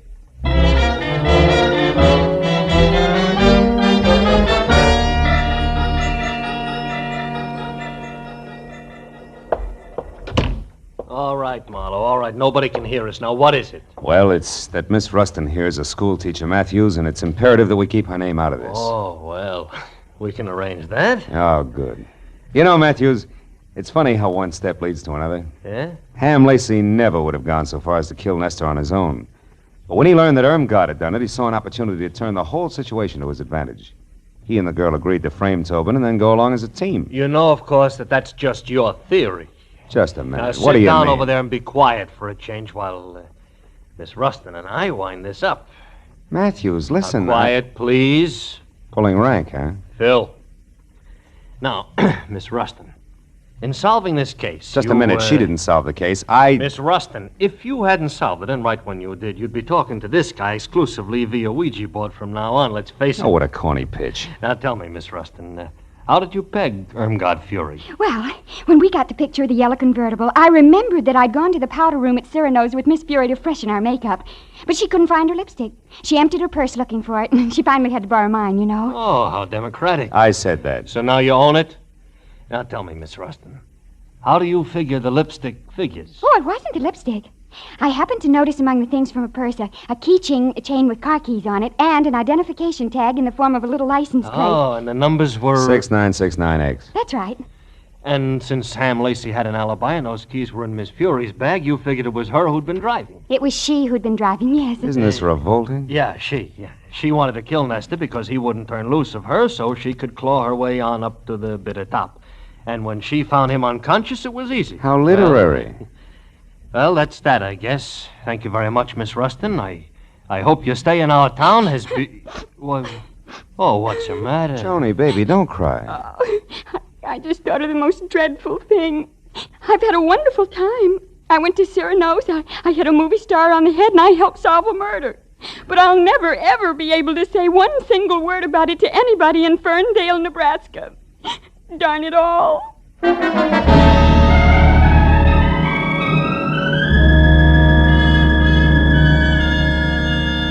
It took a few minutes to put on a new touch of mascara and get the pink off her nose, but she was smiling again when we said goodnight to Matthews and stood on the steps at headquarters and looked at the glittering lights of Hollywood. There was still plenty of time for supper and even a dance or two, and she wanted to go. But suddenly, from somewhere, there was a smell of autumn in the air, of dry leaves on the ground and ripe red apples for the teacher. She shook her head wistfully and spoke of an appointment she had bright and early next Monday morning. It's a very important appointment, Phil. So, I took her to a hotel and said goodbye. All the way home, for some reason, I kept wondering, whatever happened to Skinny McDonald? The only kid in school who could shoot a better spitball than Marlowe. Has it really been that long ago?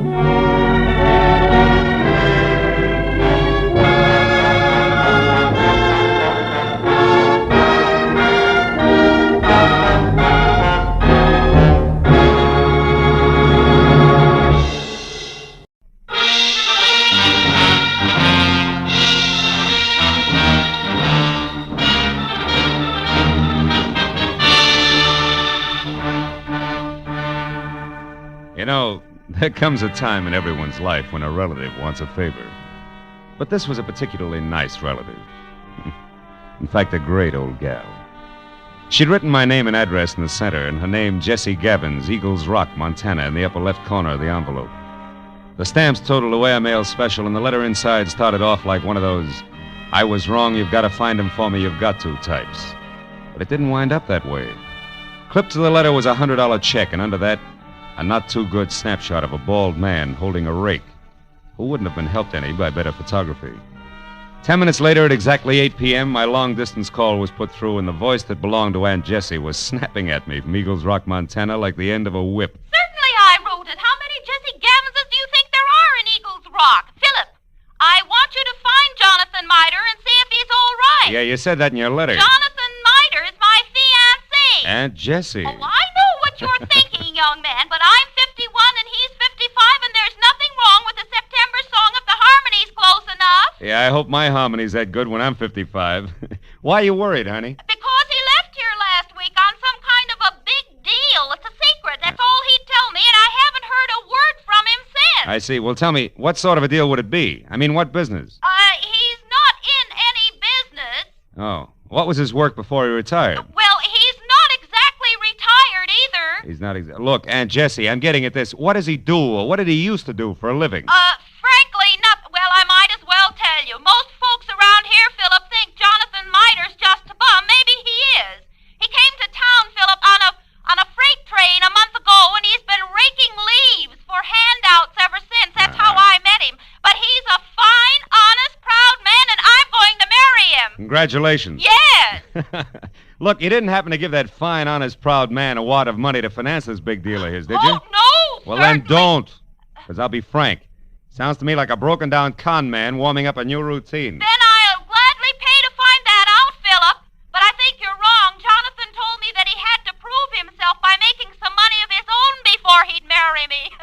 As if I didn't have enough to take care of two people already. Okay, Jessie, it's a little off-center, but I'll buy it. Philip, when you find him, don't tell him that I hired you. As I say, he's very proud, and it'd hurt him.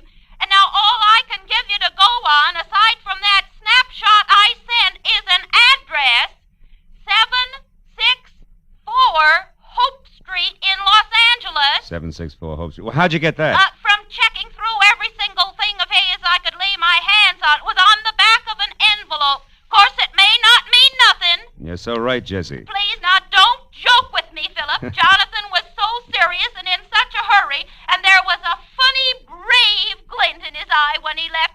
Do your best. A brave glint. Oh, no. Okay, Jessie, no jokes. Goodbye, darling.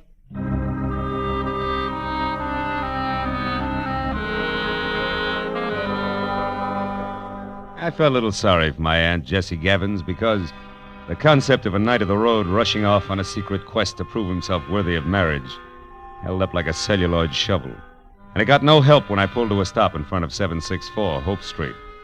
It was a cramped combination warehouse and office of corrugated iron and glass brick, respectively, with a shy red and black sign reading Hirsch Woolens over a door that looked like... Well, it looked like it handled about as much business recently as a repair shop for spinning wheels. It was half open, however, so I went in just in time to catch the last round of what must have been a healthy spat going on behind a frosted glass door marked private. Well, I'll tell you something, Mr. Eldon Hirsch. Keep your eyes more on wool and less on nylon, and you'll be better off. All right, all right. For heaven's sake, Martha, this is no time to quibble. We've got more important things to do. Unless, of course, you want to keep that chorus job at the Plumes forever. Well? Okay. But you just watch your step. Goodbye, Eldon. Stand aside, stupid. This is a hallway, not an art gallery. Yeah, there's a petty girl if ever I've seen one. Well, what do you want? Oh, Mr. Hirsch. Yes? Yeah, well, I'm Ned Johnson. I'm looking for a job. What kind? Oh, salesman. Wool's my line. I see. And how long have you been waiting out here? Oh, I just stepped in. Come inside. Thanks. Sit down. Now, what is your specialty? Woolens, worsteds, or felts? Well, I've handled them all. We confine ourselves largely to a very high-grade merino woolen, Mr. Johnson, Ned Johnson. I've worked with merino. Well, and what about the others? Lester, perhaps? Lincoln? Oh, sure. Lester, Lincoln. Certainly, I find it all a fascinating business. So do I. A very romantic background. Yeah. By the way, what do you think of Lanatal as against merino? Lanatal? Well, not good. No, you see, I've watched the Lanatals from the range right through shearing and on up to weaving. It just doesn't compare with... what's the matter? What are you really after? I slipped, huh? You fell on your face. Lanatal is synthetic wool made from milk. Now, who are you? Okay. I'm from the Sequoia Credit Association. We're investigating you. Just a periodic routine thing. It's strictly confidential. Get out of here and stay out if I ever catch you. All right, take it easy.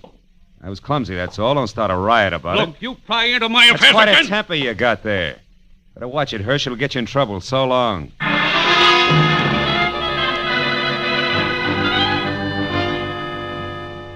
hadn't exactly been wool gathering with Hirsch and Company, but I hadn't exactly made strides on the connection between A Bum in a Hurry and 764 Hope Street either. However, I couldn't help wondering what Hirsch had meant when I'd overheard him speak to the girl in the office about more important things to do. So when he slammed the door on my shoulder blades, I went around to the alley for a peek in his warehouse. But I skipped that when a man stepped into view wearing the identical face I had in my pocket on a snapshot. It was Jonathan Mitre. He'd swapped the rake for a silver-tipped cane and patches for 14-carat class from Spats to a Hamburg, which might well have covered a bald head. But it was the same man, no doubt about it. So I decided to play this one strictly 3 cushions with reverse English. Hey! Huh? Hey there, you! Oh, were you addressing me, sir? Yeah. Don't I know you? Oh, sure I do. Points east, huh? No, you're mistaken, my man. I haven't been east in 30 years. Oh, come on, friend. I'd know you anyway. You're good old Jonathan Mitre. Sir, I am Ross J. Crowley of Canada, and I have never had the dubious pleasure of your acquaintanceship until this very moment. Ross J. Crowley of Canada, huh? Mm-hmm. Okay, Mitre, that's the way you want it. What are you doing around the wool business? Setting it up for a fleecing or just pulling it over somebody's eyes? My good man, you've obviously confused me with someone else. Now, pack off, recognized fella. I'm in a hurry. Now, wait a minute, Pop, wait a minute. Let's get this straight first. Your name's not Crowley. Why are you using it? By Godfrey, sir, you're trying my patience. Stand aside. Come on, let's have it. Oh, very well, if you insist. Here it is. Look out. Hey, come back here, you old goat. Why don't you look out? Why, you awkward roughneck. Why don't you look where you go? I was, but I couldn't get around all 3 of you. 3? What do you mean, You 3? and your 2 big feet. If you can't keep those gunboats out of people's way by yourself, hire a pilot. Oh, by now my boy's so far ahead I couldn't catch him if he stopped for lunch. Thanks to you. Goodbye. I went as far as the corner anyway, but I'd been right the first time. Jonathan Mitre, alias Ross J. Crowley of Canada, was long gone, and I had no idea where. This left me with one slim, lovely lead, a lady named Marcia.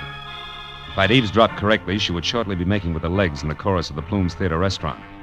It was 7:30 when I entered the platinum-plated tourist trap on Hollywood Boulevard that featured small portions of bad food under glass and large helpings of good skin under lights.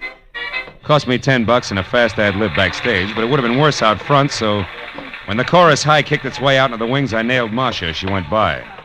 She narrowed a half a pound of mascara at me and let her footlight smile drop, which left very little else. Yeah, my name's Marcia. What do you want? Make it snappy. I gotta change.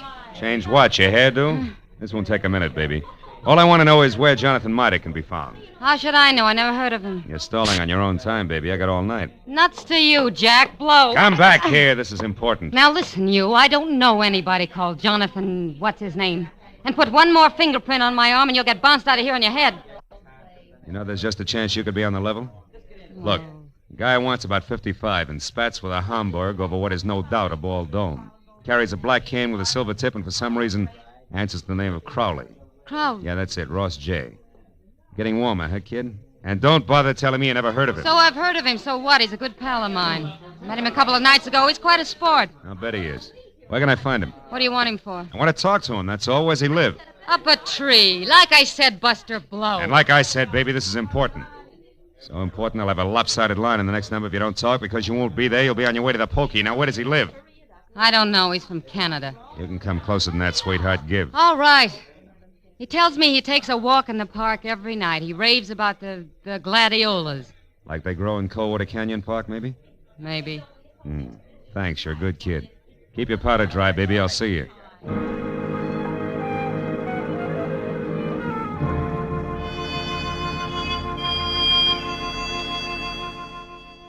That park looked deserted when a half hour later I drove by it to the far end, turned down a side street and stopped.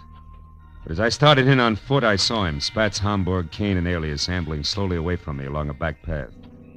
I started after him quietly, and when he got near a corner, I was close enough to hail him, and then grab. But I didn't get the chance. Stand still and keep your mouth shut. I turned slowly. It was the gentleman with the big feet, and he wasn't much uglier, just a little flabbier than the automatic wrapped up in his fist. You seem to be falling over my feet every time I turn around. I noticed that. But I figured the first time was coincidence. What do you figure now? That our gay dog, Mr. Crowley, who just turned that corner there, is wagging two tails? But you hold the gavel, Chairman. And don't you forget it either. So he gave you the name Crowley, did he? Mm-hmm. Why, you think he's got another one? Stop that. We both know he's lying. What I don't know is why he took that name or why you're interested. It's a hobby. I collect old geezers with more than one name. You're going to handle hard, huh? You won't tell me? Well, I don't know your angle either. We might work out a trade. Huh? No. I'm not wasting any more time either. He's not going to get away from me again. And that means you'd better stay right here. Oh!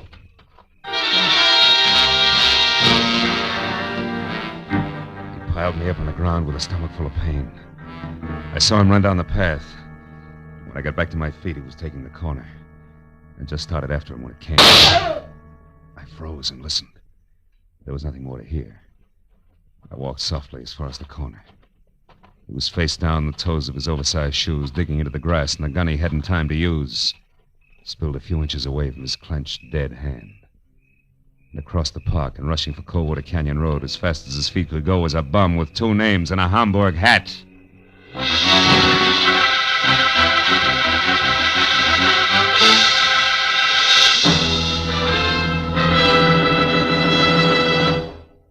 In just a moment, the second act of Philip Marlowe. But first, 30 minutes packed full of talent, music, and fun. That's the Horace Heidt Original Youth Opportunity Show, coming your way every Sunday evening on CBS. Yes, this fall you'll hear them all on CBS. A galaxy of stars. And one of the brightest is genial Horace Heidt, who keeps the fun rolling with one hand and with the other pushes open the door to opportunity. Gives a talented youngster his big break toward fame and fortune in show business. Remember, Sunday night, it's Horace Heidt and his Original Youth Opportunity Program. Listen every Sunday, starting this Sunday, over most of these same CBS stations. Tune in this fall for the shows that you love best of all. Listen carefully. Here's the address. It's CBS. Now, with our star, Gerald Moore, we return to the second act of Philip Marlowe and tonight's story, The Bum's Rush.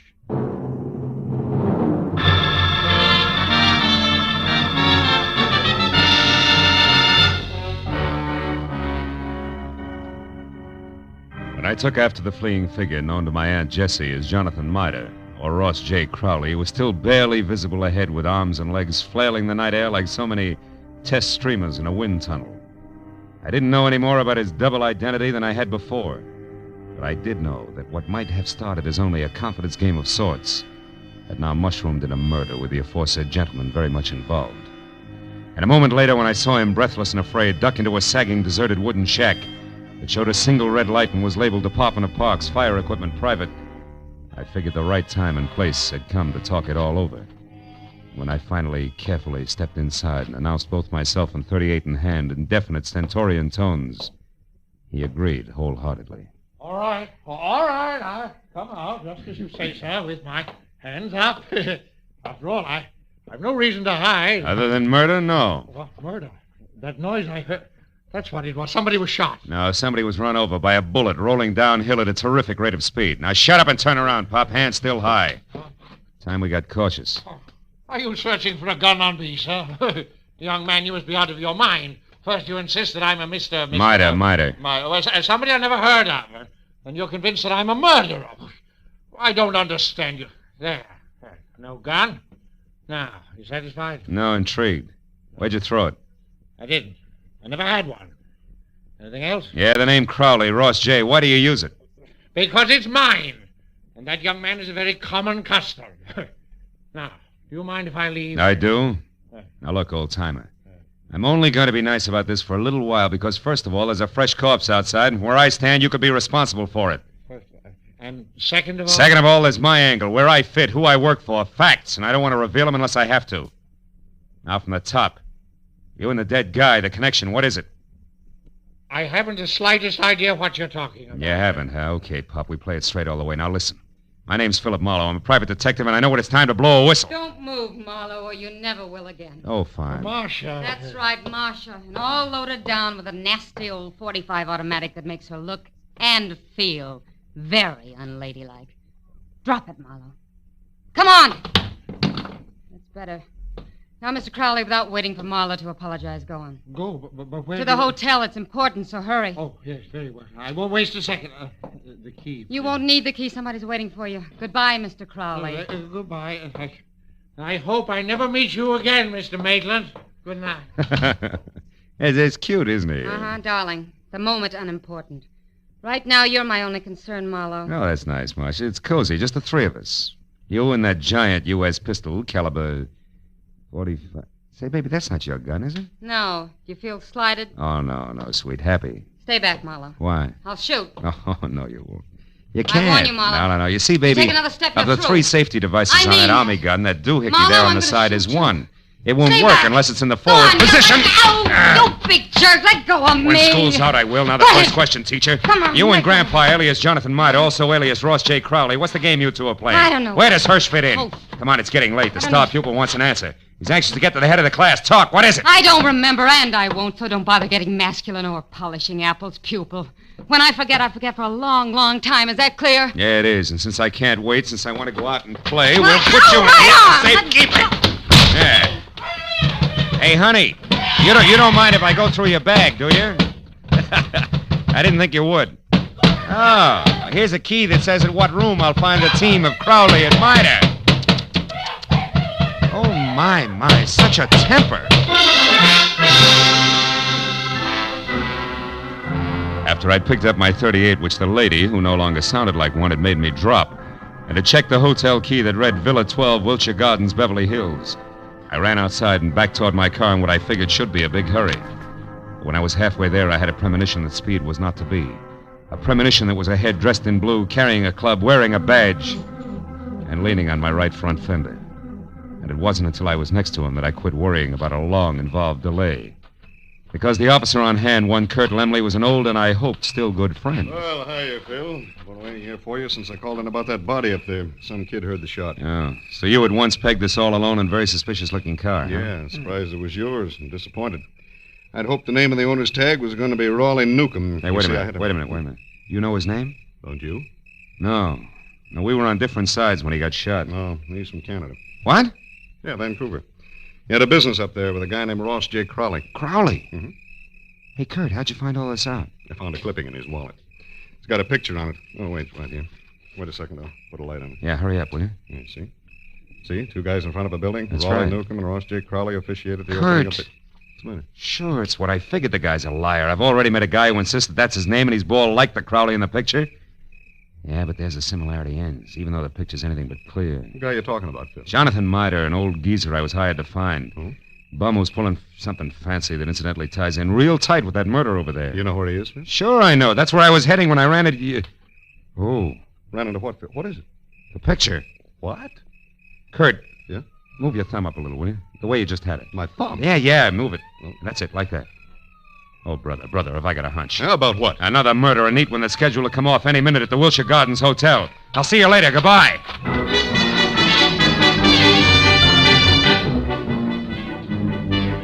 At best, it was 10 screeching stop-and-go minutes from Coldwater Canyon Park across Beverly Hills to the Wilshire Gardens Hotel on the boulevard of the same name. And all the way, I kept hoping, over time, that one of two things was so. Either my hunch was wrong and nobody else was going to get hurt for a while, or it was right and I was still on time. But when I was there, parked and running toward the villa number 10, which was a silent stucco square, choking to death under ivy, and showing only a single light in the living room, I was almost sure that it was going to play still another way. Me right and too late to do any good.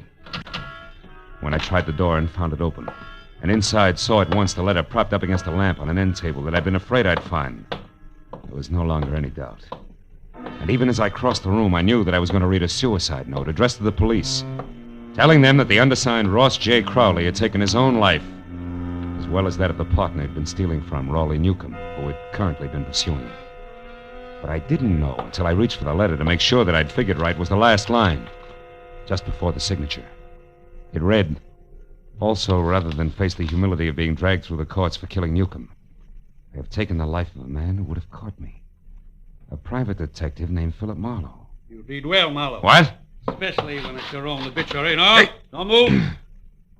Well, Mr. Hirsch, huh? Or do I call you Crowley now? Doesn't matter, Marlowe. Suit yourself. What does matter is that you're not quite the boy genius you think you are. Meaning what? Meaning Marcia. You talked to her at the Plumes, then she talked to me. Between the two of us, we've maneuvered you around just like we wanted to. So we could include you in our plans. In other words, Marlowe, when Marcia sent Mida here from the park, we knew you'd follow. Marcia's reliable. Yeah, all year round, I'll bet. Okay, Crowley, so the one with two heads isn't Jonathan Mida, it's you. You is Eldon Hirsch here in L.A. Is Ross J. Crowley, Newcomb's partner up in Canada. A crooked partner, Crowley, who, when he knew he was going to be caught, decided to kill himself, but with another guy's body. Jonathan Mida, so it wouldn't hurt. Exactly. Also, Marlowe, nobody will bother to look past what will pass as Crowley's buddy for the murderer of Newcomb, who I didn't expect on the scene. I think you'll admit it's all accounted for in that letter there in Crowley's, my handwriting. Bravo, you've skipped nothing. Now, what about me? Yes, you. You must go before Jonathan Mida, you know. Otherwise, the coroner might find something wrong with the sequence of deaths. So it's you first, then Mida. Who no doubt is unconscious in the bedroom right now? No, Mr. Marlowe, who no doubt is standing right here listening carefully. Mida, you crazy fool. Stay where you are. No, Mr. Crowley, I won't. That way I die. This way, at least I have a chance. Yo, Crowley! My shoulder. Mida, you all right? Yeah, I think so. Just winged. Oh, you got him, didn't you, Mr. Marlowe? Yeah. No. No, Jonathan, you got him. That rush did it, you big... Bum, Mr. Marlowe? Yeah, bum.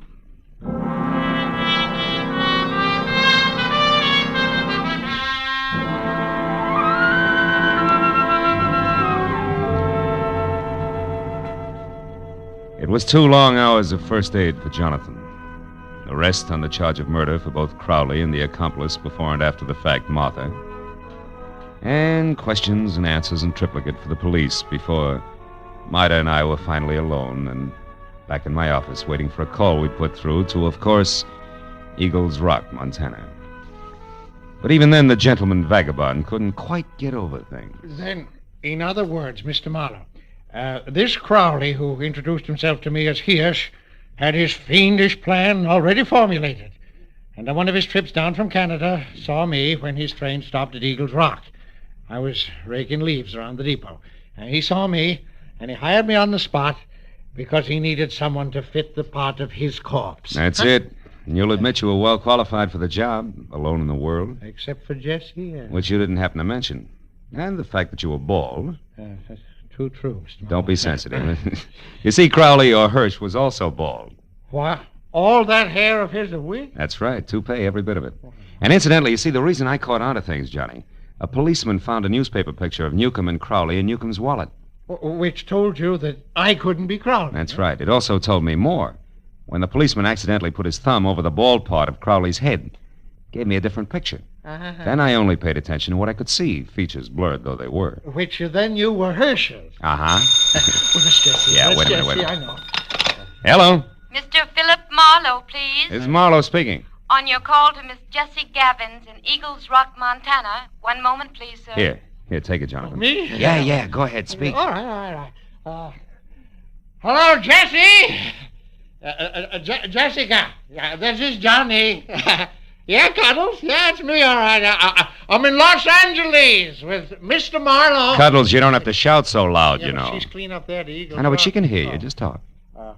Jessica, you guess what happened now? Now, I'll tell you. Yeah. A man hired me to work for him. To pose, to impersonate a Mr. Ross J. Crowley, because he said he had to be free to investigate some crooked people who would try and contact me. Yeah. And since he offered good money right on the spot there, Jessica, I took the job. I thought you'd be proud of me making extra money. No, wait a minute, Jessica. Mr. Marlowe, I better cut this short, hadn't I? It's long distance. It's cost money. Don't worry about it, Johnny. There's no hurry. Take your time. Oh, thank you. Jessica. Now, what this man really wanted, you there, Jessica? Was to use me as a corpse. That's right, a body. No, his! I feel fine. You see, he was going to put his rings on me, another identification, then knock me unconscious and get me to the river and...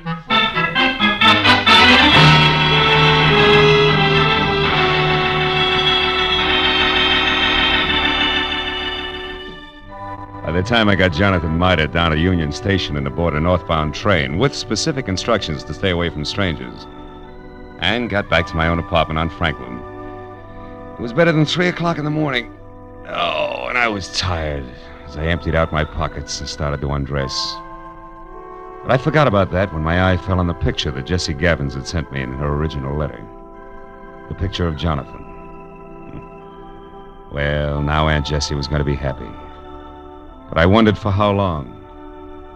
Somehow the portrait of the man with the solid look of the ages didn't fit the spare frame of Jessie's night of the road. A lonesome train whistle would blow in the night, and Jonathan Mida would be gone.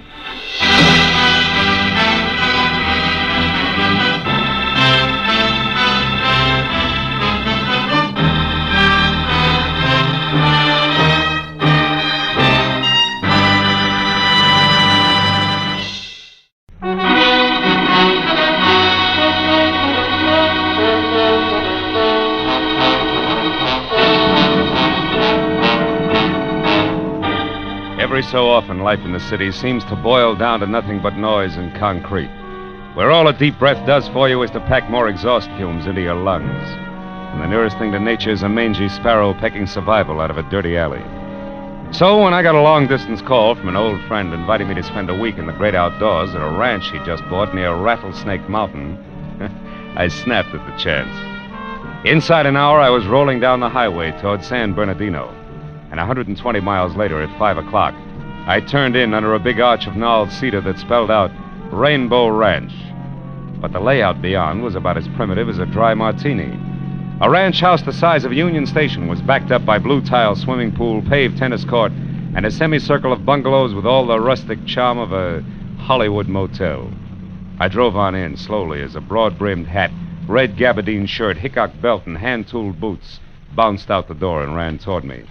It was my host, the ex-hotel man, Harold R. Lawson. Oh, rascal. How are you, boy? I am sure glad you could make it. File out, and I'll show you around. Hey, what is all this, Harold? From your phone call, I expected a shack with oil lamps, a wood stove, and at least a few head of cattle. Oh, you mean I didn't tell you? Why, this is a guest ranch, Phil. Guest ranch. The best in the West. Oh, brother. Oh, and incidentally, don't call me Harold. No, huh? Bad atmosphere for the dudes. The name's Buck now. Buck Lawson. Buck? Oh, no. Oh, I got a real spread here, Phil. Real spread. 14 big cabins, string of 30 horses, stables down there. Yeah. Buck. Oh, hello, Buck. Beautiful day, isn't it? Howdy, folks. Sure is. Mr. and Mrs. Doberman. He's a big van and storage man in L.A. Oh. As I was saying, thunder! Who's coming? Red Ryder? Not funny, Phil. Not funny. Look. It's thunder. Oh, that black devil, he's loose again. That horse will kick the fence down if those fools don't hold him. Hey, that's some animal. He's a beauty. Yes, and a renegade. A skittish, temperamental bronco with anybody but Virgil Sawyer. Yeah? Oh, they got a rope on him now. That'll hold him, huh? Not for long. Sawyer's the only hand I've got who can get close to that stallion. And he's leaving tomorrow. Blast it. How come? Well, frankly, that's what I wanted to talk to you about, Yeah, Phil. Wait a minute. I came up here for a rest, not a job. I know. You'll get it, Phil. You'll get it. But since you're here, I figure you could sort of keep your eyes open for me. Lawson, it's a dirty trick. No, Phil, please. I'm expecting trouble, and bluntly, I can't afford it. Every cent I've got is tied up in this ranch. A serious scandal could ruin me. And you're just the one who can keep that sort of thing from happening. Okay. So it's the old hotel business on horseback. How does this Sawyer mean trouble? Well, there's a couple here from the east, the Mortons. He's a top silk wholesaler from New York, and rich. Oh? And that kind means everything to me, Phil. But his wife, Judy, an ex-dance instructor with Arthur Murray back east, she's bored stiff out here. And the upshot of it all is that somehow... Somehow she and your cowboy Sawyer started making eyes at each other, and the husband got nasty about it, huh? How did you know that? Yeah, well, it's standard, like a B-picture plot. Well, anyway, they came to blows this morning. Maybe Virgil's innocent, maybe not, but I can't take a chance, so I fired him. Ordered him to pack and get off the place by tomorrow. Well, that's that. What are you worried about? Plenty. Sawyer's a proud man, Marlowe. He was furious. He threatened to get even. I'm not sure he means it, but if he does, well, that's what we have to look out for. We, huh? Now, look, Buck, you built me into coming up here, and I got a good notion to turn around... Wait. Hold it, Phil. What's the matter? You see that couple going into cabin number 8? Yeah? That's the couple I'm talking about. The Mortons, Paul and Judy. Cabin 8, huh? Don't tell me. Just let me guess. Yeah. You're right, Phil. You've got number 7. Okay? Yeah, sure. Number 7 it is. I'll be seeing you, Buck. I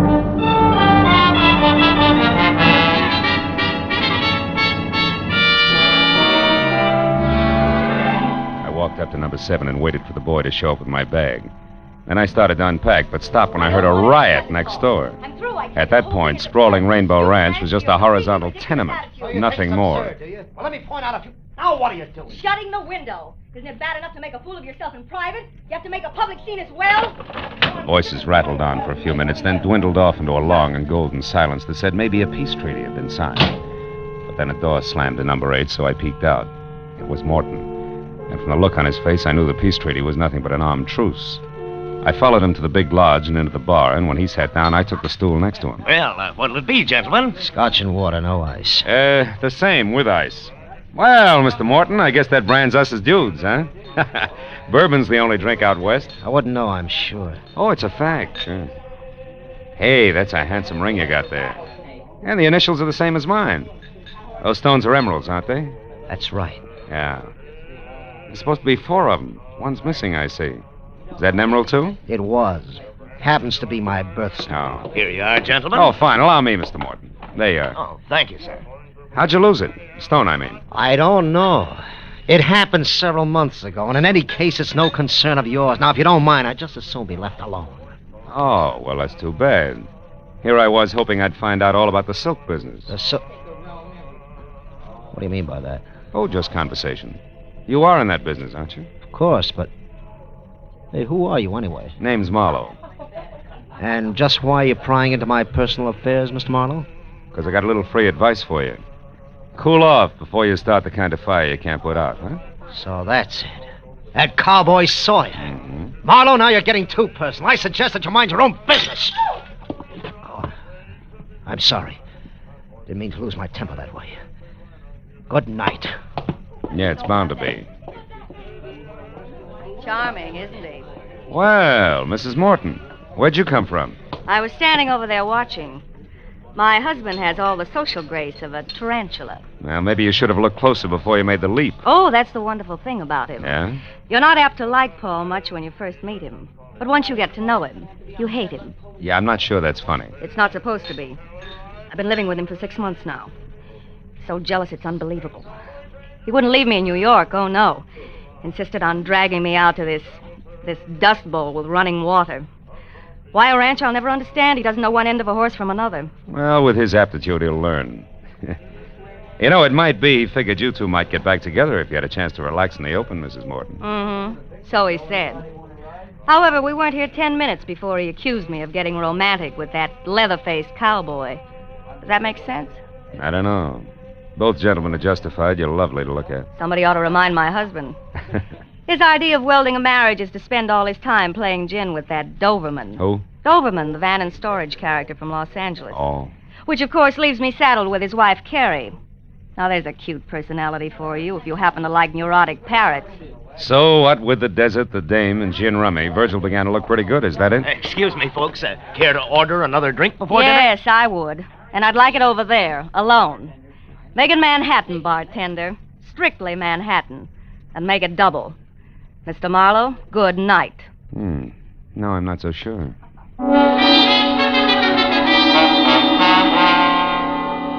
It was almost dark when I left the bar and headed down to the bunkhouse where the working personnel of Rainbow Ranch called home. The casual clutter of rumpled cots, scattered pulp fiction, and dusty boots gave it the only sign of authenticity I'd seen in the entire place. But aside from that, it was empty. Then a noise from outside brought me around the building to the back, where I ran up against 6.5 lean feet of solitary cowboy, with his hat shoved back on his head, pitching horseshoes. He was out of uniform for a flashy dude wrangler, which left him in a faded blue shirt and Levi's that fitted his lanky legs like a pair of bent stovepipes. He spotted me and stood there swinging a battered horseshoe in each hand while I walked up to him. Hello?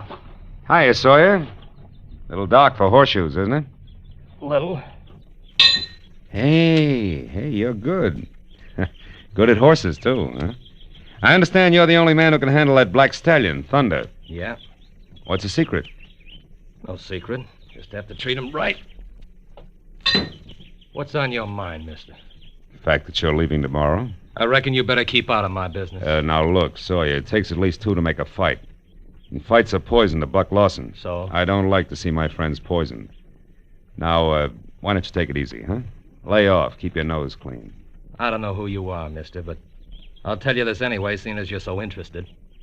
I'm leaving here tomorrow, all right. And I'm going to square up with a couple of folks first before I go. I got a raw deal here, and I'm just not the kind to take it laying down. What do you mean, raw deal? You're a big boy now. You ought to know better than to get yourself all involved. I'm not much for conversation, fella, but I'm going to say something real plain so you'll be sure to sally. Oh!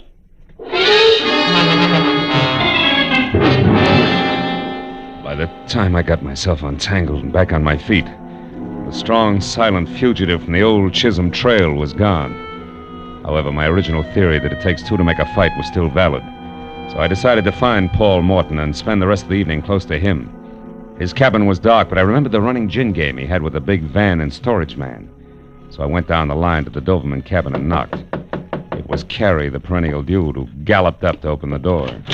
Howdy, stranger. Come on in and set a spell. Our latch is always stringing out. Well, I sure do thank you, ma'am. My name's Marlowe. Orville, this is Mr. Marlowe. Howdy, Marlowe. Howdy. Hope you'll excuse the looks of the place. Our box of extra clothes just arrived from town. Carrie's been unpacking it. Sit down there, Mr. Marlowe. They're mostly old things. Just throw them on the floor. Oh, thanks. But really, I can't stay. I'm looking for Paul Morton. I thought I might find him here. Morton? Say, there's a nice chap. Met him day before yesterday for the first time. And won $90 off him in gin already. Haven't seen him tonight, though. Orville was out looking for him himself just a few minutes ago. Weren't you, dear? Why, yes, as a matter of fact, I was. You didn't locate him, huh? No, I didn't. You know, he seemed to be all upset this afternoon. Couldn't keep his mind on the game.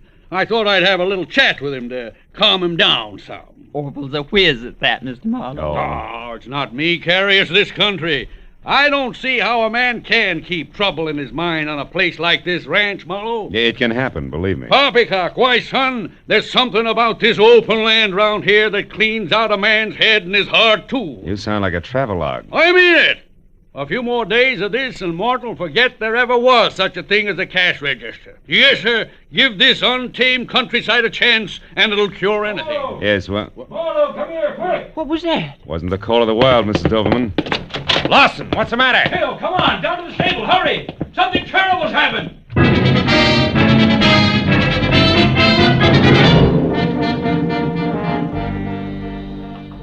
How'd you find out about it, Lawson? One of the boys told me. Heard Thunder raising a terrible fuss. Come over to check, but by then it was all over. Give me the lantern, Harold, will you? Here you are. Holy smoke. It's Paul Morton, all right. He's been trampled to death. Oh, it's a ghastly accident. And it's all my fault, Phil. I knew Thunder was dangerous, and I didn't get rid of him. All right, take it easy. Take it easy. Well, There's a lot of questions to be answered before anybody takes the... Hey, wait a minute. Look at this. Here by the gate. Well, it's just a horseshoe. Stables are full of them, Phil. Yeah, not like this one. Look at it. It's all battered up. Well, all right, it's battered. What's that supposed to be? Nothing yet. It gives me an idea. Because the last time I saw one of these, it was being pitched at an iron stake behind the bunkhouse. What are you getting at? Well, the chances are at least 50-50 that Paul Morton's death was no accident. It was murder.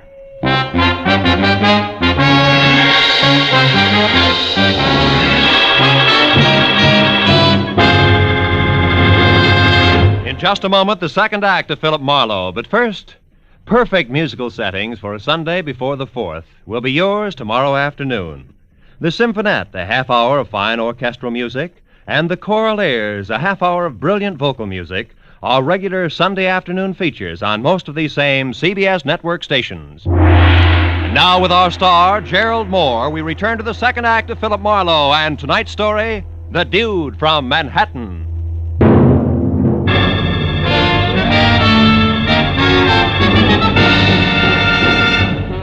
When I labeled Paul Morton's death something worse than an accident, Lawson's mouth fell open and the muscles in his face jerked as his eyes moved slowly from me out to the now quiet black stallion in the corral, who somehow or other seemed to sense the death at our feet. Then, as the trembling man's lips silently formed the word murder, he gestured for me to help him carry Morton's body out of the stable. After that, he looked at the dead man's broken face once more, said he was going to call the sheriff's office, and hurried away. A minute later, Judy Morton stepped into the small circle of light that surrounded what only a short time ago had been her husband. But except for a thin line of perspiration above her lips, she was no different than when I'd seen her last. I just passed Buck on my way down here. Told me my husband was dead. Did he tell you anything else, Judy? About how Paul died, I mean? No. It was a stallion, wasn't it? An accident? I doubt it. Why, Marlowe? For one thing, this horseshoe, too close to the body. But this is a stable. And this a horseshoe that's been used exclusively for pitching at a stake in the ground. Here, look at it. And remember, Cowboy Virgil's favorite sport is horseshoes. Besides, what reason would your husband have for coming down here at this hour in the first place? He wasn't too crazy about horses, you know. No, but he was about me. Let's move a little away from here, Marlowe. Cigarette? No, thanks. I'm not coming apart at the seams because it isn't in me. I hated Paul. Hated him with all my heart, Marlowe. I'm down here only because he pleaded with me, begged me to talk to him once more, to listen to reason. About what? About the decision I came to less than an hour ago, which was divorce, unconditionally.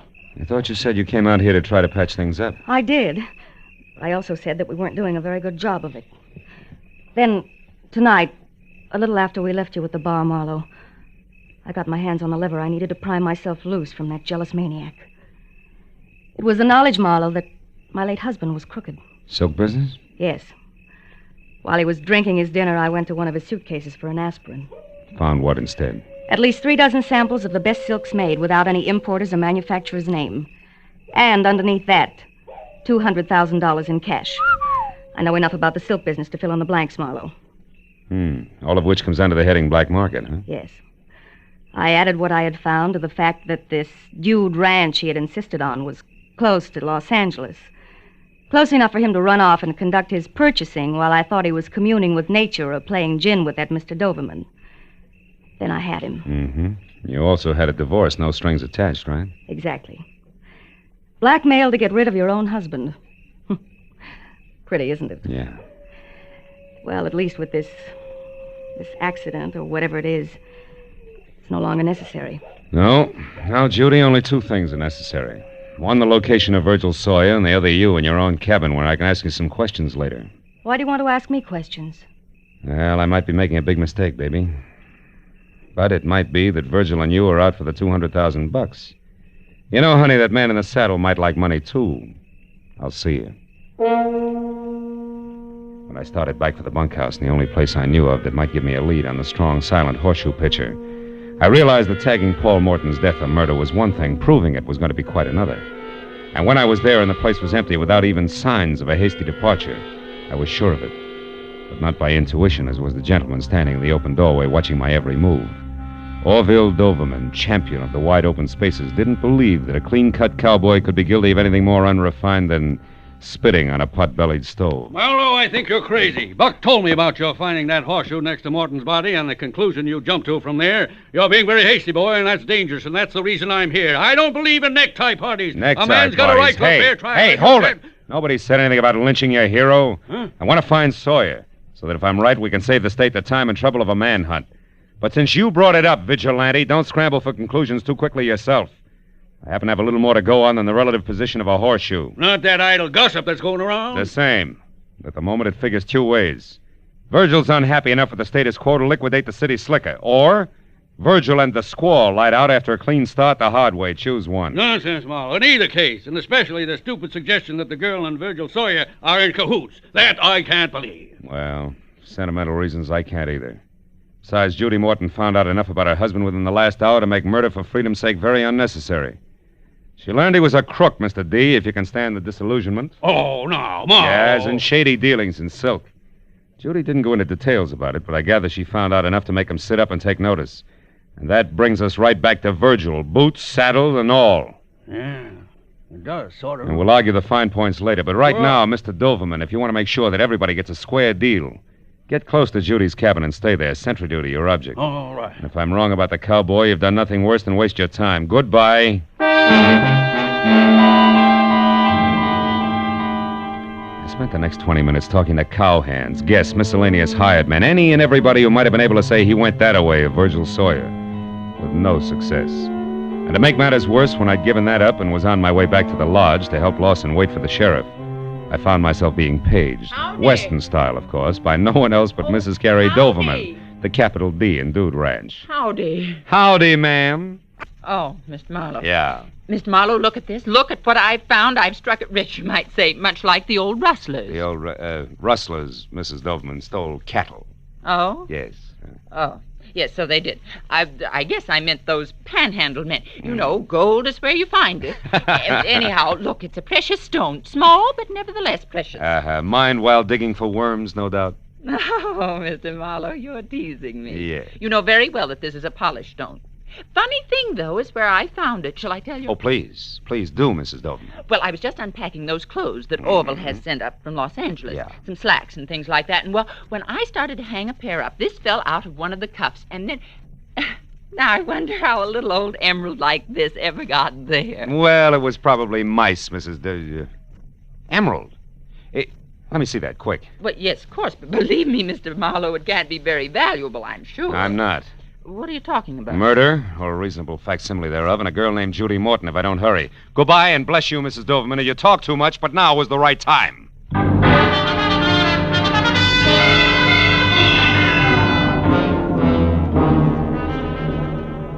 As I ran for Judy's cabin, I didn't know any more about the whys and wherefores of Paul Morton's death than I had before I made small talk with Mrs. Doberman. But I did know that unless Lady named Luck and I were on the same team, the Rainbow Ranch was due for a second corpse.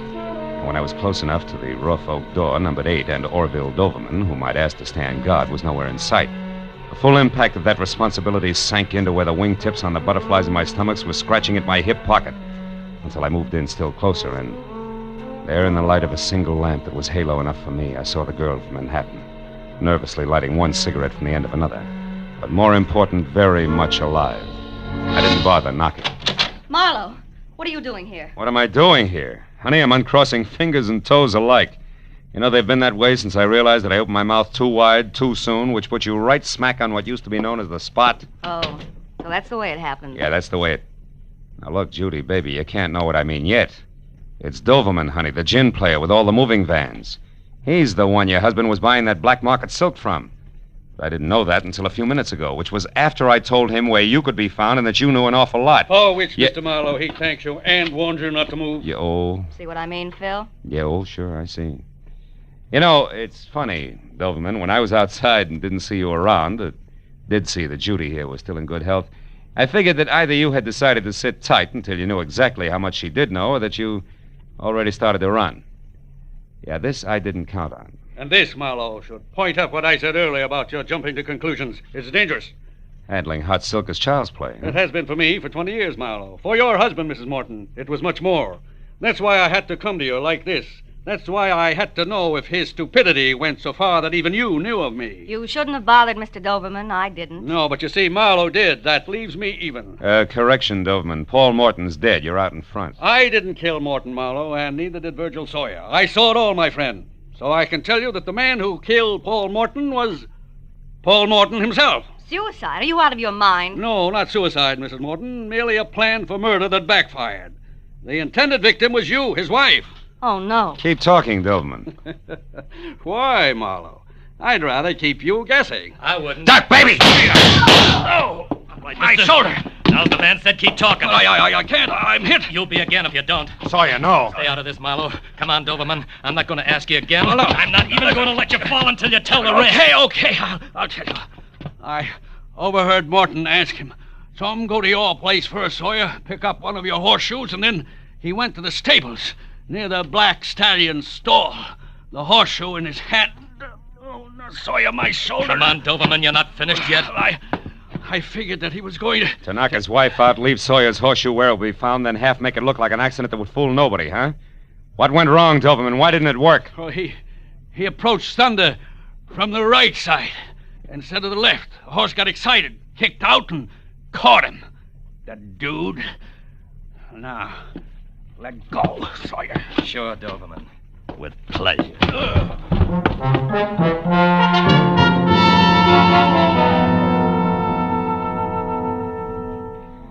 It was a slow but steady 2 hours of first aid and questions and answers mixed with a San Bernardino deputy sheriff who couldn't quite get over it before Orville Doberman was on his way to a hospital that featured barred windows.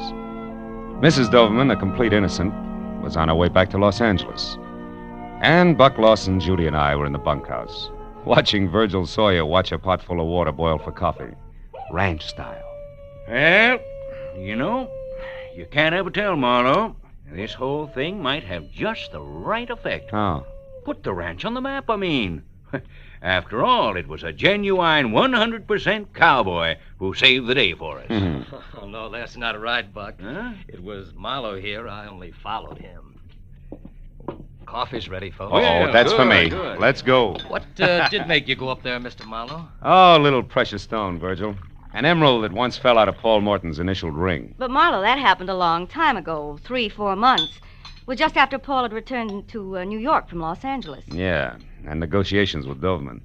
You see, honey, it was Mrs. Doverman, really, who found the missing emerald tonight and a pair of slacks that Orville had sent up here. Then that was proof that Paul must have been with Doverman in Los Angeles before. Yet they claim to have met for the first time here at the ranch. Yeah, that's what they claimed. That plus what you told me, Judy, made the man with the moving van's it. And, hey, Virgil, that coffee's hot. But it's good. Well, anyway, since I told Doverman where you were and that you knew your husband had been dealing in black market silks, he took his cue accordingly. Yes, and fortunately, yours. Well, that makes it 2 people who tried to kill me tonight. My husband and his partner. Seldom is heard a discouraging word. Oh, fine. And the skies are not cloudy all day. Good night, gentlemen.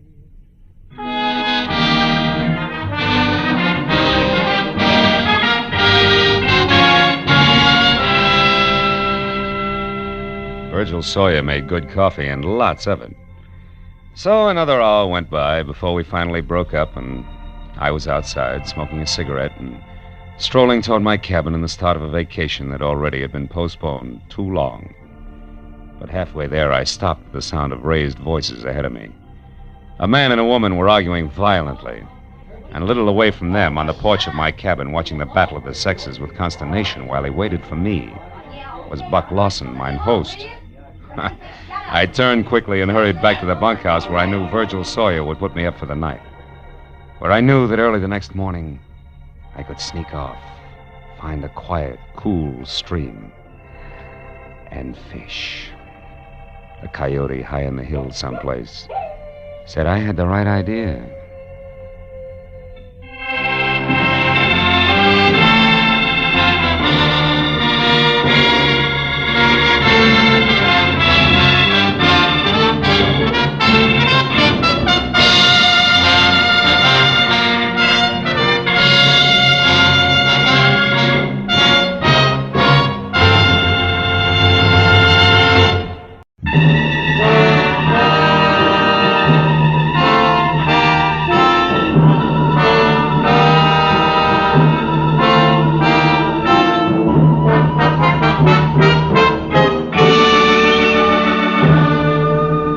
Along about dusk, Hollywood Boulevard is some desolate place between the end of work and the start of play, and about as boisterous as taps. So except for a sallow-faced masher leaning against a nearby storefront warming up his evening leer, I was alone on a lot of fancy pavement when I walked up to the box office of the Newsreel Theater near Cahuenga, paid my 40-cent admission, tax included, and started inside, where, of all places, I was to meet my new client, one Mark Hummel. He'd called my office at 6:35, and in a tight voice, fringed with fear, urged me to find him in the last row, last seat, far left of the Boulevard Cinema at once, if I could use a $50 bill. It was exactly 6:45 when I crossed the length of lobby to aisle 4 and entered the theater proper, which was almost empty. It was 2 minutes after that before I could see well enough to tell that the man all alone in the aforementioned seat, who wore white French cuffs protruding out of gray flannel, a pleated frown, and not paying any attention to the bathing beauties on the screen who were water skiing through Florida's Cypress Gardens, had to be my client. I eased in and sat down next to him. I could see he was watching me out of the corner of his eye. Marlowe? Yeah. My plane leaves for New York in half an hour. Watch it, honey. You ought to see that I'm on it and in good health. Who wants it otherwise? Barney Kovac, an ex-soldier of fortune who thinks with his fists. He works as straw boss in a garage where they park cars. He's threatened to kill me with his bare hand. Why? What'd you do? Oh, nothing. It was perfectly legitimate. Mm-hmm. He had a chance to get out of Hippo Link's place. Get out of whose place? Hippo Link. Oh. Kovac had a chance to buy a location of his own. But you got there first. Look, Mr. Hummel, why don't we continue this in the lounge? It's quieter out there. Yes, what if you think? Yeah, come on.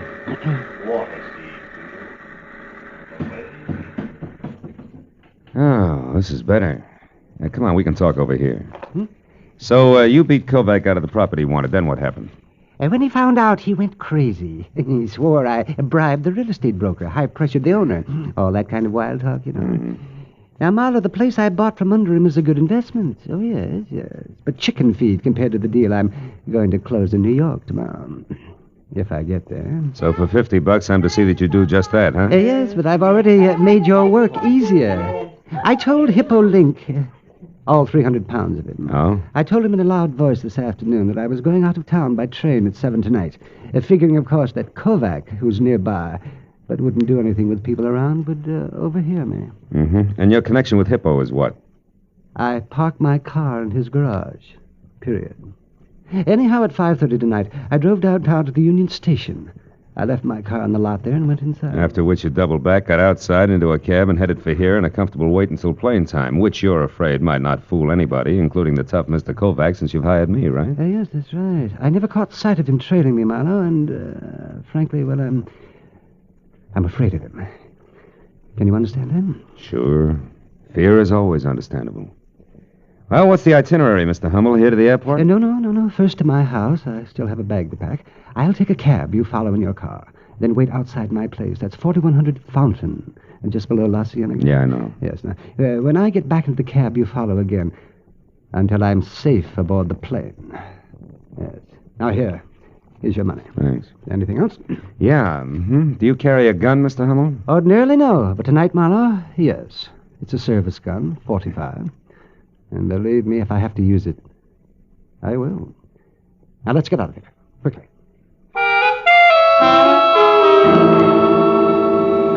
I was 20 minutes playing follow the leader up through Hollywood to Fountain Avenue as far as the neat cube of stucco that was number 4100, where I parked behind the taxi, lights out, and waited. Until I heard a frightened scream from what had to be Mark Hummel.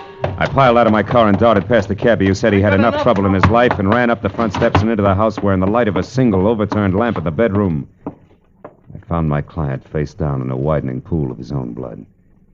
I started for the rest of the rooms, but then the sound of a motor roaring out of the alley behind the house told me I was wasting my time. When I returned to the bedroom, one glance at Hummel's still form said that the man who had been afraid for his life only 30 minutes ago was already very dead. Next to his body was the 45 he never got to use, and alongside of that, the miniature crystal ball splattered with blood that had killed him. There was a key which I found fit the front door, lying in the middle of the carpet. The drawers and closets were all open, as well as his half-packed suitcase. It was a good time to call the police.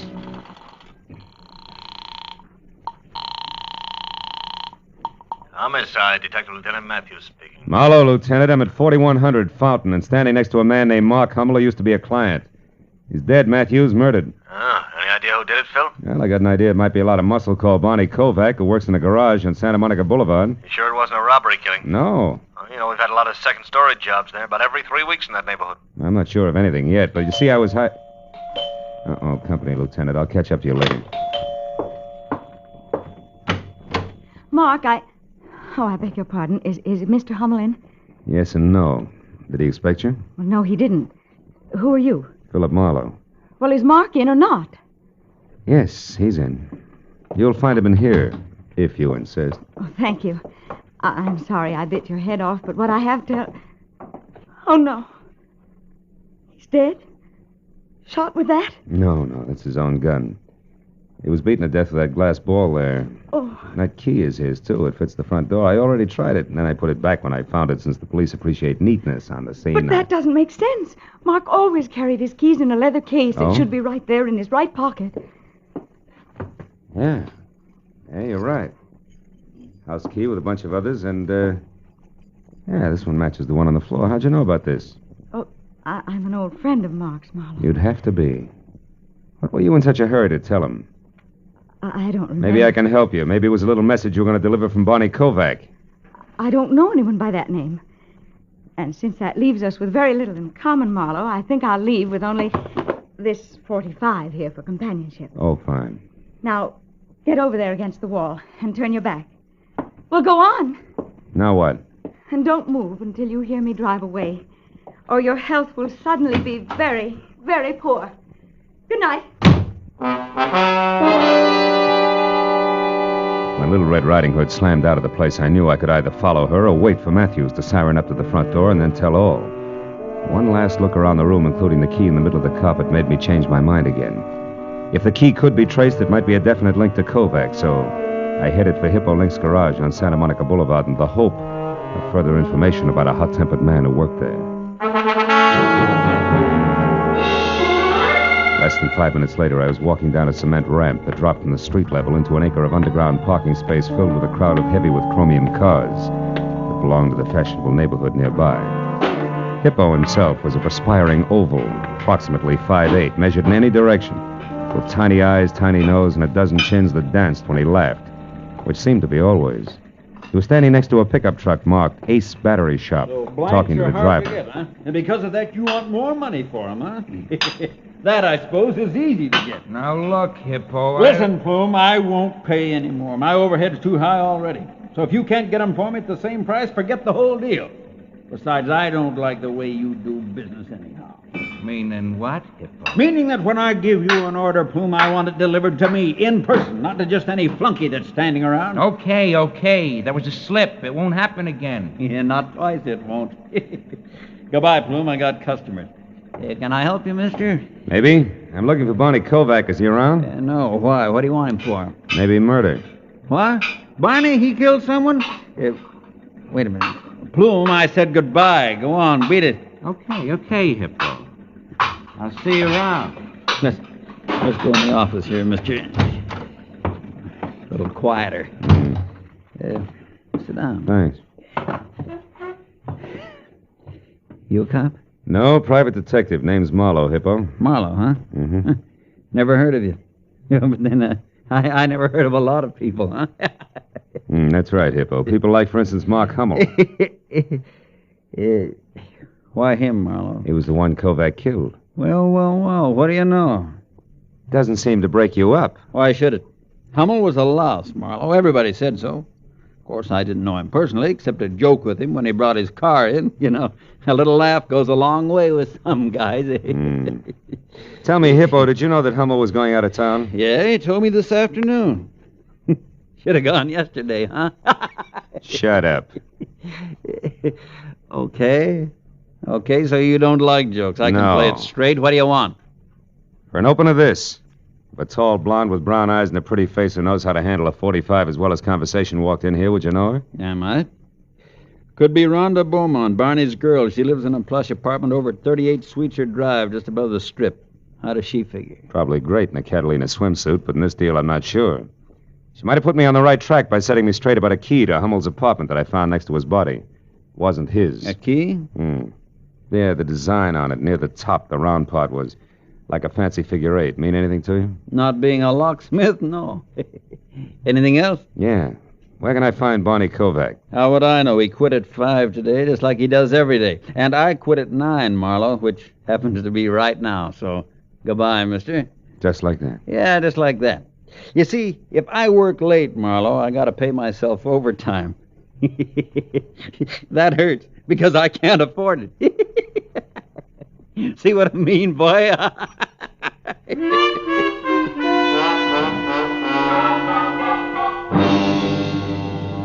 was out on the street and behind the wheel of my car before I saw the man in the back seat who had a snub-nosed .38 leveled at my hairline. He looked rugged enough to be no one else but Barney Kovac. Drive, Marlowe. Straight to the corner of Melrose and Orange Drive. I live over a store there, and it's quiet, so we can talk without being disturbed. Go on, drive.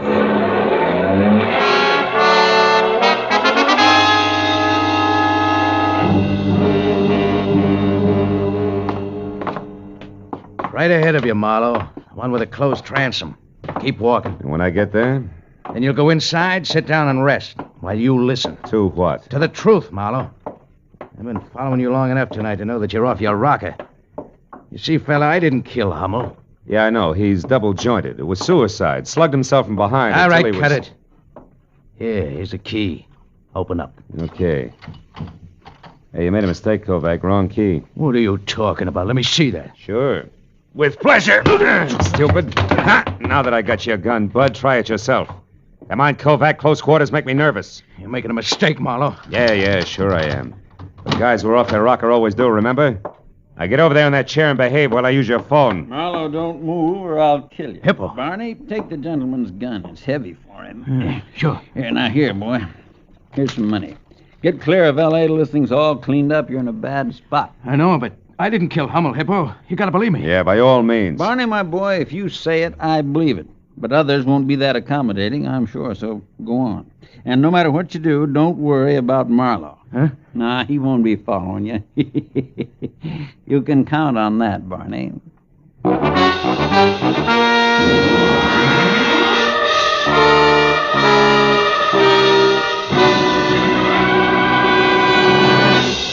In just a moment, the second act of Philip Marlowe. But first, programs on a summer Sunday afternoon come to you at home, in your cars, on the beaches, and 101 other places where you are at ease. And for your leisure time listening, what is better than music? Every Sunday afternoon, CBS brings you two outstanding programs of music. Gems from the great composers played by the Symphonette, and the sweet, memorable songs of the outstanding modern composers and semi-classicists sung by the Choraleers. Each program is designed especially for fine, summer Sunday afternoon listening. Hear both the Symphonette and the Choraleers tomorrow afternoon on most of these same CBS network stations. Now, with our star, Gerald Moore, we return to the second act of Philip Marlowe and tonight's story, The Key Man.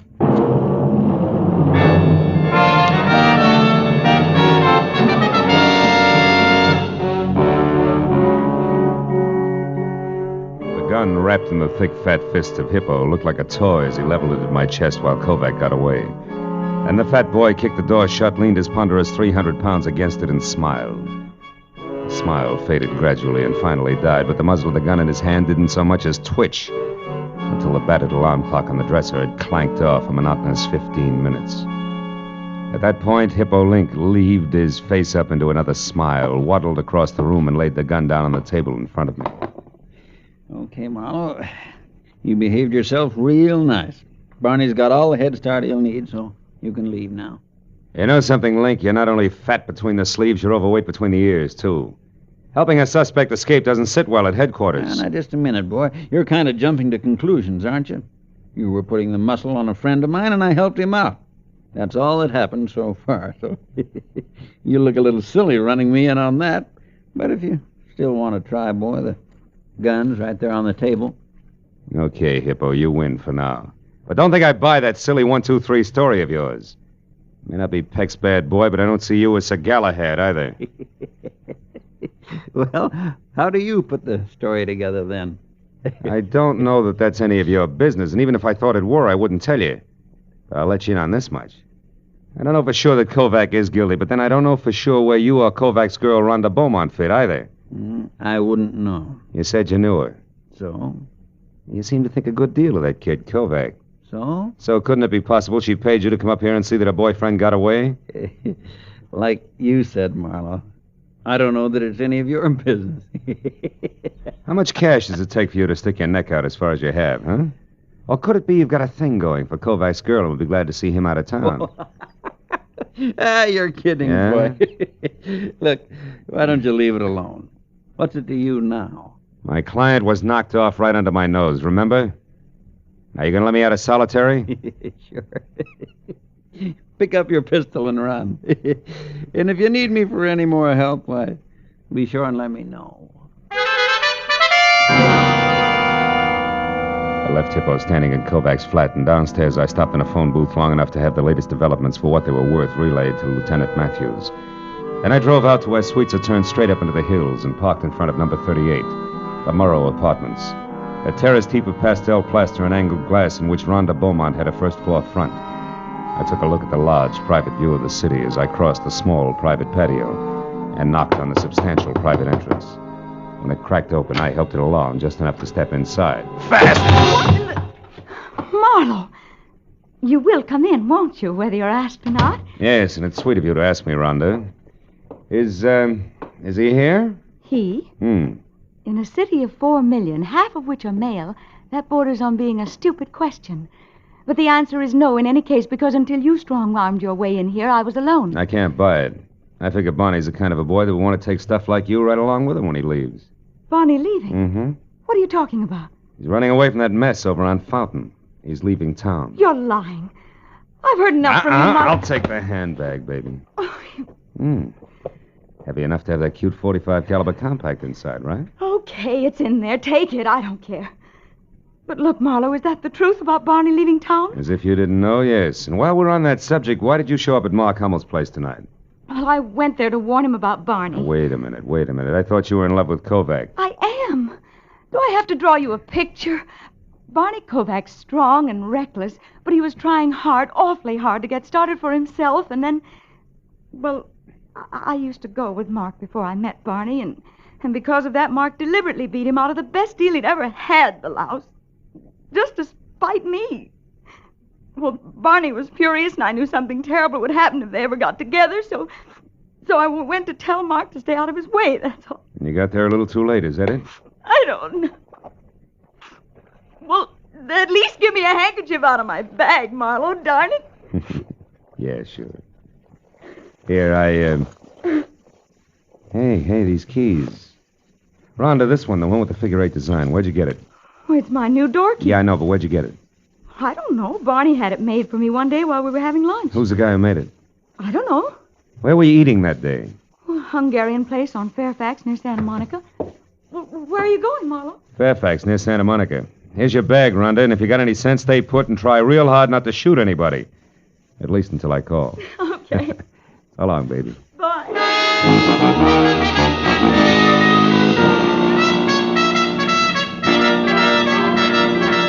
Hey, late extras, the world's in terrible shape. It's a mess. Read all about it. Late extra papers. It's all over now. Paper, mister? No, thanks, kid. Tell me something. Where's a locksmith on this block? Locksmith? No, there ain't none. Oh, come on. Sure there is. A guy who makes keys. It's got to be. Think hard, will you? It's important. Think hard, he says. Look, mister, I know this whole neighborhood like the back of my own hand. No key maker. Uh-huh. Well, how about a guy who sharpens saws, scissors, things like that? No, nothing like that. We got filling stations, bars, a delicatessen, drugstore, shoemaker, dry goods store, 3 restaurants. One's Hungarian, that's on Fairfax. Yeah, Ace Battery Shop there across the street, a toy store on the corner, a lampshade joint. And Wait a minute, hold it. Battery.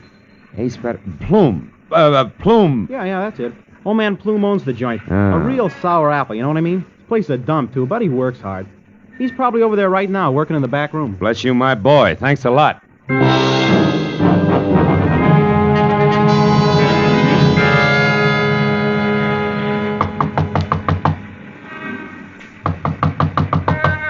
Yeah, who is it? Customer, my battery's dead. You gotta help me.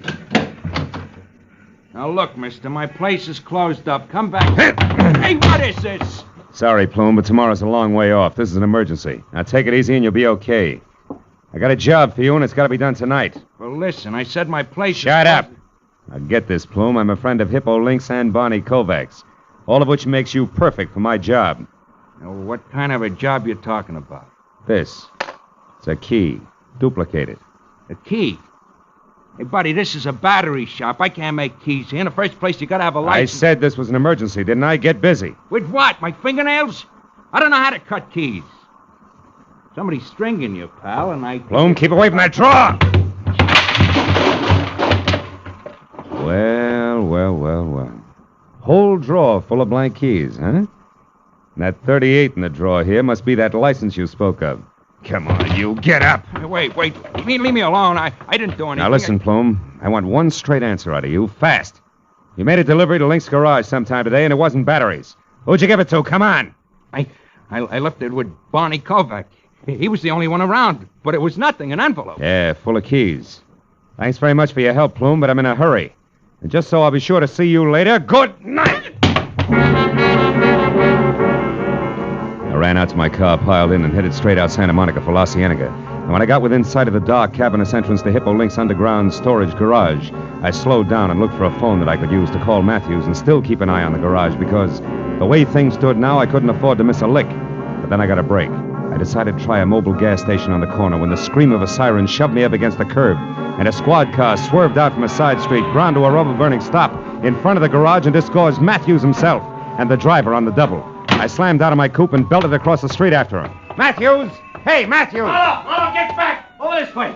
We got Kovac cornered down inside there. You're just... Now, wait a minute. Matthews, you got this deal all wrong. Oh, no, we haven't. I got two men out and back. He's trapped. We'll get him No. Hold everything, Matthews. Listen to me. I'm going down there and talk to him. I'll be back in a minute. Marlowe, come back here, you fool! Kovac, this is Marlowe. Come on out. I got all the answers now, Barney. I just had a talk with Plume, and I got a lot of truth out of him. Come on, Barney. You're not helping anything. Marlowe! Phil, you all right? It's my shoulder, Matthews. Oh, I knew this had happened sometime. No, this Kovac over there. No, listen to me. Don't shoot. Don't! Look at my arm! Listen, Matthews, Kovac didn't do it. What? The shot that got me came from back there on the other side. Yeah, that's it, Pete. Further back. There he is, Matthews. That's the boy. That's the fat guy runs this That's joint. right. Yeah, Hippo Link. Sick him, Lieutenant. He's your killer. Stop, Link! Stop! I got him, Phil. He's down. Yeah.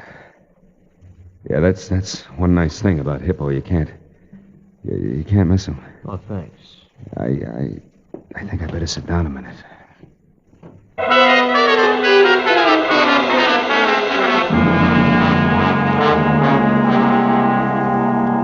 Hello, Marlowe. You feeling better now? Oh, great. Yeah, you can't beat these hospital beds for comfort, Lieutenant. I'm getting one for my apartment. You can crank it into 30 different positions. You know that? Yeah, I know. The doc says you got off with a flesh wound. Yeah, you're pretty lucky, Phil. And I just stopped by to tell you they saved Hippo Link, so he'll have to be tried. It won't be much, though. He's already admitted everything. What about Plume? Did you get anything on him? Still so groggy, hardly knew his own name when we picked him up. Yeah, it was quite a racket they had, Matthews. Yeah, smooth. Every rich customer come into Hippo's garage, left his house key with his car keys, was a cinch to be burglarized sooner or later. Yeah, Plume cuts a duplicate key. They find out when the people are away, and that's all they need. Some setup. But it sure backfired on him tonight. Hummel went to a lot of trouble to tell Hippo that he was leaving town at 7 just to throw Barney off his trail. But Hippo took it as a great opening for his racket. So Hummel came home right in the middle of the burglary, and Hippo had to kill him to get our way. That's it? Oh, by the way, a friend of yours out here. Oh? Yeah. I'll get him. Come on in, Barney. He's feeling fine. Oh, swell. Hi, Mr. Marlowe. Hi. I guess Rhonda and I owe you quite a vote of thanks. You owe me nothing but an explanation, Kovac. Why'd you run? Oh, I don't know. After the way I shot my mouth off about Hummel, I figured I was hooked for sure when he turned up dead. Once I started running, I couldn't stop. Kept getting worse. Yeah, it's exactly what Hippo figured. Yeah, that's one I don't get, Marlowe. Why'd he help me in the first place? He had to, brother. Hippo knew that my best clue was an extra door key. He also knew that Plume had left a bunch of keys with you to give to him. He was sure that if we ever got together and talked about keys, he'd be stuck. But as it turned out, I got the same lead anyway from the key Plume made for Rhonda. Hey, Matthews. Yeah? Crank me up in the middle, will you? What, like this, Phil? Oh, yeah. That's perfect. Barney, turn off that reading lamp, will you, please? Sure. Yeah. Anything else, Marlowe? Yeah. You see that no visitor sign there? Yeah. Well, just hang it on the door on your way out. I'm here for 3 days, fellas. I'm going to make the best of them. Good night, all.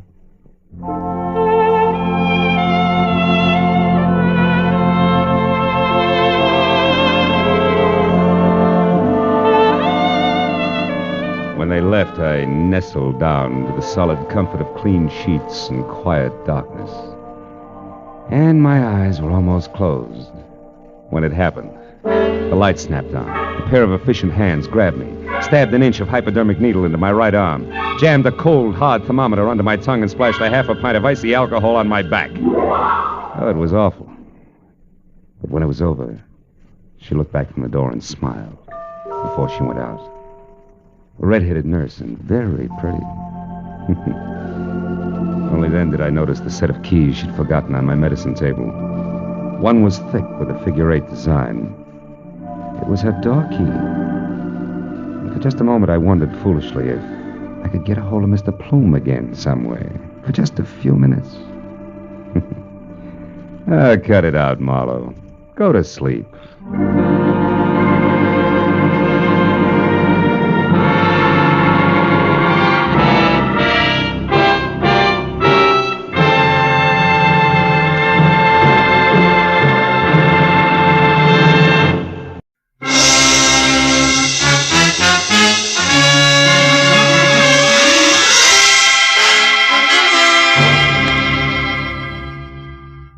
was a wood nymph dressed in nothing but a veil of dewdrops.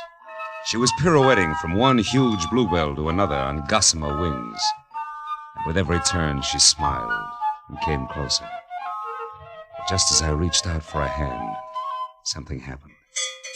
The bluebells changed into old tomato cans and started to ring. A bandy-legged little man with a jackhammer went to work on my head. I fell over a cliff, and just before I landed on a red-hot pile of broken Scotch bottles... Oh, I woke up. But the jackhammer didn't stop. I switched on the light and looked at my watch. It was 1 in the a.m., and the phone on my bed table was screaming for an answer.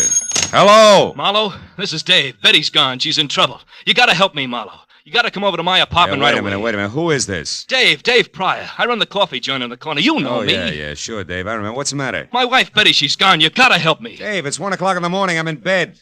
Besides, you know I don't monkey with family quarrels. It's not like that, Phil. Believe me, I'm scared for her. Phil, please, come over to the apartment. 2000 Beechwood right away. It's a matter of life. Okay, I'll be there in 10 minutes.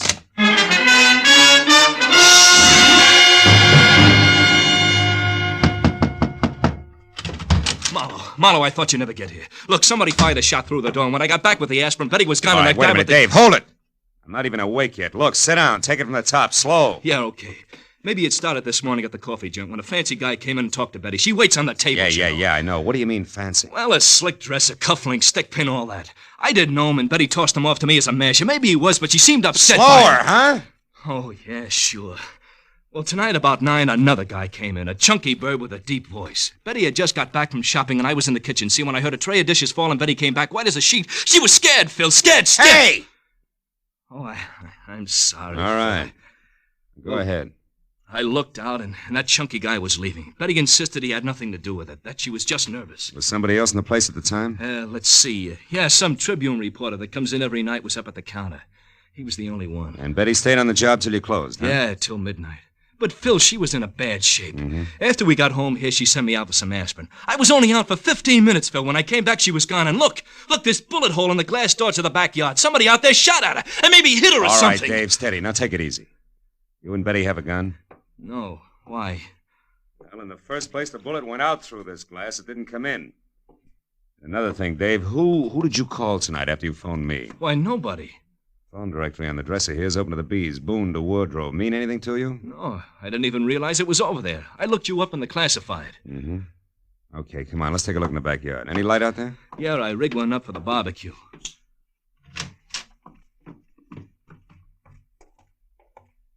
Look, Marlowe, there must be something you... Now, we'll straighten this out, believe me. Let's see. Line of sight seems to run somewhere between the barbecue and the gate. No footprints, though. Maybe. Marlowe. Marlowe, here by the tree. It's a hat. Gray snap brim, initials VR on the sweatband. VR. Mean anything to you? I know. Oh, sure! That's Van Remini's hat. He's the newspaper guy I told you about. Tribune reporter that was in your place tonight? Yeah. Why should he be dodging bullets in your backyard? I don't know. Dave, where's Betty from? Detroit. When she came out here, I gave her a job. And then you both fell for each other and got married, huh? Yeah, 2 years ago next month. And we've been happy, Phil. We've been... Yeah. Now, look, Dave. Why did you call me instead of the cops? I guess I'm afraid she's mixed up in something bad. You know, if it turns out that way, I'll have to call him myself. Okay, Phil. But you're on my side until you know for sure. Yeah. All right, now you stay here, close to your phone. Okay. I'll check with you. Right now, I gotta get a line on a bare-headed reporter. He can get us started if he hasn't lost anything more than his hat when I find him. So long, Dave.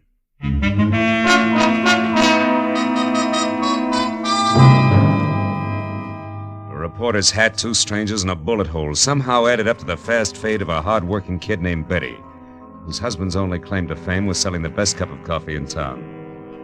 It made no sense, but as I walked up the street toward my car, I figured that through Van Remini, I could get to the first answer. I was wrong. The first answer got to me. A thick hedge suddenly sprouted arms. One jerked me around while the other held the cold throat of a .45 against my throat. Your car registration tag says your name is Philip Marlowe. No kidding. How do you suppose that happened? But it doesn't mention your racket. Shamus, maybe? Could be. And you? I'm a tourist. Oh, sure. Just out to see the sights. That's it. One in particular. $25,000 that belongs to me. I don't want any interference from you or that square inside there. You mean Dave Pryor? I mean Dave Pryor. I'll go back in there and tell him to cool off. The little woman is all right. She's just helping an old friend, you might say. Might I say you're the friend? Never mind. Unless Mr. Jitters in there kicks up a fuss, everything will be fine. Betty knows what she's doing, and she's got a lot of talent for it. Too much to waste slinging hash. And remember what I said, Marlowe. Lay off. I'll remember more than that about you, Foghorn. Just remember to count 10 before you move, boy. Well, there's no point in trying to outsmart a 45. And with 3 steps, Foghorn vanished in the night.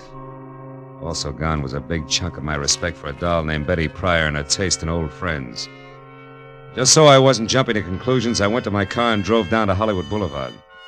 At the first all-night gas station, I stopped and put in a call to the Tribune. A guy on the desk told me, through a mouthful of mangled cigar, that unless Remini was at Bungalow 24, Beverly Crest Hotel, covering the murder of an ex-Detroit hood, he was fired. And he hung up. But the one word Detroit made the call a jackpot, so I headed for the hotel on the double. It was pink and Spanish and squatted in a grove of well-behaved palm trees at the edge of a domesticated jungle, which gave the illusion of privacy to a string of bungalows that weren't. But number 24 had all the privacy of a glass-faced cutaway beehive when I pulled up in the middle of 2 squad cars and an ambulance and went inside.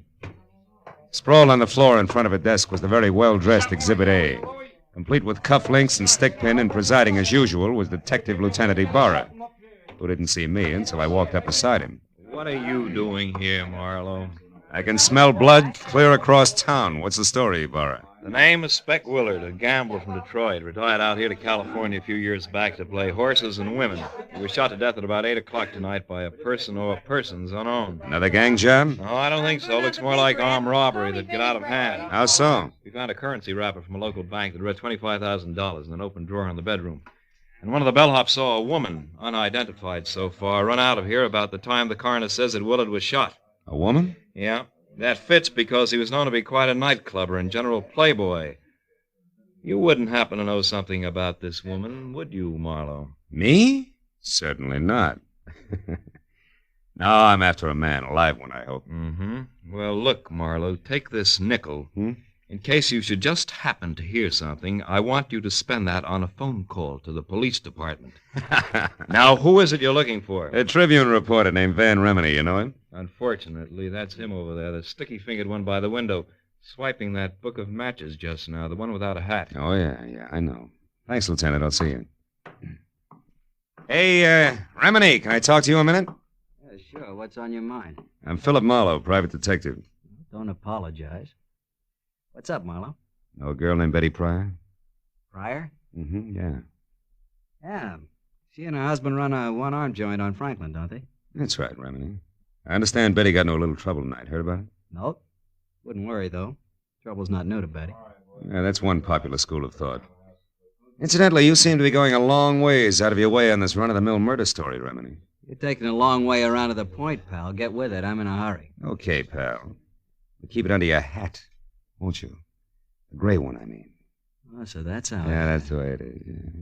Now, do you mind telling me what you saw in Pryor's backyard tonight? You name it. Shall I play dumb or lie? Suit yourself. See, my press card's just as good as your license, sweetheart. It gets me in, gets me out again. In my dodge, that's called reporting. Remini, I'll squeeze the truth out of you eventually. Sorry, I can't wait. I got a deadline. Anything else? Yeah, one thing, a match.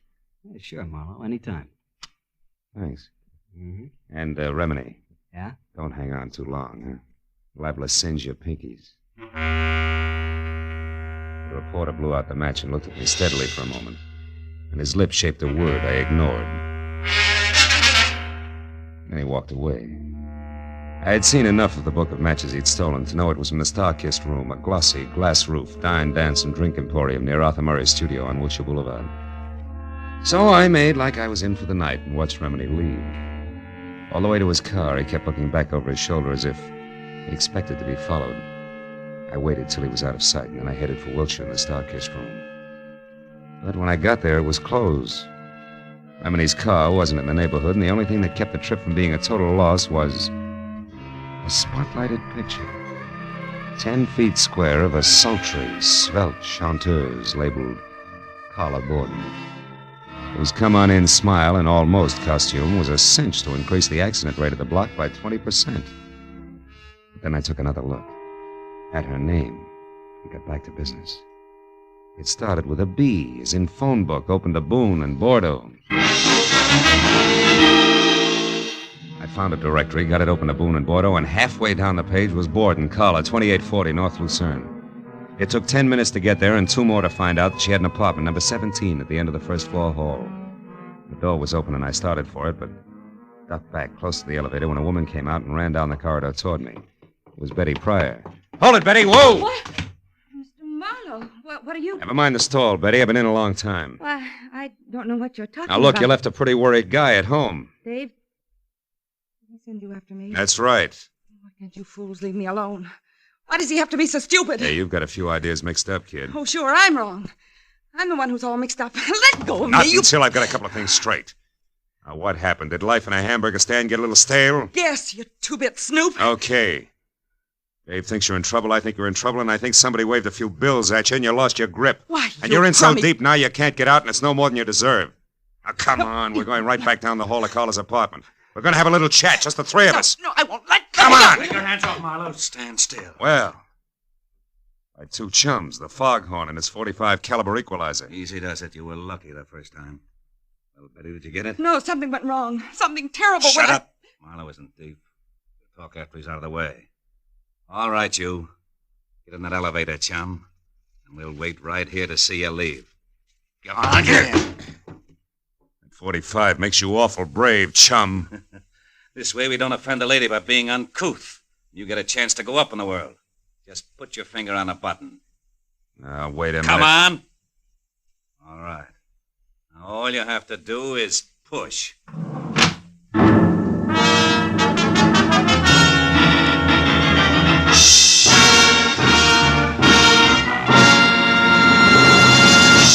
In just a moment, we will return to the second act of The Adventures of Philip Marlowe. But first, the most famous neighbors in radio, the Ronald Colemans, will pay Jack Benny a visit again tomorrow as CBS's Great Sunday Night gets underway with another star-studded group of famous entertainers.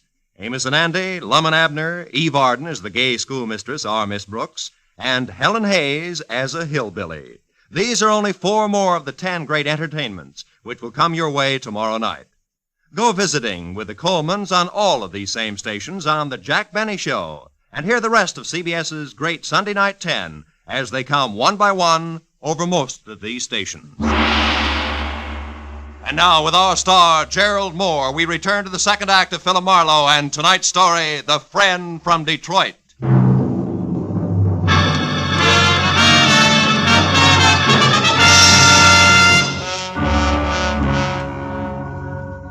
My cage on cables was 10 exasperating seconds getting to the next floor. And I was another 10 getting free of it, back down the stairs and out into the dark street where the red splash of a taillight disappeared around a corner. And that was all that was left of Foghorn and company. So I turned back toward Carla Borden's room. When I stepped across the threshold, I found that with the exception of a single bureau that was still intact, apartment number 17 looked like it had just played host to the vortex of a cyclone. A bed, a chest of drawers, another bureau, a desk, everything was inside out. In the middle of all that was the body of Carla Borden. Blood from a deep, ugly cut on her head, staining the snow-white front of her Angora sweater. I saw something else, which reminded me that this was not the first corpse of the night. The plush leather frame was shaped like an oversized lifesaver, and in it was the picture of a handsome man, all smiles, inscribed, "With love to my very best girl, Speck Willard." It was 10 minutes before I got through to Lieutenant Ibarra, who was still up at the Beverly Crest Hotel. After I told him about Carla and her connection with the late Mr. Willard and Betty Pryor and my connection with Dave, I stopped talking and listened. Marlowe, we just learned that Willard had some kind of a $25,000 caper going with one of his old mobster friends from Detroit, named Joe Lazar. Maybe it's something with a voice an octave below bottom? The same, Phil. Anyhow, it looks like they worked out a gambling deal for old time's sake. At the last minute, Willard tried to welch on Lazar and got killed for his trouble. Then Lazar searched the place until he found the $25,000. No. That part doesn't fit, Ibarra. How so? Well, I've run into Lazar twice tonight. I know he and the money are still strangers. Oh? After what happened here with the team of Betty and Lazar getting to the singer Carla, I figured they're still looking for it. Also, I figured Carla was somewhere near when Lazar killed Speck Willard, and that she took the money and... Call you later, Ibarra. I got clumsy company in the hall outside. All right, ballerina, get your foot out of that bucket and come on in with your hands up. Well, the man with the very long nose for news. What brings you around, Remini? For one thing, the fact that you got no corner on brains, Marlowe, and for another... Who did that to her? Our mutual friend, Betty Pryor, and her running mate. I believe they were looking for $25,000. Did she and Joe Lazar get the money, Marlowe? No, they... Remini, how did you know the man with Betty was named Joe Lazar? Haven't you heard? I'm a good reporter, Marlowe. The kind that keeps eyes and ears open and mouth shut. It isn't until I know the whole story. Which, as far as you're concerned, is precisely what?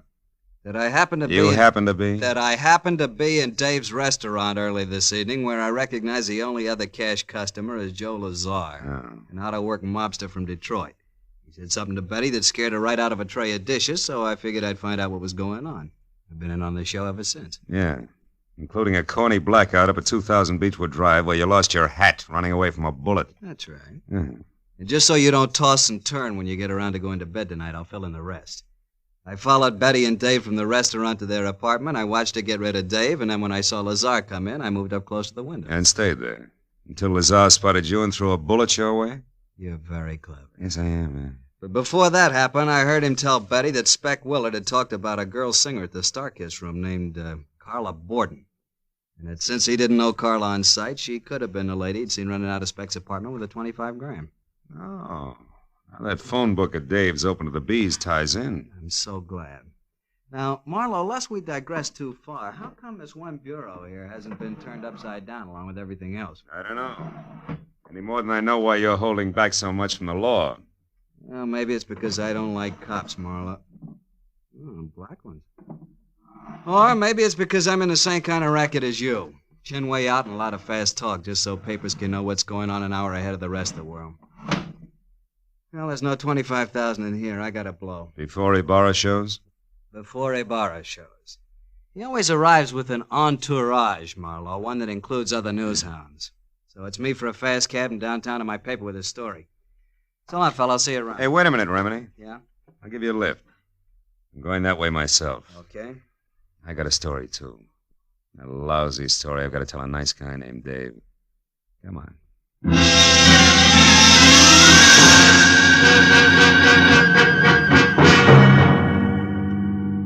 All the time we drove, Remini half-faced me and smoked one cigarette after another while he rattled on about Joe Lazar. The great story he had and a lot of other things I didn't hear because I was busy trying to find the right words with which to tell Dave Pryor that his wife was no good. So when we were about halfway to Beechwood Drive and Remini, who was pushing close to his deadline, decided to get out and phone his story in from a drugstore, I was glad. So long, Marlowe. A second after that, I knew I was kidding myself. Because even with just silence for company, I was still no place with the right words.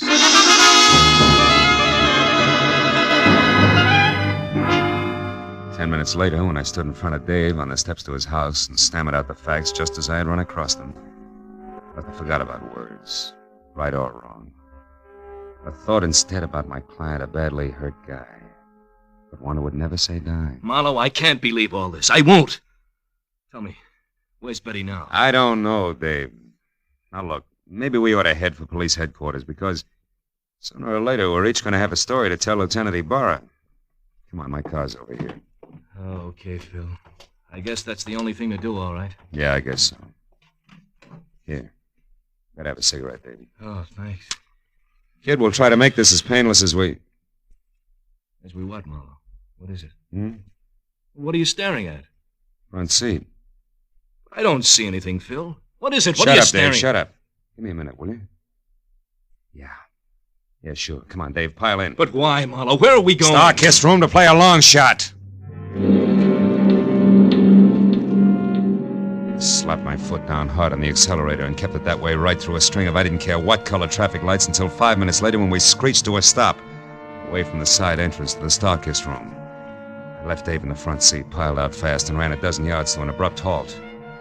At the sight of something that turned the long shot I was playing into an odds-on favorite.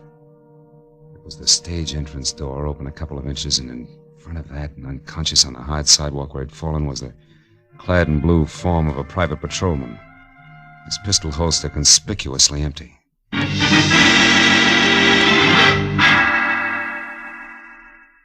Inside, I slowly picked my way along an L-shaped corridor until I saw a shaft of bright yellow from a flashlight that was moving away from a door marked Carla Borden. It brought me up short and flat against the wall. But then as the man on the other end of the beam of light moved away from me, I got a very steady grip on the .38 in my pocket and started after him. A minute later, he entered the main room of the club, and it was there, as he started across the glass ceiling dance floor, that I recognized the very self-confident gait of a very self-confident guy. That made the next move mine. Bar's close, Remini, and don't move, Buster. I'll blow your head off. Ah, looks like you're making news this time, good reporter. Or isn't that package in your hand the 25 grand you just found in Carla Borden's dressing room, huh? The same Carla Borden you murdered not an hour ago in an apartment on Lucerne, where you first thought the money was, where Betty Pryor surprised you before you could finish searching, where you later returned in the role of an all-American newsboy so you could get to that last bureau. All right, I've heard enough, Marlowe. But I'm not going to stick around for more details. You make a break and I'll shoot, Remini. Try it, Eagle. Stop, Remini, stop! Marlowe! Nice shooting, Marlowe. But don't turn around because where I'm standing it's dark, and where you're standing it's light. Now throw your gun away, fella. Come on, toss it! That's better. All right, Betty. Get over to that dead newspaper guy and get the money. And we'll take care of the private detective here. What do you mean, take care, Joe? I can't go along with murder. Spec Willard's death didn't seem to bother you any. Shut up, Marlowe. Spec Willard.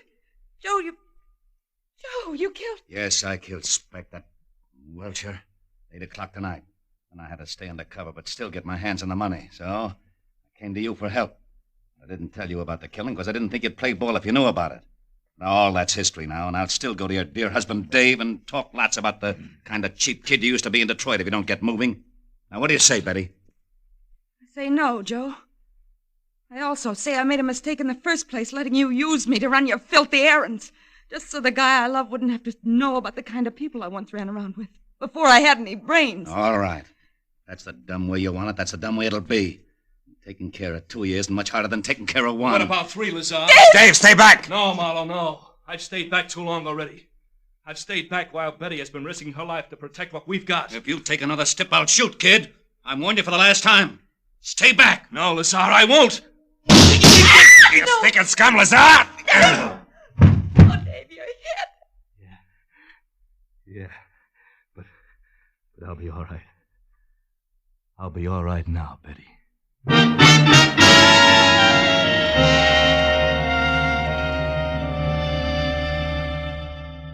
Dr. Reese. Dr. Reese, please report to surgery. Well, Mrs. Pryor, Dr. Reese, Marlowe, the please doctor says that report Dave's to going to be surgery. fine in a couple of days. Yeah.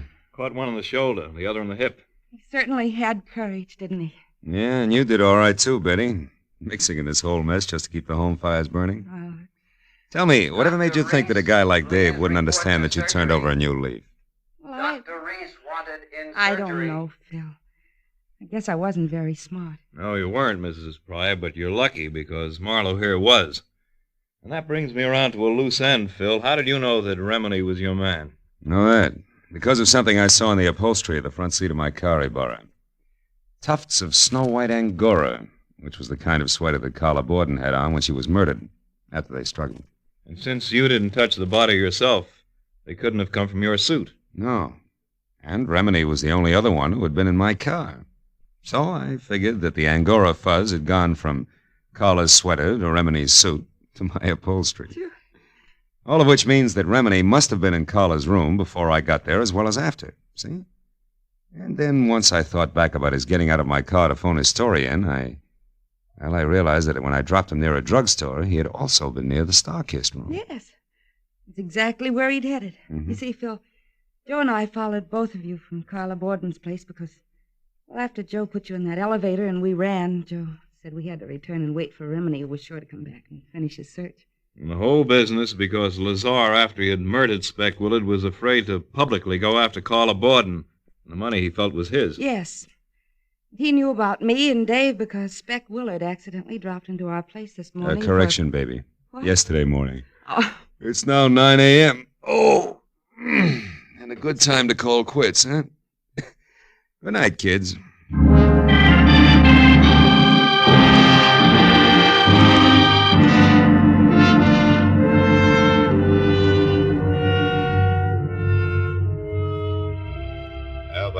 got back to my apartment on Franklin. It was 10:30 in the too bright morning. I was sporting sandpaper eyelids and a knot in the small of my back that felt like a wet dish rag.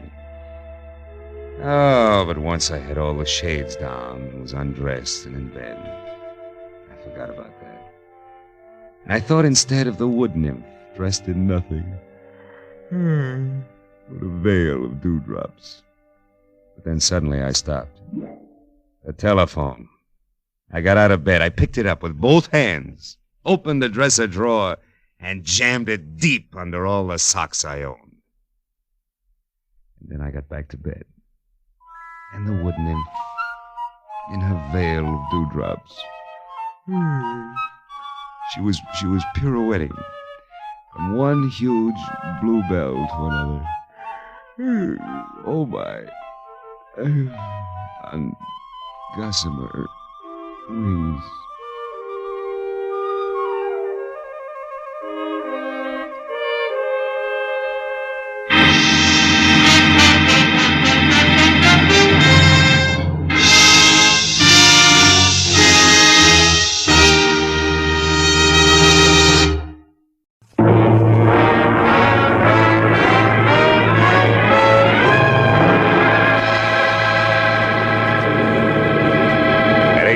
Feet on a clear afternoon, you can see enough Arizona real estate to become an authority on the subject. And as I huddled around a circle of window aboard an American Airlines flagship and gaped like a 2 weeks with pay vacationer at the carpet of sand, stone, and cactus unrolling a slow inch at a time below, I was impressed.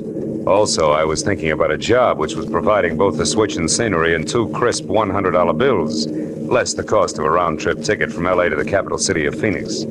But then, at the thought of money, I stopped sightseeing and started to think about the work ahead and how easy it had sounded that morning in my office when Kay Gordon, who was something pretty and blonde but slightly tarnished for 28, had hired me, all in one breath. Marlowe, my brother Joe Gordon is in a room at the Granada Court Hotel in Phoenix, Arizona. In one hand, he no doubt has his usual smelly cigar. In the other, a small suitcase filled with a mess of papers, all legal, all proper. You fly there, pick up the suitcase, fly back. For that, $200 cash. Yes or no? Yes, on one condition. The papers, do I get to see them? If I look, I go. All right, you look. Good, I go. Goodbye. That was the way it had started, an hour after breakfast. Lunch was alone and at the airport. Then it would wait until I'd seen Mr. Joe Gordon, a man who was willing to pay a lot for a little. My plane dropped out of the sky over Phoenix gently at 3. At 3:15, I was in room 111 of the Granada Hotel and only 36 smelly inches away from the usual cigar. The man behind it was heavy, pale, and maybe 40. And like his sister, Joe Gordon was overbearing in a hurry. This, Marlowe, is the bag. These, the papers. Stocks, bonds, and mortgages. In themselves, worthless to anyone else, they're non-negotiable. But as information to my competitors, they're priceless. Satisfied? More or less. Meaning what? Exactly what is your line, Mr. Gordon? Oh, I'm a broker. One who bets on long shots. When they come in, I don't like to split with the boys who sit on their hands. Anything else? Yeah, I've got some time to kill before I fly back. Do I take the bag now or later? You take the bag now, Mark. Okay. And, don't let go of it until you're with my sister in L.A. I'm paying you money to stay away from my enemies, not to shop for trinkets. Oh. Oh, and, incidentally, my enemies also play rough. So watch your step and act smart. Real smart.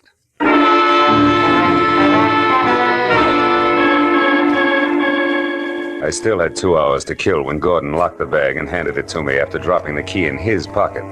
So I decided to take a room there at the Granada Hotel, shave, shower, and stretch.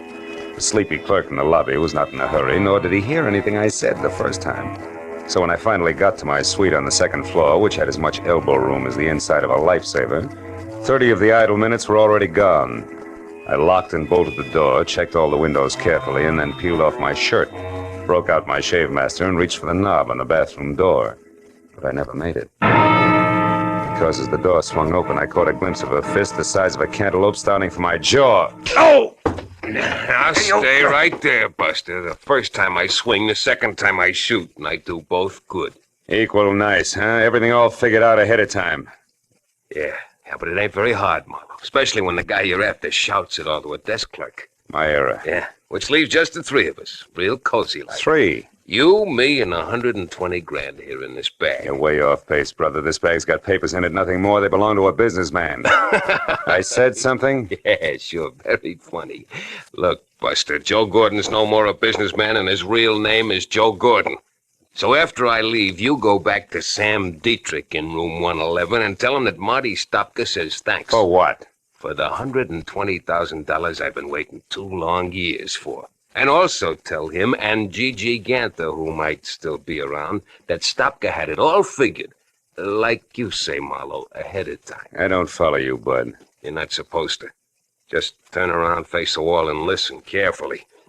You tell Sam Dietrich that I knew he'd pull something like this just as soon as he got back into circulation. You got that? Yeah. Word for word, Stopka. Good. Now all you have to do is remember. When Marty Stopka said remember it, he put that cantaloupe with fingers in the small of my back and shoved hard. By the time I got to my feet again, both he and the black bag were gone. That made Joe Gordon or Sam Dietrich my best bet. So I took the stairs to the ground floor fast and raced for the end of the corridor in room 111. But when I threw the unlocked door open, I found something I hadn't counted on. A curtain flapping in the breeze of an open window and nothing more. The desk drawers, the closet, the bureau empty. And on an end table next to the telephone, a bus schedule unmarked. At that, I was beginning to get very mad at a private detective but public patsy named Philip Marlowe. Then the telephone rang, and when I answered it, the operator said that she had a long-distance call for Joe Gordon. I said thanks, I'd take it. Hello? Sam, this is Kay. Marlowe? Yeah, honey, Joe Marlowe is in Brother Gordon, remember? Oh, I can explain all that, Marlowe. Oh, sure, baby, but not now, later. Later, after you've had a chance to think up a few more lies. All right. So I didn't tell you the whole story. What's the difference? Did you get the bag? I did, but I didn't get to keep it very long. Something ugly named Stopka wanted either it or my life, so I made a quick decision. Stopka has the bag. Oh, that's great. Yeah, isn't it, though? What? One thing, baby. I'm the decoy with suitcase for some kind of shenanigan that's wrapped around 120 grand, which you and Sam Dietrich have. And there's a trio in the act. Namely, Sam Dietrich, Marty Stopka, and one Gigi Ganther. Gigi?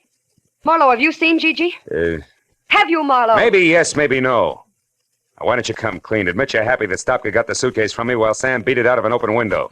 That my part of the job is over with. Come on, baby, talk. All right. I'll make it short and to the point. You got $200 for doing nothing. Out of that, 60-odd went for an airplane ticket. The rest is yours, right? Go on. There's no need to, Marlowe. I'm finished, and so are you. So why don't you just be a good fella and keep the change? So long, sucker. When Kay Gordon hung up, I slammed the phone down, counted 10 twice. I went back to the unhappy business of getting mad at Marlowe. But again, I was interrupted. This time, it was a newspaper, the Phoenix Herald, sticking far enough out of the wastebasket under the telephone to expose the dateline, which made it exactly a week old. I picked it up and saw the 2 inches of story circled in pencil and slugged. 5 released from state penitentiary. Sam Dietrich, 41 of Los Angeles, who was arrested in Lonesome, Arizona for the armed robbery of a general store in February 1947, also was released today. Now everything was beginning to add, with one high-priced exception. Very few general stores in towns called Lonesome keep $120,000 in the till, even on a busy day. So I headed for the office of the Phoenix Herald and the chance that I could learn something about the cash involved from newspapers that were 2 years better than 1 week old.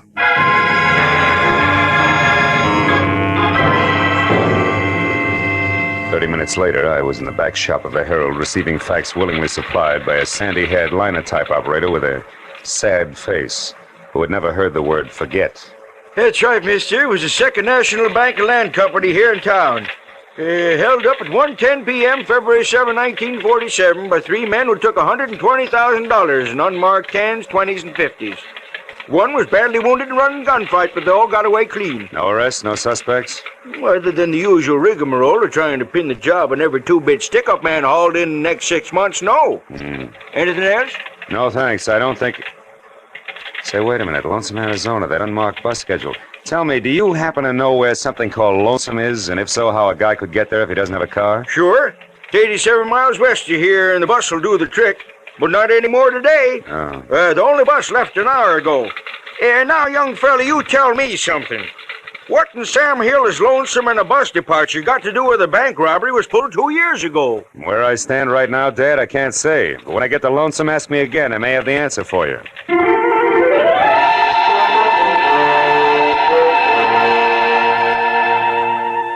I was 30 minutes renting a car and an hour and 30 minutes getting to Lonesome. Population 802. I drove without seeing anything that could possibly be mistaken for Sam Dietrich. And I was about to turn back when I saw something that brought my right foot down hard on the brake. It was a brand new green Nash standing outside a motel. California license plate. I got out of my car and got a look at the registration card wrapped around the steering wheel.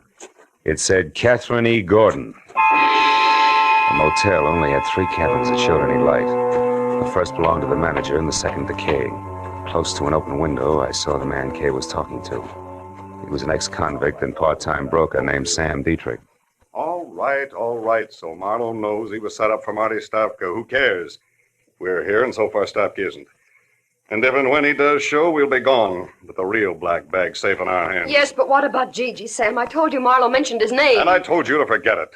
Marlowe must have been swinging in the dark. Gigi can't be alive, Kay. He was badly hurt when Stopka and I got clear of the bank.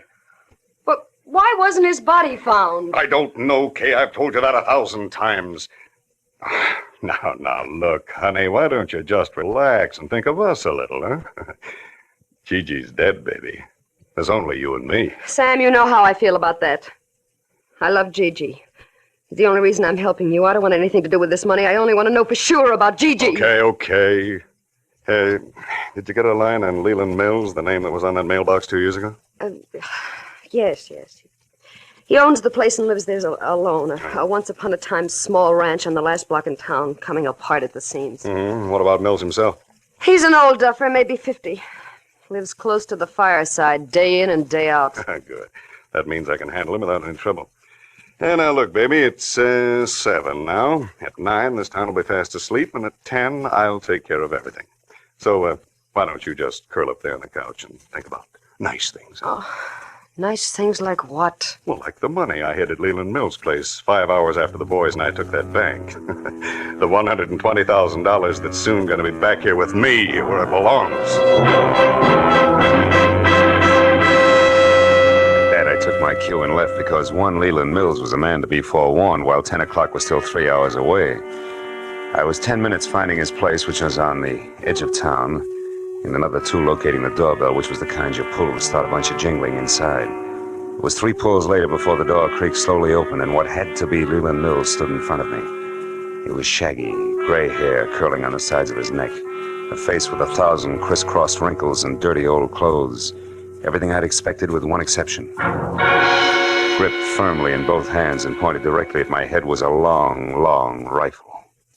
Who are you? Mr. Mills? Maybe. Well, I'm a private detective named Philip Marlowe, also someone who knows that there's $120,000 in cash hidden here on your grounds. $120,000? To the penny, yes. 2 years ago, Mr. Mills, a Phoenix bank was robbed by 3 toughs named Dietrich, Stopka, and Gigi Ganther. Gigi? That's a queer name. It's not important, old man, but this is. Now, somehow or other, that stolen money was hidden here, in or around your place. And tonight, one of those men is due back to collect. That, of course, means trouble for you. You think we should call the law? No, not yet. If we play it smart, we can get the dough spotted first in at least one of the 3. All right. Mr. Marlowe, if you're sure of what you're saying, I only hope you are.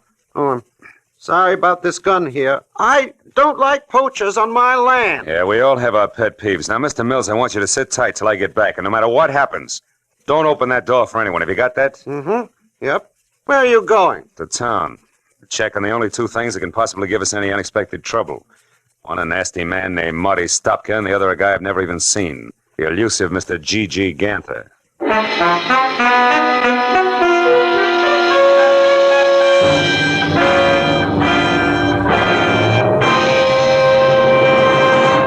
In just a moment, we will return to the second act of the adventures of Philip Marlowe. But first, that elusive phantom voice will be back on CBS's great show, Sing It Again, tonight, and the prize for identifying him has now climbed to a value of $24,500. Yes, for music, suspense, and sensational prizes, don't miss the Sing It Again show tonight over most of these same CBS stations. And And now, with Gerald Moore starred, we return to the second act of Philip Marlowe and tonight's story, The Lonesome Reunion.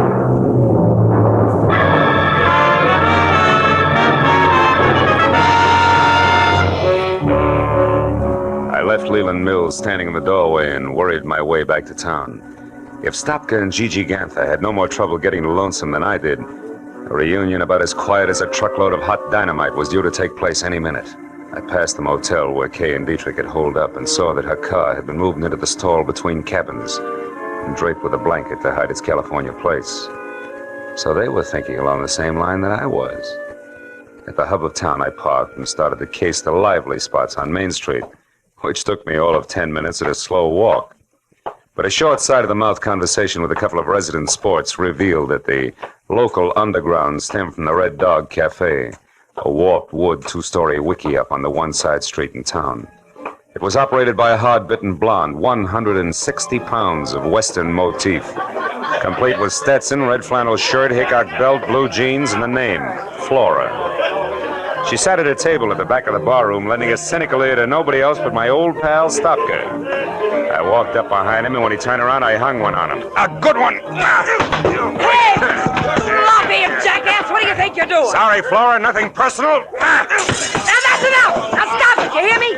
No rough hustling in my joint. Come on, handsome, I mean you. Me? Why, Flora, how can you say that? I just came in to ask my old pal here some questions, that's all. Here we go, pal. Come on, sit up in that chair. Okay, leave me alone. See, Flora? It's the only way Stopka here knows how to start a conversation. Bring him another beer, will you? His old one got spilled. Sure, bright boy. When you see that you dude tourists leave your beefs outside next time. Now, look, Stopka, I want to know what happened 2 years ago on that highway out here. You guys split up, didn't you? You better talk, Stopka. All right, we split up. The heat was on bad, and Gigi was half dead already from a cop slug in his back. Dietrich had all the dough, right? What do you think?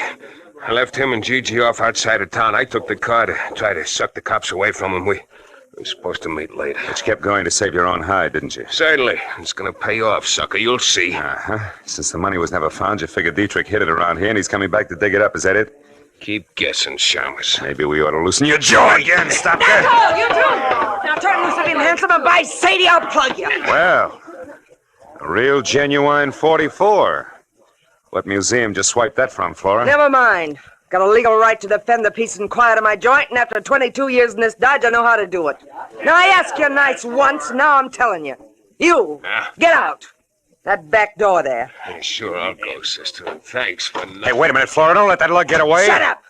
Now, you sit down right there and count up to 50. Then you leave by the front, quietly. Okay, you win. 1, 2, 3... Flora, look out, he's back. What? Sorry, Eddie. You buzzard, mate! I'll leave this cannon on the back steps. So long, Flora. I beat it out the back door and into an alleyway between the shacks. Stopka was still in sight, but walking fast, and when I took after him, he saw me and started to run. There was a hard, flat sound, like someone striking wet sand with a hammer. Stopka faltered and lurched up on his toes as if he'd suddenly changed his mind about running. At the same instant, on a wall, even with him, I saw the shadow of a man, holding a pistol with a long, awkward barrel. The hard, flat sound came again. Stopka curled up on himself and fell. And the shadow slid off the wall and disappeared. I ran for the wounded man, but by the time I got to him, there was no trace of the gunman. I rolled Stopka over. He was hit hard, slipping away fast. Silencer. Gigi always used a silencer. That punk Gigi. He's dead, huh?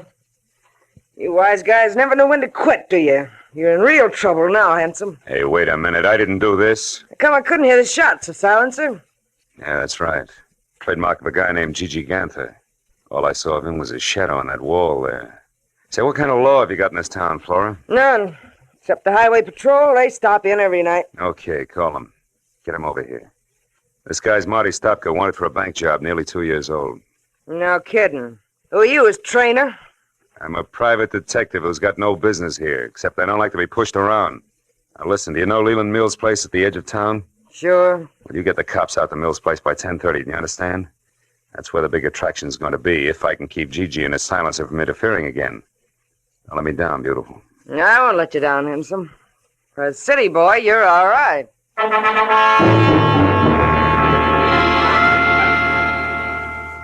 stuck to a back road and drove with my lights out until I was a good, safe distance beyond Leland Mills Ranch. Then I hid the car in a dry gully and walked back. The house was dark and still. I thought once of what might have happened to Mills if Gigi had gotten there ahead of me. I kept in the shadows and worked my way across the yard to the back door.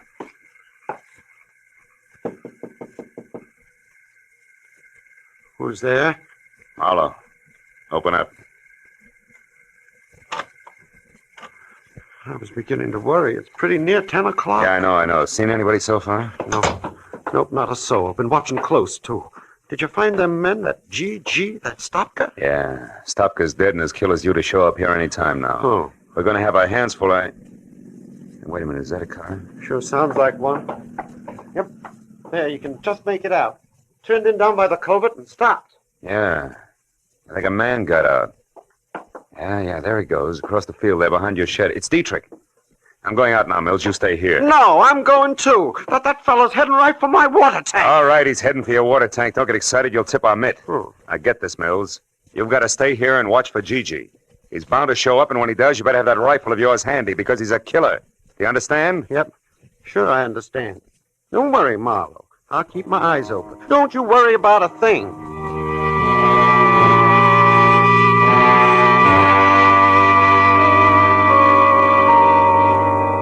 I eased out of the door and started across the yard. I knew I was getting myself out on a nice, long limb. Leland Mills was about as reliable as William Tell with their hiccups, and the apple was on my head. It was too late to back up, so I skirted the barn, stayed below the crest of a low rise, and moved toward the elevated water tank until I heard a shovel biting dirt. I got a comfortable grip on my gun and headed up over the rise to where I could see. Yeah, it was Dietrich, all right. He was bent over under the tank and working on a hole as if his life depended on it. He didn't even look up until I was almost on top of him. Who is it? Who's there? Who is it? It's me, Mr. Gordon. Marlowe. Marlowe? How did you get here? Wasn't easy, Sammy boy. But I had to come and apologize for losing your precious bag full of waste paper. You sure picked a dangerous time to show, sucker.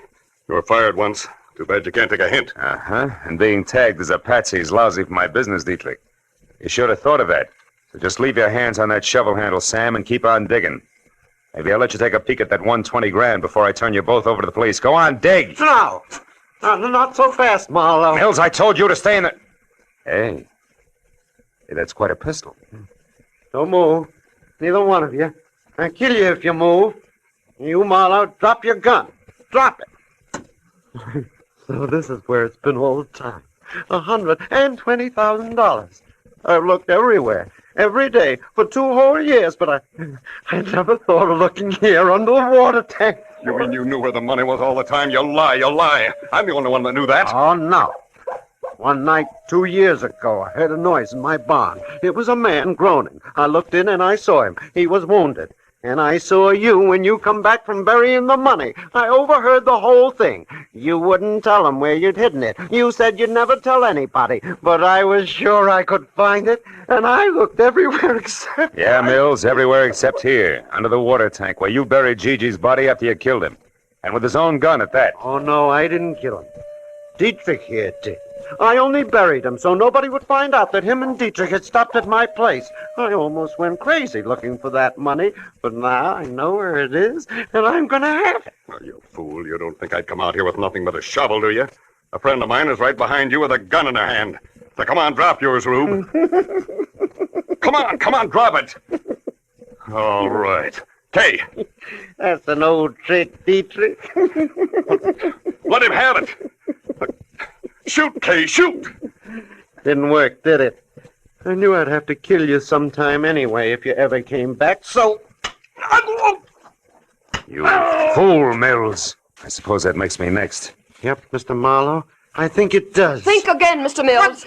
Who's that? Kay! You were there all the time? And Dietrich wasn't bluffing? Oh, I love you, Kay, baby. And I'll take the gun now, Mills. Oh. Turn it loose. Come on, I'll break your arm. There. That's better. I'll look after this gun until the police get here. And look after this one, too, Marlowe. I haven't got the courage to use it anyway. I couldn't even shoot Sam Dietrich with it. He's the one I wanted to use it on. Why? Because of Gigi? Yeah, because he killed Gigi and lied to me. I promised to help Dietrich only because I figured all three of them would show up here, Sam, Stopka, and Gigi. That way I hoped to find him again. You were right, baby. All three of them did show up. Only this time they finished their job. For good.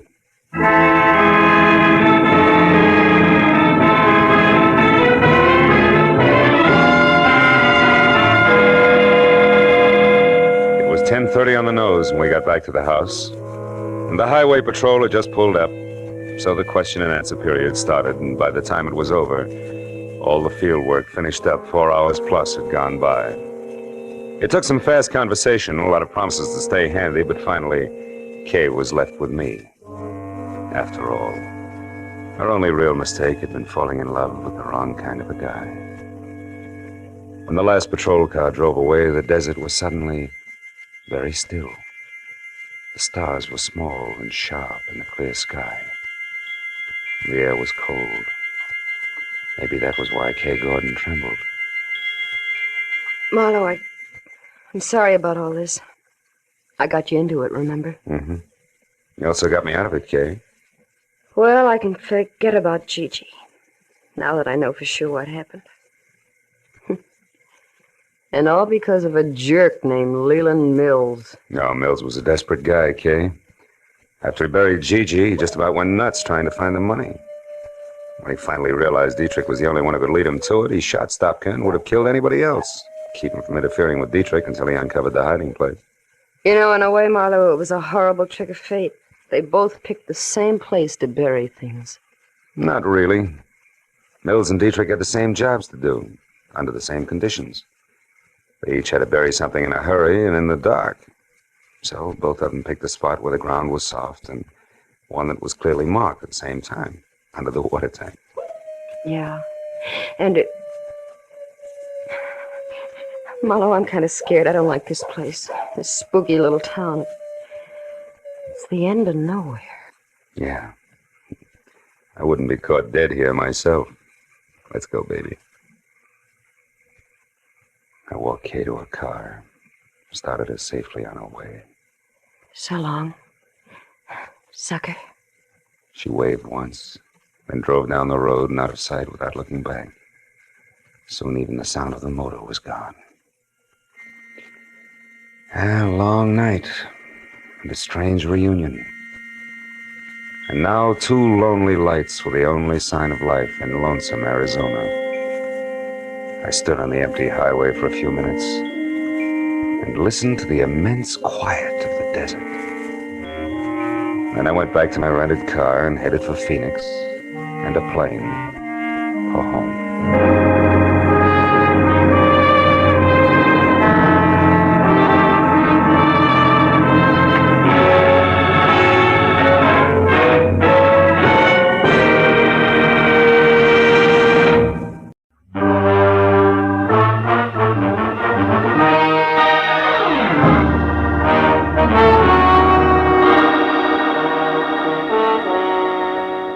I'd finally wound up a sour case in which I'd been kicked around, disillusioned, and shortchanged. And in my book, a routine like that calls for relaxation. So I'd spent the morning sleeping and the afternoon in a Turkish bath, being worked over on the table by Nick Tekalakis, a non-talking masseur who untied knots in more muscles than I thought I had. He was trying to tear loose my Achilles tendon when the phone rang. It was for me. Nick wouldn't let me up, so I took it lying down. Yeah? Marlowe speaking? My name is Sidney Veneta, Mr. Marlowe. I've tried all afternoon to reach you. Oh, Nick. What can I do for you, Mr. Veneta? I've already made your reservation with American Airlines. You're leaving on the 10 o'clock plane tonight, and you're taking with you a set of pearls for a certain buyer in Chicago. Now, wait a minute, Mr. Veneta. Maybe I can... No, maybe, Marlowe. I've checked thoroughly on you and find you entirely qualified, which is important because the pearls are a perfectly matched set in a rope valued at about $30,000. The buyer wants them, and I made up my mind just this morning to sell. The proceeds will go to my niece. Lucky girl. Indeed she is, particularly since I have no respect for her as a woman. She presumes to be a sculptress of all things, but she's my only heir. I'm selling the pearls simply because I know she would, and I can get more for them. Yeah, Hey, Nick, wait a minute, will you? Why all the hurry, Mr. Veneta? First, the buyer is leaving Chicago tomorrow, Second, my heart may fail me at any moment. Thus the hurry, Mr. Marlowe. I see. Well, I'll take the job, conditionally. But suppose I come out and talk with you. Telephones are deceptive. Very well. Come to 7241 Adams, just below Western. I'll expect you in an hour, at 6, sharp. Side door will be open, so let yourself in. Sounds like you're alone out there. I am. I just fired my nurse, a Miss Drew, and as stupid a woman as the earth was ever cursed. But I shouldn't get excited about it. I've engaged a new one, due here at 5:30, but who will no doubt be late. So as I say, Marlowe, when you get here, just let yourself in. Goodbye. Bye. Well, Nick, you better hurry it up. I gotta see a man about a rope worth 30 grand. Yeah, that's right. A rope worth $30,000.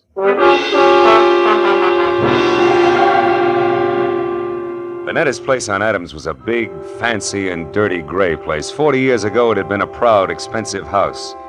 But now it squatted at the back end of a rundown yard like a bitter old man too tired to move. I found the side door unlocked and went in. The hallway was dusky and had the odor of moldy wool.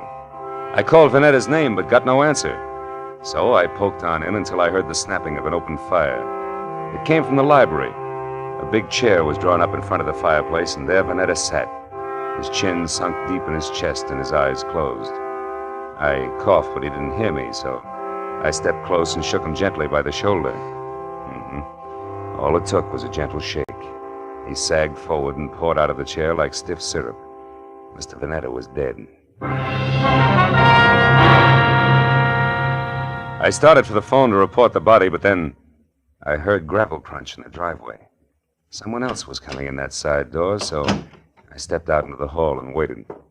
Mr. Vanetta, it's... Oh. Who are you? Philip Marlowe. Who are you? Steve Temple. I'm Mr. Vanetta's business agent. Here on business now? Yes, I am. It's all the same to you. I came to see Mr. Vanetta regarding some pearls. So if you'll excuse... Oh. Yeah, the pearls can wait. Their owner's dead. So it finally happened, huh? You're taking the news very well, Temple. I've been expecting it every day for 5 years. You found him, I suppose? Mm-hmm. We had an appointment at 6. He wanted me to fly his pearls to Chicago. What are you staring at, Temple? Why, there's a bottle of medicine here. What about it? For years, he's kept this stuff beside him in case of an attack. Yet, when he actually needed it, it was over here on the sideboard out of his reach. Ironic, isn't it? Very. He fired Miss Drew, his old nurse, today, and didn't expect the new one until 5:30. Say, do you happen to know her name? No one. You mean he's engaged a new nurse? That's right. She's an hour late already. Yeah. Well, for once, that doesn't matter to Mr. Vanetta. Say, Temple, are you acquainted with his niece? Vivian Russell? Mm-hmm. Of course. She's a sculptress. There's a studio out on Fountain, near Bronson, I believe. She was to get the proceeds from the pearls. Well, I assumed that, although nothing was ever said. She's his only heir. Where would those pearls be now? I kept them in a wall safe behind that picture there. Consistently against my advice. Yeah, sure. Opens with a key. Where would that be? He carried it with him on his watch chain. Why? What are you going to do? We'll take a look at the pearls and then have them impounded. Yeah, this must be the key. Let's open it up. It's there, that velvet case. As big as an overnight bag. Must be some string of beads. It is, Marlowe. Here, let me open it. There. Right. It's nothing but tissue paper. Yeah. It's not too surprising. While Temple called the police and tried to keep the details straight on a natural death and an unnatural theft, I went over the room again with a new viewpoint.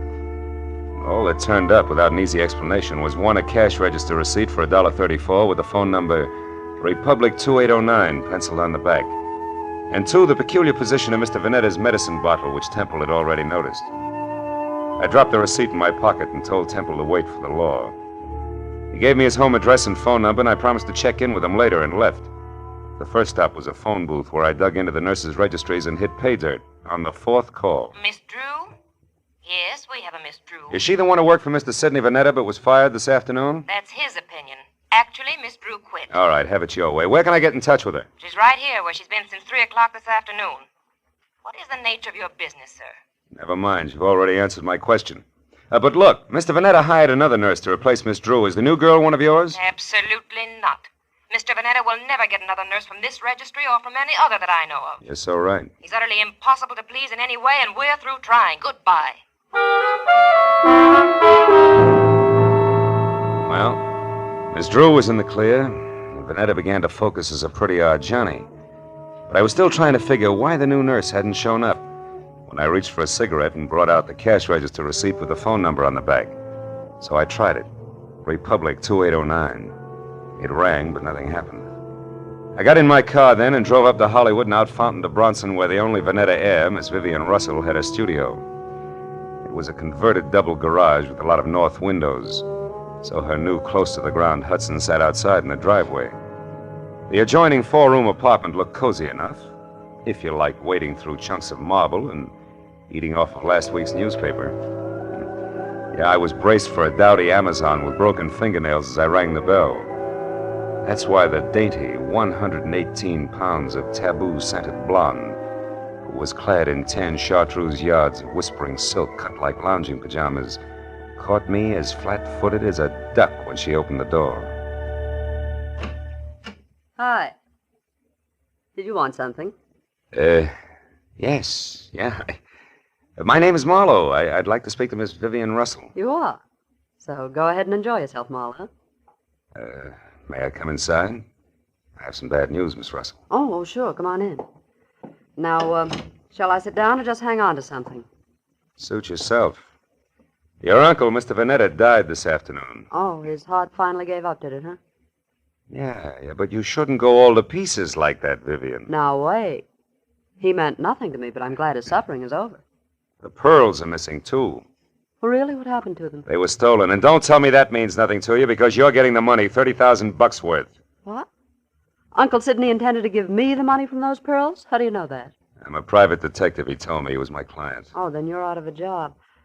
Say, how would you like to work for me, Marlowe? I'm serious. Now I want those pearls back, you know. Well, for $25 a day in expenses, it's a deal. Now, you tell me something. Who did your uncle hire today to replace Miss Drew? The nurse? Why, I didn't even know Miss Drew had been fired. How did you know she didn't quit? With Uncle Sidney? Try me again. Republic 2809. That doesn't mean a thing. You know, Marlowe, you've got an awfully good head. Are you speaking as a sculptress or just an ordinary chiseler? And what is that crack supposed to mean? You didn't know you were getting the money legally. You might have taken the pearls yourself. Oh, stop it, Marlowe. Okay, client. Well, I'll run along. I've got work to do. All right, but don't forget that all work and no play makes for a dull companion. Yes, and it also makes $25 a day. I'll be seeing you. All the way down Sunset to Vine Street, I kept telling myself a buck's a buck, regardless. But the idea that I'd been grabbed at stayed with me. Vivian Russell had plenty of motive as a dry land pearl diver, and if that's true, she'd need a patsy just to keep her abreast of the situation. I turned north on Vine and twisted up Beechwood Drive to 2000, the number Steve Temple had given me.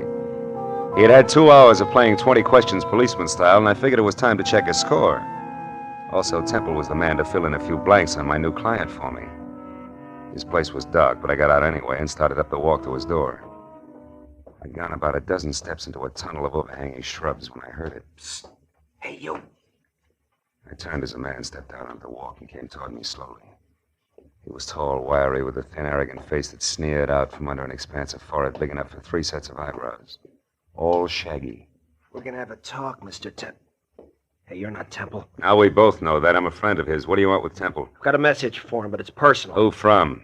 Like I say, it's personal, mister. I'll be back later. Come here. I said I'm a friend of Temple's. If you got a message for him, I'll see that he gets it. Well, okay, then.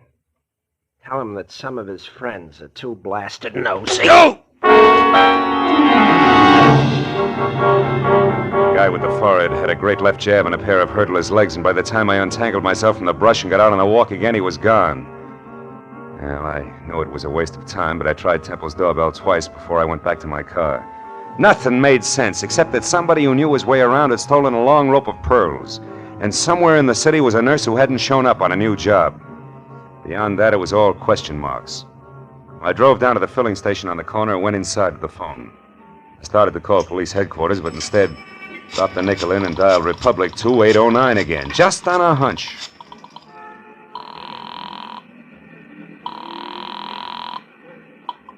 Lieutenant Ibarra speaking. Ibarra? I didn't dial you, Ibarra. What? This is Marlowe. Well, you got me anyway. Now, listen, Phil, I hear you're on that Vanetta case. Yeah.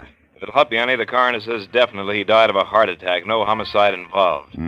Thanks, Lieutenant. Hey, but look, where are you now? In a flat on the corner of Union and 59th Street. Why? Well, is that phone number there Republic 2809? Well, that's a great piece of deduction. You just called it. Ibarra, listen, I found that number at Vanetta's place this afternoon. What's going on down there? There's a girl here named Betty Larson. Yeah, she's a nurse, right? No, wrong, Phil. She's a corpse. Before that, she was a waitress. Just a waitress. Somebody came to her door and killed her for no apparent reason whatsoever.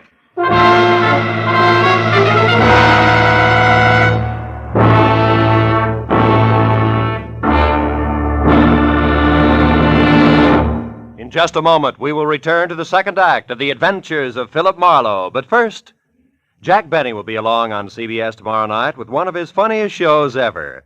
In addition to his regular hecklers, Dennis, Don, Phil, Mary, and Rochester, Claudette Colbert and Vincent Price will pay a call on Jack.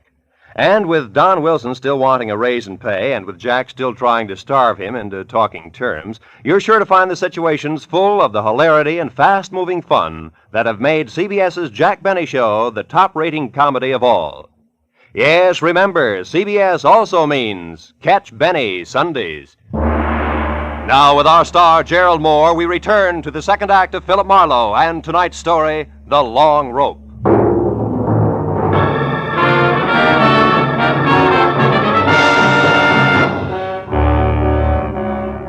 It was 40 minutes of thick stop-and-go traffic from the time I quit talking to Ibarra until I pulled up near the 4 stories of faded, sagging tenement on the corner of Union and 59th. But even then, the crazy question that had been weaving in and out of my mind like a 2 a.m. drunk looking for the way to go home was still with me. Why was the telephone number Republic 2809 bracketed by a couple of dead people, who, as far as I could see, should have had nothing to do with each other in the first place? And right there, for the 10th time running, I drew a complete and unabridged blank. But a minute later, when I climbed out of my coupe and over the bumpers of the half-dozen squad cars that were jammed into the narrow street like so many toy autos that a kid had forgotten about, I quit asking myself riddles and started looking for Detective Lieutenant Ibarra, a quiet man who always preferred fact to fancy. I found him in a cheap but clean uniform-crowded room on the second floor, standing a few feet away from the body of Betty Larson, a girl in a bathrobe who had once been something pretty in her early 20s.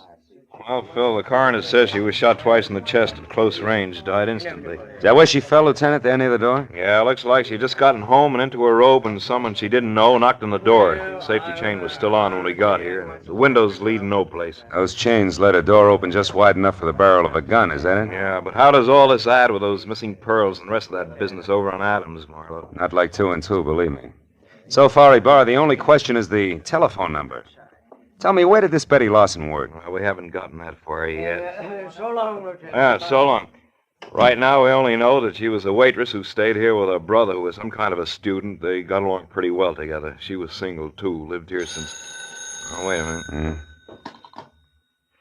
Tiny Bar. Oh, yeah, Mooney. Ryan's Cafe. Ryan himself runs it. Okay. I'll check it personally, right?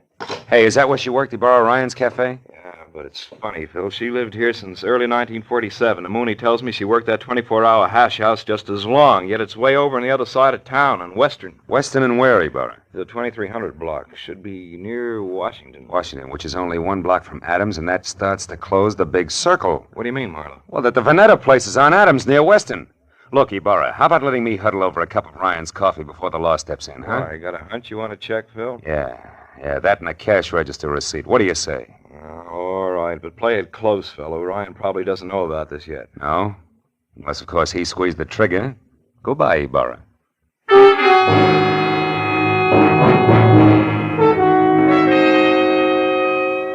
I was a half hour getting over to Ryan's Cafe on Western, which turned out to be a lot of steamed-over plate glass, bragging about a 40-cent hot roast beef sandwich in 2-foot-high white chalk letters. And inside, the motif was the same. Everything that Mr. Ryan sold was a bargain. I slid onto a shaky stool opposite a cash customer who was something dirty in a torn overcoat buried deep in a handicap of sheet and coffee. He looked up once, grinned no teeth at me, then hollered for Ryan in the kitchen, who said that he only had 2 hands and would be out in a minute.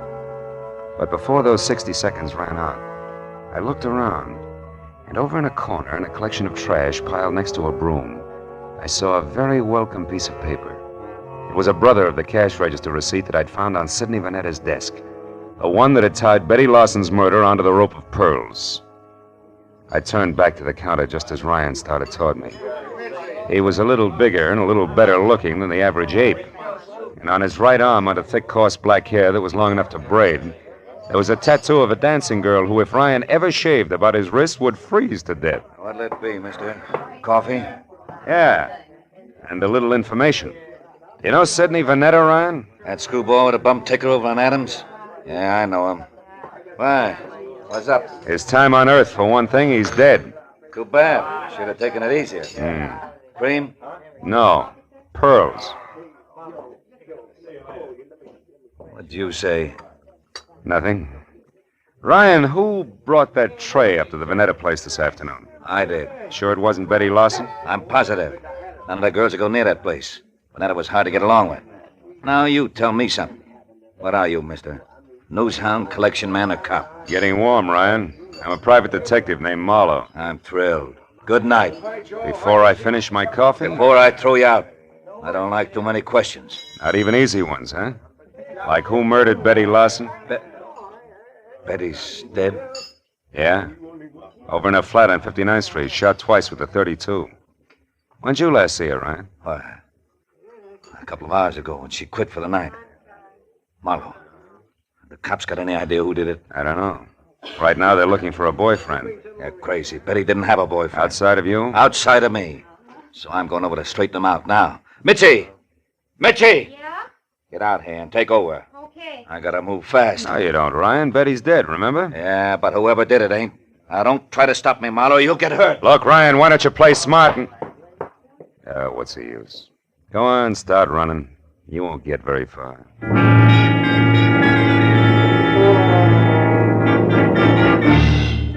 For the first time that night, I felt sure of what I was saying.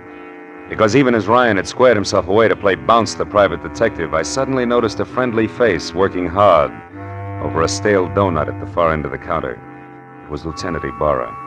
And when Ryan tossed his apron aside, grabbed at his coat, and slammed out the front door, Ibarra turned and nodded at a short man nearby who was idly picking his teeth with the end of a book of matches.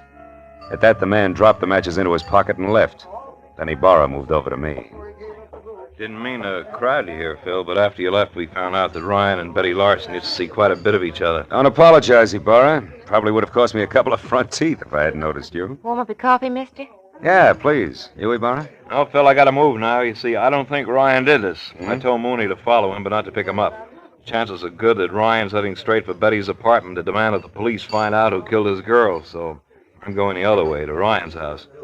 Maybe another woman in this. A jealous one. But no rope of pearls. No, Marlowe, I don't think so. Good night now. Night, Lieutenant. Well, Mitzi, how long have you worked here? Couple of days. But I don't know nothing about Mr. Ryan. I'm a married woman, and I... What do you think you're staring at, mister? Maybe something wonderful, Mitzi. Tell me, baby, do you always wear that kind of a uniform when you're working here? Sure. Ryan says this girl should look neat and clean. It helps business. Anything wrong with that? No. Matter of fact, it might be just the lead I'm after. What are you talking about? Yeah, and if I'm right, baby, the rest of this case will be a cinch. So good night and thanks. You've been a big help, sweetheart. When I got back to the corner of Union and 59th, I took the stairs up to Betty Lawson's flat 2 at a time, crossed the fingers on both hands, and prayed that Ibarra was right about Ryan returning to his girl's place. When I stepped into the room, a second later, I knew that I'd never doubt the good lieutenant again because standing next to an open window and staring out at nothing was Ryan himself, numbed and red-eyed. I asked him one question, and although his answer was only a couple of words mumbled between trembling lips, it was all I had to know. Now everything, Betty Lawson's murder, the death of Vanetta, the guy with the forehead and the missing pearls, the whole shebang was starting to fall together. Oh, come on, baby, be home, please. Marlowe, Vivian. Look, honey, I want you to do me a favor. Get hold of Steve Temple and meet me over at your uncle's place on Adams as soon as possible. I need your help. Goodbye.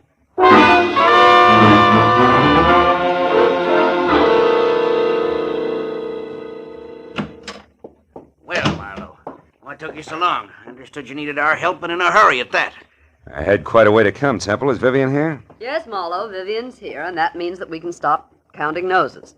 Now, why do you need our help? Catch someone who stole once and murdered twice? Murdered twice? That's right. You know, it's my guess that whoever stole that rope of pearls also moved Vanetta's medicine out of reach when his heart started skipping beats. Can you prove that?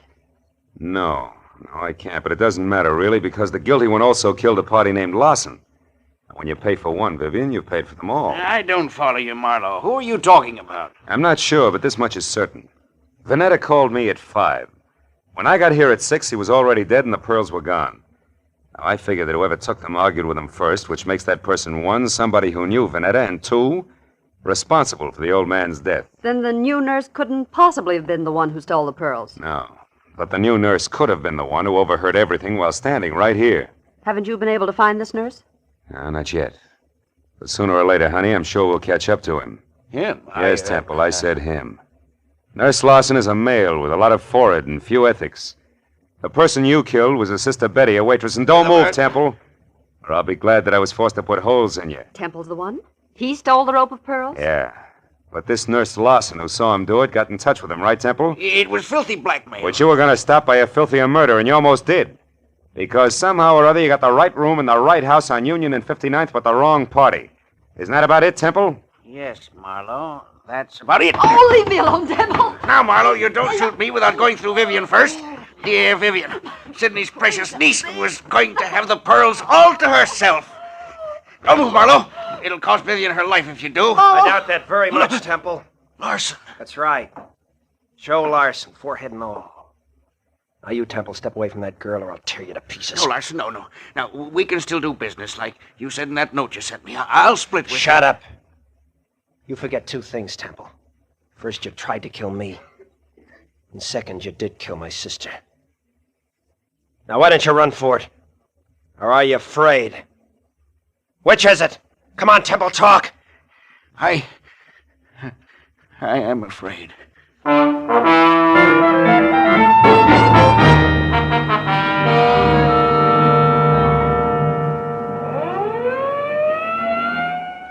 Marlowe, that just about winds things up. Yep. Joe Larson sent up for attempted extortion, and Temple... Sent up for good. Say, Marlowe, when you called a while ago and said that you wanted Temple and me to help you, did you know then that Temple was the murderer? No, I didn't, Vivian. Then I only knew that whoever had killed Betty Larson had mistaken her for the new nurse, and that the actual nurse was Betty's brother, Joe. Where'd you get hold of that, Phil? Well, it started in Ryan's Cafe, Barra, just after you left. I had nurses on the brain, I guess.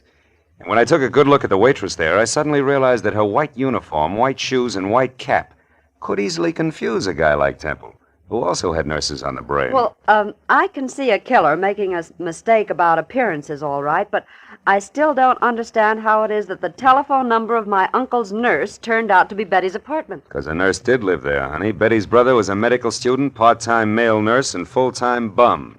You see, Ryan, who brought food to Uncle Sidney, knew that he needed a new nurse, and he sold him on the idea of Joe Larson, because he wanted his girlfriend's brother to have a job. Oh, I get it. Say, I know what I'm going to do with those pearls. Sell them? To the highest bidder. Oh, no, I'm going to break up that set. Break up the set? Yeah, I'd like very much to get a pair of earrings out of them. Oh, and for each of you, a set of cufflinks. Good night, gentlemen.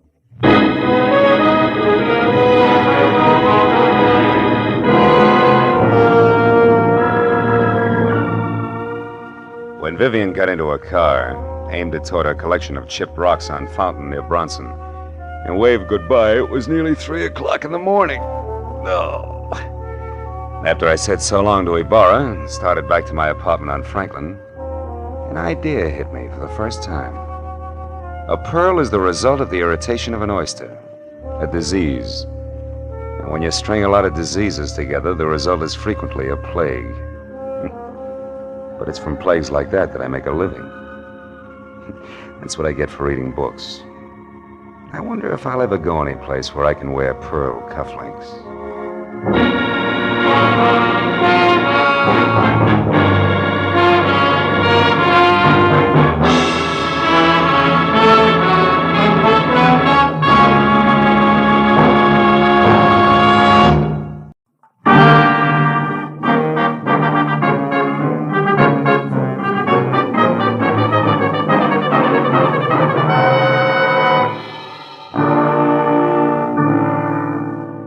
I'd spent a dull day on a duller subject, which was don't get caught with your income tax return down at midnight, March 15th. And after calling time for a thick steak designated to bolster the stamina of a private detective, but nevertheless non-deductible, I reluctantly headed back to my office where I found both my conscience and the long form 1040 still waiting, which meant there was no way out. The dull day was going to stretch on into the night, but then I got a break, because my telephone rang and the call was from one Mrs. Corey Gilbert, a prospective client who wanted action in a hurry.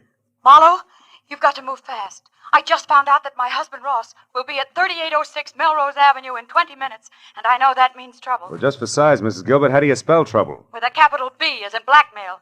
There's no time for details now. Just get to that address and find out who Ross is meeting with. Only hurry, Marlowe, please. Well, hurry after what, Mrs. Gilbert? I've never met your husband, remember? Oh, yes. Well, he's tall, dark eyes, dark hair, very handsome. And the blackmailer, short, stocky, and repulsive, I suppose. I've never seen the blackmailer. All right, Mrs. Gilbert, where can I reach you? Well, I live at 439.5 Ogden Drive. The phone number is Gladstone 8195. 8195. All right, Mrs. Gilbert, I'll call you. Thanks. Oh, and Marlowe. Yeah? Hurry, will you? You see, I love my husband.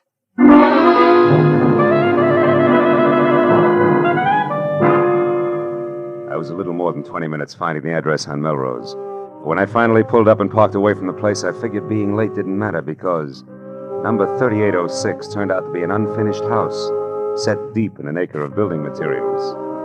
I was about to head for a telephone and get an explanation from a confused lady named Corey Gilbert when a lot of noise from what would someday be a living room changed my mind. Then I knew that my client had the right address after all, because there in the pale light of a slice of moon, taking the last of an awful beating from a thin man with a thick beard and a lot of muscle, was Ross Gilbert.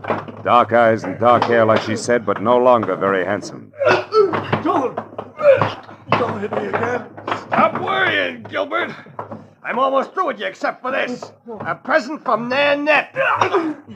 And just one more from Nanette.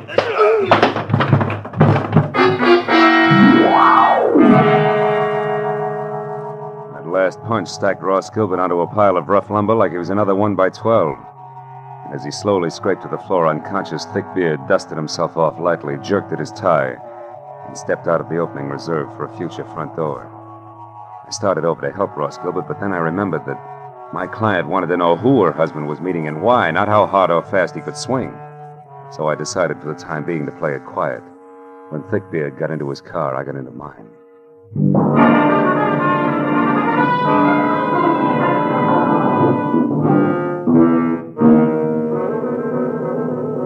I followed him all the way to Beverly Hills, where he pulled to a stop in front of the Camden Arms Court. I parked, lights out, and watched him strut up a flagstone walk and knock on the door of a bungalow number 4, which was dark. When he knocked again and it stayed dark, he took an envelope out of his pocket, wrote something on it, and jammed it into the mailbox. Then he got back into his car and started away fast. I walked up to the bungalow and helped myself to Thickbeard's empty envelope. On one side, scrawled in pencil and smudged, was the telephone number Sunset 31676. On the other, payment delivered okay, Plummer. Plummer, huh? I shoved the message into my pocket, struck a match, and started looking for a name on the front door. But then a cab pulled up, and a moment later I had help. I can be of some assistance, perhaps? Yes, I was just... Oh. Nanette? Oui. Nanette Lamarck. But I do not know you, monsieur. No, you don't. I think if you will stop staring and begin talking, we will do much better. Who are you? Philip Marlowe. A friend of Plummer's. He asked me to deliver a message for him. Do I go on? Of course, Mr. Marlowe. But please come inside. It is so much nicer there.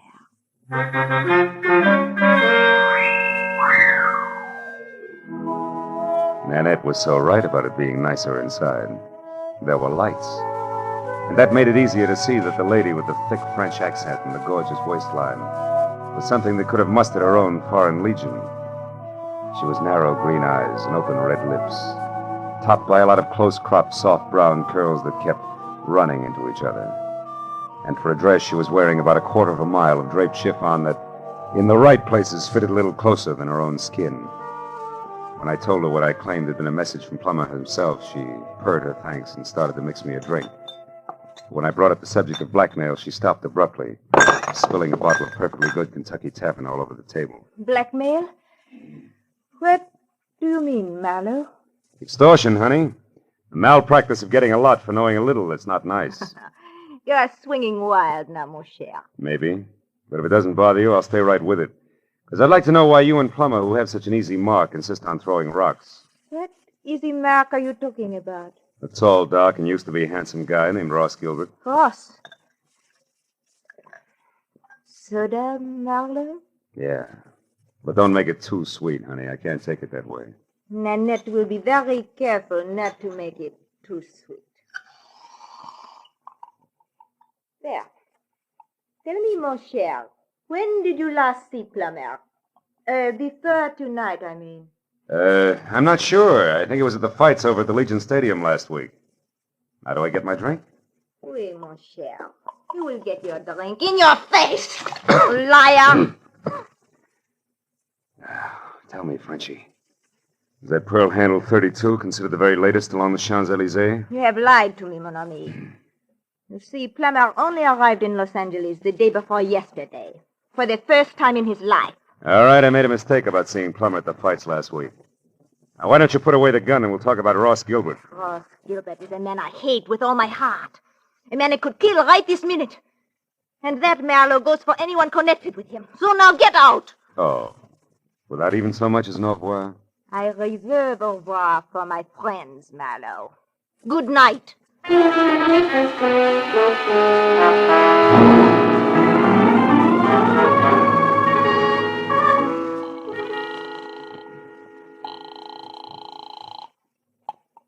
Hello? Marlowe, Mrs. Gilbert. Is Ross all right? Ross isn't here, Marlowe. What happened to him? He ran into an ugly beating at that address on Melrose. Something nasty from out of town named Plummer is responsible. Ever hear of him and/or an imported Jezebel called Nanette Lamarck? No, I haven't. But what about Ross? What's wrong with him? Nothing that a pound of beefsteak and enough liniment can't cure. But before we worry about Ross, Mrs. Gilbert, one more thing. It's a phone number I found on the back of an envelope that belonged to Plummer. Number is Sunset 31676. What? Somebody you know? Yes, someone I know very well. It's the telephone number of my ex-husband, Emery Marsh. Emery Marsh, huh? Fancy dress designer on Wilshire? That's right. But what's he got to do with all this? Emery only met Ross once in Mexico, a party at Ensenada. Yeah, well, look, Mrs. Gilbert, why don't we postpone collecting Ross until I find out a little more? Where does your ex-husband Marsh live? In Santa Monica. But there's a good chance that he's still at his place on Wilshire. He does most of his work at night. Well, then Wilshire Boulevard's my next stop. I'll try to make it a quick one. Goodbye.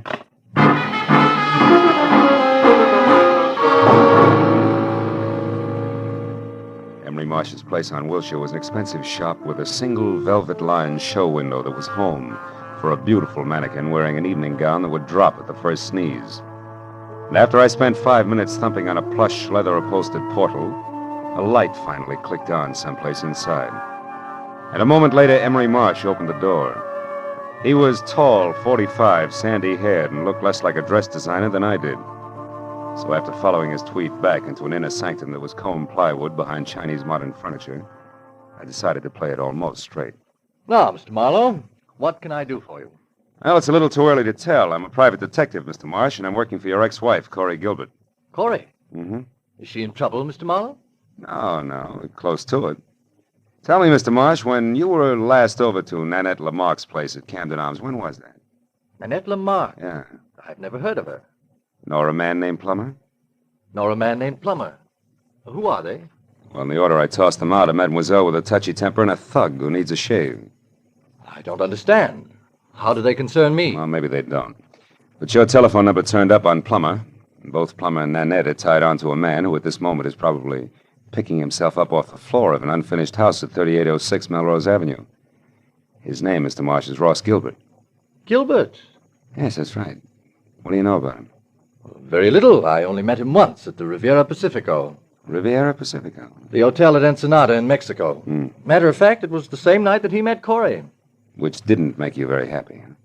No, you've got it wrong. Corey and I were already divorced. The three of us meeting was nothing more than an accident. Oh. And when Ross and Corey parlayed that accident into marriage, were you still smiling? Better than that, Mr. Marlowe. When that happened a month ago, I was grinning. You see, until then, I had been paying Corey $1,200 a month alimony for 2.5 years. And Corey gave all that up for love and Ross Gilbert. Ross Gilbert isn't exactly a pauper, Mr. Marlowe. No, I guess not. Blackmailing a pauper doesn't add up. What did you say, Mr. Marlowe? I said putting the bite on somebody who has nothing is like sucking a lollipop with a cellophane on it. You get action but no results, you see? Now tell me, why does the word blackmail come home to roost, Mr. Marsh? You wouldn't happen to know who the guilty party is, would you? No, Mr. Marlowe. And what's more, if I did, I certainly wouldn't keep that sort of thing to myself. Oh, no, I don't think you would. Well, thanks anyway, Mr. Marsh. You've been a big help. I'm glad. And if I can be of any further help, don't hesitate to call on me, Mr. Marlowe. Please. No, I won't, Mr. Marsh. You can depend on it.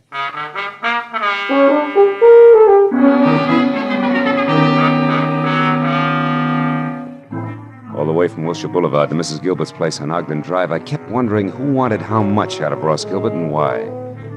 About 20 minutes later, when I pulled up in front of the house, I started concentrating on my client, who had to be the woman standing next to a green coupe in the driveway and waiting in double time.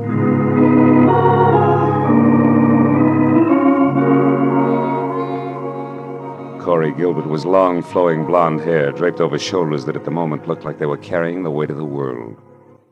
But she was prettier worried than most women who always keep it gay. Mr. Marlowe? Yeah, Mrs. Gilbert? Yes.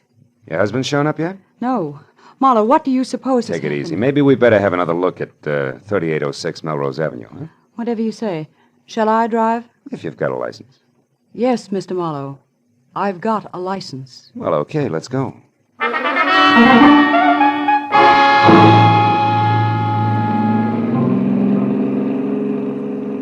The way we took off in Corey's Nash, I wasn't sure whether her license was for driving a car or an airplane. And while she kept its 83.5 AAA on the accelerator, she talked about her husband and why she was worried. By the time we were near the place, I knew all about the party in Ensenada, their whirlwind courtship, and what a fine guy Ross Gilbert was. When we got out of the car and started over the last 100 yards toward the unfinished house, I'd learned everything Corey knew about the blackmail angle, which wasn't very much. It started last week, Marlowe, when we got back from our honeymoon. Ross wasn't himself at all. He was worried. He forgot how to laugh. He argued with me over any and everything. Where does the blackmail come in? I don't know. He wouldn't tell me what was wrong. Then this evening, just before I called you, I overheard him talking on the telephone. That's when I caught the word blackmail and this address. Now, maybe Ross will be able to fill in a few of the blanks for us. Oh, he was over here in this room on a pile of lumber when I... Ross! Plumber must have done a lot more damage than I figured. Ross! Ross! Take it easy, baby. Marlowe, what is it? Is he... I'm afraid he is, Corey. That man! He beat him to death! No, Corey, that round hole in Gilbert's chest wasn't made by a fist. From where I stand, it looks like a .32 caliber bullet.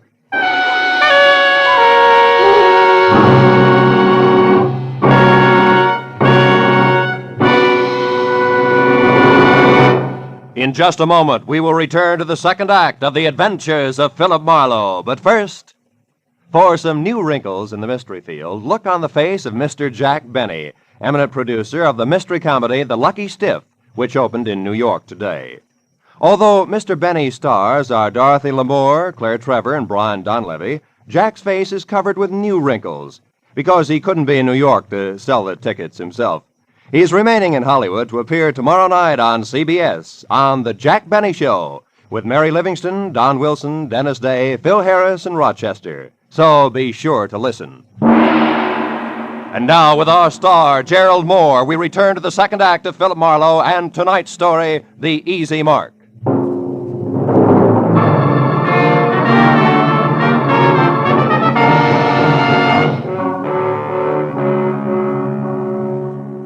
Corey Gilbert's face went sickly white, and her mouth twisted on the brink of hysteria as she stared at the dead man. I turned her away from it and led her to a window. She did the fastest job of pulling herself together I'd ever seen. And I went back to the body. On the way, I noticed a folded scrap of paper on the floor. It was a page torn out of a desk diary, but all that was written on it was the address of the unfinished house we were in. I looked down at what had once been Ross Gilbert. Setup didn't make any sense. A victim of blackmail had been beaten up by a total stranger, and then, a little while later, murdered. Somebody had killed the goose that was laying the golden eggs, and it didn't figure in any direction. Well, I just about decided to go through his pockets when a sound from Corey changed my mind. Marlowe, come here, quick. What is it, Corey? There's someone out there. I saw a shadow move. Get away from the window. Marlowe, there, running. Why, it's a woman. Yeah. And quite a woman. What do you know? She's crossing the street now. Who is it, Marlowe? Who is she? Character as French as Milani's 1890. Only she's more like nitric acid than salad dressing, Corey. Her name is Nanette Lamarck. She's getting in that car. Aren't you going to stop her? I've got a line on Miss Lamarck. I can find her. But she was hiding here. She could be the one who shot Ross, couldn't she? Easily. In fact, right now, she's the odds-on favorite. But she's also cagey, and we'll have better luck if we get her on home ground where she'll talk. Besides, there's a big chunk of this business that doesn't follow. What do you mean? Well, look, the murder came out in reverse. Ross was paying off. So he should have been the killer instead of the corpse. Which means there's more than blackmail involved. I don't know what you're talking about.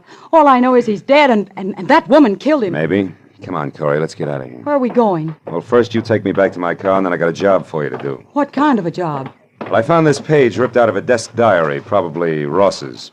I want you to go through all his things and find that diary for me. There might be something else in it that'll give us a connection. All right. Where are you going? Gotta pay a call on Nanette. Only this time I'm bringing my own welcome mat. I think I'll need it.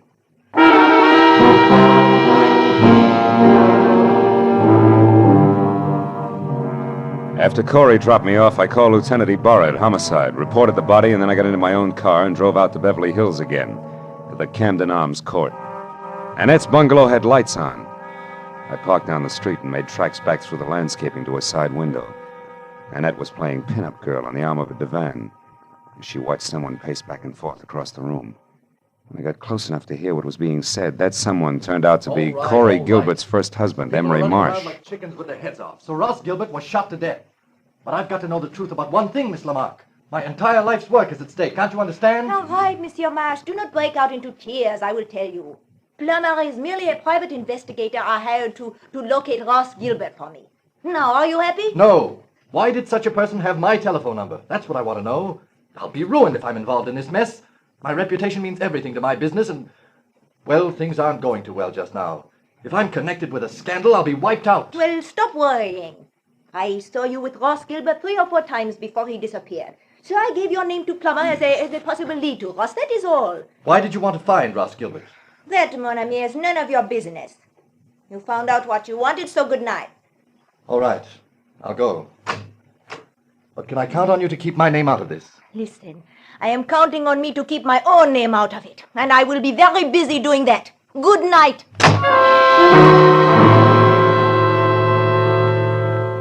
I plastered myself up against the side of the house and watched Emery Marsh leave.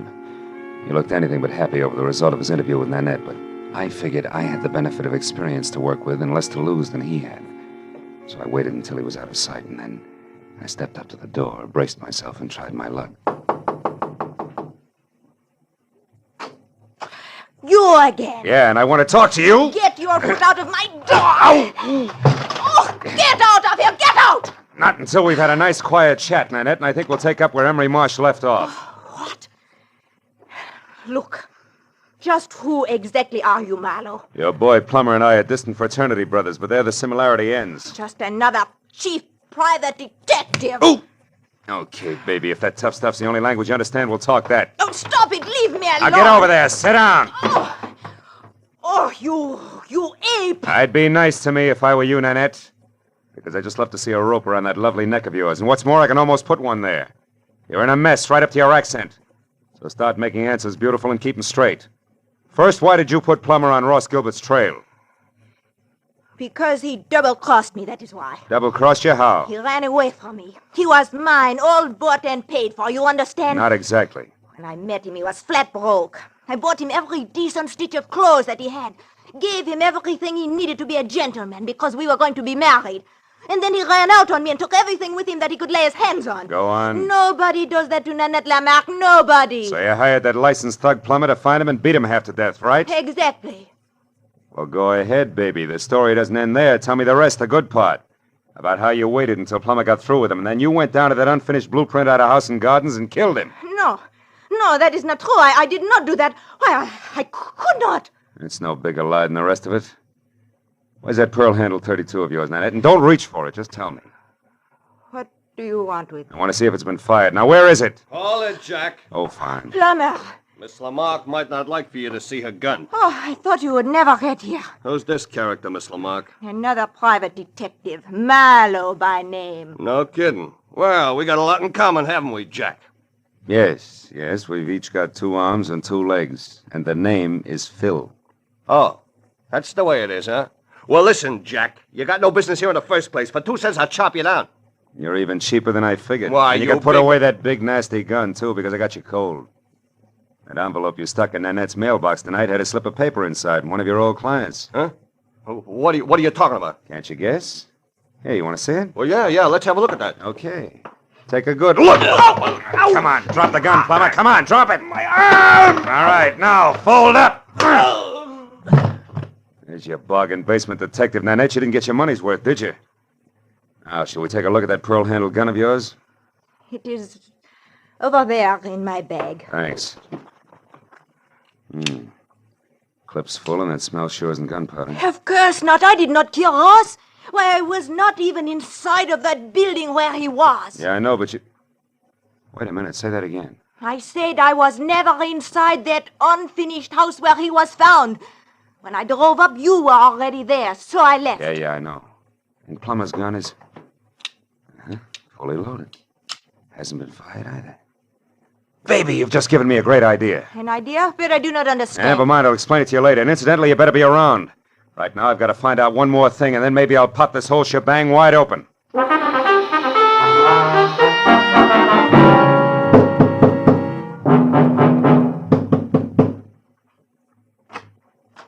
Mr. Marlowe. Good evening, Mr. Marsh. Lucky to find you still working, huh? Late hours are a habit with me these days. Come in. Thanks. Mr. Marsh, I've come back for that help you offered me earlier this evening. I see. Well, the offer's still good. Fine. I think your ex-wife, Corey, is lying to me. She claims you didn't know Ross Gilbert, that you only met him once at that party in Ensenada, but you did know him, didn't you? Why, yes. As a matter of fact, I did get acquainted with Ross slightly. We had dinner together a few times. Uh-huh. You really did favor his marriage to Corey because it freed you automatically from that alimony load you were carrying. That's correct, Marlowe, but I don't And it's also correct, isn't it, that you couldn't afford to go to court to have your alimony reduced because that would let your snobbish clientele know you were going on the rocks. Yes, that's also true. And maybe it's true that you actually engineered the marriage and it backfired on you. Very smart, Mr. Marlowe. Just keep your hands at your side. This might go off. Yes. Well, I expected a reaction, but not quite so soon. Too bad. I'll trouble you for your gun, now that you've got it all figured out. Yes, Marlowe, I engineered that marriage. Corey was attracted to Gilbert, but he was broke. I knew that would scare Corey off if she found out. So you and Corey made a deal, particularly with Ross. He wanted to marry Corey, you supplied the cash for his courtship, right? Yes, only he wouldn't stop there. He kept demanding more. Sure, that figured from the start. Ross wasn't being blackmailed, he was the blackmailer himself, and that made you worse off than before, so you killed him. You're so right, Mr. Marlowe. And remember, the price for 2 murders is the same as for 1. So you've really left me no alternative. I'll give you an alternative, Emery. Corey! One thing you didn't count on. I really loved Ross Gilbert.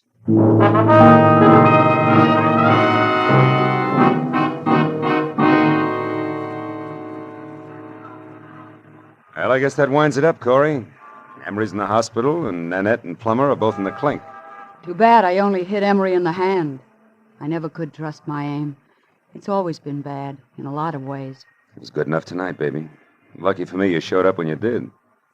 Say, what made you come to Marsh's place, anyway? Well, that page from the desk diary paid off, Marlowe. Only we made a mistake. No? It didn't come from Ross's diary. It came from Emery's. I finally remembered his handwriting. Mm-hmm.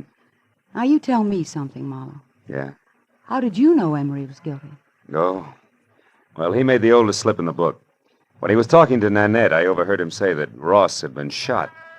Emery had no way of knowing that Gilbert was dead or how he'd been killed unless Nanette told him. And for a while I thought she had, but then I found out that she couldn't have because she'd never been inside the house where we found Ross. So it had to be Emery. Sure. I see. Well, Marlowe, what does a gal say at the end of a night like this? Thanks or something? Just thanks will be enough. I gotta do my income tax. Can I give you a lift? No, I'll walk a while. I've got some thinking to do about marksmanship. But call me sometime later on, will you? Just to see if I'm shooting in the right direction. You can count on it, Corey. Thanks. Good night, Phil.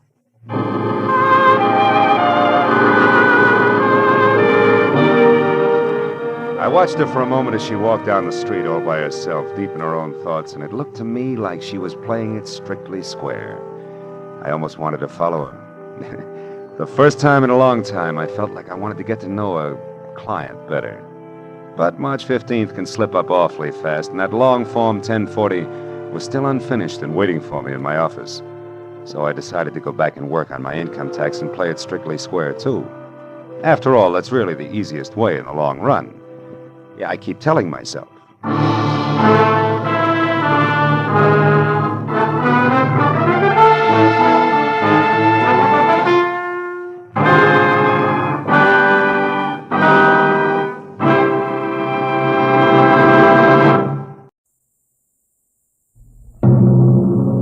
Adventures in Time and Space, transcribed in future tense. Dimension X.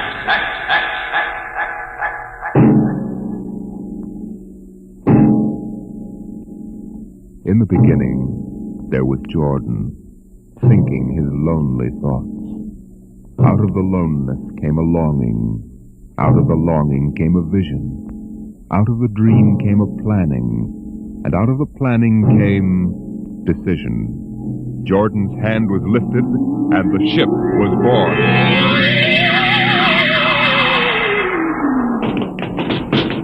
You, look out! Are you all right? Yes, it missed me. What was it? A mutant with a slingshot. I think it dashed down that passageway. You want to go after it? We'd never catch it, Alan.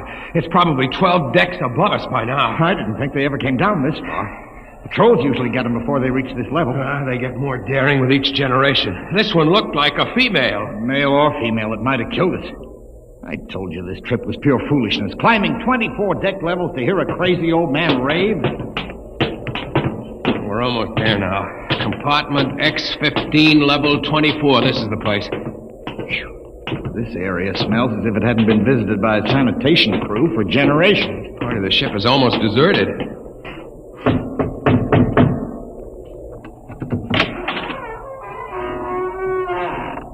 Yes? This is the compartment of John the Witness. Who are you? My name is Hugh Hoyland. I'm a cadet from the scientist barrack. This is my friend Alan Mahoney. What do you want of John the Witness? Only to talk. Are you a believer in Jordan? Naturally. I have heard that there are those among the younger scientists who doubt the word of Jordan. To doubt is death. We're not heretics. Enter. I have brought a gift of tobacco, grown on the richest level. It smells good. I assure you it's the best. Wait here. What a rat's nest. What the devil do you think he can tell you? I don't know. Now, hush.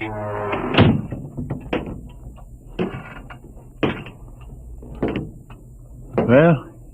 You are John the Witness? I am. Good eating to you. I am Hugh Hoyland. This is my friend Alan Mahoney. What brings a gentleman of the scientist class to my humble apartment? I have heard that you and your parents before you have long been keepers of the legend of the ship. Since Jordan gave the word. I am anxious to hear the word as Jordan spoke it. Why? You see, among the young scientists, there have been some who talk against the word. Regulations against such heresy? Some of them say the ship has no purpose. They say that we're here accidentally. That we have no more grace in Jordan's eyes than the most deformed mutant who dwells in the highest level of the ship. What shall I say to you? I wish to hear the word from the mouth of one who knows, that I may become more convinced. Sir, you have gift for the witness? The finest tobacco. Good. I will dim the light. Now, pay close attention, for these are the words as my father's father's father gave them to his son's son's son. This is how the ship came into being, how our people were created. In the beginning, there was only Jordan, thinking his lonely thoughts. In the beginning there was darkness, formless and dead. Out of the loneness came a longing. Out of the longing came a vision. Out of the dream came a planning. And out of the planning came decision. Jordan's hand was lifted, and the ship was born.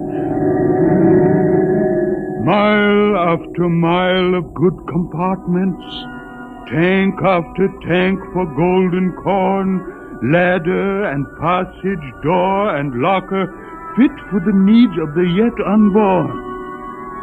He looked on his work and found it pleasing, meet for a race that was yet to be. He thought of man, and man came into being. Then Jordan checked his thought and searched for a key. Man untamed would shame his maker. Man unruled would spoil the plan. So Jordan made the regulations, some to speak and some to listen. Order came to the ranks of men. Crew he created to work at their stations, scientists to guide the plan. Over them all he created captain, made him judge of the race of man. Thus it was in the golden age.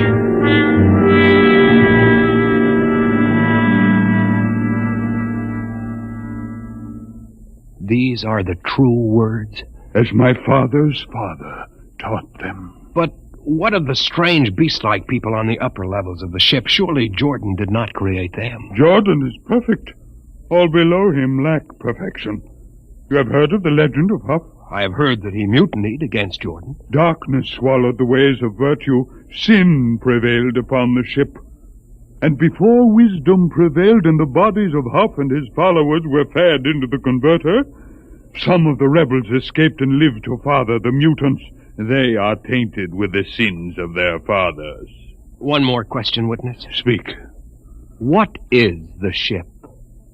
The ship is a great sphere, 25 kilometers wide and 100 levels deep. I know that, but what about the upper levels? The regulations forbid us to venture into the upper levels, but it is said that beyond the levels of the mutants lies the forbidden place where Jordan's spirit prevails. So I've heard.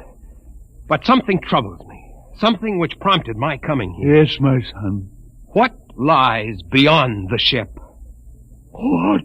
What lies beyond the ship? This is heresy. Answer me. I will not permit such talk.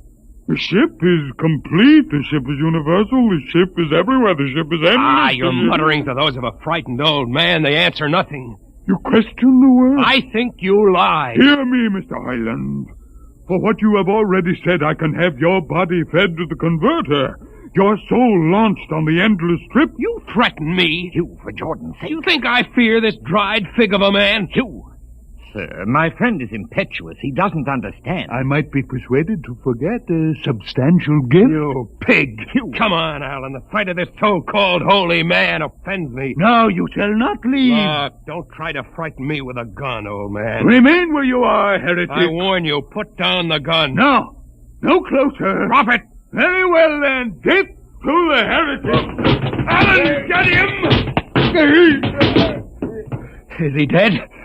I don't know. Come on, Hugh. We've got to get out of here. Now where? We can't go back. They'd feed us into the converter. What's that? The old woman must have turned in an alarm. Come on, the patrol will be here in no time. Where can we go? The upper levels. But the mutant. We'll have to take our chance. Listen, that's the patrol we've got to climb. There's a hatchway. Down the corridor. Quickly.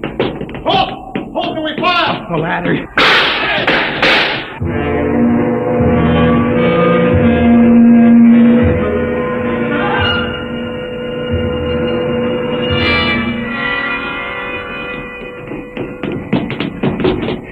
Wait.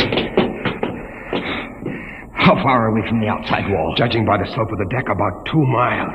Mutant territory. Come on, we'll try this passageway. What? I don't know. I feel as if we're being watched. It's your imagination. Perhaps not. Oh! It's only a ship's rat. Get a grip on yourself. It's as big as a dog. Come on. I can't drag myself much further. We've got to find a compartment with water. Oh, if only you hadn't asked him that stupid question. There's no use going over that. Why did you do it? Why? Alan, I've been thinking about it for a long time. And when he began to give me those stupid pat answers, well, I just saw red, I guess. But who are you to question the ways of Jordan? When you asked me to go with you to visit the witness, I thought you wanted spiritual help. I never dreamed I'm that sorry, Alan. I couldn't foresee this. I didn't know. Wait a minute. Oh, what? Another shipwreck? No. I thought I saw something move near that bulkhead. I didn't see anything. Maybe my eyes are going bad still. You behind! Alan, look out!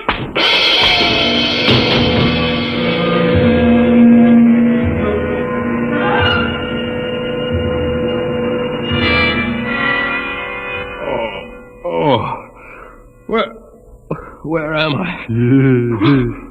What are you? Get away from me! Alan! Alan! Look out with that knife! Stay away from me! Alan! Alan! Don't kill him, Bobo. Not yet. Who are you? Forgive my friend Bobo. Like so many of my people, he's rather impetuous where members of the so-called super race are concerned. Who are you? What place is this? As you can guess from my leg, I'm a mutant. Where is Alan? Your friend is dead. I was not able to restrain my people in time to save him. Why don't you destroy me and get it over with? We do not kill for pleasure, Mr. Hoyland, only when necessary. You know my name? I read your identification tag. Who are you? Mutants can't read. My name is Gregory. I'm a leader of my people. Although we are unfortunate in our heredity, Mr. Hoyland, many of us are quite intelligent. Why do you live like animals? We would rather live like free animals than like regimented slaves, as you do. I've heard that you practice cannibalism. Undoubtedly, you hear many things about us. We raise our own cattle on the upper levels, and those of our people who choose to farm raise enough crops for our small population. You turn your head. Why? This one. I've never seen a creature like him. Bobo is an unfortunate. He was born without the power of speech. How can you tolerate a monstrosity? We have learned to live with difference. If we began to destroy our imperfects as you do on the lower levels, there would soon be no one left. It violates the regulations. The word of Jordan. You know, Mr. Hoyland, your people are really primitive and barbaric. You dare say that to me? I dare say a good deal more. Let us go to my compartment and speak further. I'm always interested in information of the lower levels. I won't give you any information. Bobo, I want Mr. Hoyland in my cabin, please. Hey. I advise you to go quietly, Mr. Hoyland. Bobo has a hatred of superior beings, which is unfortunate, but quite understandable. Proceed.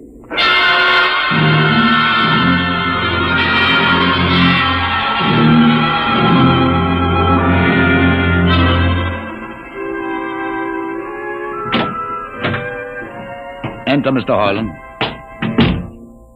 This is where you live? Yes. But you have books. Stolen from your libraries, Mr. Hoyland.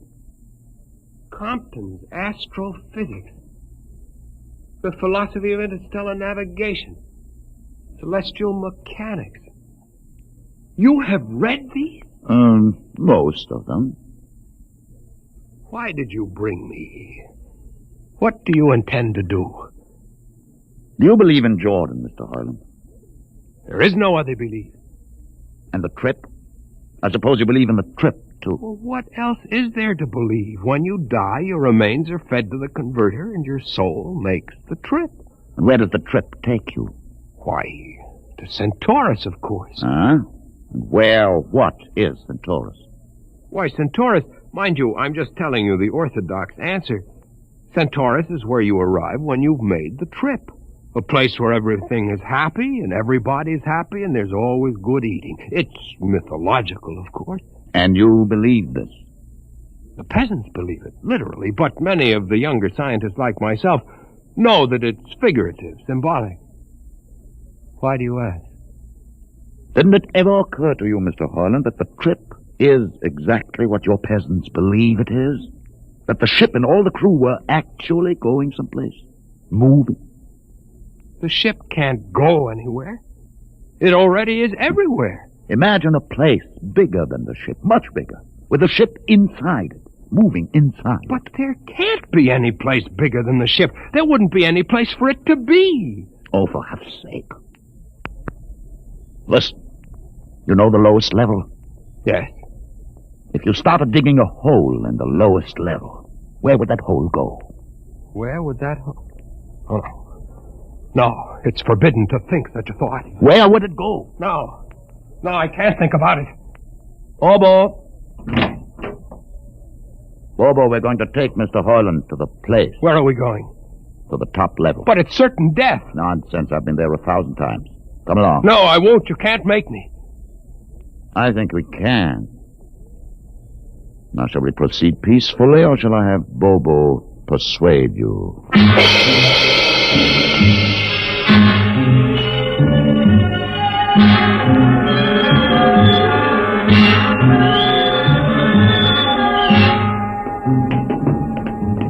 Open the door, Bobo. Inside.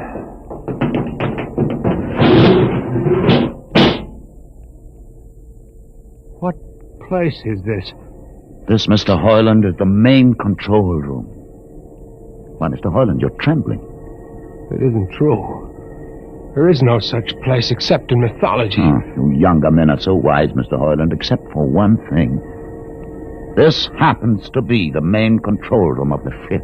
But it's nothing but a huge room with an instrument panel. What did you expect? How do you know this is the main control room? See these instruments? Using them, the navigator, many hundreds of years ago, actually steered the ship on its voyage. I don't understand. I didn't suppose you would. Your people have been so steeped in superstition and ignorance that the whole concept has lost its meaning. Sit in that chair. Don't be frightened. Sit down. Very well. Look up. What do you see? Nothing but a huge shield. Watch it for one moment, Mr. Hoyland. You are going to see something that few of us have ever been privileged to witness. Something so dazzling that you may find it hard to accept at first. But it is there. It is a reality. And ultimately you must accept it. What are you doing? I'm dimming the lights. Don't be frightened. Keep your eyes focused on the shield above us. Ready? Watch. The shield! It's sliding back! Ghost of Jordan! Well?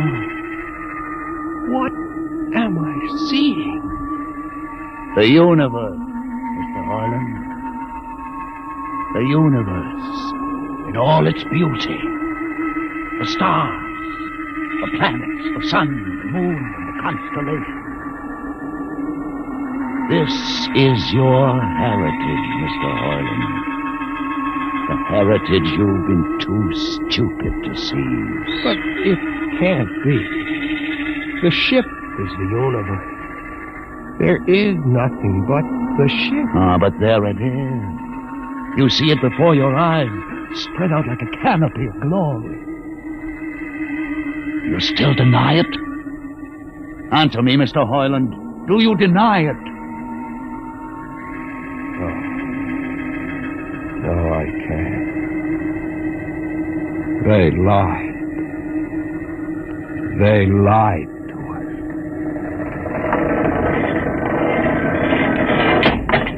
Good. Why did you close the shield? You will see it again if you're not afraid. I'm not afraid. Many times. I've shown this to others of your people whom we captured, and though they saw it before their very eyes, they would not believe it. Tell me about it. Tell me about the ship, about the universe. What are these things? How did this come about? Many thousands of years ago, on a planet like those you've just seen, a planet called Earth, a scientist named Jordan decided to build a ship that would carry men from one planet to another. For many years, Jordan and thousands of others studied and planned. And when they were finished, they built the ship. A ship so large that it had to be assembled in its own orbit beyond the place called the Moon. 60 years it took them to construct. And when it was finished, a whole new science had been conceived. Then the trip was begun. The trip that was to land a colony of Earthmen on a far-off planet called Centaurus, millions of light years beyond the furthest planet ever reached before. How do you know these things? Among my books are the log which Jordan himself kept, and the records of the journey for the first 40 years. What happened? There was a mutiny. A man named Huth led a rebellion of those who wanted to turn back. In the struggle, the navigators were killed, and the crew fell into a state of anarchy. In the years to follow, small groups of men tried to organize the ship for navigation, and each time they failed. Finally, the whole idea was abandoned. And so for centuries, we have swung in space, unmanned, undirected, living in a lost world of our own making, without purpose, without direction. Why have you told me this? Why have you brought me here? You could have killed me. Can you guess? No. No, I can't. Unless... But it would be too fantastic. Well? You want to finish the trip. Yes, that's it. What would it take to do it? A miracle, almost. The crew would have to be trained. Many people, each skilled in a certain duty. Couldn't you train your own people? We are too few. Besides, the main drivers in the lower levels where my people are forbidden to go. No. It would mean that both our peoples would have to work together. Our differences encouraged rather than denied. It can be done. You showed me. You can show others. I can show them. Can you? I'll see the captain himself. I have an uncle on the central board. I'll tell him what I've seen here. And do you think he'll believe you? Send one of your people with me. That's asking a good deal. I'm risking a good deal by going back. Very well. Bobo will go with you. He can't talk. There will be no need for talk. I will write a message guaranteeing safe conduct for a group of unarmed scientists to visit the main control room. Bobo will take you safely through our territory. What happens when you reach your own level is up to you.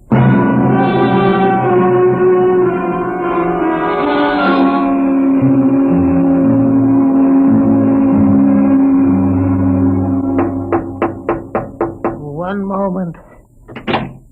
Yes, what you? Quick, Uncle Edison. But this mutant... He's harmless, please. Now, what is this?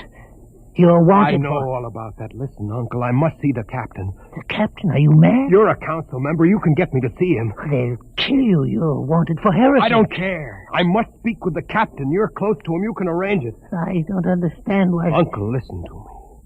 The ship is moving. I can prove it. Do you understand there is a purpose in the ship? I don't understand what you're babbling about. Never mind. Just talk to the captain. Tell him I have information of tremendous importance. Tell him I've arranged a truce with the mutants. A truce? Here, show him this paper signed by their leader. Do it, Uncle, for my sake. I don't know. Please, Uncle. If I'm to die, let this be my last request to you. Very well. I'll speak to the captain. I'll try.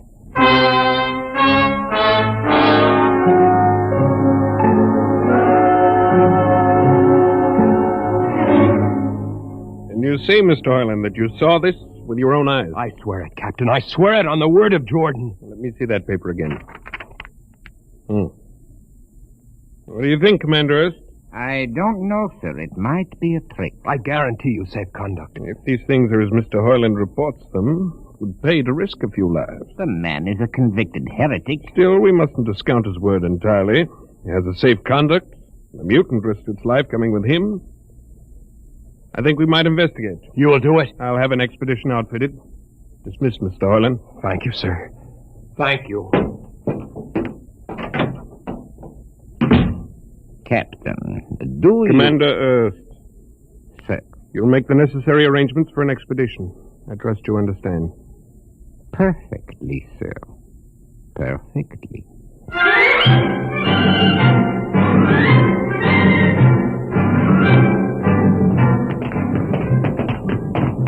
Lieutenant.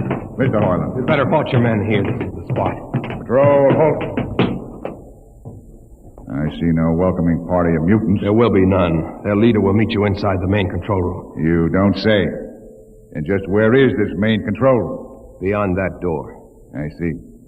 All right, men. Ready arms. Why do you ready arms? In case of ambush. Ambush? Don't you think they could have ambushed you on the way up here a good deal more easily? You know, Mr. Hoyland, I think you're a mutie lover. They have a place in the converter for that kind. Lieutenant, are you mad? No, Mr. Hoyland. But most certainly you are.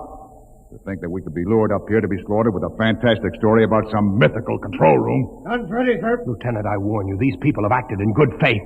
If you break that faith now... to open the control room, Mr. Hoyland. No, not until those guns are dismounted. As leader of this expedition, I order you to call them. I refuse. You cannot do this thing. This is no way to keep a truce. Very well, if you refuse. Oh, there! Mutant! Come out! For Jordan's sake, Lieutenant. Be quiet for comfort. Mutant!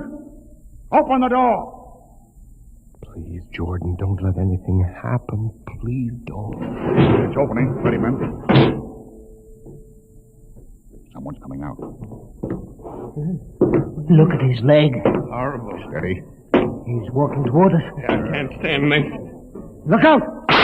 Gregory! No! You fools! You've killed him! Here come the rest of them. Fire!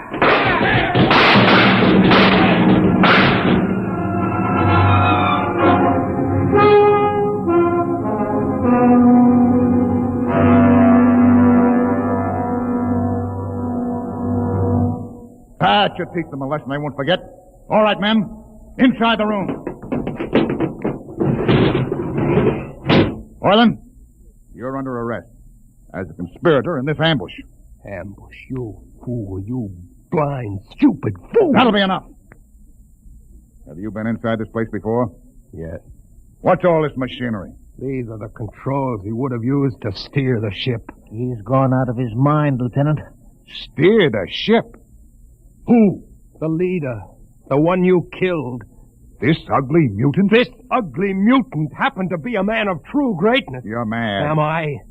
This man had a vision which could have saved you, but you chose to kill him because you couldn't stand the sight of his difference from you. I'll not listen to these ravings. Close your ears. Shut your minds against the conscience that tells you it's wrong to kill. That tells you that your need to be arrogant only proves your inadequacy to yourself. Shut him up. Don't listen to him, man. You can't shut your ears. My words sting you. You cannot shut your mind.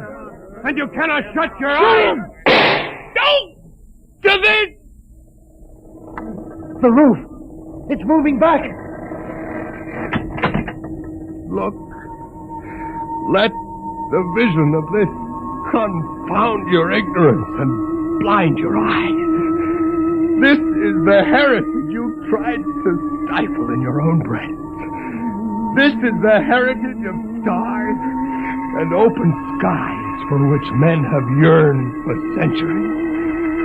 Try to destroy this, and you will only destroy yourself. Death to the heretic.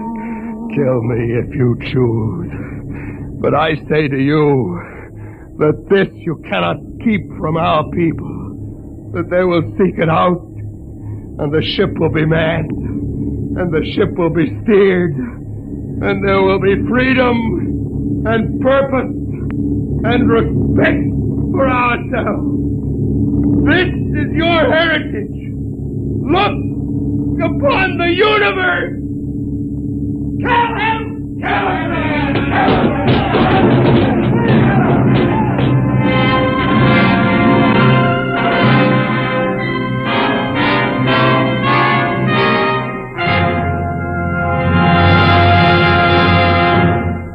You have just heard another adventure into the unknown world of the future. The world of... Dimension X.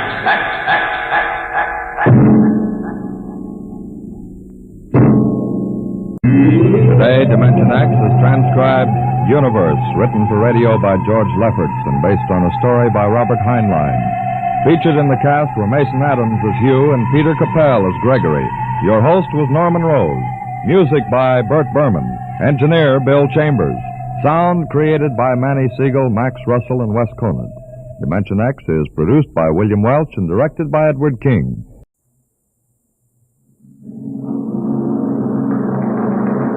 Adventures in time and space, told in future tense.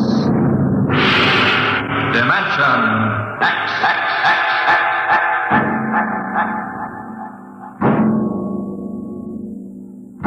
The National Broadcasting Company, in cooperation with Street and Smith, publishers of astounding science fiction, bring you Dimension X.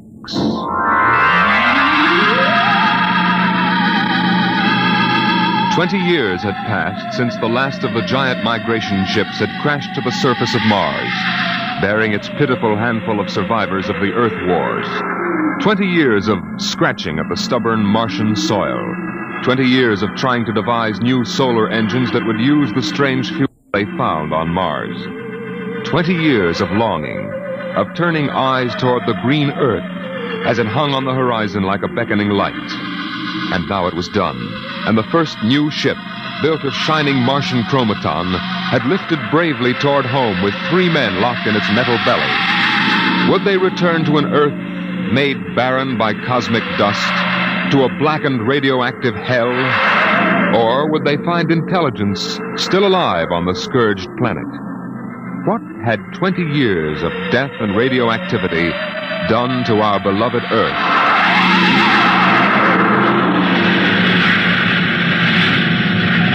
That's it, Captain. We've intersected the course vector. Williams. Yes, sir. Prepare for deceleration. Forward position ready, Captain. Read us off, Evans. We'll enter the gravitational field of the Earth in exactly 10 seconds. 9, 8, 7, 6, 5, 4, 3. Fire 2 and 4. 1, 0. 2 and 4. What's our momentum, Evans? -3. Fire 1. 1. -4 now. Steady as she goes. How are we? On parabola now. If we can hold, we should breach the heaviside layer somewhere north of what used to be Murmansk. Let's have a look at her. Visor, please. Yes, sir. Mother Earth. 20 years. We're going home, Evans. We're going home. Home to what, Captain? Home to a burned-out radioactive planet that is incapable of supporting human life? Evans and I don't agree with that, Williams. We think the Earth is ready for us again. That she'll give us another chance. I'm sorry, Captain, but I was born and brought up on Mars under the new central government. We younger men disagree with you about migrating back to Earth. For us, Mars is home. Well, we'll see. If there is some form of life on Earth, we'll find out soon enough. Williams, head for New York.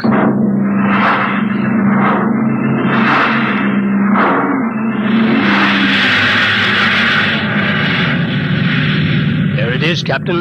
You can barely see the top of the Atomic Trades building in the twilight. They never finished building it. Dark as a tomb. Slow to cruising speed. Cruising speed. It begins to look as if Williams is right, Captain. Not a sign of life on 4 continents. Now, we'll make a radiation check and then head back for Mars. You agree with me, gentlemen? That for all practical purposes, the planet is dead? It's still my Captain. What is it? Am I going out of my mind? Look out that way to the west. Could that be? By heaven, it is. Those are lights. Turn the ship. Heading west-southwest. Full speed. Full speed. They are lights. Captain, it's a city, a whole blasted city lit up like a Christmas tree. Well, what do you think of your dead planet now, Williams? We shall see, Evans. Remember, the Commission wants evidence of life as we know it. Decelerate to -5. We're going to take her down. There's an open area just on the edge of the city. Yes, sir. Hold on, gentlemen. We're about to land.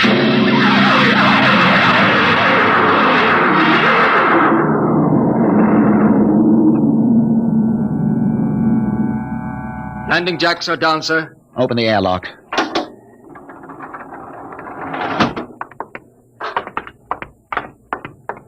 Close. All right, gentlemen. Before we go out, security at all times. Williams, you have the blast gun? I have it. If anyone becomes separated, fire a shot and make for the ship. How's the radiation, Evans? Safe enough so far. This seems to be a light area. Very well. Open the lock.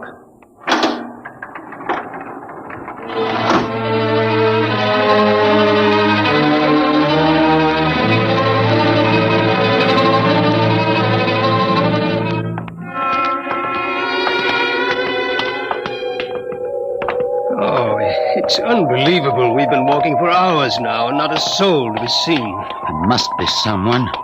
How do you explain the lights? I don't know. Municipal building. Shall we have a look here, sir? Possibly the records might contain some clue. Good idea. Keep your weapons ready.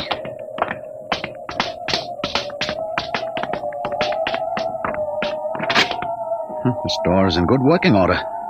Almost as if it had been oiled recently. Long corridor, lights blazing in every office. William, stand to watch here in the corridor. Fire a blast if you need us. Yes, sir. Evans, you come with me. We'll start right here with the city clerk's office. Better check radiation again. Not enough to do any damage.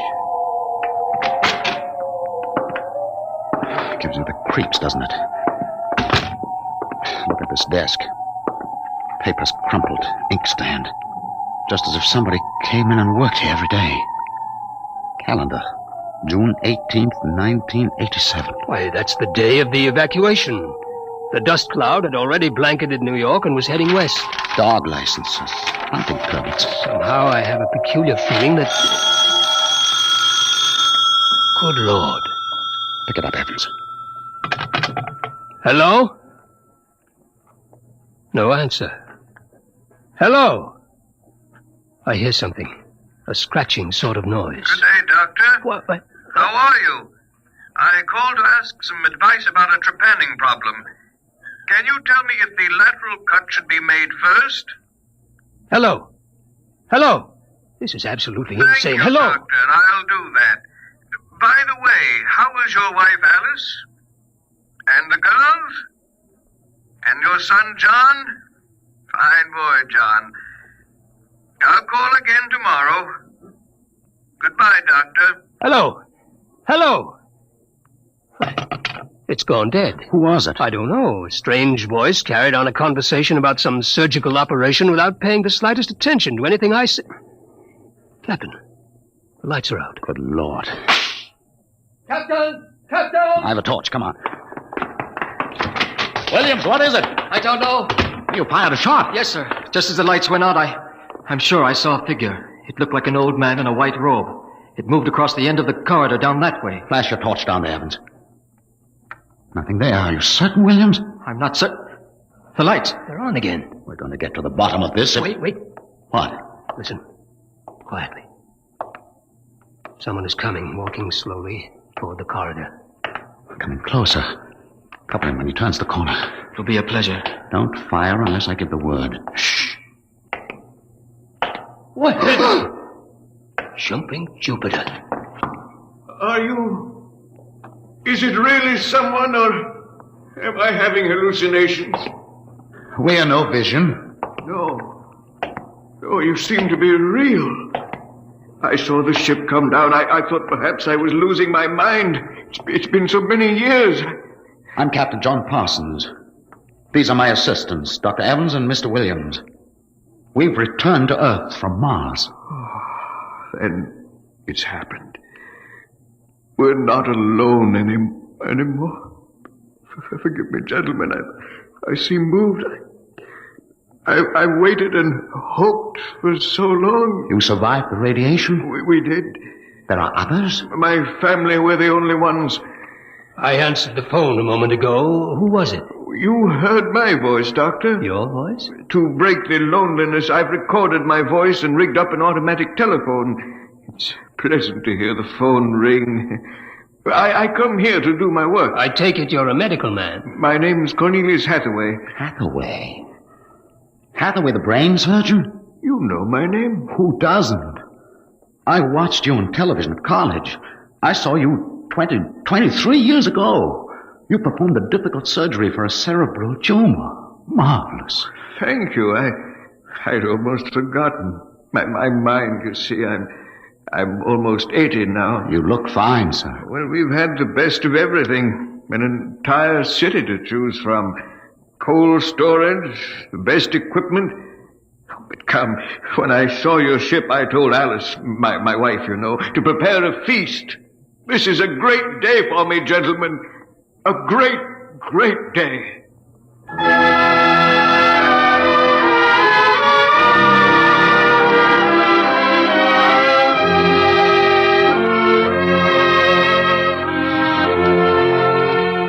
This is my wife, gentlemen. Alice, this is Captain Parsons, Dr. Evans, and Mr. Williams. How do you do, Mrs. Hathaway? Now, if you'll follow me, gentlemen, we'll meet my children.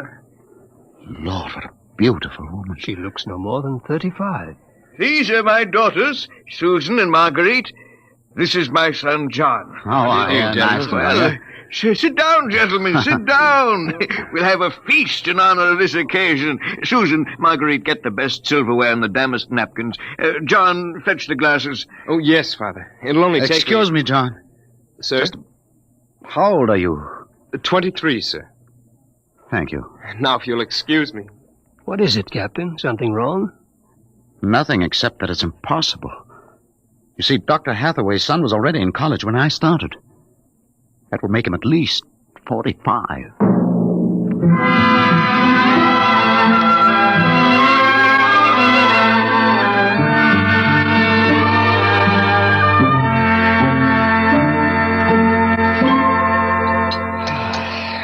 That was a wonderful meal, Mrs. Hathaway. Doctor, your wife is an exceptional woman. Thank you, sir. How would you gentlemen like some fresh gingerbread with your coffee? I baked it this morning. Oh, wonderful. Smell that, Evans? Oh, it's like coming home, Mrs. Hathaway. We enjoy having you here. Mrs. Hathaway, may I compliment you on your having preserved your youth and beauty so well? Thank you. We have had no worries here, no competition. Only the things we need for material comfort. Parsons and I were wondering, Dr. Hathaway, if the radioactivity had any effect in preserving tissue. Your children all look so young, too. It is possible, gentlemen, of course. Radiation does strange things to living tissue. Alice, could we have some champagne? Of course. I'll only be a moment. An amazing woman. Did you ever see such grace? Such complete relaxation. It doesn't seem quite natural. I beg your pardon, gentlemen? Captain Parsons was just about to ask how you and your family managed to escape, Dr. Hathaway. We were very fortunate. I was working in the Sierra Mountains at the time. I had a lead-lined laboratory where I did X-ray research on my pet project. And what is that, sir? The study of machines as they relate to human function and the corollary of... Well, to continue, when the dust cloud covered America, we remained in the laboratory, well supplied with food and water. Later, when the radiation permitted, we made our way east, back to our old home, in the hopes of finding other survivors. But by that time, every living creature had been evacuated to Mars. We were stranded. The migration ships didn't wait for stragglers. That's true. My father and I were on the last rocket out of New York. I've always loved this old house. But the loneliness of those first years... At least you had your wife and children. Yes. Yes, I had my family. If it were not for them, gentlemen, I assure you I would long ago have put a bullet in my head. Here we are. Champagne, Captain. Oh, thank you, Mrs. Hathaway. May I propose a toast? Oh, let me. Gentlemen, to Earth. To Earth. Earth. May she never be a stranger to man again. Hathaway, what is it? Nothing really. It's just a rather sharp pain in the chest. I think you should lie down, Doctor. Yes. Well, perhaps you're right. Let me help you. No. John and Susan will help. Of course, Father. Why don't you gentlemen go out on the porch, enjoy the air? I'll see you all in the morning. Good night, Doctor. Good night. Come, John. Yes, Father.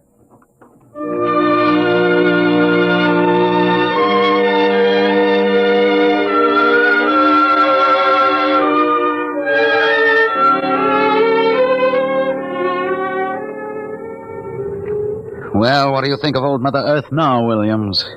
Smell that summer breeze. Look at that view of the city lighted up against the sky. It has a certain quality. Well, score 1 point for the back-to-earth proponent. I didn't say that. You're beginning to feel it, though, Williams. I can tell. If you don't mind, gentlemen, I'm quite tired. I think I'll turn in. Excuse me.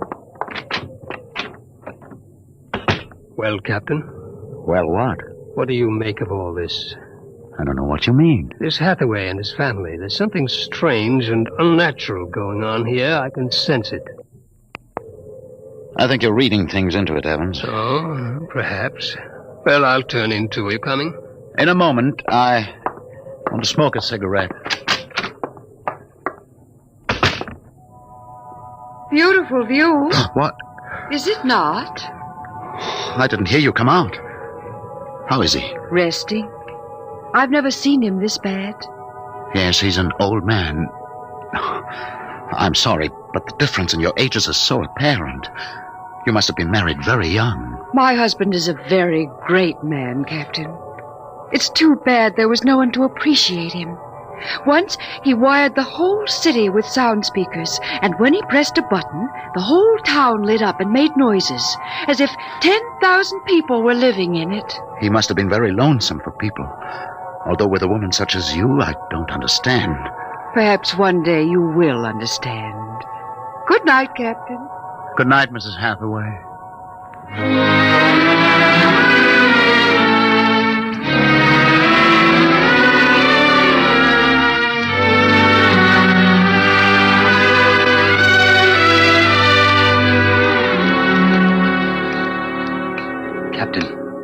Captain Parsons.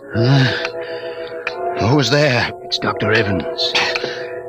What time is it? 2 a.m. What's wrong? I couldn't sleep. A few minutes ago, I heard someone slip out the front door. The moonlight, I saw it was the old man.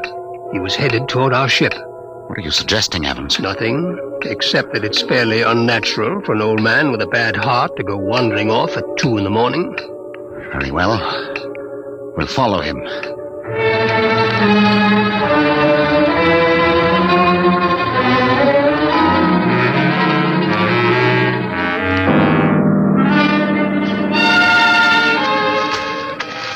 See him yet? No. Look, ahead there on the hillside. Isn't that Hathaway kneeling in the moonlight? Yes, I think so. Can we get closer? Let's head for that clump of bushes. This is far enough. What do you suppose he's doing there? What are those things on the ground? Good Lord. Those are grave markers.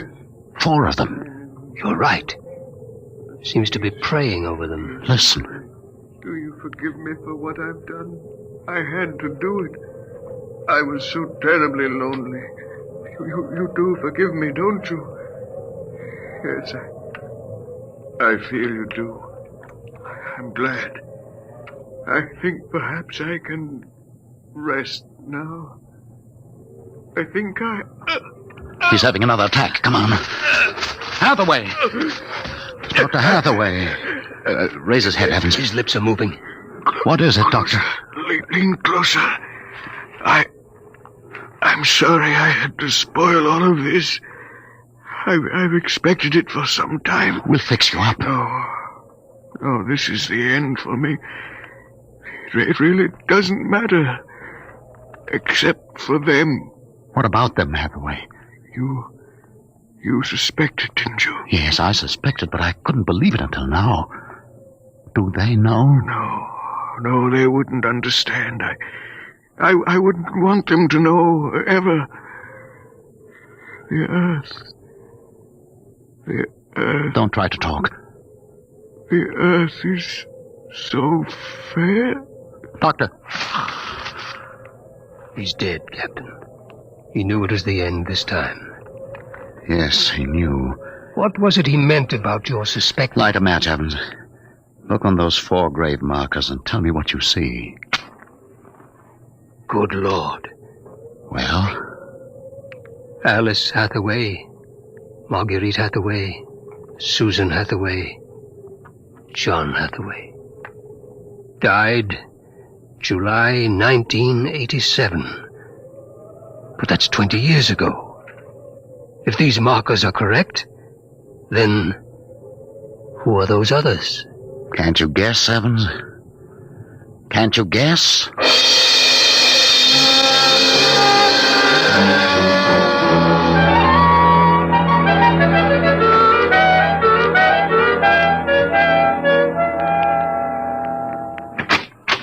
Mrs. Hathaway, are you awake?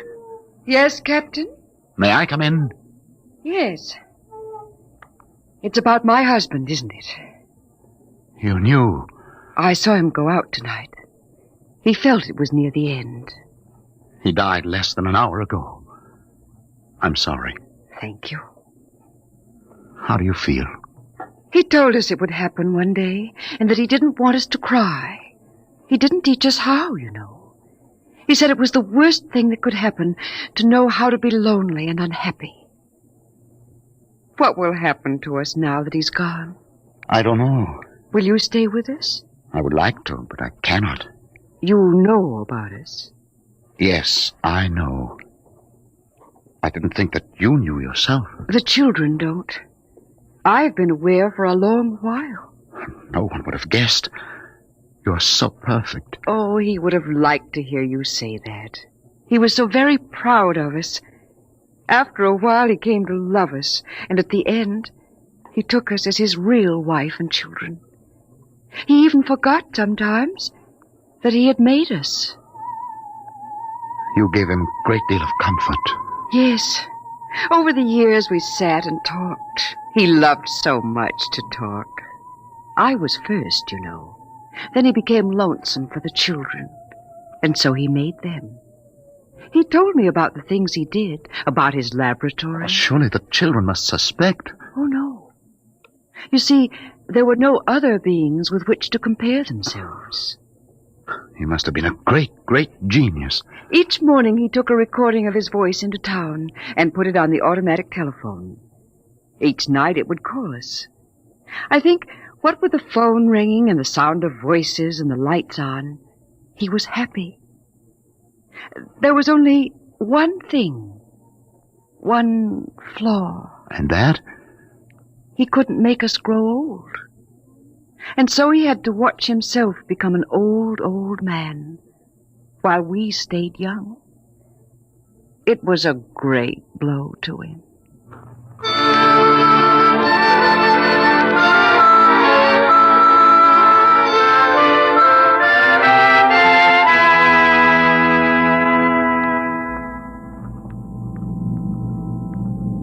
And so we commend the body of this man, Cornelius Hathaway, to his Maker.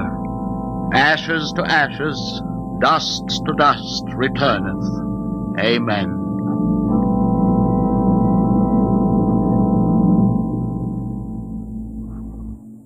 Come, John. Yes, Mother. Susan. Marguerite. Evans, Williams, stay here a moment, please. What is it? Let them go back to the house. I want to speak to you. I know what you're going to tell us, Captain. I saw the names on the grave markers. Well? It's a mockery. A blasphemy of everything we believe in. For a man to do something so evil. Can't you imagine what he faced? Can't you imagine what it must have been like to have watched his wife and children die slowly of radiation burns? To know that he was the last man on the face of the earth? Alone? Eternally and unalterably alone?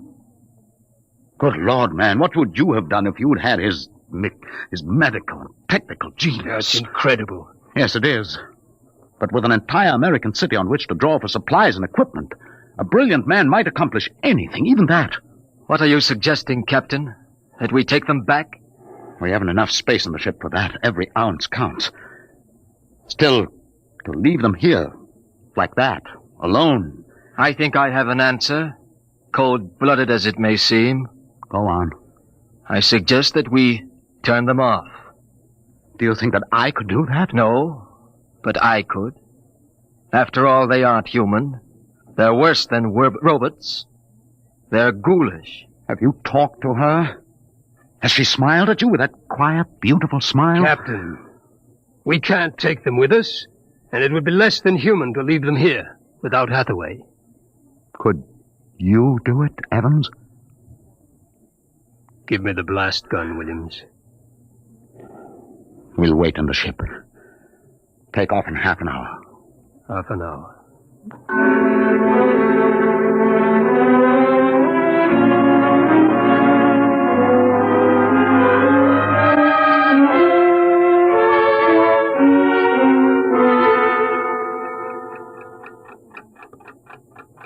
6:25.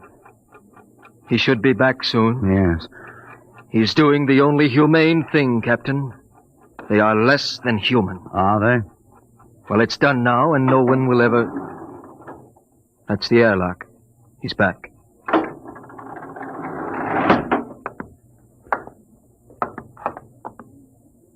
Well? Here's your gun. Did you do it? When I entered the house, she looked at me with those fine, intelligent eyes. I couldn't do it. It would be murder, cold-blooded murder. I prayed you wouldn't be able to do it. There will never be anything as fine as they are. Built to last 200, 300, perhaps 1,000 years. Well, get the course in the integrator, Williams. We'll take off in 20 minutes. I should be back by then. You're going out, sir? I'm going to say goodbye.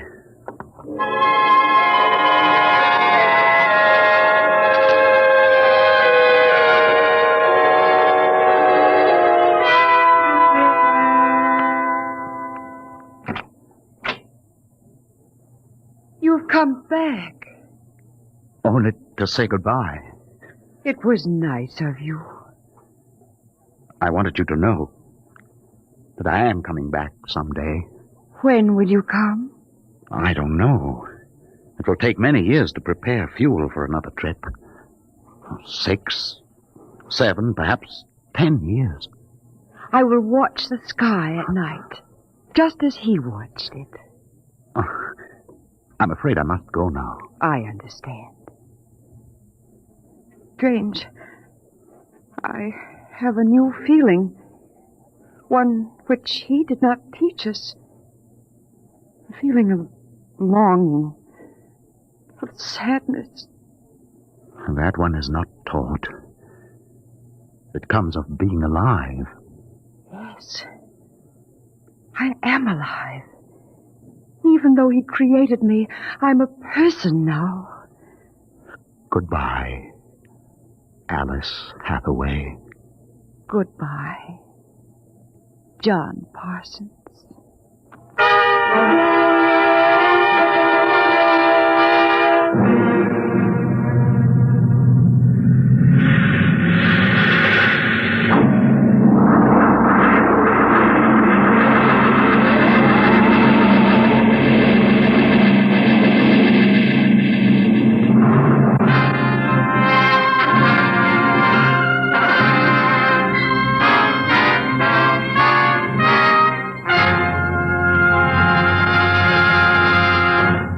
You have just heard another adventure into the unknown world of the future.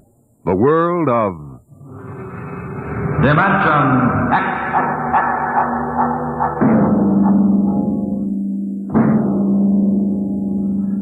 When the time comes for man to explore the universe, to deal with the strange inhabitants of other worlds, there will be much to remember.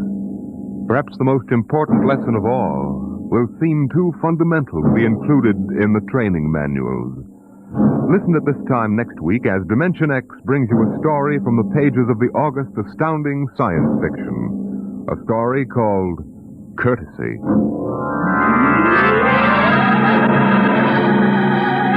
Dimension X is presented each week by the National Broadcasting Company in cooperation with Street and Smith, publishers of the magazine Astounding Science Fiction.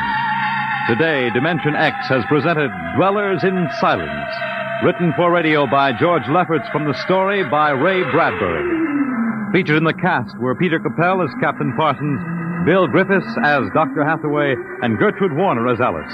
Your host was Norman Rose, music by Albert Berman. Dimension X is produced by William Welch and directed by Fred Way.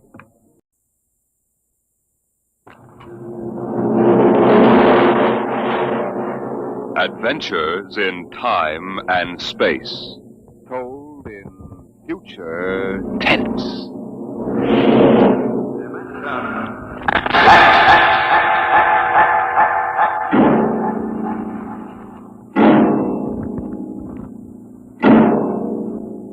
The National Broadcasting Company, in cooperation with Street and Smith, publishers of astounding science fiction, bring you Dimension X.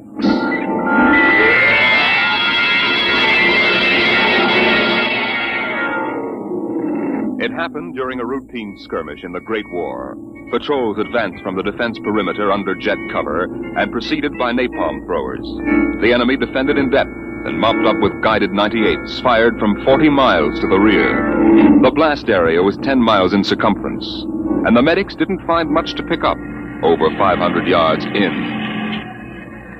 Take it in here. Where? Look out, it's lousy with mud. Okay, man, guide me. More. That left. Okay. More. Okay. Hold it. Stretchers. Come on, drivers, get those men out. Yes, sir.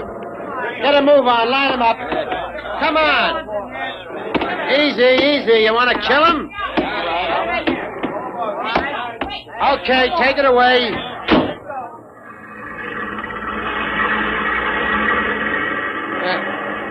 They might have left these Joes where they was. Half of them won't last till the plane comes. As long as they're alive, they'll be treated. Get out the tags, Travis. Start talking names. Yes, sir. This one must have been 1,000 yards in. Get his dog tag out. What a mess. Here. Hartley Allen, Captain G5, Chem Research, AN73D, number SO238694003J. Alan Hartley? Alan Hartley. Well, if that could be the hunter that wrote Children of the Mist and Conqueror's Road. Never heard of him. Major, I think maybe he's part conscious. Maybe I should give him another shot. Go ahead, Sergeant. There isn't much else we can do for him. It's a rotten shame. Ain't it always? Okay, Captain, give me your arm. There.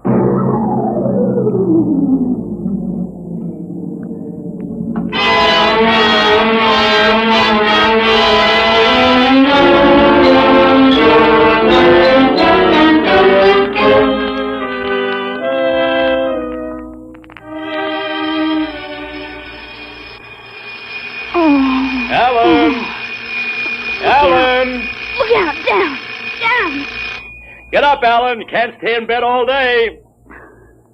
I remember that. Clear as if it were real. Up and at 'em. Hit the deck. Remarkably vivid. Strange. Alan, you all right? I'm all right. What's wrong with my voice? It's too high. What are you doing? Practicing singing? My voice has changed.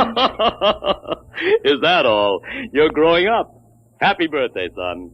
Happy birthday? Hey, wake up, son. Wake up. I am awake. Come on, out of bed. I don't understand. Breakfast waiting. Now, out of bed or I'll turn it over. All right. It's a dream. Maybe, but you're wide awake now. I am awake now. Well, half awake anyway. That's the bell of St. Boniface, isn't it?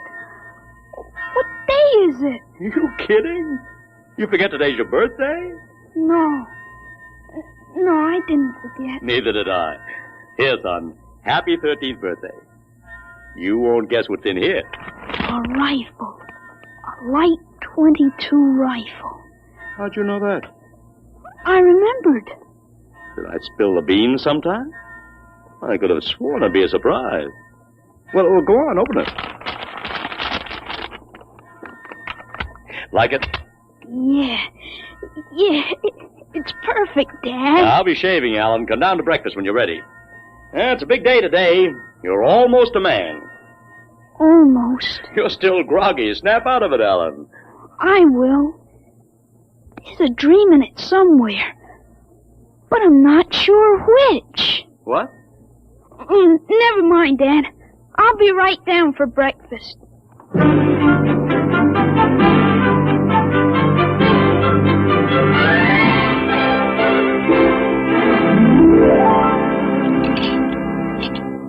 Now for coffee.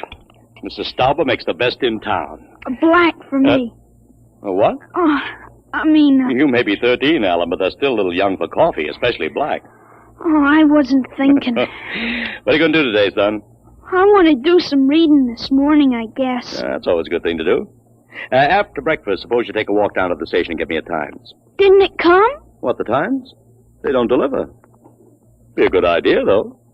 Maybe I'll talk to Sam Ashburn about it. Here's a $50, Alan. Get anything you want for yourself out of the change. Thanks, Dad. Finish your milk before you go. Oh, sure, Dad. And hurry back. I like to finish the crossword puzzle before lunch.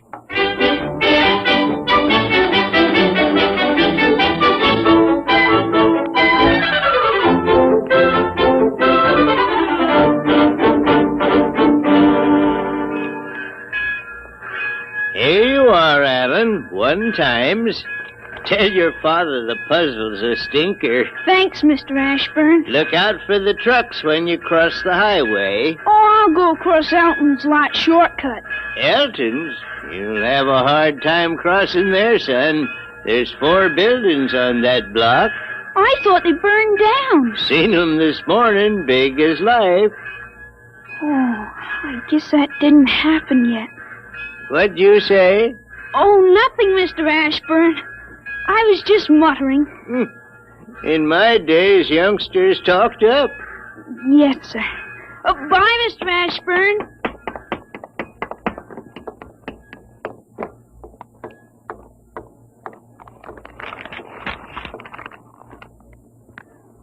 Monday, August 6th, 1945. Okinawa 1, bombing Japan. Hey, Alan, wait up. Larry Morton. Hiya, Larry. Hi, Al. Hey, you want to have a catch or something? No, I have some things I want to do at home. Wow, get him. Fancy pants talk. Things I want to do at home. Oh, go chase yourself around the block. Go jump in a garbage can, will you? Go take a flying jet to the moon. Hey, that's a new one. A flying jet to the moon. Hey, you thought up a new one, Al. Yeah. Hey, how about us going swimming at the canoe clubs after? Gee, I wish I could. I gotta stay home. After. You see the football movie at the Grand? Boy, what a team. Notre Dame. I thought you liked Cornell. Cornell? Ha, they couldn't even beat Vassar. You're going to Cornell, aren't you? Me? Cornell? Fat chance. I'll bet you do. I wouldn't take your money. I know you wouldn't. You'll go to Cornell, all right. Cornell. Far above Cayuga's waters, there's an awful smell. Just the same, you'll go to Cornell. I've got to hurry, Larry. Well, so long, Al. See ya. So long, Larry. See ya.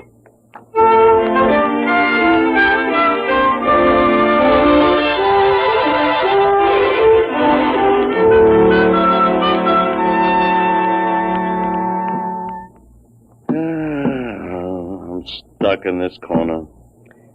A 7-letter word to mix in proportion. Titrate. Huh? T-I...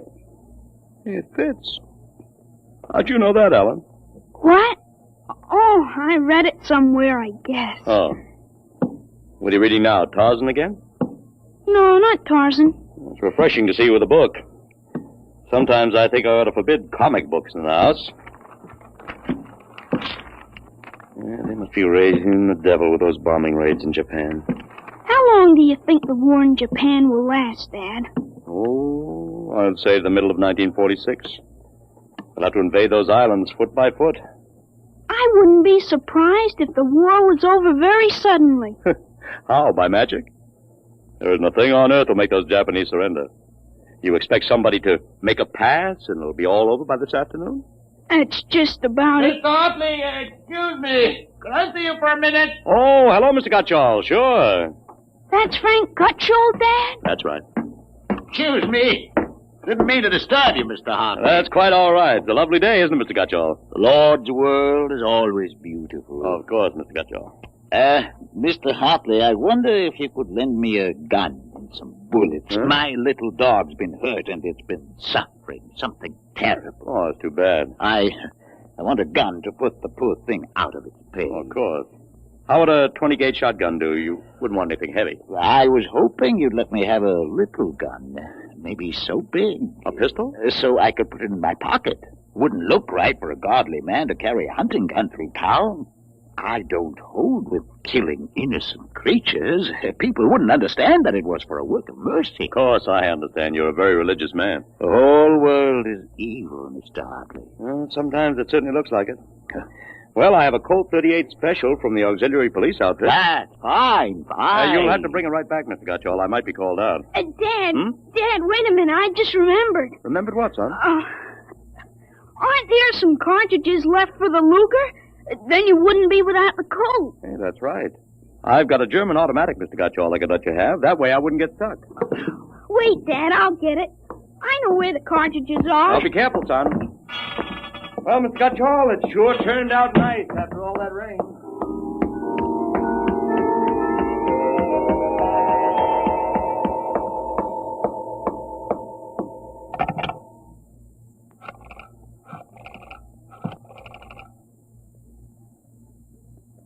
Hello, police headquarters?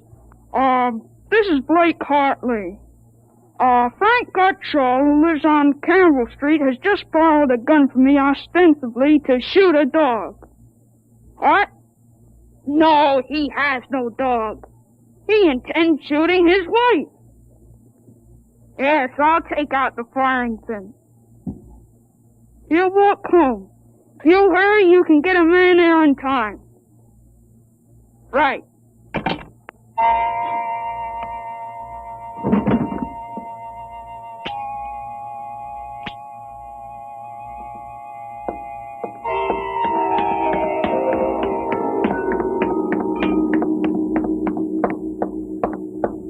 Oh, there you are. What kept you, Alan? I couldn't find the cartridges at first.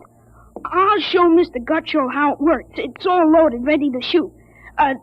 This is the safety. Just push it forward and up. There are 8 shots in it. Did you load the chamber, Alan? Oh, sure. It's unsafe now. You understand how it works, Mr. Gutchall? Yes, I understand. Thank you, Mr. Hartley. Thank you, Sonny. Goodbye. Goodbye, Mr. Gutchall. Return the gun when you're done. Yes, I'll be done with it soon. Goodbye. Alan, you shouldn't have loaded that gun. I guess it's all over now. I had to keep you from fooling with it. Didn't want you to see I took out the firing pin. You what? Gutchall didn't want that gun to shoot a dog. He's a fanatic. He sees visions, hears voices. The voices probably put him up to this. I'll submit that any man who holds intimate conversations with disembodied spirits isn't to be trusted with a gun. He wants to shoot his wife.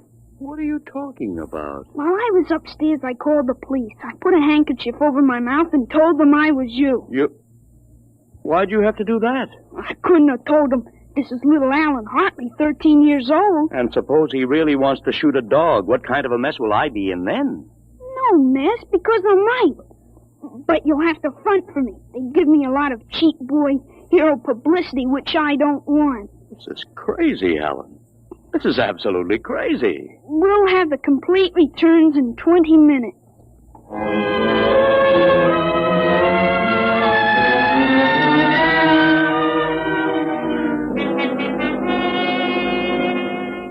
Mr. Hartley, Mr. Blake Hartley? That's right. I'm Detective Sergeant Kaborski from Homicide. Here's your Luger. Thank you. I don't know how you spotted that guy, but when we busted in, he was pointing that gun at his wife, wearing a blue streak because it wouldn't go off. Well, I'm glad I was able to help. They may have some kind of citation, Mr. Hartley. Oh, I don't think that's necessary. Well, in the department, we figure a little publicity never hurt nobody. Even a lawyer, huh? I really prefer to have it kept quiet. Well, Whatever you say. We want you to drop around in the morning for a statement. I'll be glad to. Well, thanks, Mr. Hartley. Goodbye. Goodbye. Bye, Sonny. Goodbye, Sergeant. Why don't you take the citation, Dad? Well, you were right. You saved that woman's life. Let's, see you put back the firing pin. Sure. There. Suppose we have a little talk. But I explained everything. You did not. Yesterday, you wouldn't even have known how to take this pistol apart. Today, you've been using language and expressing ideas that are outside of everything you've ever known before. Now, I want to know. Well, I hope you're not toying with a medieval notion of obsession. What? You say I'm changed. When did you first notice it? Last night, you were still my little boy. This morning, I don't know. You've been strange all day. Alan, what's happened to you? I wish I could be sure myself, Dad. You see, when I woke up this morning, all I could remember was lying on a stretcher injured by a bomb explosion. I was 43 years old and the year was 1975. 1975? That's right, you'll be 43 in 1975. But a bomb? Yes, during the siege of Buffalo in the Third World War. I was the captain in G5 Scientific Warfare General Staff. Buffalo? You mean Buffalo, New York? Yes, there had been a transpolar invasion of Canada. I was sent to the front to check on service failures of a new lubricating oil. I got hit by a bomb blast. I remember being picked up and getting a narcotic injection. The next thing I knew, I was in bed upstairs, and it was 1945 again. And I was back in my own 13-year-old body. Alan, you just had a nightmare to end all nightmares, that's all. I thought it might be that at first, but I rejected it. It wouldn't fit the facts. But it's ridiculous. All this Battle of Buffalo stuff. You picked it up listening to the radio. All the commentators have been going on about another war after this one. You've just got an undigested chunk of H.V. Calvin born in your subconscious. But that isn't everything. I remember 4 years of high school, 4 years at Cornell, 7 years as a reporter on the Philadelphia Record, 3 novels, Children of the Mist, Rose of Death, and Conqueror's Road. I wrote detective stories under a phony name. I worked in chemistry. You think a 13-year-old can dream up all that stuff? Well, it's the only possible explanation. Maybe, but I can speak 5 languages today that I couldn't yesterday. French, German, Chinese, Russian, and Spanish. Although I've got a Mexican accent you could cut with a knife. But how did it happen? I can't believe it. All I know is here I am. I've been reading up on time theories. Nobody seems to know much about them. Evidently, time exists parallel as another dimension. And I've got kicked backwards and somehow. But how? It may have been the radiations from the bomb. Or the narcotic injection. Or both together. But the fact remains I'm here with full knowledge of my future identity. This was quite a shock, Alan. But you do believe me, don't you? Yes, I suppose I must. You seem so strange, as if you weren't my son. I'm your son, all right. The same body as yesterday. I've just had an educational shortcut. Wait a minute. If you can remember the next 30 years, suppose you tell me when the war is going to end. This one against the Japs, I mean. Sure. The Japanese surrender will be announced at exactly 7:01 p.m. on August 14th, a week from Tuesday. Better make sure we have plenty of grub in the house by then. Everything will be closed up tight till Thursday morning. Even the restaurant. I remember we had nothing to eat in the house but some scraps. Tuesday week? That's pretty sudden, isn't it? Not after today. What do you mean, what happened today? Plenty. Oh, what time is it, Dad? 11:16. Is your watch right? To the second, why? It'll come at exactly 11:17:40. What'll come? The radio announcement. What are you getting at? Something important on the radio? We'll see. Don't bother, Dad. It won't work. I remember we had a tube burned out. Yeah, there is something wrong. What is this announcement of yours? I memorized it in journalism school at Columbia in 1954. What time is it? 11:18. They're breaking into the programs now. President Truman has just announced that an atomic bomb has been dropped on the Japanese industrial city of Hiroshima. The bomb was dropped 16 hours ago, and the announcement was delayed to ascertain the results of the explosion. A man named John Howard Peterson read the announcement from the Washington newsroom of NBC. I don't believe it. No? Listen. That's the Burt Plate factory whistle and the bells at St. Boniface. Next, the whistle at the volunteer firehouse. And it's true. It is true. Sure. Then Larry Morton came by on his bicycle. Hey, Al, you hear? You hear about the bomb? An atomic bomb. Yeah, we heard. Boy, atomic bomb. Oh, boy. I gotta go find my pop. He's on the golf course. Bye, Al. Bye, Mr. Hartley. You knew. You knew about it. The next bomb hits Nagasaki. I thought that stuff about atomic energy was so much fantasy. What? Was that the kind of bomb that got you? That was a firecracker compared to the one that got me. It was a guided 98, exploded 10 miles away. And that's going to happen in 30 years? I remember it. How about me? Oh, wait, never mind. I don't think I better know when I'm going to die. I couldn't tell you anyway. I had a letter from you just before I left for the front. You were 78 then, and you were still hunting and fishing and flying your own plane. But another war and fought on American soil. Alan, I wish this hadn't happened to you. It happened. I remember it.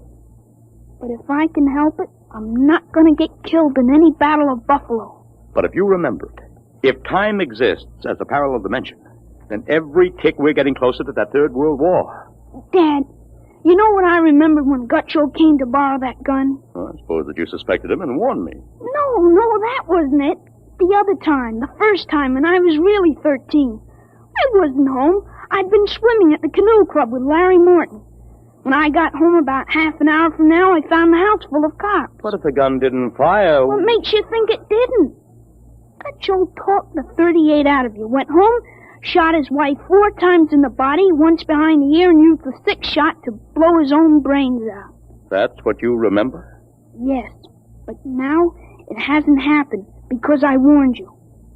Dad, I found out the future can be changed. One man can't change the whole future. I stopped the murder and the suicide. I know, son, With but... 30 years to work, I can stop a world war.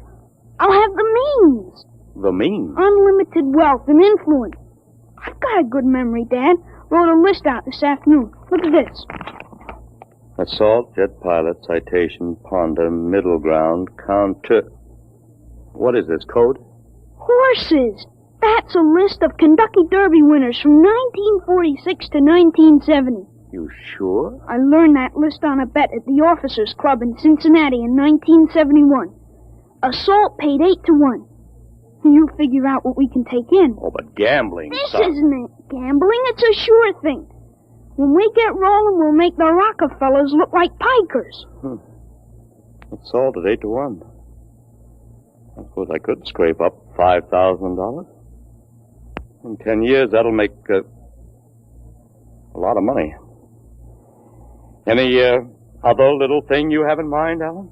By 1952, we start building a political organization here in Pennsylvania. In 1960, I think we can elect you president. Well, of course, president? Isn't that going a little too far? Why not? Who wouldn't vote for a politician who was always right? Besides, that's one thing we've got to change. In 1960, we had a man in the White House who was good to his wife and sang a nice tenor. And that's about all. He fouled up so completely we ended up at war. I think President Hartley might be a little more trusted to take a strong line. But I don't know anything about international decisions. I do. I know all the wrong ones. If we can stop a murder, with time we can stop a war. how do I start? Well, as I remember, just after that bomb announcement, you got a phone call from the City Fusion Party about the next election. Well, there is a lot of talk about a reform ticket. That call is going to be important, Dad. It's the turning point. You've got... There it is. Well, what do I do? Answer. Go ahead. But, Alan, Don't worry. I'll tell you what to say. Go ahead. Hello? Yes, this is Blake Hartley. Judge Crimmins? Well, just a moment. Alan, he's asking me to run. Oh, my head. Alan, what's the matter? Alan. Oh. Passed out. Alan, what do I do now? Alan, listen to me. Alan, what's the matter? Alan!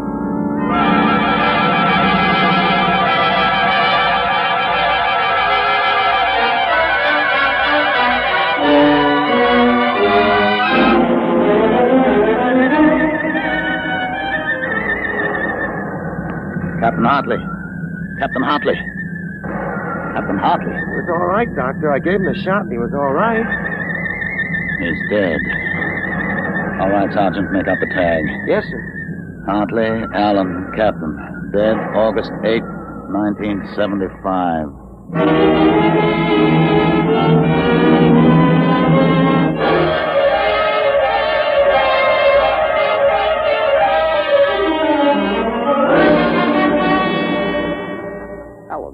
Alan, what happened?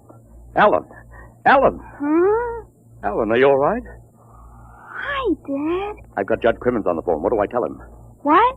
Alan, are you all right? You passed out. Sure, I'm all right. Hey, today's my birthday, isn't it? What did you get me, Dad? What did you get me? Alan, are you all right? Sure, I'm okay.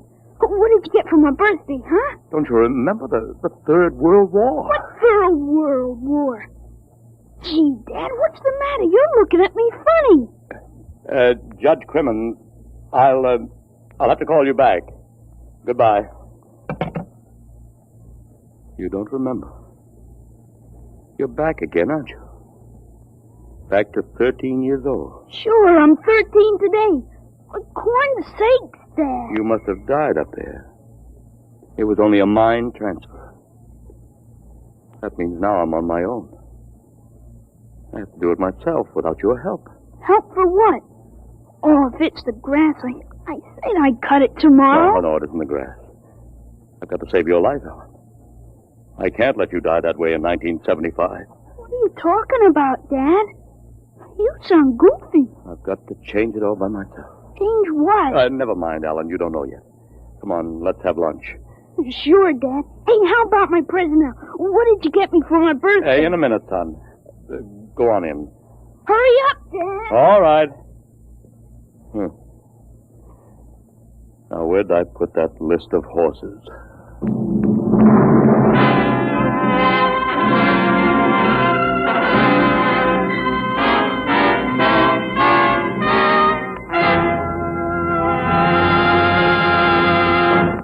You have just heard another adventure into the unknown world of the future.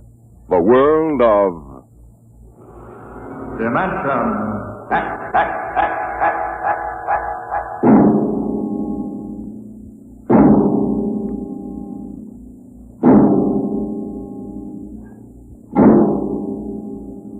Homecoming is a joyous word.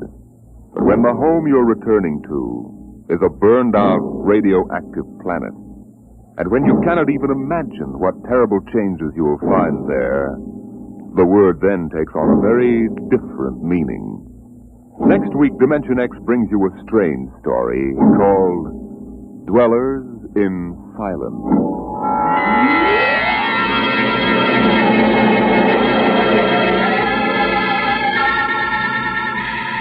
Dimension X is brought to you each week by the National Broadcasting Company in cooperation with Street & Smith, publishers of the magazine Astounding Science Fiction. Today, Dimension X has presented Time and Time Again, written for radio by Ernest Kenoy, and a story by H. Beam Piper. Featured in the cast were David Anderson as Alan and Joseph Curtin as his dad. Your host was Norman Rose. Music by Albert Berman. Dimension X is produced by William Welsh and directed by Fred Way.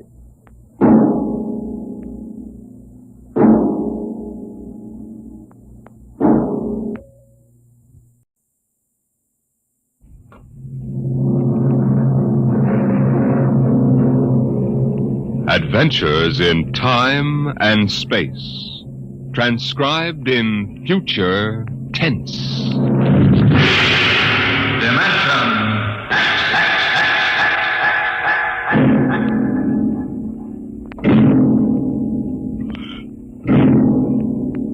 The National Broadcasting Company, in cooperation with Street and Smith, publishers of astounding science fiction, bring you Dimension X.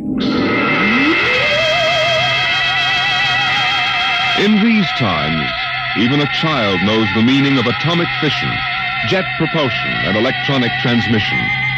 What, we ask ourselves, will the child of the future know? What of the time when science unlocks the secret of life itself? Could it be that one day, such things as constructing human life or passing back and forth from one dimension to another will become mere child's play? My name is Sam Weber. I'm an attorney, and a pretty successful one, if I do say so myself. My wife Tina and I live in a comfortable 12-room place up in Westchester. Now, I've read a lot of Horatio Alger stuff in my time, and so have you probably, but I'll bet you've never heard anything quite as spectacular as my story. Maybe you won't believe it, but I used to be a completely different guy. Frightened, sickly, nearsighted, a real Mortimer Meek. No kidding. That was 5 years ago. The big change in me began to take place on a cold December morning in 1945. Just a moment, please. Yes, please. Weber? Yes. Samuel? That's right. Step back. Okay, fellas, bring it in. Oh, just a moment. You must have the wrong address. Watch it, buddy. All right, sign here. Is, that for me? Weber Apartments. Looks like a coffin. I don't design them, Jack. I just deliver them. Sign here.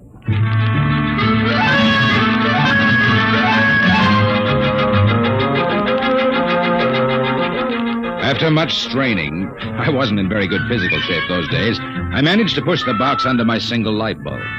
There was a card in a small envelope. Let's see. To Sam from your classmates at the Interdimensional and Cosmic Institute. Merry Christmas.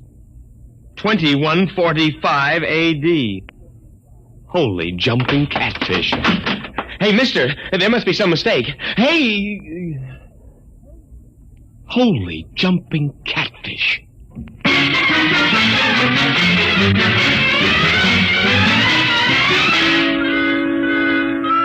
They were gone, and I didn't even know which delivery company it was. Well, I finally decided to open it up and see what was in it. After about a half hour of fumbling, I gave up. All right, then don't open. No sooner had I said the word open than it came apart like the skin off a banana. There inside was something resembling a kid's chemical set. Vials, jars, tubes, wires. You never saw so much scientific-looking junk in your life. And on top of it all was a book of instructions.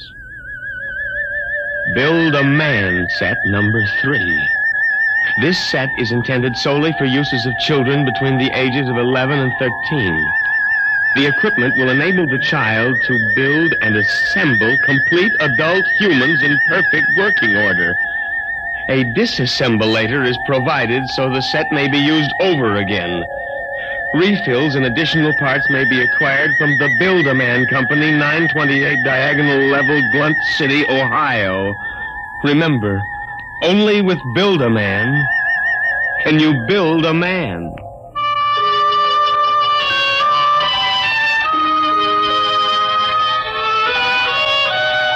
When I left for work that morning, my brain was still reeling with the stuff I'd read in the instruction book.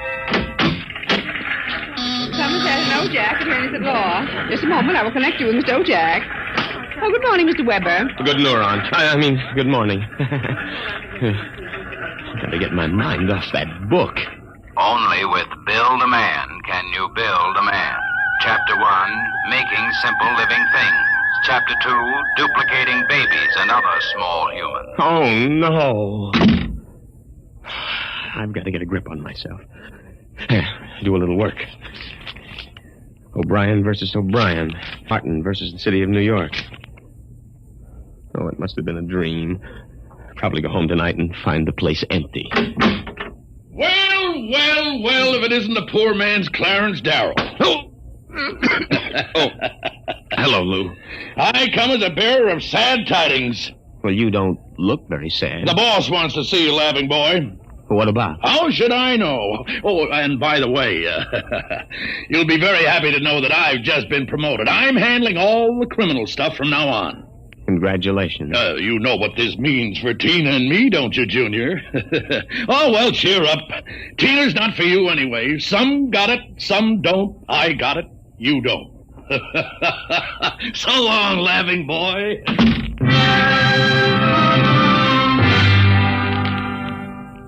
That was my good friend, Lou White. In the year I'd known him, he'd already managed to steal the job I wanted, and he was now working on the girl I wanted. Her name was Tina. Tina Veldt. Good morning, Sam. Oh, good morning, Tina. My, you look good enough to... Yeah? Take to lunch. Oh, I'm sorry, Sam, but I promised Lou. Oh, sure. I hope you're not too disappointed. Me? Oh, no. Some got it, some don't. I don't.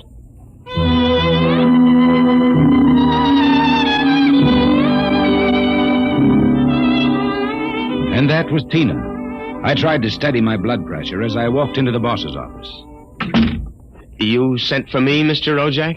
Oh, yes. Sit down, Weber. Sit down. Oh, thank you, Mr. Ojak. Weber, I've been reviewing the work of my staff counselors for the past 6 months. I want to know only one thing. Yes, sir? What happened? I don't understand. You haven't had a single new client in 6 months. But no one has come in, Mr. Ojak. My boy, in this business, you've got to be aggressive. You've got to go out and create new clients. You've got to show some zip. Yes, sir. Do you have any zip? Oh, yes, Mr. Ojak.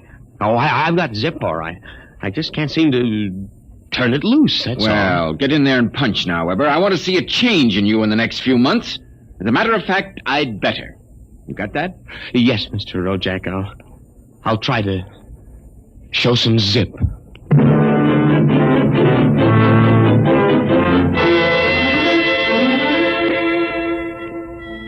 I left the office early and went home. Sure enough, there it was, my Build-A-Man set, gleaming a little obscenely in the corner. I walked over to it, gave it a kick, and hollered, "Open sesame." 3 minutes later, I was flopped down in bed reading... Chapter 1. Making Simple Living Things. An hour later, I was fooling around with such complicated items as the Junior Biocalibrator, which measured everything from blood pressure to hemoglobin content, and the Jiffy Vitalizer, which was actually supposed to put life in your creation, providing you had followed instructions carefully. At 8:30, I made my first simple living thing. Here, boy. Oh, maybe you aren't a boy. Oh, let's see. According to the book, you are a rubicular oyster hog. Not much to look at, but I made you. Me, Sam Weber, attorney at law. I have created life. Hey, come back here. Come back. Here, boy. Hey.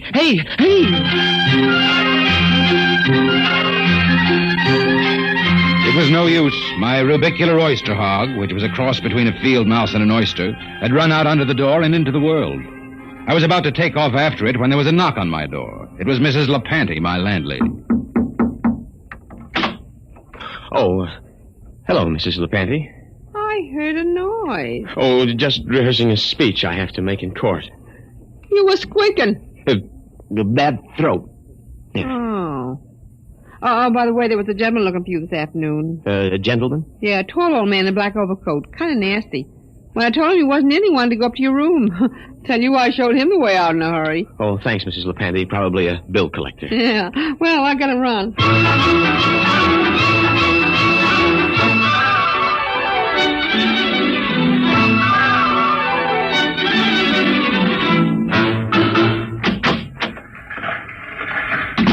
Oh, good morning, Sam. Here's that memo on Rosenthal versus Rosenthal and also a letter for... What's the matter? You look tired. Oh, I had a bad night. You lumbago again? Yes. Oh, say, by the way, your client was here again this morning. The client? Mm-hmm. Yeah. Oh, it must be the same fella that called at my house the other day. Yeah. Well, what did you tell him? Oh, I said you'd be in later. Oh, thanks. Will that be all, Sam? Yes. Oh, no. Are you doing anything New Year's Eve? Oh, Sam, you haven't even noticed. Noticed what? Well, the ring, silly. Third finger, left hand. What? Lou gave it to me. Isn't it simply gigantic? But you're not We're going to be married as soon as Lou finishes his next case. Lou is so sharp and businesslike. So is a guillotine. Sam, after Lou gave me the ring last night, I began thinking how I used to hope that it would be you. But, well, then I realized you'd never have the money, and, well, a girl has to think of things like a good steady income and a husband with... Zip. Yes, with zip. Well, Lou has plenty of zip. I'm sure you'll be very happy zipping around with each other. Oh, Sam! Well, Sam, Hey, what's going on in here? Honey, is this little baboon giving you any trouble? If he has, I'll take him apart like an egg crate. No. Take it easy, Strongheart. Tina just told me the good news about your engagement. She's crying with happiness. Is that right, honey? Well, then, no hard feelings, Sam. Just that the best man got the girl, you understand. Oh, say, by the way, we're having a little celebration at Segali's tonight. Drop in and we'll live it up a little, huh?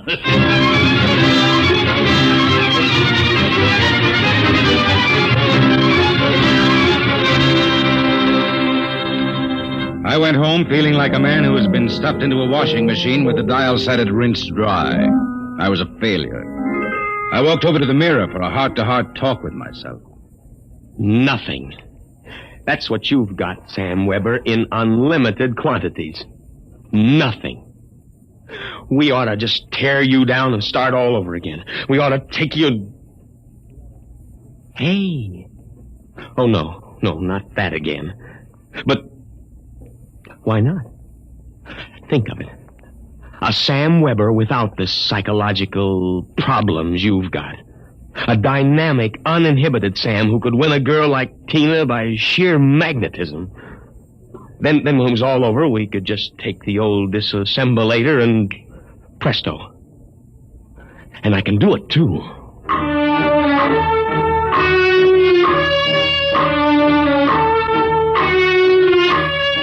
Chromosome content. Check. Cerebral content. Maybe a little more id and a little less superego. Limbs, eyes, hair, general endocrine reaction. Well, here goes. It's moving. Holy mackerel, it's alive. It's getting up. Say, I feel great. Well, now, take it easy. Do you know who you are? Of course I do. I have all the thoughts you ever had up until the point I was vitalized. My brain is an exact duplicate of yours, except that I'm not all blocked up psychologically. It said in the instruction manual you'd be uninhibited. Say, this is all right. Oh, by the way, since we both have the same name, it'll simplify things if I call you Weber. I'll be Sam. Oh, now look here. I'll make the decision. How would you like a good punch in the nose? Well, is that any way to talk to your own parent? I did create you, you know. Well, don't think I don't appreciate it, Weber, old man, but let's get one thing straight. I live my life and you live yours. You got that? Who pays the rent? You do, for a while anyway. I haven't decided whether or not I want to stay in the law business. The law business? I may want to spread out a little. Tina's the kind of girl to whom money is very important. Tina? Well, what did you expect? I have enough of your likes and dislikes to want her just as badly as you do. The only difference being that I can get her. No, we're not quite the same, you and I. I've got zip. Don't use that word. Now, how about some dinner? You know, I'm starved. You'll have to go out. I'll need some clothes. Sorry, I only have this one suit. Fine, you can lend it to me. Well, what about me? I'll bring you a sandwich after I come back from Segali's. Segali's? Well, you haven't forgotten, have you, Weber? We're invited to the celebration. Tina and Lou White.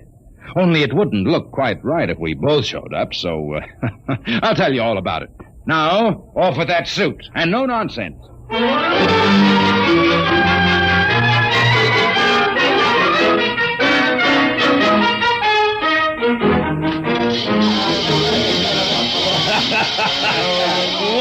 this is living it up, folks. Have another drink, Mr. Ojak. Thank you, Lou. Well, is everybody happy? Hey, honey, are you having yourself a little old time? Oh, yes, Lou. Fine. Yeah, but you seem to be preoccupied. Oh, I was just wondering if Sam is coming. Sam? Oh, no. Did you hear that, Mr. Ojak? She's worrying about Sam. Why, that little runt probably got frightened by a noisemaker. Well, the happy couple. Sam! Good evening, cats. Everybody's lit up like a Christmas tree. Well, I'll be... Say, Sam, are you in the bag? Never touch the stuff, Lou, my boy. Never touch it. Boy Scout training. Oh, Sam, I was afraid you weren't coming. Miss a chance to be with you, beautiful. Never. Hey, what's got into you, Weber? Monkey glands? I don't read you, muscle-bound. Well, you seem different somehow, even your voice. Do you notice anything, Tina? Well, yes, it does seem richer somehow. Oh, nonsense. Sam Weber, you're nothing but a cream puff, and you always will be. Mr. Ojak, I think he owes me an apology for that. I should think so. All right, all-American boy, make with the apology. Apologize, me? Oh, no. Why, for 2 cents? Folks, would you excuse Mr. White and me for a few minutes? We want to step out into the hall for a little private conference. Coming, Mr. White? I'll be right back, honey. Don't worry about a thing.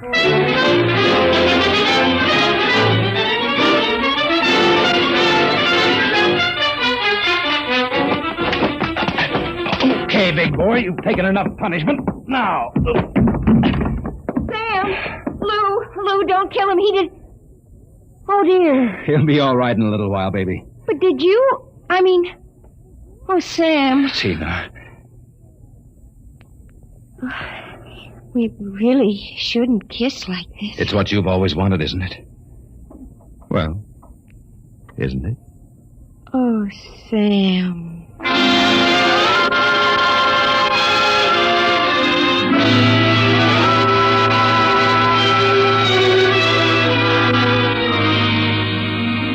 By this time, he's probably kissing her.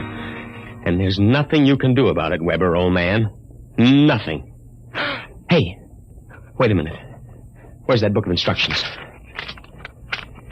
To disassemble a Build-A-Man model, merely focus the ray of the disassemblator device and press lever X. But that's murder, Counselor. Still, legally, in order to prove there's been a murder, you need a corpus delicti.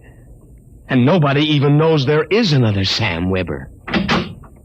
Oh, so you're finally home. I'm starved. Sorry, Weber, old man, but very pressing business detained me. I suppose you made a fool of me over at Segali's. Oh, on the contrary. What do you mean? My boy, you were looking at a man who in one fell swoop has got himself a raise, a promotion, and a wife. At least she'll be my wife tomorrow. Who? Tina, of course. I don't believe it. I had to put on quite a show, but all around it was a real success. Mr. Ojak was so impressed, he called me aside and said he was going to give me a crack at some criminal cases. And if I made the grade, why, who knows, I may even accept a partnership. You've got it all figured out, haven't you? That's about it. Only you neglected to consider one thing. Oh, what's that? This. Hey, put that down. Get back, you usurper, you. I'm going to melt you down like a Welsh rarebit. Weber, you can't do that. It's murder. It's like killing your own son. After what you've done to me, it's a pleasure. I didn't ask to be brought into this world, but now that I'm here, I like it enough to want to survive. Take off my suit, you phony. You won't be needing it again. You're really going through with it, huh? I am. All right. Oh, here's your dagger. Give me that thing. Give it to me. That's better. Now we'll fix this little item so it can't do any damage. Oh, no. Yeah, you see, Weber? You don't have the guts to stand up against the man you might have been. Oh, what's that sound? I don't know. Seems to be inside the house. Somebody's coming up the stairs. Listen. Take a peek through the keyhole, Weber. Holy jump. It's him. The old man with the black coat. His eyes all black and shiny without any whites. Looks insane. Don't open it.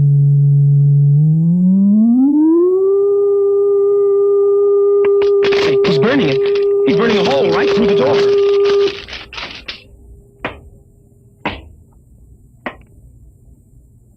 Good evening, gentlemen.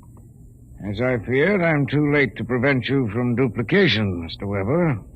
And I see that you have destroyed the disassemblator. That means I shall have to do the job manually. An ugly task. Oh, who are you? I am the census keeper for the 24th Oblong. You see, your Build-A-Man set was intended for one of the Weber children who is on a field trip in this oblong 200 years from now. Because of an unfortunate time warp, the set was delivered here accidentally. You mean this set came here from 200 years from now? Precisely. Time, as with all things, is relative. We shall have to recover the set, of course, and adjust any discrepancies that it's caused. But meanwhile, the problem is, which of you two gentlemen is the original Sam Weber? Oh, I am. Listen, liar. Difficulties. Why cannot I ever have a simple case like a double conuplication? Now, look here, Mr. Census Keeper. The duplicate will obviously be less stable and more emotionally unbalanced. Certainly, a man of your qualifications can decide which of us is the more valid member of society. Which of us will conform more readily to the standards Naturally. I observe that one of you is naked. Oh, wait a minute. And you also seem to be trembling. Whereas this gentleman seems quite calm. Now, hold it. You're making a mistake. I hardly think so. Now, stay away from me. Please do not struggle. Help, please. Mr. Weber. Yes? It would be better if you didn't watch. Of course.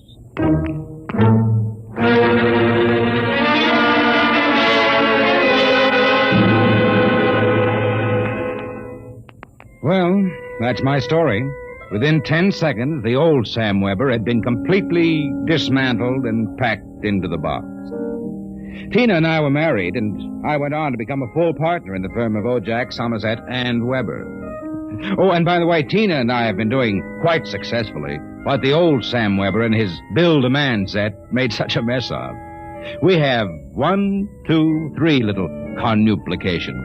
Sam Jr., age 4, Sameta, age 3, and Samina, age 4 months. Good night.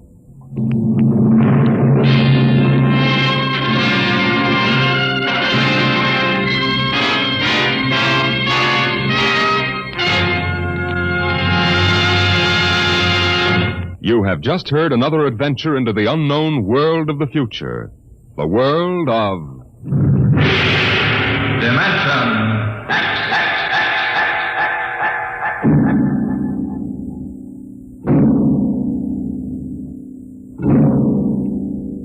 Time is a strange and mysterious dimension.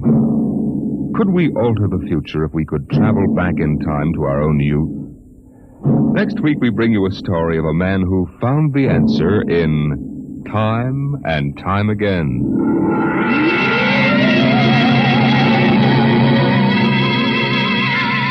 Dimension X is presented transcribed each week by the National Broadcasting Company in cooperation with Street & Smith, publishers of the magazine Astounding Science Fiction. Today, Dimension X is presented Child's Play, written for radio by George Lefferts from the story by William Tenn. Featured in the cast were Leon Janney as Sam, Carl Weber as his alter ego, and Patsy Campbell as his girl. Your host was Norman Rose, music by Bert Berman. Dimension X is produced by William Welch and directed by Fred Way.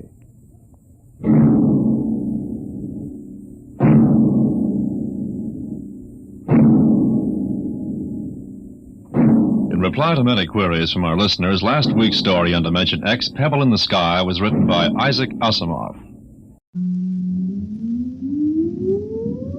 Countdown for blast off.